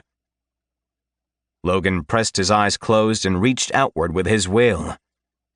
As a dungeon core, he had a unique bond with the Tree of Souls, and the staff was simply a sliver of the tree. Even without seeing, he could feel its energy signature, thrumming and pulsing from the Colosseum stands. He sent out a tether of invisible energy and called the staff, called the energy beating within the weapon to return to him. There was a rattle as the staff flashed across the room and found a home in Logan's fingers. He opened his eyes with a grin. Then, With a renewed burst of hope, Logan drew in a hurricane of apothos from his friends. He channeled the surge of power through his core and into the staff. The weapon acted as a conduit, shaping the ungodly amount of raw energy, transforming it into a wall of fungi that manifested directly above Shador. The living wall came crashing down on the wrestler like a 7-Eleven falling out of the sky. The attack was so strange and unexpected that the wrestler wasn't ready for it. Shador glanced up at the last second. He surged forward, but was too late, and abruptly found himself buried under the writhing mass of mushrooms. That allowed the Markaboobos to get the card table back into the ring mere seconds before the rabid fanlings tore into them with baseball bats and barbells. With Lou Shador momentarily out of commission, the oppressive presence lingering in the air seemed to ease up. Logan reached out with his thoughts. The last of Logan's mycotic shambles and destroying angels rushed forward at his command, throwing themselves against the onrushing wall of rabid fanlings. The two sides collided in a roar like thunder, and sheer pandemonium erupted outside the ring. But the card table and its gemstones were safe for the time being. That was the important thing. Shador finally shook off the fungal wall that had just clobbered him and transformed once more into the familiar shape of a human cannonball. He went shooting down toward the ring like Mario Kart's Bullet Bill in battle mode. Logan conjured another fungal wall to block his path, but it was too late. Shador burst through like a wrecking ball. He plowed into Logan's chest, knocking him across the ring and into the ropes on the far side. Stars danced across Logan's vision, and the world seemed to wobble uncertainly beneath his feet. Clearly, the masked luchador had used some sort of stun attack. By the time Logan regained his balance, he found himself wrapped up like a Christmas present, this time in one of the wrestler's wrist-wrapped tentacles. Shador closed the distance in a blink. "You're in the danger zone, brother. You put on quite the show, but now it's time to bow down to the king." Logan's physical eyes were completely swollen shut, but thankfully his fungal vision allowed him to see with the halo of invisible spores that constantly circled him. The luchador reared back and was about to repeat the brutal pummeling. But this time Logan didn't have his reinforced candy armor. There was no way he would survive the beating. Luckily, the cavalry had come. A fully restored treacle burst into the room from the 5th level, falling and shooting with twin jawbreaker machine gun arms at the same time. Shador retracted his wrist tentacles and tried to use his red cloak as a rudimentary shield. But the cape was so thrashed, it did little to stop the jawbreakers. The luchador staggered back under the onslaught. Bright red welts appeared across his chest, arms, and legs. The jawbreakers couldn't break the skin, but the sheer volume of them was taking its own toll. As Logan often said, quantity had a quality all of its own. Logan lay on the floor, glad to have his guardian form still in one piece. Mostly. There was that missing leg to consider. Nothing new there. Marco's CCP carriage burst out of the 4th level. It looked like the medieval version of a Fast and Furious movie, with Marco playing the role of Dom Toretto. He sat in the driver's seat along with several Markelos, who looked relatively calm given the fact that they were in a carriage falling 2 stories to unforgiving seats and concrete below. But that was because Marco was a master of gravity magic, thanks to his gravitatious clownosity ability. Marco leapt out of the window while the car was still in midair, and used an invisible mimed rope to swing to safety with his minions in tow. As for the carriage, he turned it into an impromptu asteroid filled to bursting with deadly pies of all flavors and assortments. Getting all the way down with the clown, he used the unstoppable power of juggling to drop the carriage on Shador. The ridiculous clown car exploded on impact. A fireball rose up, engulfing Luchador and shaking the dungeon. A wave of colorful animal balloons floated upward before popping and raining down acid on the dungeoneer below. Logan had to admit that Marco's time in Clown College had been time well spent indeed. As the smoke and fire cleared, Logan caught sight of Luchador. The wrestler was still alive, but he'd definitely seen better days. His leotard was in tatters thanks to acid. The thick hair covering his body had been burned away in the flames, and welts covered every inch of his body.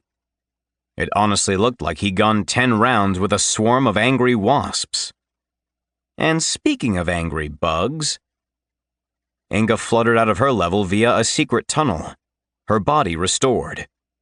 On her back were the curry boo-boos who'd healed her. She immediately unleashed a merciless barrage of moonlances on the remaining rabid fanlings. Marco and his clownish minions touched down on the arena floor and turned their attention on Luchador's fanlings, who were still frantically trying to get into the ring despite Inga's best efforts. Then Marco started to dance. His hooves clopped in a rhythmic, almost hypnotic beat, and suddenly the fanlings were still. They stared, slack-jawed and completely entranced by his performance. They didn't even seem to notice as the Markelos went to work with their hatchets, cleaving limbs and slicing throats. Brutal. It was like a bad night in Chicago near the United Center during a monster truck rally gone wrong. Logan got to his feet dizzy, hurting, and half dead. But half dead wasn't all dead. He stumbled toward the card table lying on its broken legs. He was still missing a leg, so he had to use his staff for balance as he tottered across the ring. He turned, gripping his staff, and prepared to defend the pedestal with his last breath. He'd done his job. He'd given his curry boo-boos time to heal the guardian forms of his friends. And now all he needed to do was make sure the gemstones stayed safe. While Marco and Inga dealt with the fanlings, Treacle reached the ring. The Minotaur broke his fall with telescoping metal legs that took the brunt of the impact. The mechanical leg extensions quickly retracted as the candy-coated Minotaur charged across the ring with a thunderous roar. His cavity smasher flipped out of his forearm and into his palm. "Hope you have a good dental hygienist on call," he said, before smashing the wrestler in the face with the weapon. Shador reeled drunkenly and spat out teeth, which were already rotting. He tried to use his rap tentacles, but Treacle taffied them down with his taffy cannon. The sweet smell of the candy tried to dispel the terrible stink wafting off the doomed dungeoneer, but the reek was only getting worse with every hit the luchador took. His body odor attack was clearly working in overdrive. Marco called from across the room. "Phew! I've been cleaning toilets all year long, and I've never smelled anything that nasty. Logan, buddy, what did you eat?" "It's not me," Logan protested. But he had been eating. His curry boo-boos had not only healed his friends, they'd also dragged the bodies of the Glow Brigade members into the digestion pits, hidden away in the bathrooms scattered across the dungeon. Shador spat out more teeth. "I ain't going out like this, brother." Then he showed off a new skill, some kind of sound attack, and it struck Treacle, snapping off a horn and flinging his cavity smasher out of his grip. The more Shador talked, the more powerful he became. "I was born to win, and win big, baby. I was taught by the best, so you'll die like the rest. I will never let anyone say I wasn't the worst raider they've ever fought. And I'll deal with you trolls, with you idiots, with you weaklings, like I deal with my morning bell movement, by flushing you all away." The first row of seats were turned to dust by the wrestler's righteous rage. Parts of the arena crumbled. A wave of raw concussive force hurled Logan back and sent his staff flying. Luchador smiled like a TikTok influencer with 20 million views. Feel the wrath of my full media meltdown. He started chanting, I'm number one. I'm number one. Those 6 words shattered the ring and sent Treacle tumbling into the stands. Inga came soaring down with 4 chrysalis swords ready to rend the wrestler's flesh. She never had the chance. Another, I'm number one, hit her like an artillery strike and sent her spinning down into the seats. Shador stormed over and grabbed Logan by both arms. With a sadistic smile, the masked wrestler yanked the fungaloid limbs off one at a time. I've had enough of you, brother. I've had enough of all your dumb craziness. What kind of dungeon cores are you? Chadragoth teleported in behind the wrestler. The terrible kind. Before Lou Shador could even blink, the A-class Ascended Torment Lord drove his sword straight through Lou Shador's heart. The black blade punched effortlessly through his back and exploded out from his front. Bright streaks of crimson lining the edge of the weapon and dribbling down onto the ring. Shador's eyes went wide in utter unbelief behind the slits of his mask. He sputtered, frothy blood coating his lips. Oh no, brother. His body went slack as the words left his mouth, and the life drained from his body. Logan felt the blast of apothos from the wrestler's death until Chadragoth sucked the energy into his core. That sword was all kinds of Stormbringer, minus the genocidal albino Wizard King.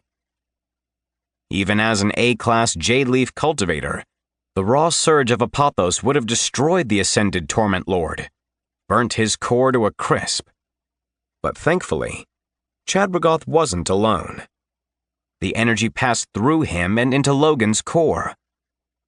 The strain was still immense, but Logan's core had been purpose-built to handle this type of strain. With the luchador gone, his minions fell to the ground and turned to ash. Gone as quickly as they'd come.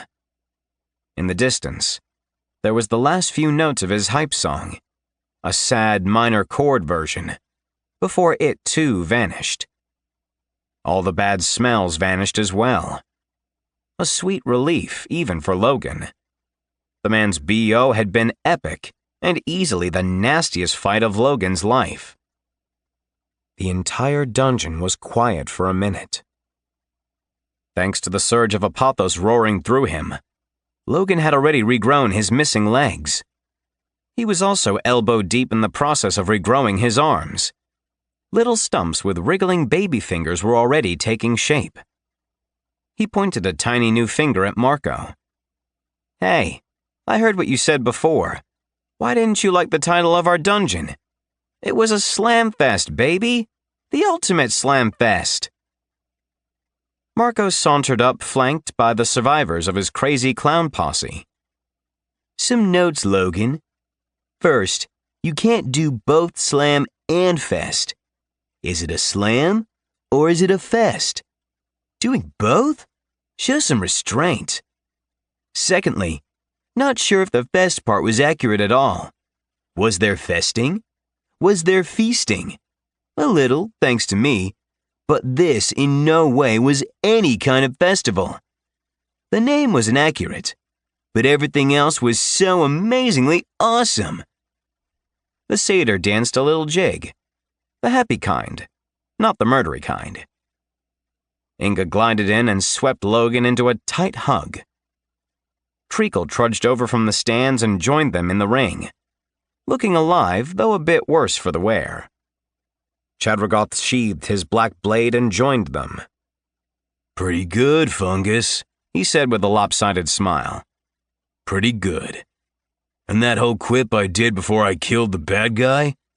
Not to brag, but the Tree of Souls suggested it while I was having my visions. It all came back to me before I teleported. What do you think? Awesome. Totally awesome. Logan reached out his arms. Bring it in, best friend. Both Marco and Treacle rushed over as well, and Inga used all 4 of her arms to wrap them up in a giant group. They'd done it. It had been close, but they'd overcome the impossible once again. And although none of them could have accomplished such a Herculean feat on their own, together there was nothing that could stop them. Well, almost nothing. Logan couldn't help but think about the dark presence he'd felt during his confrontation with the shadow Billy Scales, and then again while squaring off against Lou Shador. There was something dangerous out there in the vastness of the universe. Something powerful, or something that had been powerful once and was now in hiding. Logan wasn't sure what it all meant, but he had a strong feeling that he would find the answers in a place no one but him suspected. It was time for him to head back to Earth. He pushed thoughts of the malignant presence and a return trip to his homeworld away. For today, they'd beaten back the dark, and it was important to celebrate the victories as they came. And this certainly qualified. It wasn't 20 minutes later that Tet appeared on the sands of the Colosseum above. She called down into the Mothlemania XXXIX. "Greetings to the dungeon. I bring interesting news." "What kind of news?" Marco clapped his hands. "A surprise. I love surprises." Chapter 52. The first part of Tet's big surprise wasn't that shocking. No one had actually expected them to survive, much less beat Luchador and the entire Glow Brigade on the first day of the final round. It was unheard of. Usually, it took weeks to lure a prospective dungeon team to the location, and then the battle could go on for days or even weeks. Honestly, everyone had expected Luchador to wipe them all out in hours.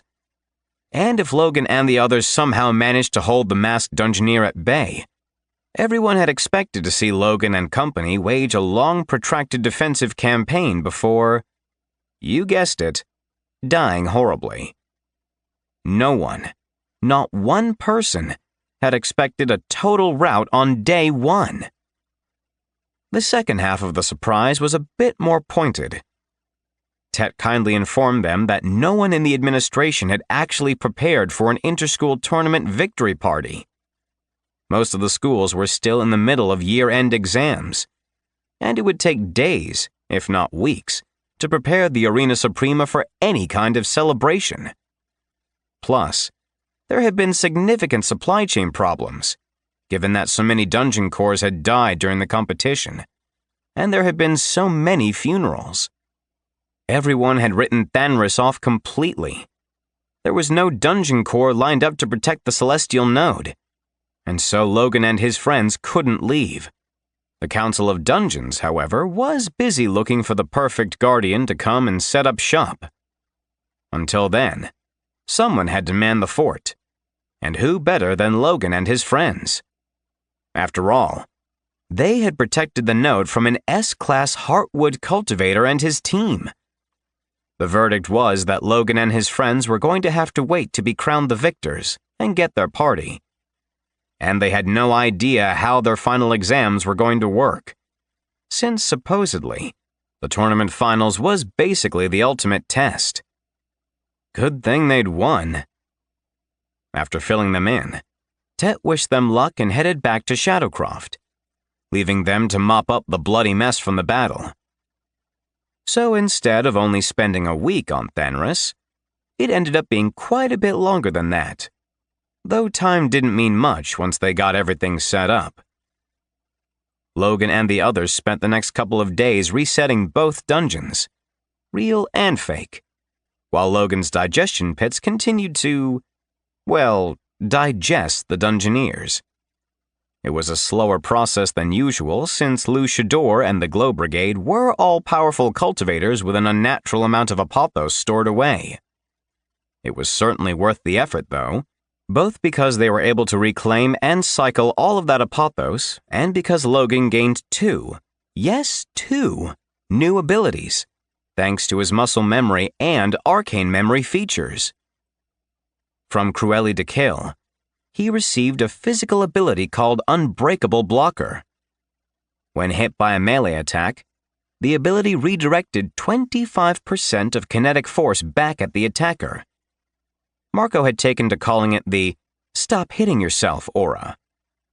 The best part was, it traveled with Logan's consciousness, so any minion he inhabited would have the same skill. From Edna of the Three Rings, he received a magic ability called Telekinetic Warfare. With it, he could telekinetically bond with up to 3 weapons.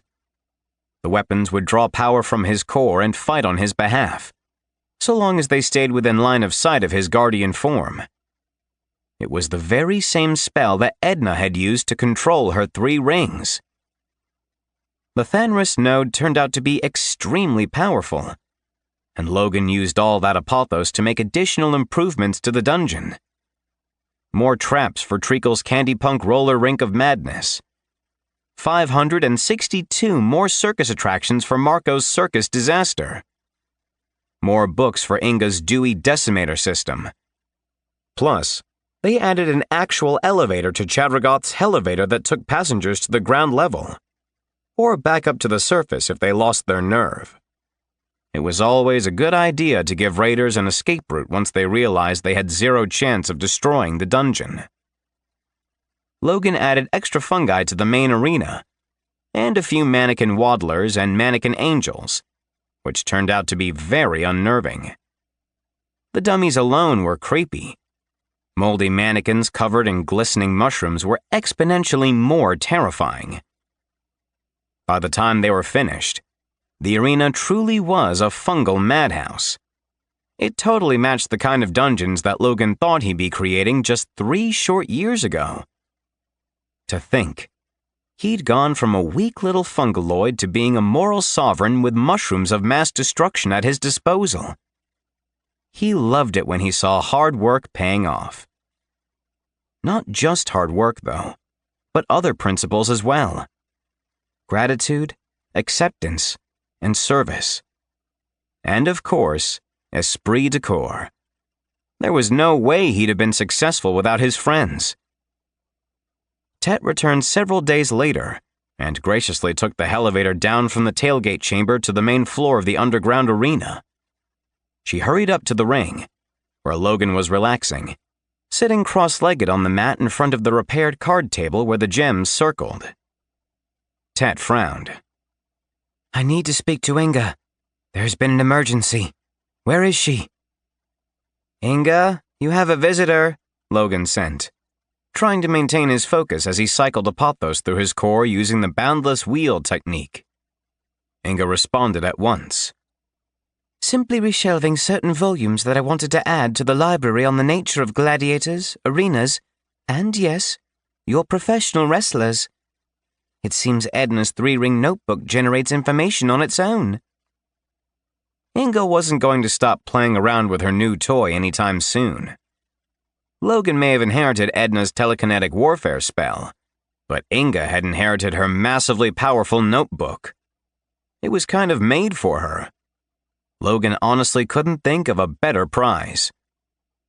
Logan turned to the Catwoman. Inga will be down in a sec. Chadragoth teleported in, his new soul-sucking sword in its sheath. Hey, Tet. What do you need from Inga?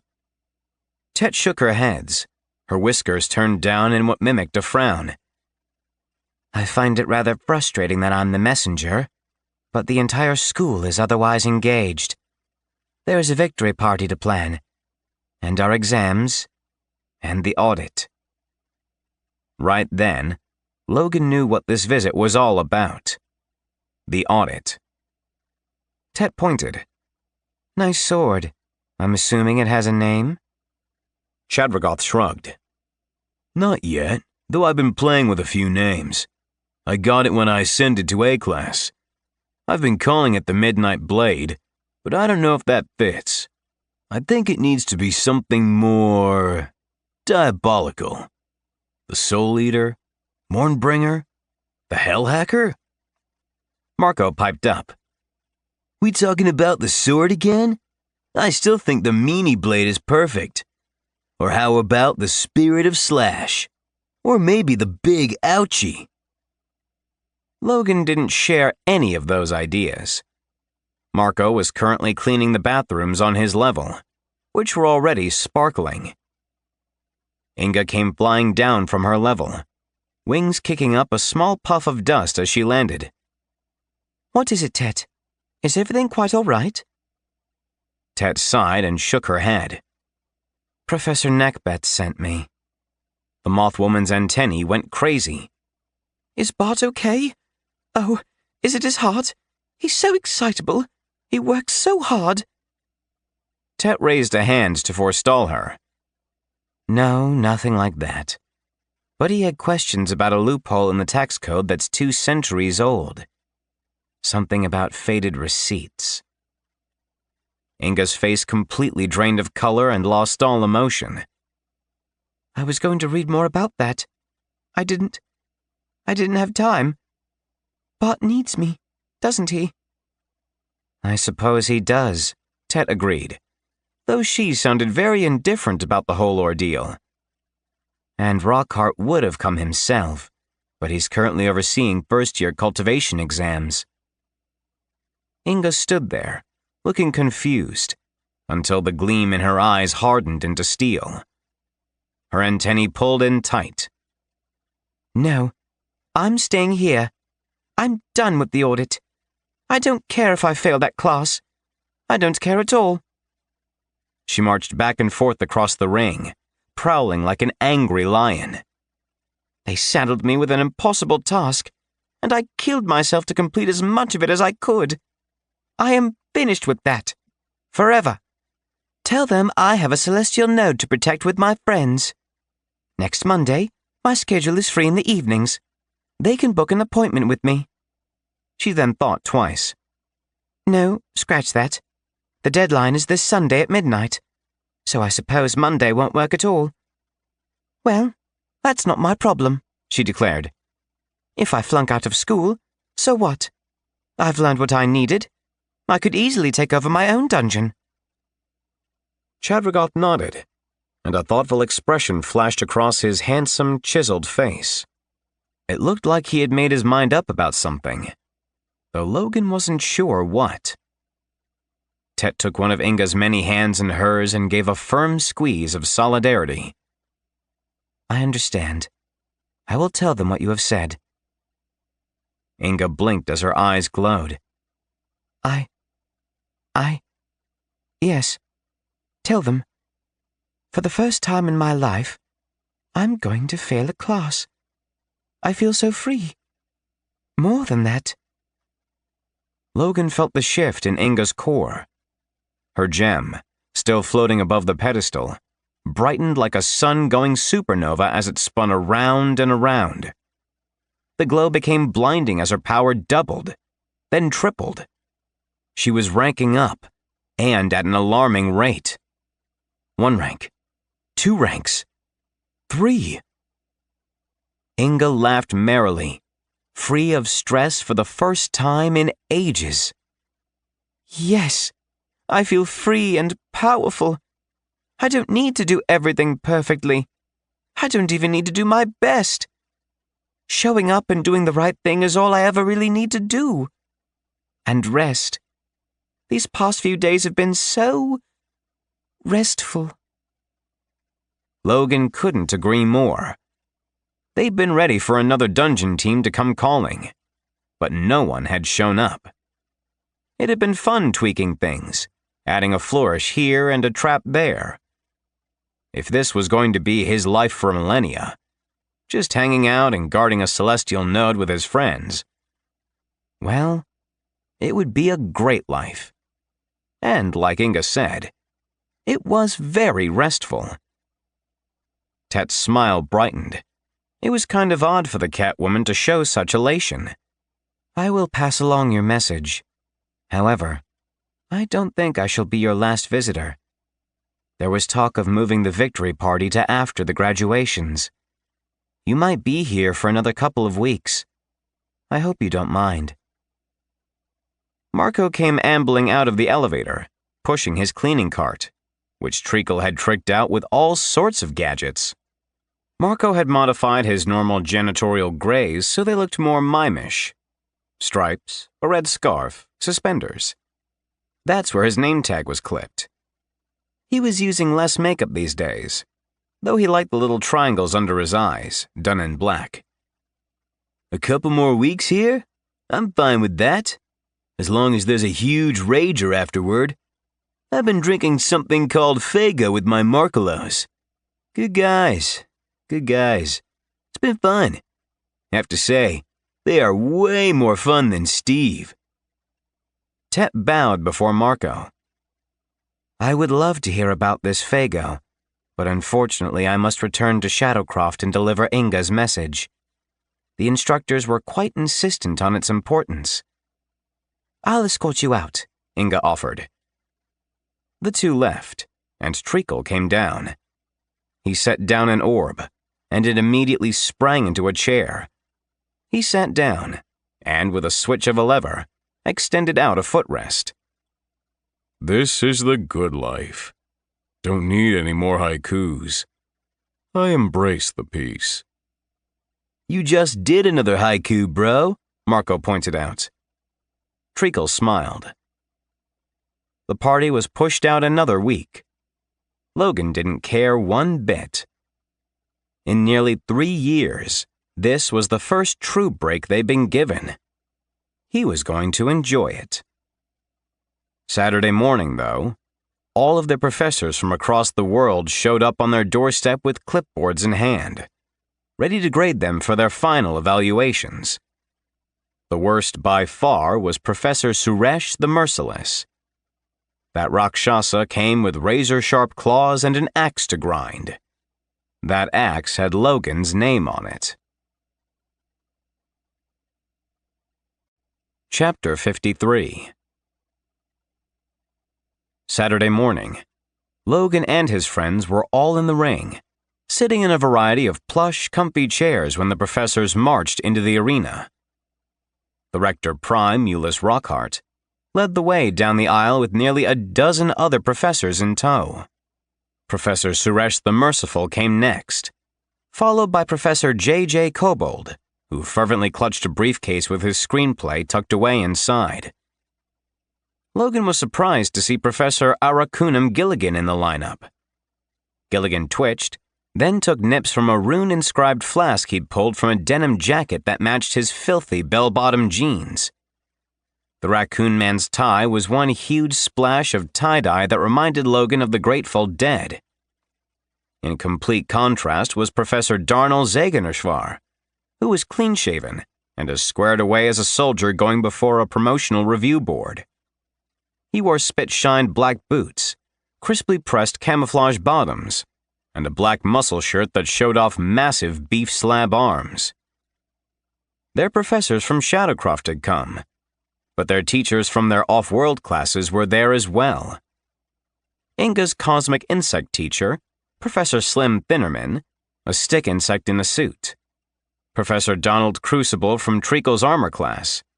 He looked exactly like his brother Ronald Crucible. Same broad facial feature and bushy mustache, with a few notable exceptions. The ogre had dreadlocks, wore paisley armor, and stood in plus-sized Birkenstocks, studded with chunks of iron. He looked like a pacifist dungeon core, all right, which was probably why his armor was so good. Professor Rick wore his customary golden suit, and he looked completely put together. Ranking up had really helped his confidence. Lori had come along, and she buzzed around him in a black and yellow cloud. Rick looked comfortable even though he was traveling with one of the scariest clown entities that Logan had ever seen. Marco's off-world teacher, Nick Nickelwise. The professor wore horrific makeup that Logan couldn't look at directly. He was decked out in a custom clown suit with huge fuzzy buttons up the front. Though again, Logan didn't let his gaze linger long. He didn't want to risk his sanity. Marco, though, was thrilled to see his teacher. Nickelwise, You are killing it with that outfit. You have that it factor. You are living it up. Logan opened his mouth to ask about all the emphasis, but then decided against it. Rockhart snapped his fingers. Dungeon cores, down from the ring if you please. Conjure a set of chairs for us up there. He pointed to a viewing box overlooking the arena floor. We shall sit as a panel and give you an oral assessment and your final grades. Professor Suresh rubbed his claws together. I so enjoy public humiliation. Logan was having none of that. No, he said matter-of-factly. This is our inner sanctum, and we're way too comfortable to move. Let's all just chat from where we are now. Rockhart scowled. Oh, since you and Mr. Nobleblade are A-class now, do you think we're peers, Mr. Murray? You're A-class, and I'm A-class, Logan replied with a shrug. You left the fate of this celestial node in our hands against a newly ascended S-class dungeoneer, and we won. Yeah, I think we're peers. The gargoyle griffin shook his head. This is what happens when dungeon cores rank up too fast. They get too big for their discount britches. I'm not wearing pants, Professor, Logan said.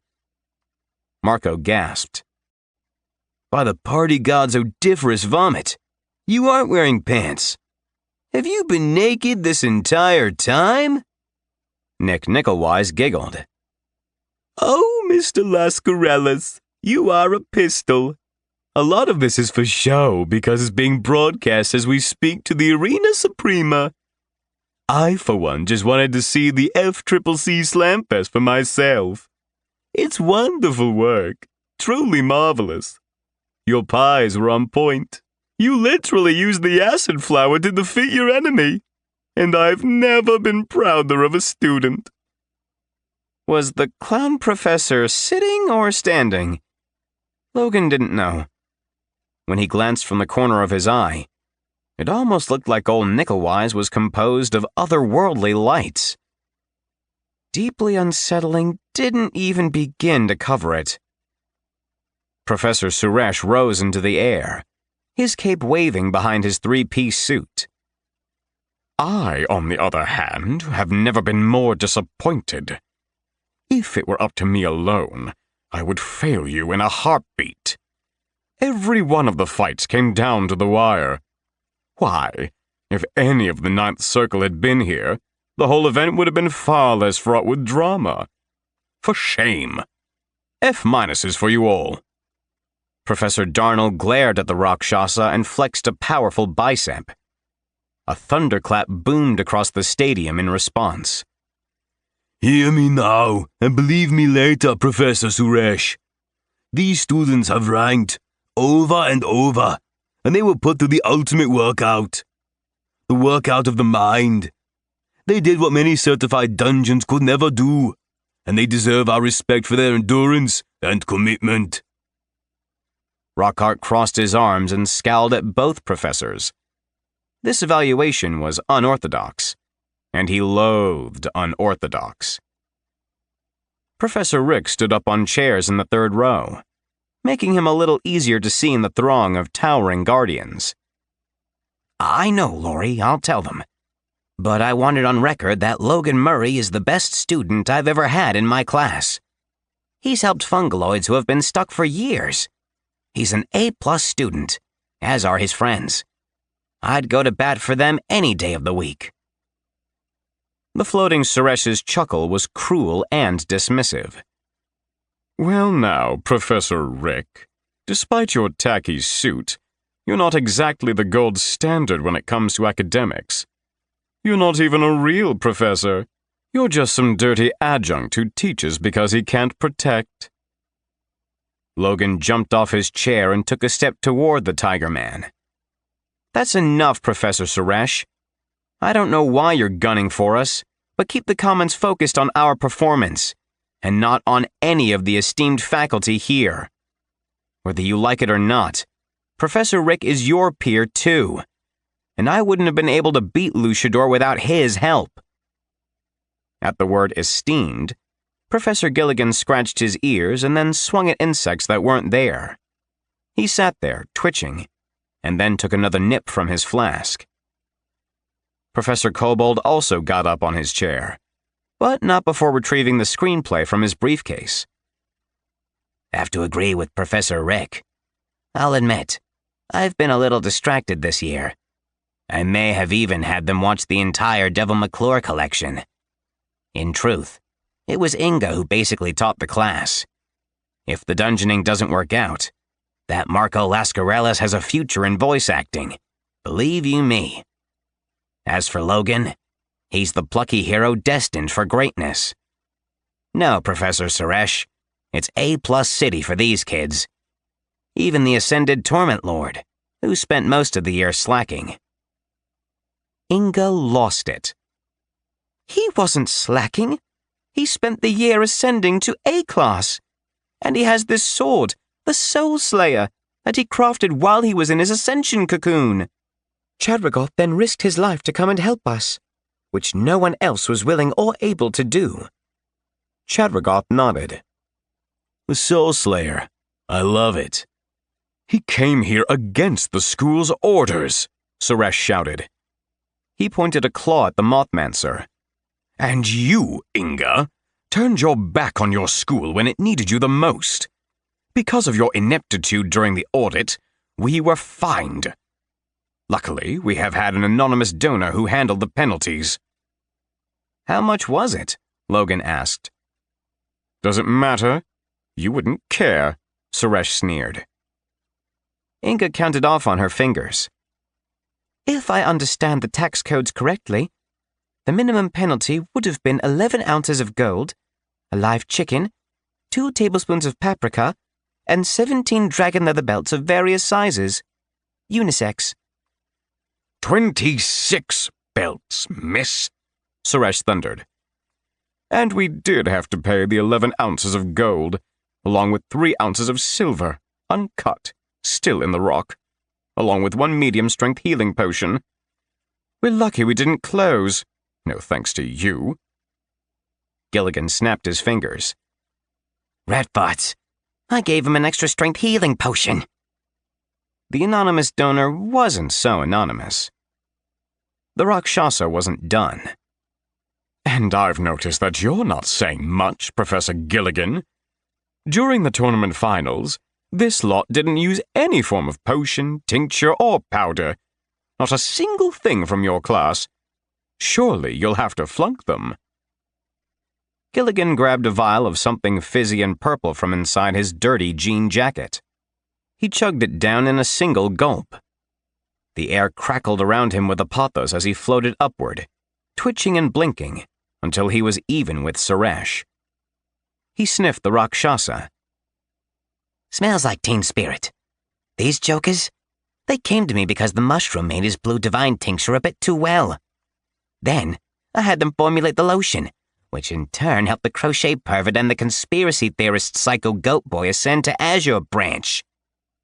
It should also be known that they came to my office hours. No one has ever been brave enough to come to me during office hours. Which makes perfect sense because of how paranoid I am. Honestly, at first I thought they were Nox, especially the Moth Woman. Then I thought they were tweakers because of the crochet pervert. Nox and tweakers, man. My life is just Nox and tweakers. But no, turns out they were just good students. A+ in my book. Professor Kobold waved his screenplay. In other news, I wanted to share that I finally got some interest, guys. There's a production company who'll give me an offer if I rewrite the whole thing. I'm thinking another 5, maybe 10 years of edits, and we'll get the green light. Marco gave him the thumbs up. Logan was glad he was a dungeon core and not a writer. Rockhart spoke in a quiet voice. Professor Crucible, Professor Thinneman, what about your assessments, The stick insect fluttered up into the air on dragonfly wings, joining Suresh and Professor Gilligan. Inga, those Etherians' use of both insects and arachnids is very impressive, as is her knowledge of multiversal entomological evolution theory. A+, without a doubt. He continued to hover there, buzzing. Professor Donald's paisley armor swirled with colors, smelling like patchouli and vanilla. Oh, wow, man. I like how freaky the professors at Shadowcroft are. I thought that most of them had sticks up their posteriors, like my uncomfortably violent brother Ronald. But nope. Some good people work there, outside of the tiger-headed fascist.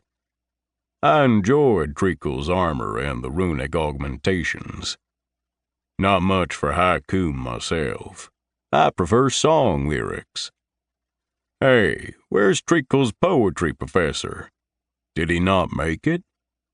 Yeah, he is here. Professor Donald said proudly, still flexing. I taught that class, yeah, though I wanted to keep it a secret. I want people to know me for my workouts, not my poetry. I've already said that I think Logan is excellent. He took my workouts to heart.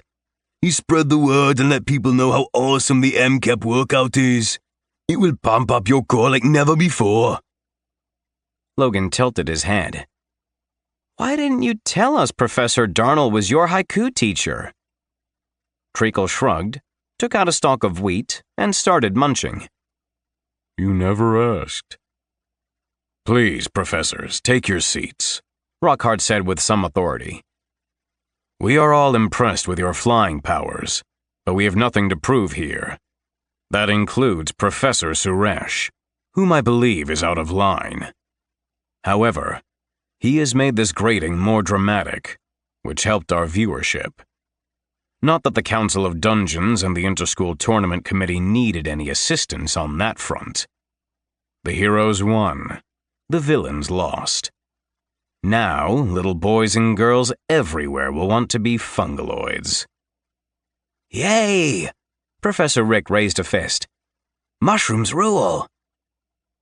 Rockhart looked like he disagreed, but he kept his mouth shut on the matter. Maybe he had some cause for worry, Logan thought. Yes, fungaloids were ridiculously weak at first, but Logan's connection with the mushroom misfits had taught him that the symbiotic bond offered dungeon cores a ton of power. That power, in the wrong hands, could be devastating. Could the rumors of the Spore Lords be true? Rockhart pointed a talon at Inga. You, Miss Thosetharian, failed your cultivation class. We needed you in the final part of the audit, and you refused to come. What do you have to say for yourself? Inga stood with her chin held high.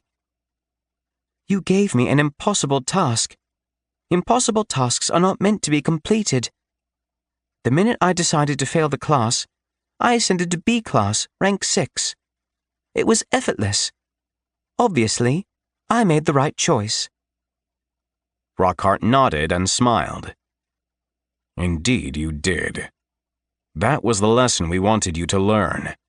That your level of perfectionism is toxic. For you, half-assing a task is equivalent to full-assing a task for most people. Compared to someone like Mr. Lascarellis, I would even go so far as to say it's triple or even quadruple-assing the task. Marco giggled. He said ass. You all pass, of course, with flying colors, Rockhart continued. The headmaster wanted to pass along his congratulations.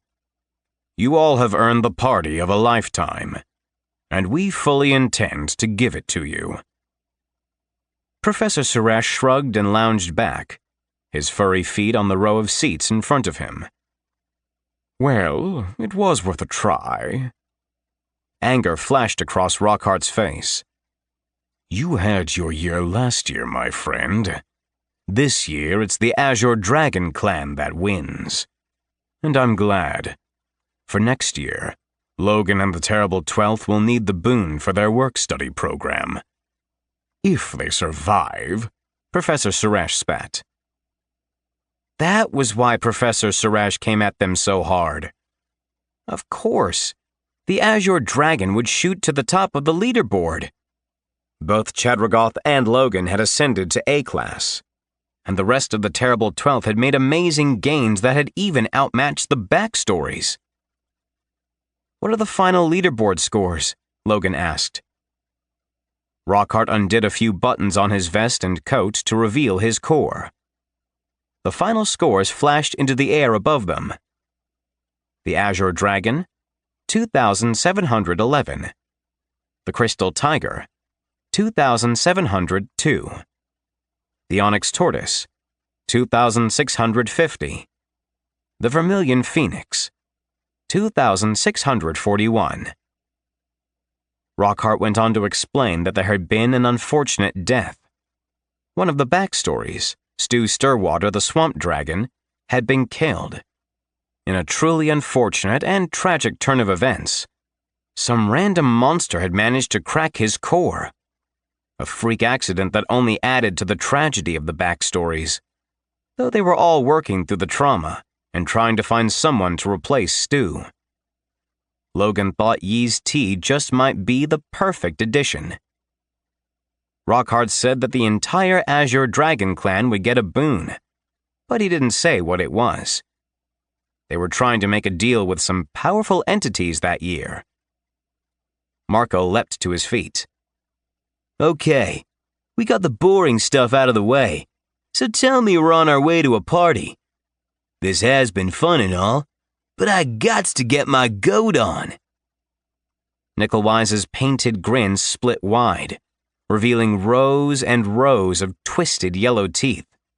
Both his uvula and epiglottis were the gateways to an unimaginable hell of utter torment.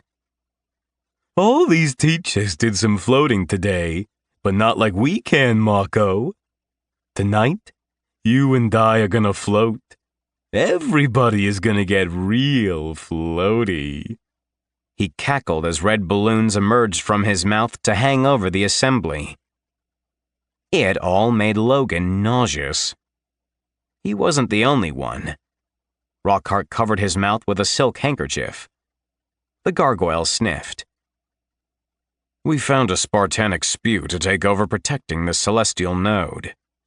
Leonidi is a talented slime gladiator that will do well here, we think. You are all free to leave." Logan glanced around at the mushrooms, minions, and mannequins. He was going to miss their dungeon on Thanris, but he also knew that he and his friends were well suited to dungeon core life. Even Marco, who now had his bathroom cleaning hobby to keep himself calm. The professors flew up to the ring, and they all mingled and laughed and talked about the very full year. Even Suresh was friendly. Chadragoth, though, stood awkwardly off to the side, not saying much. Something was up with him, and Logan had a gut feeling about what it was. Chapter 54. The party to celebrate the end of the interschool tournament of collegial dungeon excellence was truly amazing. There were fireworks and a parade where the terrible 12th and Chadragoth got to practice their princess waves on various floats. The parade kind, not the Stephen King kind. After the parade was a tremendous dance party. Voss Mina, Squid Bard drummer and the headmaster of Saldrian's School of Guardians, took care of the music with the help from Marco and Nick Nicklewise. The terrifying clown dungeon core played his accordion with the terror turned down to about a 9, making it just bearable. He and Marco did a whole set of polka music, which is the least or most horrifying music genre depending on where you're from. Marco kindly chose not to play a song that might summon anything Lovecraftian. He only summoned the love. The entire Arena Suprema had become the largest dance club, open bar, and multiversal buffet in existence. The place was packed with fans, press, and pretty much the entire student population of every university that even flirted with being accredited by the Council of Dungeons. There were liches doing keg stands, nerdy Abaddon archivists doing line dances, and one slime giant was trying to eat all of the bean dip with a shovel. That had to be stopped. At one point, the gelatinous knight and Nimoy were kicked out of the party for starting a mosh pit in front of the band. While they had takers in some of the beefier dungeon cores as well as a full squad of Markelos, slam dancing wasn't encouraged. To make sure that the dance party hit all the middle school tropes, Jimmy McMarty and Lady LCL left in a huff after creating a scene with Chedragoth. Not that the Torment Lord engaged with them. He was beyond their petty squabbles.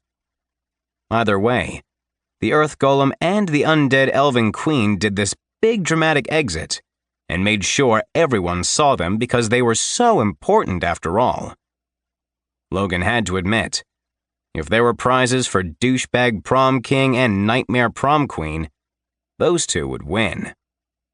The heroic Fungaloid watched the whole thing from the buffet table. He was sniffing the clam dip, hoping that it had turned in the heat of all the dancing and celebration, when Professor Rick and the rest of his misfit mushroom class came running in to jump on him.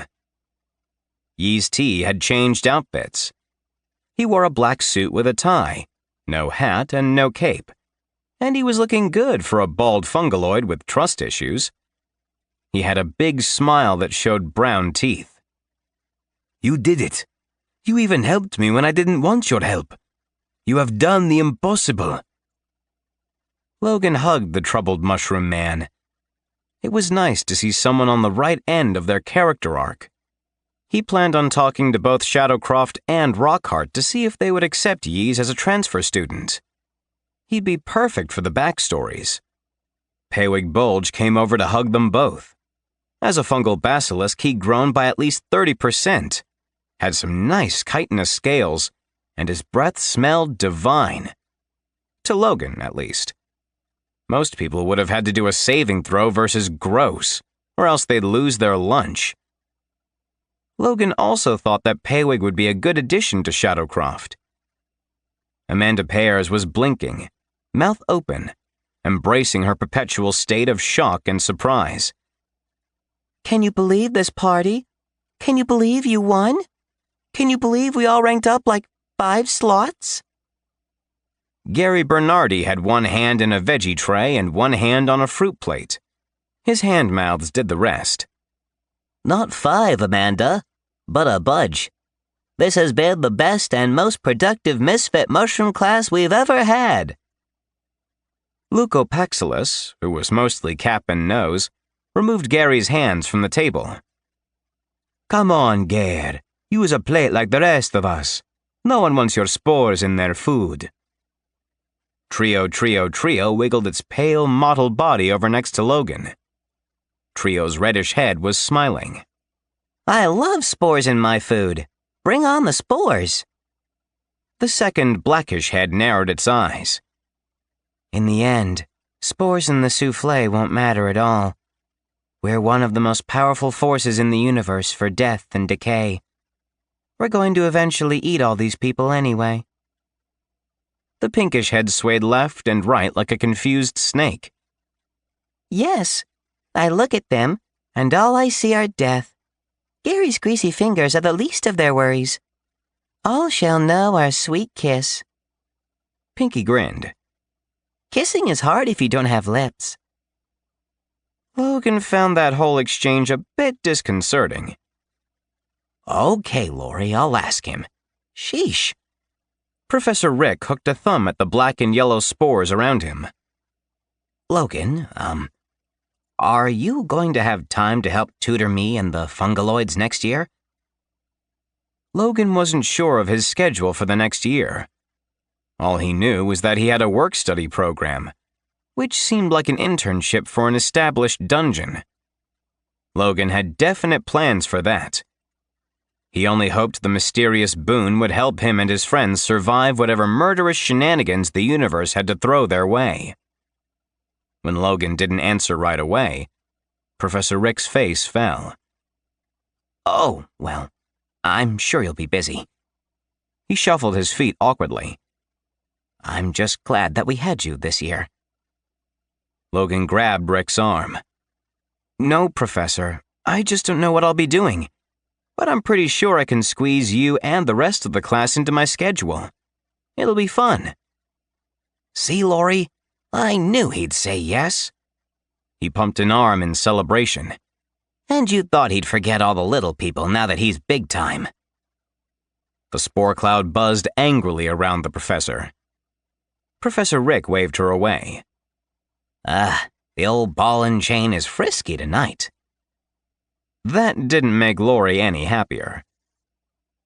Logan finally found some potato salad that had definitely turned, and he ate it with his fingers while he watched Euless Rockhart dance with his sweetie, a very dazzling Arquetta the Hellgazer. The Gorgon had a sparkling red dress that matched her brilliant sparkly sunglasses. Rockhart was in a suit to match, and he had sunglasses perched above his horns. They were easily the best-dressed couple in attendance. Arquetta had all the dance talent. Rockhart danced like a union welder at his niece's wedding reception. Logan wasn't surprised to see the nine-tailed fox girl, Jisoo, dungeon hunter and probably the happiest assassin in the multiverse, getting down. But he was surprised to see her dancing with Professor Zuzana Xantho, the militaristic pixie who had taught their offensive dungeon design course the year before. The fairy fetch had traded her ancient Greek armor in for a dress that Helen of Troy might have worn. The two looked good. Near them were Inga and Tet, smiling and moving to the music. Inga tried her best to get Professor Neckbet to join in, but that was never going to happen. Bart was in deep conversation with a collection of Shadowcroft professors including Suresh, Darnell, and Professor J.J. Kobold. She did, however, somehow lure Treacle onto the dance floor. Logan caught Professor Gilligan tipping a vial into the fruit punch. The raccoon grinned. Just a little antiseptic. He shot Logan a wink. You might like all the bacteria in this place, but there's a deadly strain of Corvic-19 going around. Doing my part for the public health. The strange furry guy capped the vial and shuffled off, shooing away flies that weren't there and ducking a lot. Logan wasn't sure if Gilligan was telling the truth or not. It seemed that Aracunum Gilligan was both all right and all wrong. Chadragoth came over and stood with his arms across his chest. He was wearing a tuxedo, customized to fit his muscled body. Most tuxedos didn't come with sheaths, but this one did, and his sword, the Soul Slayer, hung from his hip. Logan and Chadragoth watched the dancing, when out of nowhere, the Torment Lord sighed. No easy way to say this, best friend, but I'm not coming back next year. Heck, I'm leaving now. Just wanted to say goodbye. Logan turned. Come on, Chadragoth, it's one more year. I know you and I don't exactly need Shadowcroft anymore, but it won't be the same without you. The Torment Lord shook his head. No, bro. I knew this time would come. Shador was in such a hurry on Chorch, that was where Winter Silver died, that he didn't drain the Celestial Node dry. Someone needs to go and protect it. Talked with Shadowcroft, and I got his approval. Even Professor Rockhart agrees. Ancient demon underneath the temple? It totally fits. I'm going to have so many cool traps. And I'm thinking catacombs. Maybe add some undead. I got some necromantical powers when I ascended. Logan nodded and patted the Torment Lord on the back. They were the same size now, but Logan's fingers were full of congealed potato salad. That spoiled mayonnaise had such a nice tang. Logan had to wipe some salad off Chadragoth's back. Sorry, got a little salad on you. I get it, Chadragoth. You're going to do great. The demon nodded. I think I really will. You know, a little over a year ago, I think the solitude would have killed me. I needed an audience. I needed everyone to know I was the best. But the past couple of weeks in the Slamfest, I could have been there alone with my minions. And if I get lonely, I'll send you a Googazon Face message. You're on Googazon Face, right? Just learned about it, but I'll figure it out.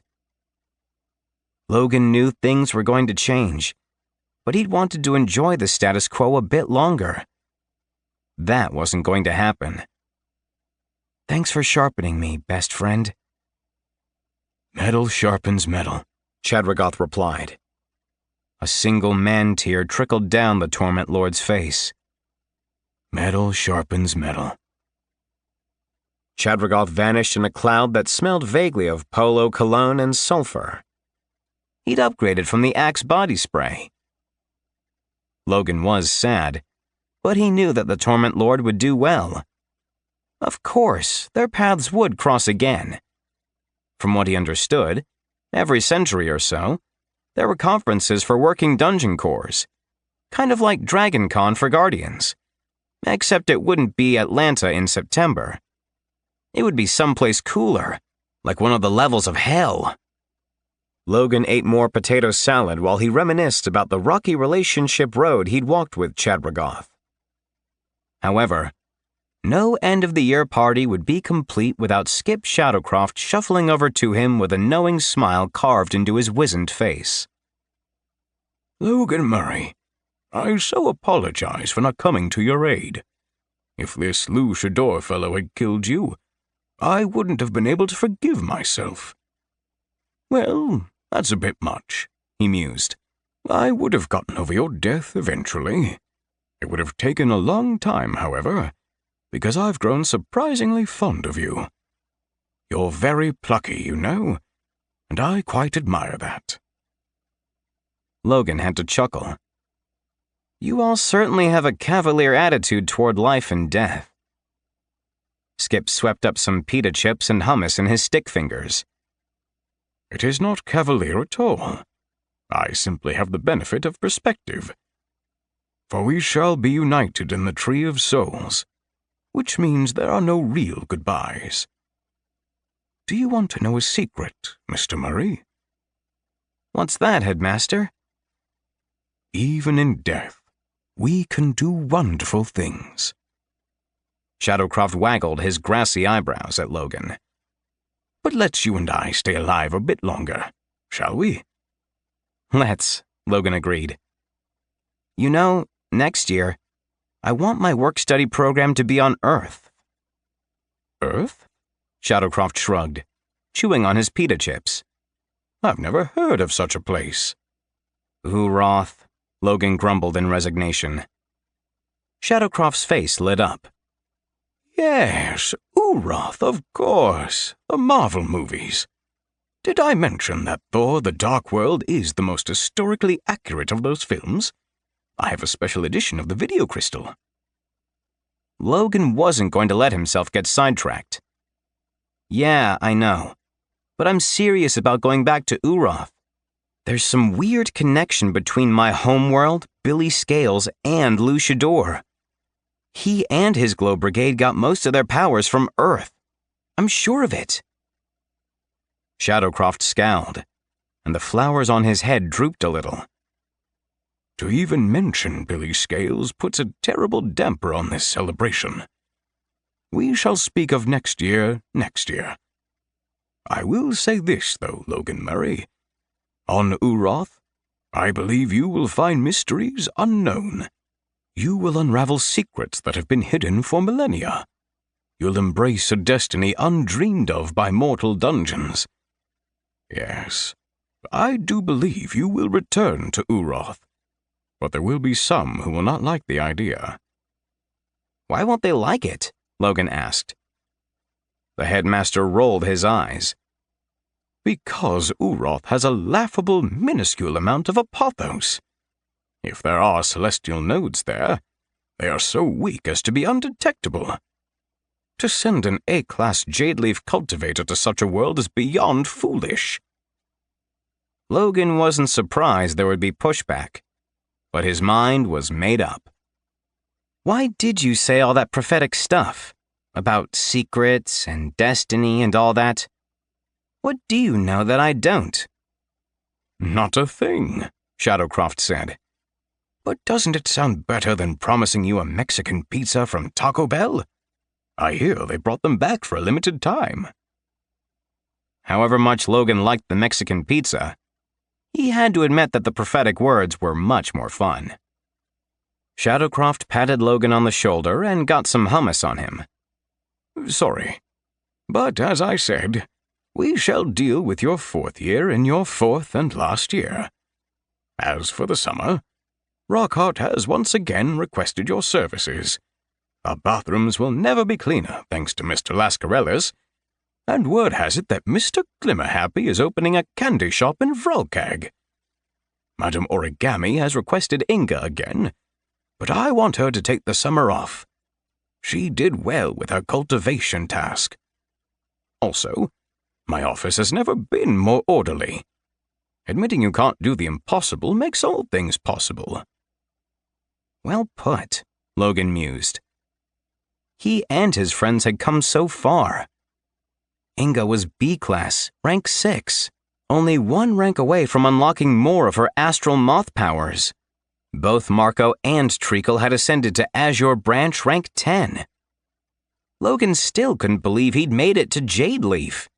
He'd even hit rank 9 thanks to the abundance of apothos he'd siphoned off Luchador and his squad of miscreants. They'd all come so far. Treacle opening a candy shop? This was news to Logan, but he wasn't surprised.